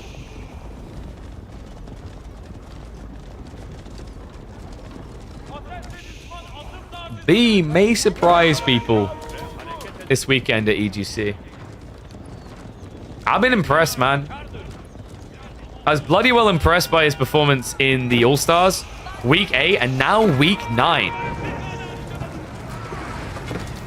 Lancers diving across. The villagers just have nowhere to go. I mean, wouldn't the ironic element be capping all 3 sacred sites and winning that way?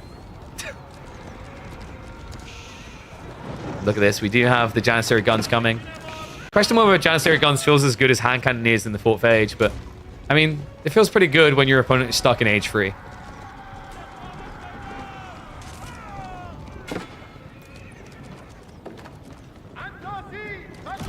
Well, I'm hoping we see some semblance of life out of Dimu. I mean, he done phenomenal to win 3-1 over Wham. Oh, that was that incredible Malian game on Borderlands against Voldemar. One that Voldemar wishes he could forget. But to end like this in a 4-0 would feel a little bit bitter. If he can at least get one game on the board, if he can at least get game number 4, because this one looks impossible. But if he can get game 4 on the board, he gets a redraft, everything can change. It's almost like a safety zone. When you're running around the zombie apocalypse, just an area they can't touch you. Time to breathe, time to reset, time to think. Oh, yeah, no, I saw the message that Voldemar had sent to him after that game.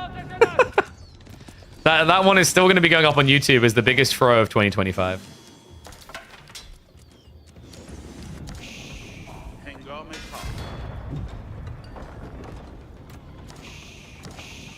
If Dimu does this, though, like, if he actually wins this game now, this will also, in the same week, be marked as the biggest comeback of 2025. This is hard.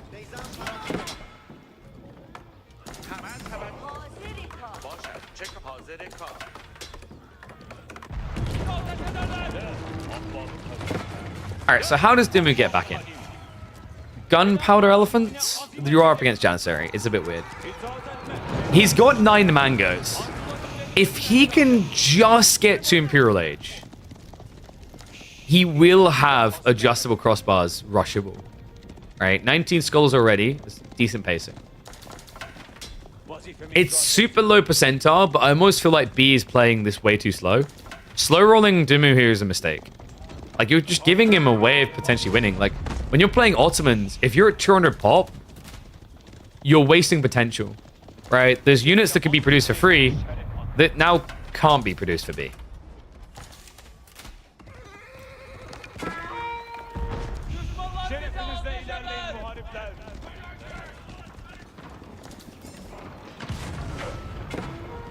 You're confused why B didn't keep diving? I think he saw the mangoes and freaked out a little. Because at the end of the day, you have to remember Janissaries are very, very squishy. Like, their archers and Janissaries both come with like 80 health, right? And that means that mango here is going to take basically half the health. It's a lot. Actually, it's more than half. It's 2/3 of their health, right? So I think that's what freaked him out a little. Is that into a choke point? At first, it was good for him. When he saw mass mango, he's like, uh-oh, this could actually wipe me entirely. And I don't want to really get the record for KPM M9 of the biggest throw ever. So I'm going to back up. However, the longer he waits, the more it kind of feels throwy. I mean, he does have great bombards coming, which in theory can be pretty damn good here. Another key drop coming from Dimmu. Villager lead is starting to extend. Mango shots coming through. And you see the fear he's having, right? Like, these are also elite Janissaries. They have even more health. Still not good enough. Meanwhile, dive comes in onto the villagers. Great grab here. That's the entire eco lead that Dimmu built up gone. The castle looking a little bit incomplete. He'll be able to finish it off with the final 3 villagers, but neck and neck on villager count here. More great bombards on the way.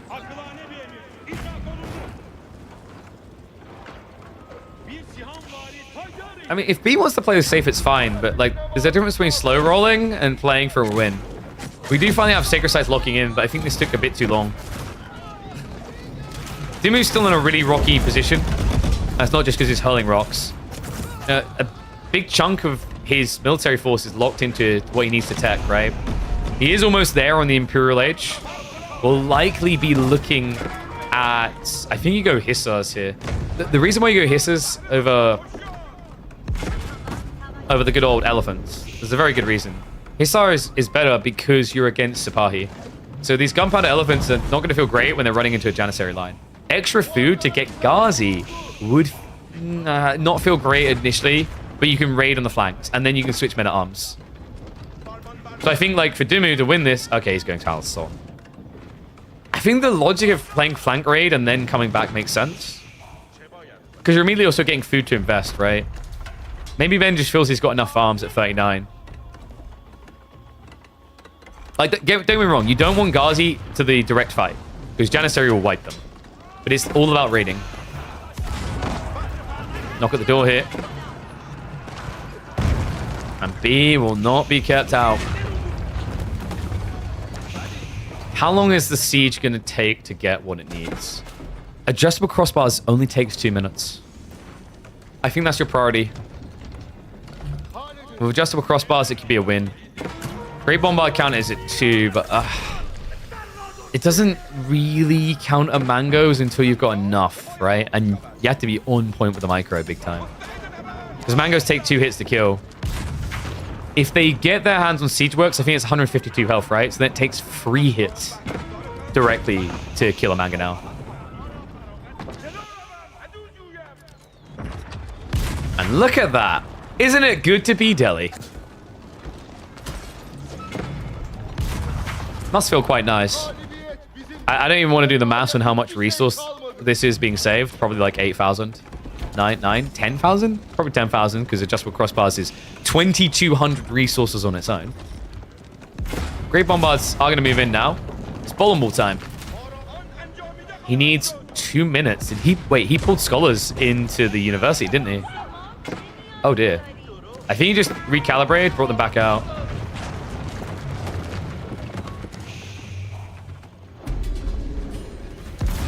There is a way, folks.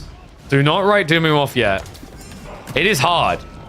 But 13 mangoes would do... Okay, no, he's building Sipahi.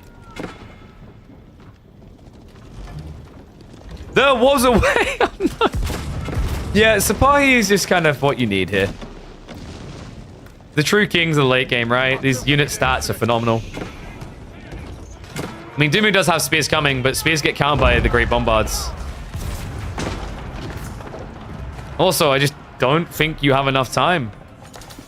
Just for crossbars coming in what, 27 seconds? TC is about to get... Wait, why is B backing up? Okay, so... Dimmu is getting some hope here, but one thing to keep in mind is he now has 13 mangoes. That is great when you camp in your base. Do you want to know why AoE 4 is better than like these old school RTSs where you can just stay in your base for 50 minutes? Sacred Sites. Sacred Sites means you can't, at least if the maps are designed well, stay in your base for 50 minutes. 13 mangoes is great when B has to come into you. Not so great when you have to rush out. B? He's the body blocks here. We'll get several villager kills. Well, more than several. Janissary is just so quick on the kill. And that's going to be several more. About 30 villages down the drain. Dumu is now in dire straits. 53 economy to 75. I mean, it's go time. He's got adjustable crossbars. You can't wait any longer. He's going to try to force the fight. Great bombards. Looking to unpack. Mango's looking to unload. The Sapai frontline are dead. Mango's shots are coming through. Jannies are dodging. He needs to go for the great bombards right now, but he's body blocking himself here. Dumu, the A-clicks to the other side. All that for one Sapai kill. Elephants are trying to charge out here. The great bombards starting to put a dent in it a little bit, but the Mango count still at 14. B needs to splinter more here. He's kiting him. He's killing him. He's getting the wallops he needs. A valiant last stand. But he just can't advance quick enough due to the Sapai. And the great bombards for 300 HP. I'm taking it like a champ. Janny's now diving in. They don't care. Elephants cannot stand against that. And we will be going into a game 4 with B looking to make it back-to-back midweek muster 4-0s. And looking unstoppable.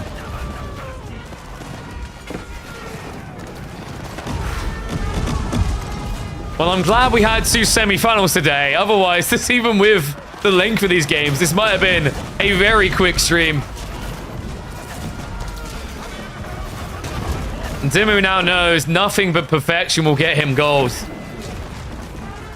Because B so far has been the one rolling out the perfect wagon. We go to a game 4 to see if Dimu can even stay alive. Oh my dear God. I believe that man had a lot of troops.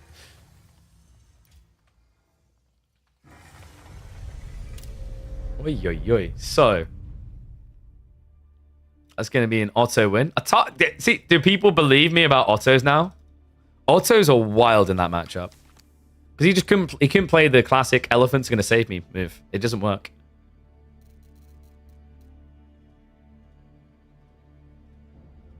Why do I get the feeling the next game is going to be all Gamba on B? And that'll be Dumu's moment. Da-da-da-da-da-da-da-da-da. Got to turn up. Where are we going? Is it going to be Bridges? No, he takes the lakeside. Okay, English, are you? Just a classic Lombo all-in could work pretty well here.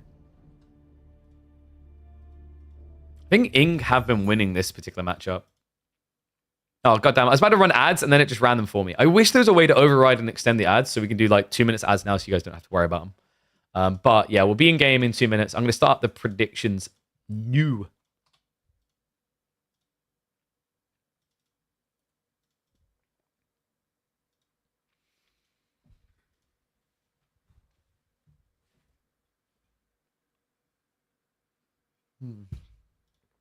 Doubling down on Dimu? I mean, like, Monkey's typewriter's logic, right? Like, so eventually he has to win. Statistically, right? I don't know. It's looking tough, though, man. Oh. God damn.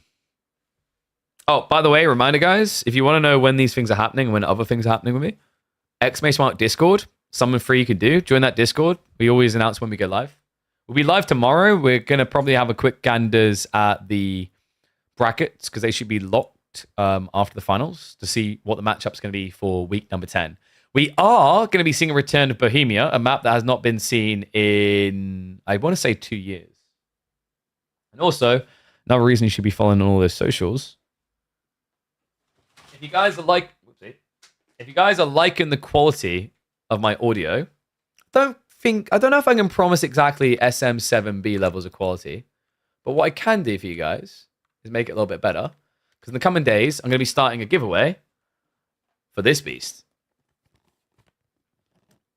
This is the new MV6 USB microphone from Shure. Absolute banger. Like, if you're looking for a USB microphone, like, the reviews said, or people have absolutely loved this one. It's got that clean Shure look, and I'll be giving this away to a member of the community.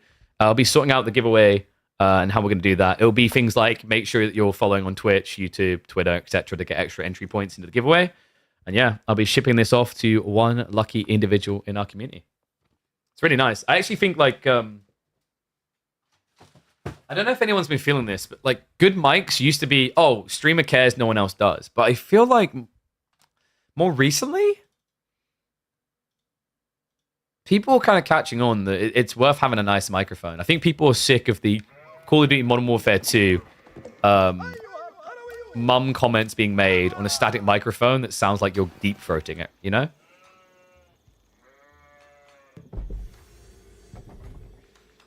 Are my headphones new? No, they're actually quite old.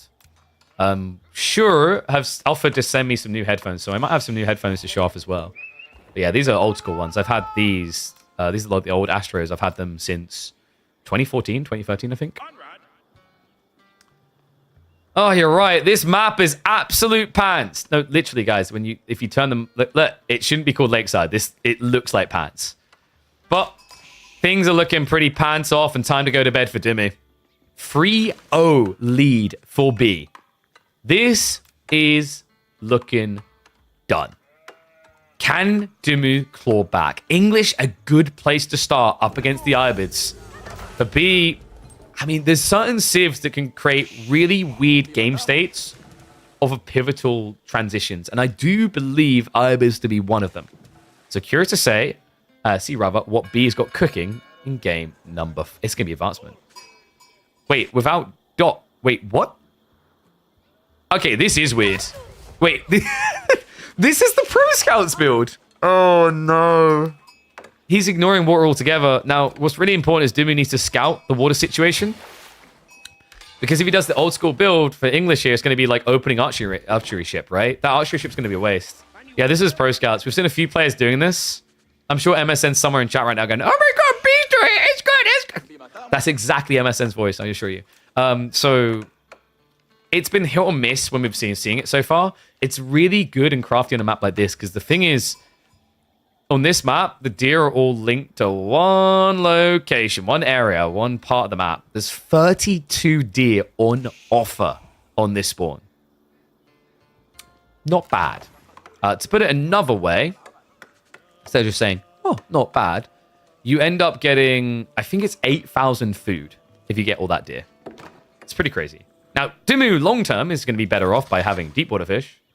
He's not going to be able to accelerate at the same pace here. When do you use Springwell versus Mango? You don't use Springwell versus Mango anymore. Springwell versus Mango is the quickest way to lose a game in your life.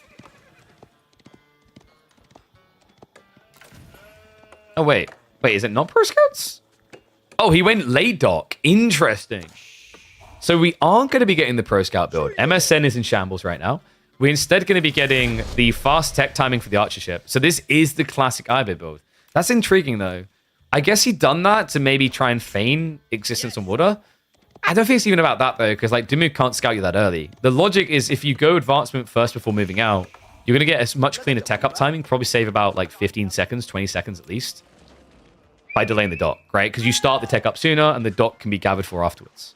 So, archer ship coming out, fishing boat follow-up would make a lot of sense here. Dimmu yet to start his age up. I'm expecting Council Hall. It's going to be Abbey of Kings, though. So he doesn't want to go for the pressure play early on.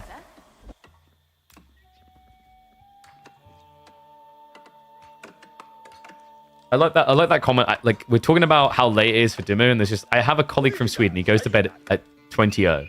So, yeah. It's late. I mean, sure, but, like, people in different countries go at different times. That's like, my grandpa goes to bed at 4 p.m. Man, is it late now at 7 p.m. No, it is late, though. Like, right now in Sweden, I believe... Is it midnight? I'm trying to remember if they're 2 hours ahead. It's pretty late. But it's even later for B. Remember, he's in Russia. So I think he's 3 hours ahead of me, so it's 1 a.m. right now for him. But B seems to be a bit more of a degenerate when it comes to his gaming hours, right? He seems more used to it. So let's talk a little bit about the Abbey of Kings, because it is an interesting choice into Ibids due to the Desert Raider. Like, usually the issue with English King is he can't really do any damage if your opponent builds one Desert Raider, because it just keeps you away. Now, the trade-off is, like, obviously, over time, the English King can kill the Desert Raiders, but he has to heal long-term. The whole point, though, is that you don't necessarily get this huge value window, because not only can a Desert Raider block you, you can also counterattack you. I do think it's a bit weird against English, because if you counterattack the wrong resource, someone I've seen once or twice, I think more players need to be doing. Let's say a Desert Raider walked here, take all these villagers and attack it. right? Because it's pure damage on a very squishy unit. So, we did have the archer ship. Bag the follow-up is already there. Dimu doesn't have the ability to push out a boat. So we already have the fishing getting fully idled. We should have his own fishing boats getting added in now. Because right now, this play hasn't netted an advantage for B. It's just stopped Dimu from having one. This is tricky, though. I don't think Dimu wants to play. Right? Like, you're so far behind and you know it. This is an interesting build from B because we've seen it on maps like Kawasan, for example. Ibits can get a pre-10-minute GG out of you. It's that bloody strong because the dock's cheap, only 75 wood. And the advancement timing just comes in so swiftly. Not many civs that can compete with it if they're fishing. So sick read by B. And I'm kind of glad we didn't get pro scouts. We might still down the line. It's a good map for it. But now we're going to get Dimu leaning on the fact that this is a map that supports defensive play. It's camping in the corner time. 2 TC from English. I don't know if this was his intent originally. I think maybe we were probably going to be looking at some more pressure. But after what happened on water is kind of what he's left with. Yeah, and he cancels the Sproul ship. It's just not worth it. I think he glimpsed the demo and said, oh, yeah, this won't work. King is already on the way, but we do have a Desert Raider coming in return from B. The wall is already up, so there won't be a rotation of back resources. And no, Dimu is from the UK, but he lives in Sweden. Hence why he was able to subtly sneak himself into King of the North. Because he has a Swedish passport. But does he have big Swedish meatballs to take on B? That's what we've been waiting to see an answer for all series. Game 1. Gotta give it to him, man. It looked really competitive. It looked like there was hope there in the Order of the Dented. The last 2 games have just blown the wind out of him.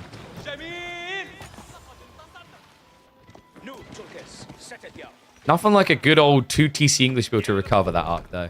My worry is B can fast castle from here, and the timing means that Growth Wing is basically going to eclipse the value of the TC, and then it just turns into relics, right? With which 4 relics into 2 TC himself, pretty thumbs up. Very nice for B.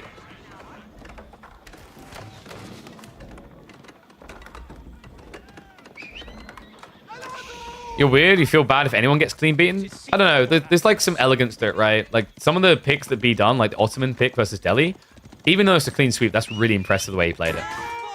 But like, you know, one thing I'll say is, someone I try, well not try, but like I don't have control of it, but pray that we don't get is like, I don't like it when one player dominates tournaments for a long time. And I think RTSs have that maybe more frequently than other games. Because the perfectionist nature of 1v1, right? Because then you kind of, like, you get this situation where it's like, damn, when will he stop winning? I think it comes and goes, it wanes and rifts, right? Like, you have moments where you're like, damn, when is this guy's streak going to end? This is incredible. Followed by moments of like, damn, when is this guy going to lose? It's just like he's winning every single time. And, you know, maybe it's the bias of the RTSs I've followed, but I feel like I've seen RTSs maybe have that problem more than other esports. Villager. Looks like B was going for an outpost rush. Archer ship is going to try to protect here, but the king is a problem. He should be able to get the... Wait. The demo. Oh, the demo! He does get the villager snipe, but it costs him the king. That was kind of sick from B. Okay, so able to get the worker kill at least, and that's important. It means that Dimu's not going to get blocked on his tree line. It's not actually about the gold, more about the trees. So 2 TC. It's going to get some opportunity to pay off here, but B isn't going to make it a big window of opportunity. Should be Growth Wing coming in now. There you go. Gets queued up. So 2 minutes out. Means that Dimu can basically build himself a 6 eco advantage from where he's at now. But he's already 3 behind. Meaning, when B reaches Castle Age, he's raw ahead again. Wondering if maybe B's going to go for the transport ship play. We've got a lot of fishing boats right now. That this is the point where the transfer makes sense. Whole idea that people evolved Lakeside is that if you win water like this... Oh my god, it even has pocket fish over here on the shoreline. But the logic on this map is meant to be if you win water like this, you can transport ship, and this villager comes across here. And then, voila, you have got the deep water on the other side as well.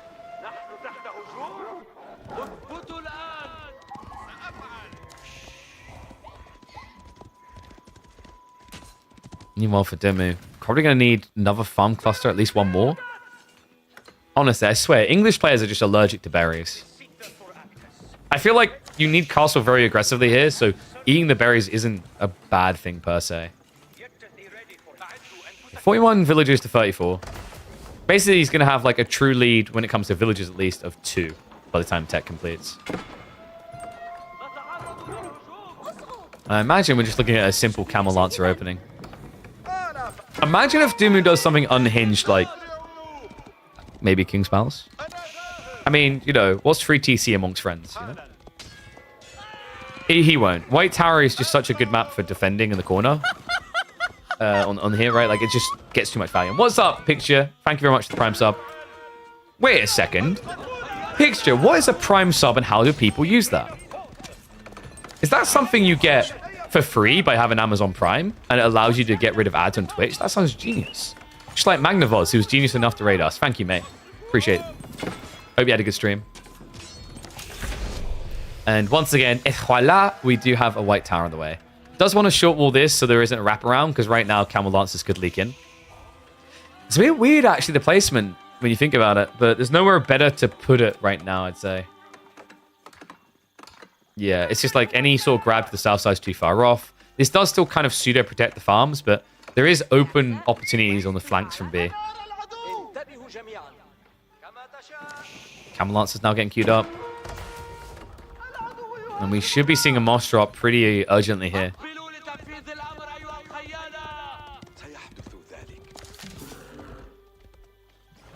Still haven't got that villager slipping in.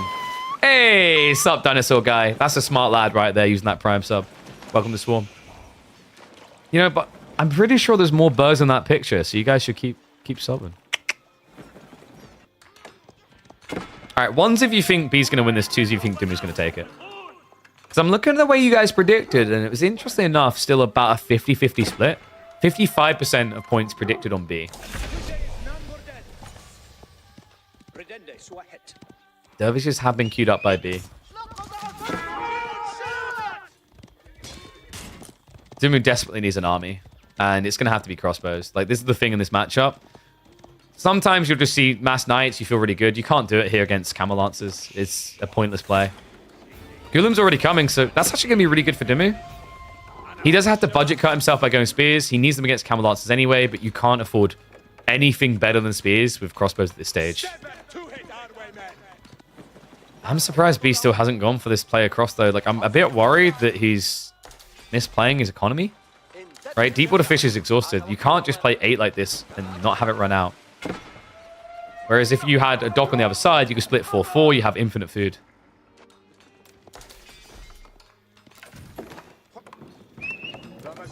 Don't have any... Okay, there we go. Stone gathering in mass now. I was about to say, we don't have any. It's now 14. So it's giving me the 2 TC transition. I mean, there's an argument that B is so far ahead he could go free TC. I don't think you need to be that greedy, but sometimes, like, IB players, they get really paranoid about English timings in Imperial. Like, you know, realistically, English should feel better in Imp Age for this game. I do think there's some variance to that, and the main one is that Mass Gulam's hand cannoneers with the Sultan's Mamluks buff hit like a truck.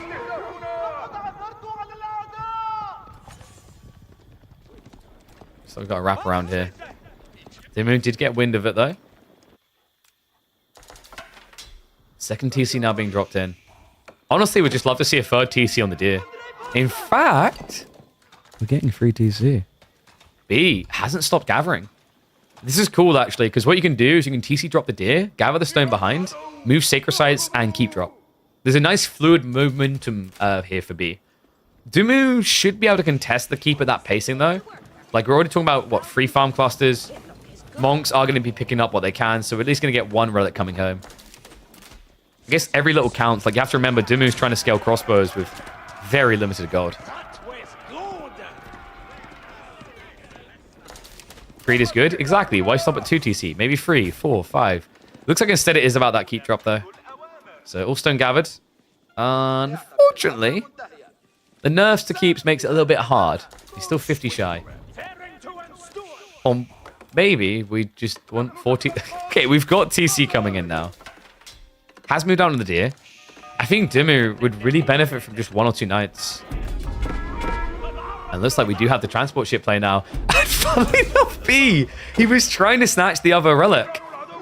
Won't be able to find it in the end, but we are going to get that dock drop. So more food now for B. Needs it with the amount of farms coming in from Dimmu.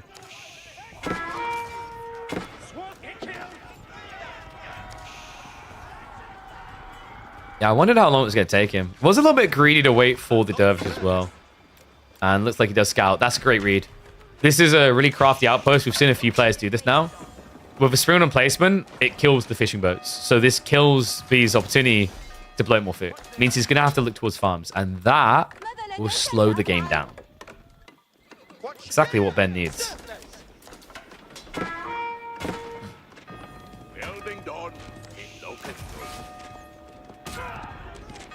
I don't know, man. This is starting to look a bit better for Dimmu now. He also forgot to pick up the safest relic on the map. I don't know how that happened, but with 5 dervishes, he hasn't actually got it.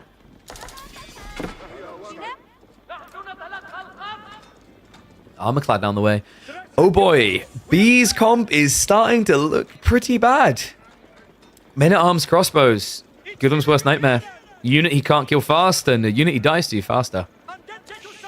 Outpost also being extended, so Dimmu starting to march up to where B is finding his lifeline here. This is a game where farms are now only starting to get added in for him. So can't really afford to be without deer right now. Weirdly enough, Dimmu, he doesn't have a scout though. Okay, this is like a classic, isn't it? Because when you play as English and you build White Tower, that's your stables if you really want one. There's a problem with that though. If the White Tower is your stables, you are missing a key unit out of it. You can't build scouts out of this. So without having stables, he's not going to sacrifice a villager to get a scout out, right? This is the problem. It means that B right now is getting away from something he wholly, absolutely should not. Cheeky Git as well was trying to take a lumber camp placement. Looks like Dimmu. He's going to start blindly punting through here. Okay. This game may be about to get quite Benny Boy favored. B knows it as well. He has to pull back with the deer gathering, be a little bit hesitant. Has got the outpost to give him an early for warning. And Dimmu, with this outpost, he should see what's happening over here finally. I want to say... No, he's just shy. He won't know.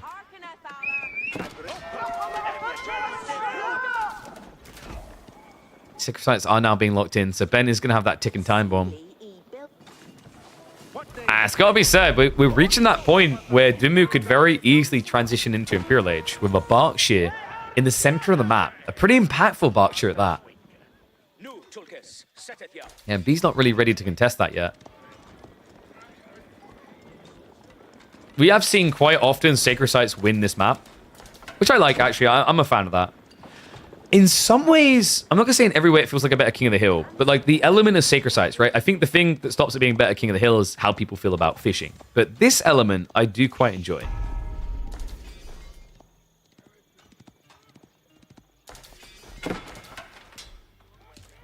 So that Men-at-Arms are getting rid of the dock now. I mean, the spring would already count at this play, though. All right, like, these fishing modes basically get 2 hit. And yeah, it's pronounced Berkshire. I'm a British person. Can authenticate. It's not the Berkshire or the Berkshire.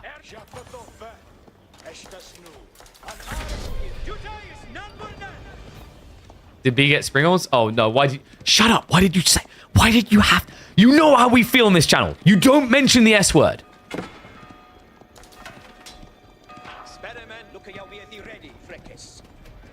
What are you doing, man? Dimmu had hope. He had a twinkle in his eye, a glimmer of belief for his men-at-arms, and now, look at what you've invoked. B is building the Springles again. There's no A, so how's it bark? Great question. Have you ever heard of the English language? Yes, then there you go. That's all the explanation you need. Ah, yes, the impervious counted as Springles. Build a wall. Also, like, because if you really want to start diving into the language, remember, there is no K noise in knife. So, welcome to English.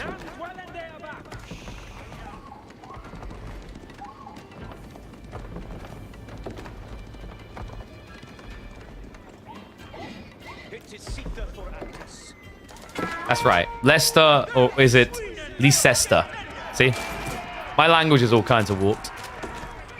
Don't get me started on Warwick. Or Rochester. Guys, just don't look up names of things in England. Do yourself a favor. Just assume it's all cursed and wish that the French had taken us over. I mean, they did. I don't know how much that was historically their fault, actually, now that I think about it. It was the Americans who ruined English? Oh, that's true. It was you guys, for sure. Waste paper basket. Aluminum. Oh, no, guys, we're not doing this again.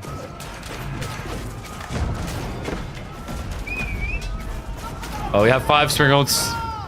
We're doing that again. Berkshire is on the way. However, B sees it. Dumu only half complete here. This may be a little bit too ballsy, a little bit too brazen. He has got the concave. Hasn't got the blocker, though. Camelot's are going to lead around to the back. In the meantime, Spearman chase onto the Mangonel. Nagulam's taking a little bit too long to get in range here. Mango's also overextending. Springhold's not able to mop up these spears fast enough here. And the villagers will not be denied their prize. Berkshire online. B needs to retreat. Sacred Site timer will keep on ticking for Dumu. An age advantage that B cannot mirror easily. And an opportunity for the first time in Midweek Muster number 9's Grand Finals for Dumu to get on the board.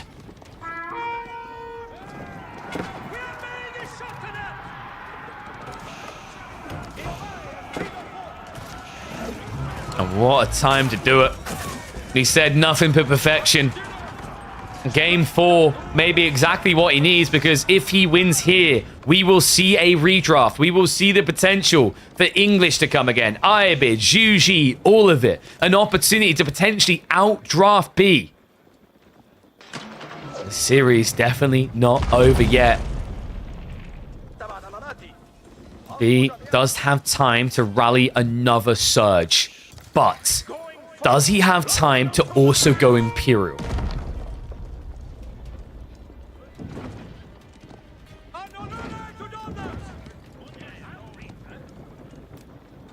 A lot of horseman play, but for Dumu, that just makes it easy peasy, spearman pleasy. Doesn't seem to be going to it. I mean, in fairness, he saw Gulems, right? So you're kind of hesitant to add in spears. Instead, we've actually got Lombos coming through.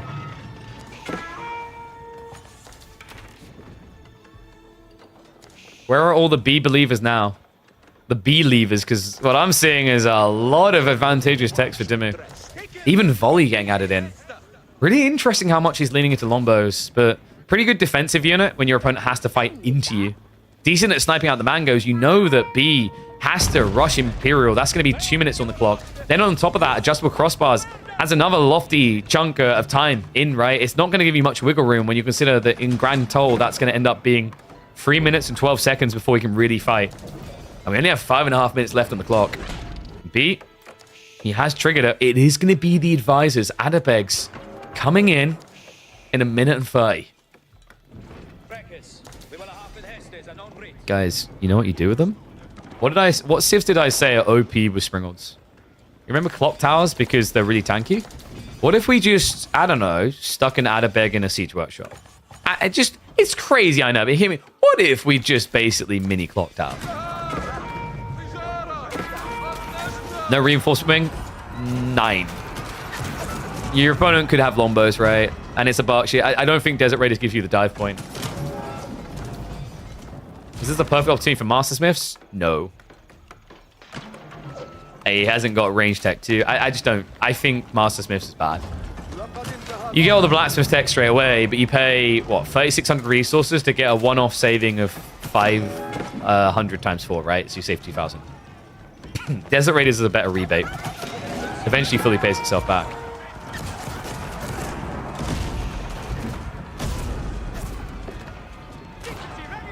Scenarios is now coming in. B's running into additional problems. You know, every time it looks like he's solving for it with Imperial coming, maybe adjustable crossbars, there's another problem. If we get silk bowstrings, I think the Mangoes are going to struggle here.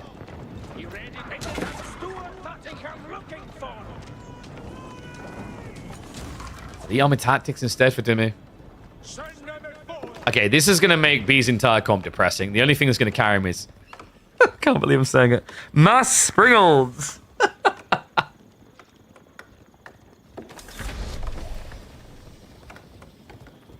Tech up complete for B. Elites have been queued up. Meanwhile, these wonderful British people can be queuing up to murder people in the Middle East. We have got men-at-arms marching deep. Does the 5th age up give better benefits than the Imp? No, it caps Imperial. But you can go back for the Desert Raiders, which is pretty nice in the Hyper Late. Who would win? Morale victory for the English. Took a long time to kill those two. Or 3, rather. And that was pre-EAT. We have got the Army Tactics also on the way for B. Hand Cannoneer switch up is a pretty vile one.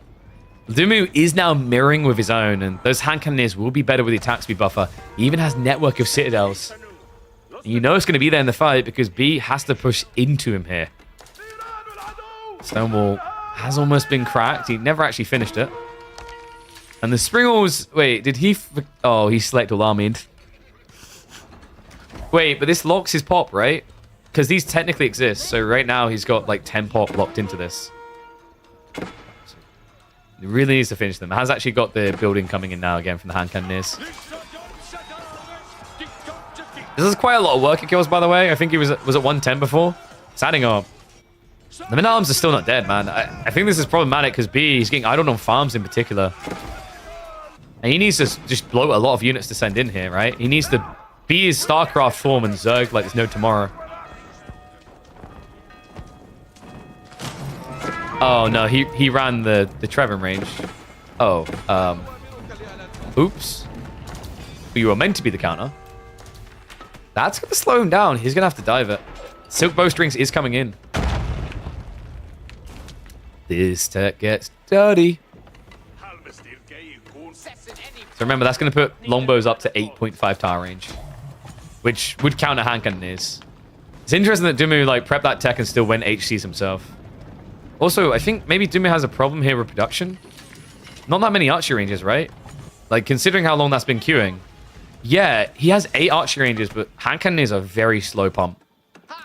He also needs to lose some units here.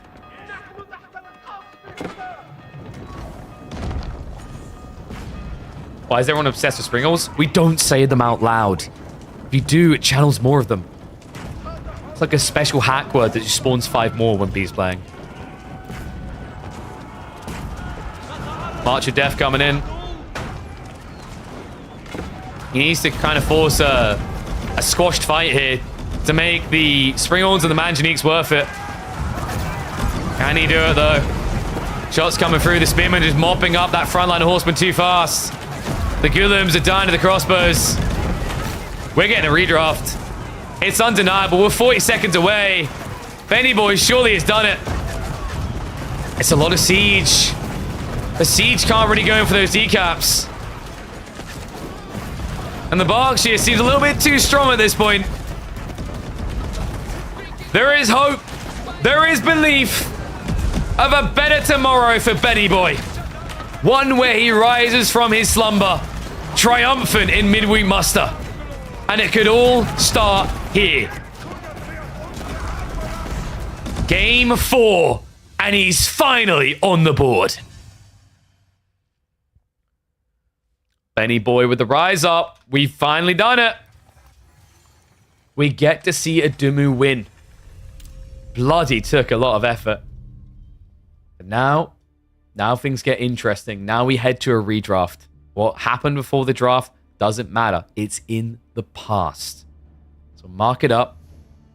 Was, of course, the IU and the English picks. We could see any of these picks coming again. I believe the lads probably completed their draft. Let's have a look. The draft gets a little bit smaller on the re. Yeah, they're about to complete it. We have an HRE pick coming through for Ben. However, B got Chinese and Byzantines. Remaining maps as well can make this interesting. Yo, what is up, Super Kato? Thank you very much for the gifted subs, mate. You absolute legend. 10 gifted. Much appreciation on the support, man. Thank you, thank you. Does that start another sub train? It should have done. Legend. Okay, Dimu randomed his final pick. He's got French. That's actually a pretty good random. There you go. Up on your board now. Remember, B lost the game, so he does get to pick the map next. One sec, let me check this. So, I'm trying to think what we call that game. Oh, here. What was the big focus point? Wait, what is the... It's a bit weird. Video's not showing. Yo! What's up, the 51 Gotta? Thank you very much, mate. Appreciate it. Yeah, of course, we've got to get Super Kato a sub. That makes sense. Big smart. KP Road to Conk when? When we average 750 people across a month of streaming, we said. One off's a good start. Got to keep building, though. One sec. Just double checking something. Let's get ready. Trying to think what the hook is for a YouTube video from that game.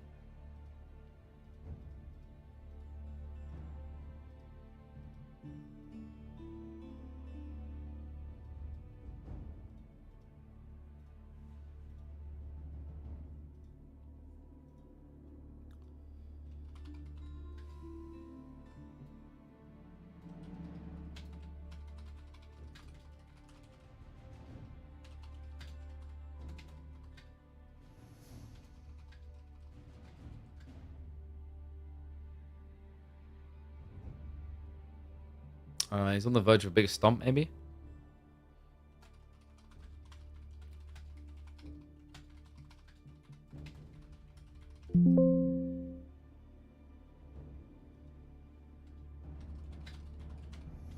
Alright, there we go. Just need to put a foot marker in there. So, lad should be hopping in the game any second now. Don't say, yeah, don't say that word. Don't you dare say that word. I see you typing that. Why are you even saying it, thinking it, believing it?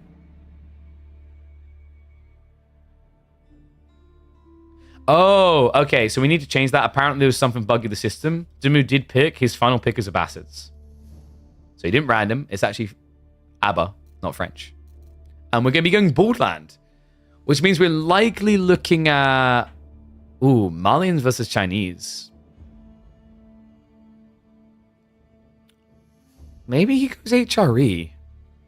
It's probably going to be Malian versus China, though. You could try to English all in China. On a map like this is not a bad idea, because it's not easy to defend.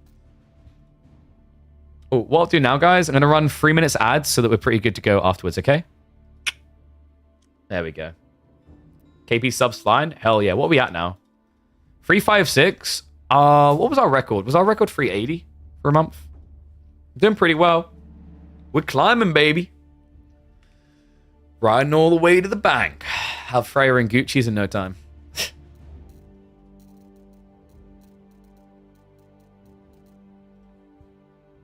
Just in time for the ads. Exactly what he's looking for.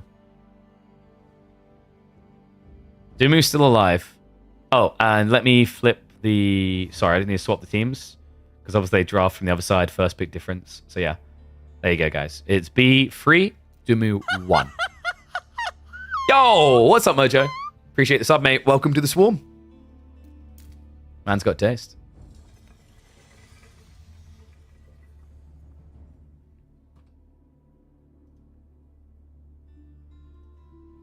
Oh, so I got the perfect response for him because he can't hear us right now. I see a Prime icon.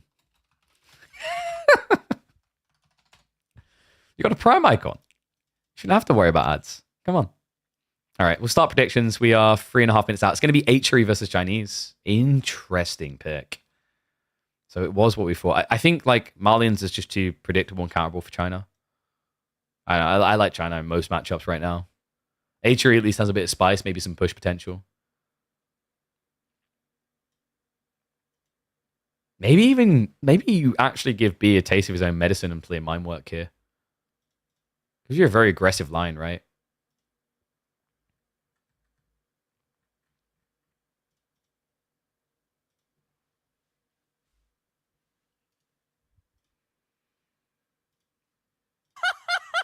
Hey, Macabre. Thank you very much, mate.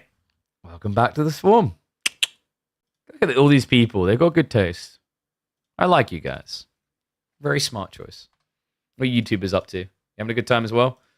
Reminder, by the way, guys, if you want to watch the games back later, don't watch the Twitch VOD, watch the YouTube VOD. Reason is, I actually, like, if you want to help me as a creator, that actually generates revenue, whereas Twitch doesn't. This is weird. I couldn't believe this. Twitch plays ads on VODs, but it doesn't generate any revenue. That's greedy as all hell, right? I can't believe that. Is the headset comfy? Hell yeah, I love this headset. It's brilliant. It's a classic one. I'm curious to try some new ones though. So we might have some goodies being sent not too long down the line. Thank you, Dark Shogun. Glad you're enjoying it, mate. A Dota person converted to AoE, maybe. Ooh. Don't know if you already were. Yo! Revolver Joshua. That's a sick name, by the way. Thank you for the gifted subs, mate. Look at that. You even got Vortex a gifted sub. So that he can now take notes on what B and Dumu are going to be up to in the main event of VGC. Your generosity knows no bound, my friends. Thank you very much. Thank you. All right, so minute and a half out. Oh, my throat's getting a bit dry. So close to the goal. Whoop, whoop. So close to setting a new record. I think, like, was that what, 370 or close to 370? Big bog. Oh, yeah, Spiro, no, mine's much older, though, dude. I'm talking like this. I had these when I was in uni. I was uni 2012 to 2015. Hey, thank you, Resizzle. Appreciate it, mate. Smart Prime subber. Look at that. See, the Prime sub ones are free, guys. You don't have to worry about that. Always recommend, by the way, like, I appreciate the gift of subs. If you are, like, doing that, make sure you give yourself a sub if you haven't. So, you know, I mean, if you're going to gift 10, gift 9 and give yourself one. Reason is, obviously, for you being wonderful, you now don't have to worry about ads yourself. The other thing is also Twitch. They have those bands where if you have 100 unique subscribers, you get 60-40 split. If you have 300 unique subscribers, you get a 70-30 split. Now, this is weird. Gifted subs don't count. Direct subbing yourself does. I don't know why, but yeah. It's like a double whammy. It saves you from ads, and it also makes sure that Papa Bezos has to give us more money.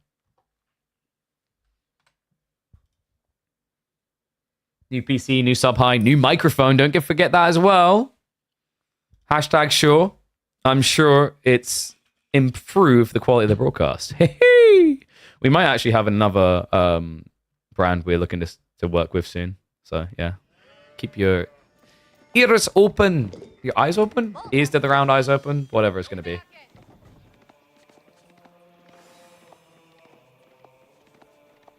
B wins, you got to ask him about the spring ones? No. If B wins, you do not ask him about the Springles. It's a secret sauce, man. You can't mess with it.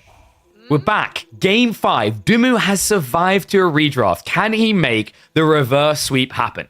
If B wins here, it is all over. If Dumu wins, momentum swings. Good map for it as well. Borderlands, HRE versus Chinese. I mean, Holy Roman Empire, they can play Pro Scouts quite well. They can also do some crazy all-ins such as mine work builds. I'm actually a big fan of that against China. I think China playing later is favorable for them. Holy Roman Empire looking to play more into the feudal castle feels advantageous here. And with a front spawning gold like this, the tree lines with the way they spawn as well, I actually think there's a lot of reward to pressure. A little bit surprised Dimu didn't try for the Spearman opening. It has proven fairly impactful, actually, against China on this map, especially with Civ like HRE. Would have definitely been able to punish B, considering he only went for a double villager opening, and he didn't go for an Imperial Official. So could have screwed up his early efficiency. Yeah, that's been the trade-off that people have noticed. These Pro Scouts priority builds usually require Imperial Academy cleanly into your Imperial Official, and you don't want to be opening with an official from the TC. So what we've been seeing from a few players, Mongols, HRE, any Civ that can justify it really, is Spearman Racks openings, which arrive just in time on maps like this to stop you getting enough gold to play into Pro Scouts. But looks like there won't be a blocker at all, which means Dimu's going to have to directly compete. And the tricky part about that is you can't rush the tech the way that the Chinese can. Yeah, no, the Chinese, for them, it's the bee's knees. Well, not sure if it's specifically bee's knees, but whoever has them, it's their knees. Remember, when they supervise, it only takes 30 seconds. Go bald monk? Yeah, I mean, that's the question, right? When Dumi plays a Civ where the monks aren't fully bald, is he weaker or stronger? Is there power in hair? Or is there a crippling, debilitating weakness from the fact that this guy couldn't accept baldness? Now, the counter argument would be that I think prelates willingly choose to shave their head like this, which means that's almost like a next level of power, right? Going bald is a very, very obvious stylish play. Trying to look good with a hair cropping like that ain't easy. And that, Archon, isn't easy to praise. Oh my dear God, look at the spawn. This is kind of horrible for Dimmu. The gold, the berries are out in the open. There's no trees nearby. The other trees have nothing nearby. Like, this looks trash, but it's because it's the best he has. And he wishes he had B spawn. Double tree line would have been golden here. So we're likely going to see a feudal push. I don't think you can just play this into Pro Scout, Pro Scout. I mean, he has got 2 on gold, but yeah, only 3 on wood. He is just rushing Pro Scouts, isn't he? And we might see stables first and then an opening of 2 horsemen. Because my worry is, like, how can you realistically rush Pro Scouts against China's aggressive timing? Because if you both trigger the tech at the same time, your opponent's already 45 ahead. Yeah, I don't think B plays ladder on this account. He probably has an account he plays ladder on, but it's not this one. Alright, so wood gathering begins. Good news right now for Dimmu is he has 5 of his 17 villagers buffed. Woo-wee! Okay, yeah. Actually, no. I think he might be able to gather sheep in range here. Even if it's not in range, you can always just pull the sheep south side. Speaking of sheep, he's got 12 in total.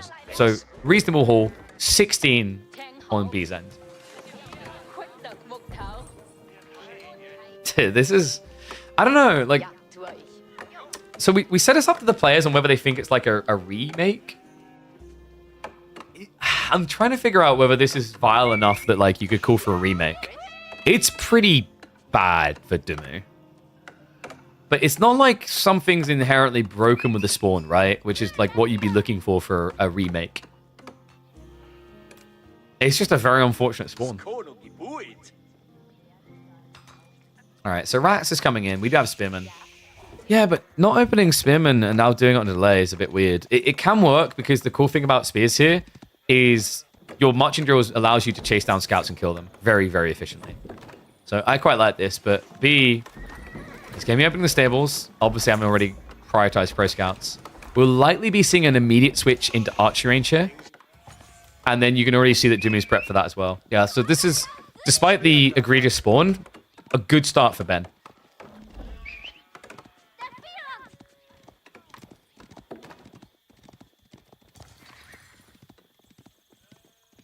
You still can't believe they're still going? Yeah, Billy, like, is it a weird sight to see your boy Ben awake this late?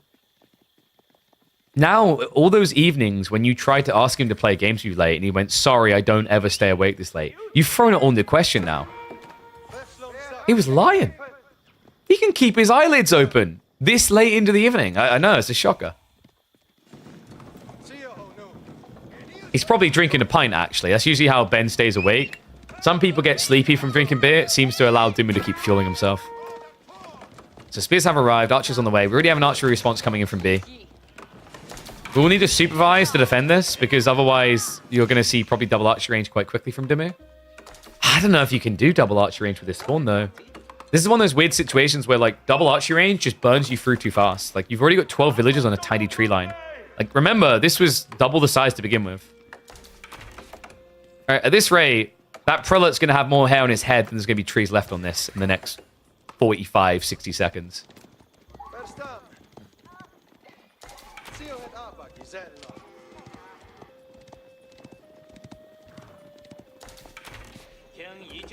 You know, that was a weird thing about going to Sweden, actually. Is like, you guys see cider as quite fancy, but the cider you see as quite fancy is British cider.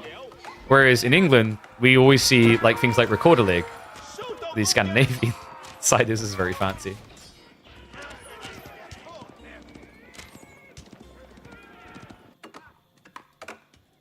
Oof. Yeah, no, at this point, this tree line is receding quicker than the French war lines in World War II. It's pretty much already gone, and he's going double archery range anyway. This is starting to pivot quite well for B. We have men-at-arms switch off from Dimmu, but he didn't go pro scouts, right? So He needs a lot of farms. He's only got 6 sheep remaining. He hasn't got good wood income to buff most of the farms. Honest, I think Dimu, when he saw this spawn, he should have just went mine work. This feels like the type of game where mine work is a necessity after you see your spawn. Mine work could have changed a lot about this, right? You could have opened horsemen into spears and just A-clicked your way to victory with a small group of archers behind. But this looks pretty grim, man. I think Dimu has until like minute 14 to do something good, something very impactful, or he's just going to be dead. Undermesh is coming in. That is a smart read. It's not easy to get ahead of Chinese on techs, but with the build that he's gone for, B's unlikely to be rushing blacksmiths with just archers. It's not like his Zhuge.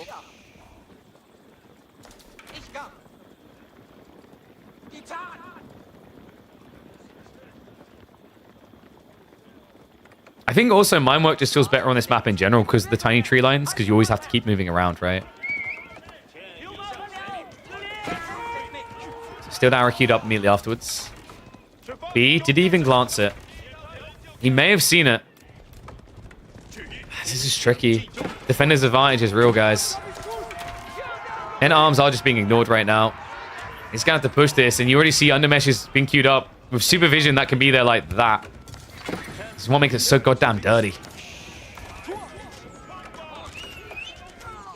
Trade out begins. Steel Dara hasn't come through yet.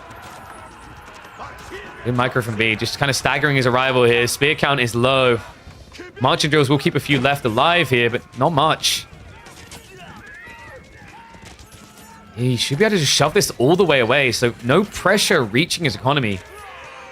And now organic pressure onto Dimu's, because would you like to see that tree line? Oh, wait, it's gone like a magician's parlor trick. Villagers now moving out of range of the buff entirely. So Archer's not a realistically scalable play anymore for Dimu. Not unless he wants to add in prelates. Farm count is sitting at 5. So he doesn't want to pull that prelate away from the Archon at all at this stage. I think you need to add in another prelate.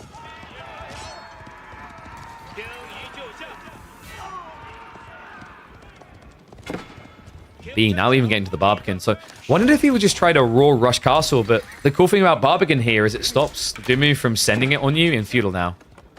Right? Protects what you need as well, right? You got the gold covered. Your back tree line's pretty safe. Deer are very deep. You know, Dimu would at this stage need to get, what, 3-4 rams? And without the Archon buff on the tree line, 1 ram feels like a challenge here. Horsemen are just going to rip around the back here. There's only 1 spear, guys. Dimu ain't looking too good. He's feeling about as good as Spider-Man with the Thanos snap. I mean, the only advantage right now is he can at least kite away from the archers. And that's kind of it. Melee armor now coming in from B. An admirable effort, man. I feel bad for Ben. This series kind of started off with a very interesting dynamic game. Then it felt like he lost his mojo a bit. All of a sudden, he starts to kind of get that pump stride going again, feeling good about it. And then you come into a Borderland, deciding game with a spawn like this. I don't know if Dimu has really been practicing mine work per se, and that might be why he didn't just think, oh, this has to be mine work, right? Because it is a very weird build. B, on the other hand, we know can execute that one quite well.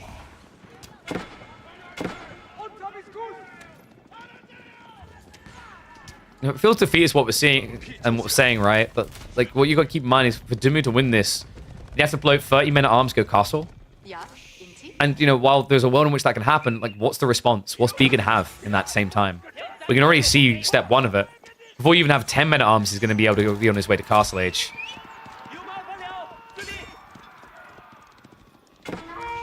Horseman, even poking at the reinforcing MAA. I don't see Dimu's archer to lancers here. Or even just mass Zhuge, actually. Vetted Zhuge just kind of decimates everything. Even plastic swordsman.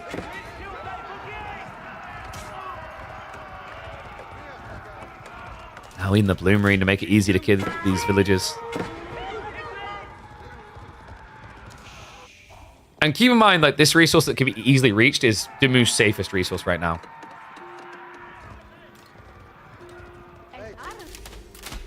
There we go.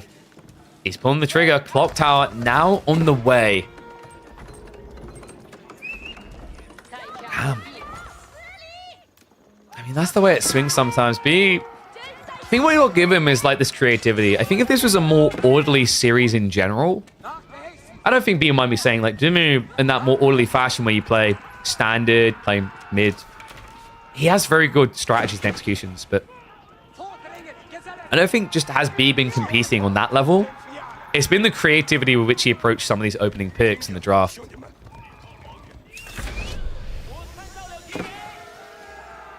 It really does also just feel like China is the pick. It is, with most map pools right now, I'd say the single best pick in the game. I actually think China is more valuable than Delhi, HRE, Byzantines. It's the king. Maybe Zhuji like is the competitor. But until Pro Scouts meta changes, my feeling on that isn't going to change. They are the kings. If you get them in the draft, you're in the driving seat. And I'm trying to remember, like, draft 1, they split it, right? Like, Dumu got the Zhuji. Draft 2, I believe it got banned on both sides. Meanwhile, B once again gets his Chinese. Just looks brutal. Lancer's already being queued up. Archer's being vetted up as well. I mean, this feels like curtains closed. Dumu, it's going to have to be Regnitz. He only has 11 men at arms. By the time you tech up, your opponent's probably going to be like, what, 7 Lancers? Maybe more.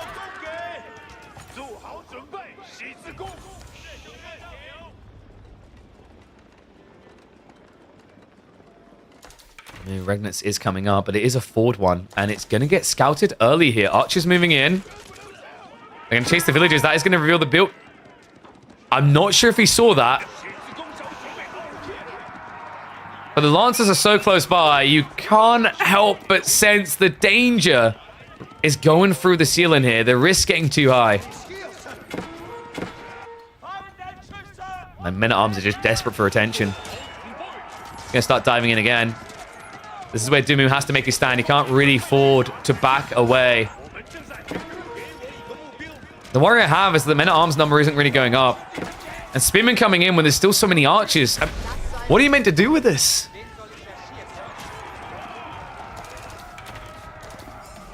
This is brutal. Lancers, they now see the targets. And with only 4 spearmen, Dumu does not have any easy way of protecting his economy here. Admirable effort, folks, but it looks like we are going to be ending up with a 4-1 scoreline, giving B back-to-back midweek muster wins. A big morale booster for him going into the EGC winter tournament. I think B stocks are rising as well, man. It's kind of crazy, right? B fell off, then he took a break from AoE 4. He focused on Myth, he focused on, you know, Stormgate. Also, there was some Zero Space. Then he comes in again towards the end of the year, and I'm impressed at how quickly he's recovered that lost progress, right? Dude's cooking, and, you know, if we can just get beyond the Springwood obsession, or maybe if he just holds off and waits for that inevitable Springwood buff, might all of a sudden look like a year for the 3D clan member to dominate all. So Spearmen are going to get cleared up. At that point, Lancers will just commit in. There is a handful of crossbows here. I don't know if there's a way, though. Archers are already targeting them down and chasing them away. His last stand, because Benny Boy has nothing left in the chamber behind this. Damn. Crazy series. Let me know what you guys thought about this. I think B is cooking, man. What do you think B is going to be like in the EGC event? Where do you think he's going to finish? Is someone brazenly saying first? Are we saying podium finish? Could it be B's year to shine finally? A long path, one of redemption to this arc, but I agree. Like, you know, Vortex as well. Both of them taking the break, come back to Myth. They look refreshed. They look buzzing like a bee. Stinging like one too. Cool series. Let me know if you guys have been enjoying this. If you have, make sure you are following across on the YouTube where a lot of these get uploaded, where the VODs are going to be for you to watch as well. You can also catch us live on Twitch and YouTube. So make sure you're tuning into those so you can be part of these amazing moments. Week number 9 complete. We still have 21 weeks to go. And things are starting to get exciting. I'll see you in the next chapter. Oh. Pretty much spot on with the 9-hour stream prediction. Damn close. Damn close. GG's to Dimu and B. Really, really cool day of sets. Actually, GG's to all the players for coming in. That was a lot of fun. Oh. Did we embarrass today? I think that's completely unfair. Sorry, Traveller. I think you should check yourself at the door then, mate. I don't think it was as much like an embarrassment. I think B just outplayed. The problem that people have in this situation is like, and by the way, I will call it for what it is when it is. When I think someone played really poorly, I'll say they played really poorly. I think B played really well. I think Dimu burnt himself in that first game, and then the draft kind of got a bit weird. And I think B took full advantage of that. Like, usually as a caster, you're a little bit worried about criticizing players, but like for me, if I think, I'll call a spade a spade. I don't think that Dimu like fully crapped the bed as much as B played really well. So yeah, they should both be proud. I think Dimu, like I said, he's off to a great start this year. I'm curious to see how he's going to do.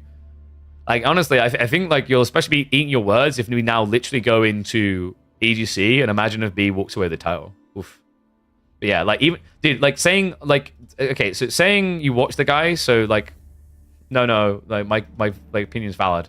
It's like when someone says, I'm not racist, I've got like a black friend. It's like, what? It's not how that works, right? Like you can do this thing and still be this thing. You can still watch Dimu and the take be wrong, right? And just because you watch Dimu play ladder game X amount of hours a day, it's not the same as tournament play at all. B spends a lot more time in the shadows, playing scrims, working through these iterations. Dimu plays a lot of time more on ladder. There's a very different play styles, and draft is king in tournaments more than not. So yeah. Hopefully that provides a little bit of insight to understand why it's like a little bit of a shallow take. But guys, it has been a lot of bloody fun, but we are coming to a close. So, few things. First of all, let's have a quick look at Midweek Muster number 10, because this should be painting the full picture of what we're expecting to see this week. So, we'll hop over into that view now. So, Midweek Muster 10, we made a few changes. We took out Lakeside. I think we've seen enough Lakeside. I think it's maybe a bit too campy of a map. And the other map, I'm trying to remember off the top of my brain, that we removed. We removed Hallowed Spring, right? Yeah, Hallowed Spring. We took Hallowed Spring out. We put Mountain Clearing in. That's right. Mountain Clearing is going to be making an appearance in Midweek Muster number 10. Our default map is going to be Bohemia, a map that hasn't been revisited in over 2 years. Could be quite good for pro scouts, but I don't think that's going to be everything. No interview. No, I mean, dude, we've been going like 9 hours. The way I see it is we'll scale this to the point where maybe we start doing things like interviews and having regular co-casters, but like I'm not going to scale it to that point now and put the pressure on players. I'd rather make it more worth their while and scale it up, right? Was Socotra ever in Muster? Yep, we've had Socotra in Muster. We've also had Atoll, which is the interesting water-ish version of Socotra. So you can go back, by the way, and have a look at these and see what we've had. We've got like all the additions up on the Wikipedia. Or Wikipedia. So you can go back for all the weeks. We even, by the way, when you go on the Wikipedia, a really cool thing for you guys, if you check the series, you can see everyone's participation and their rankings. Look at that for B, man. That's impressive. He got second in All-Stars, comes in, gets first in KPM 8, now gets first in KPM 9. That's improvement, man. That is drastic improvement. Impressive. But yeah, like you can see how many people have played. You can see their average performances. Loads of info in there. So let's have a look and see what the attendees is like, because we did actually get 34 signups. So I don't know if the bracket, excuse me, has been fully cooked yet.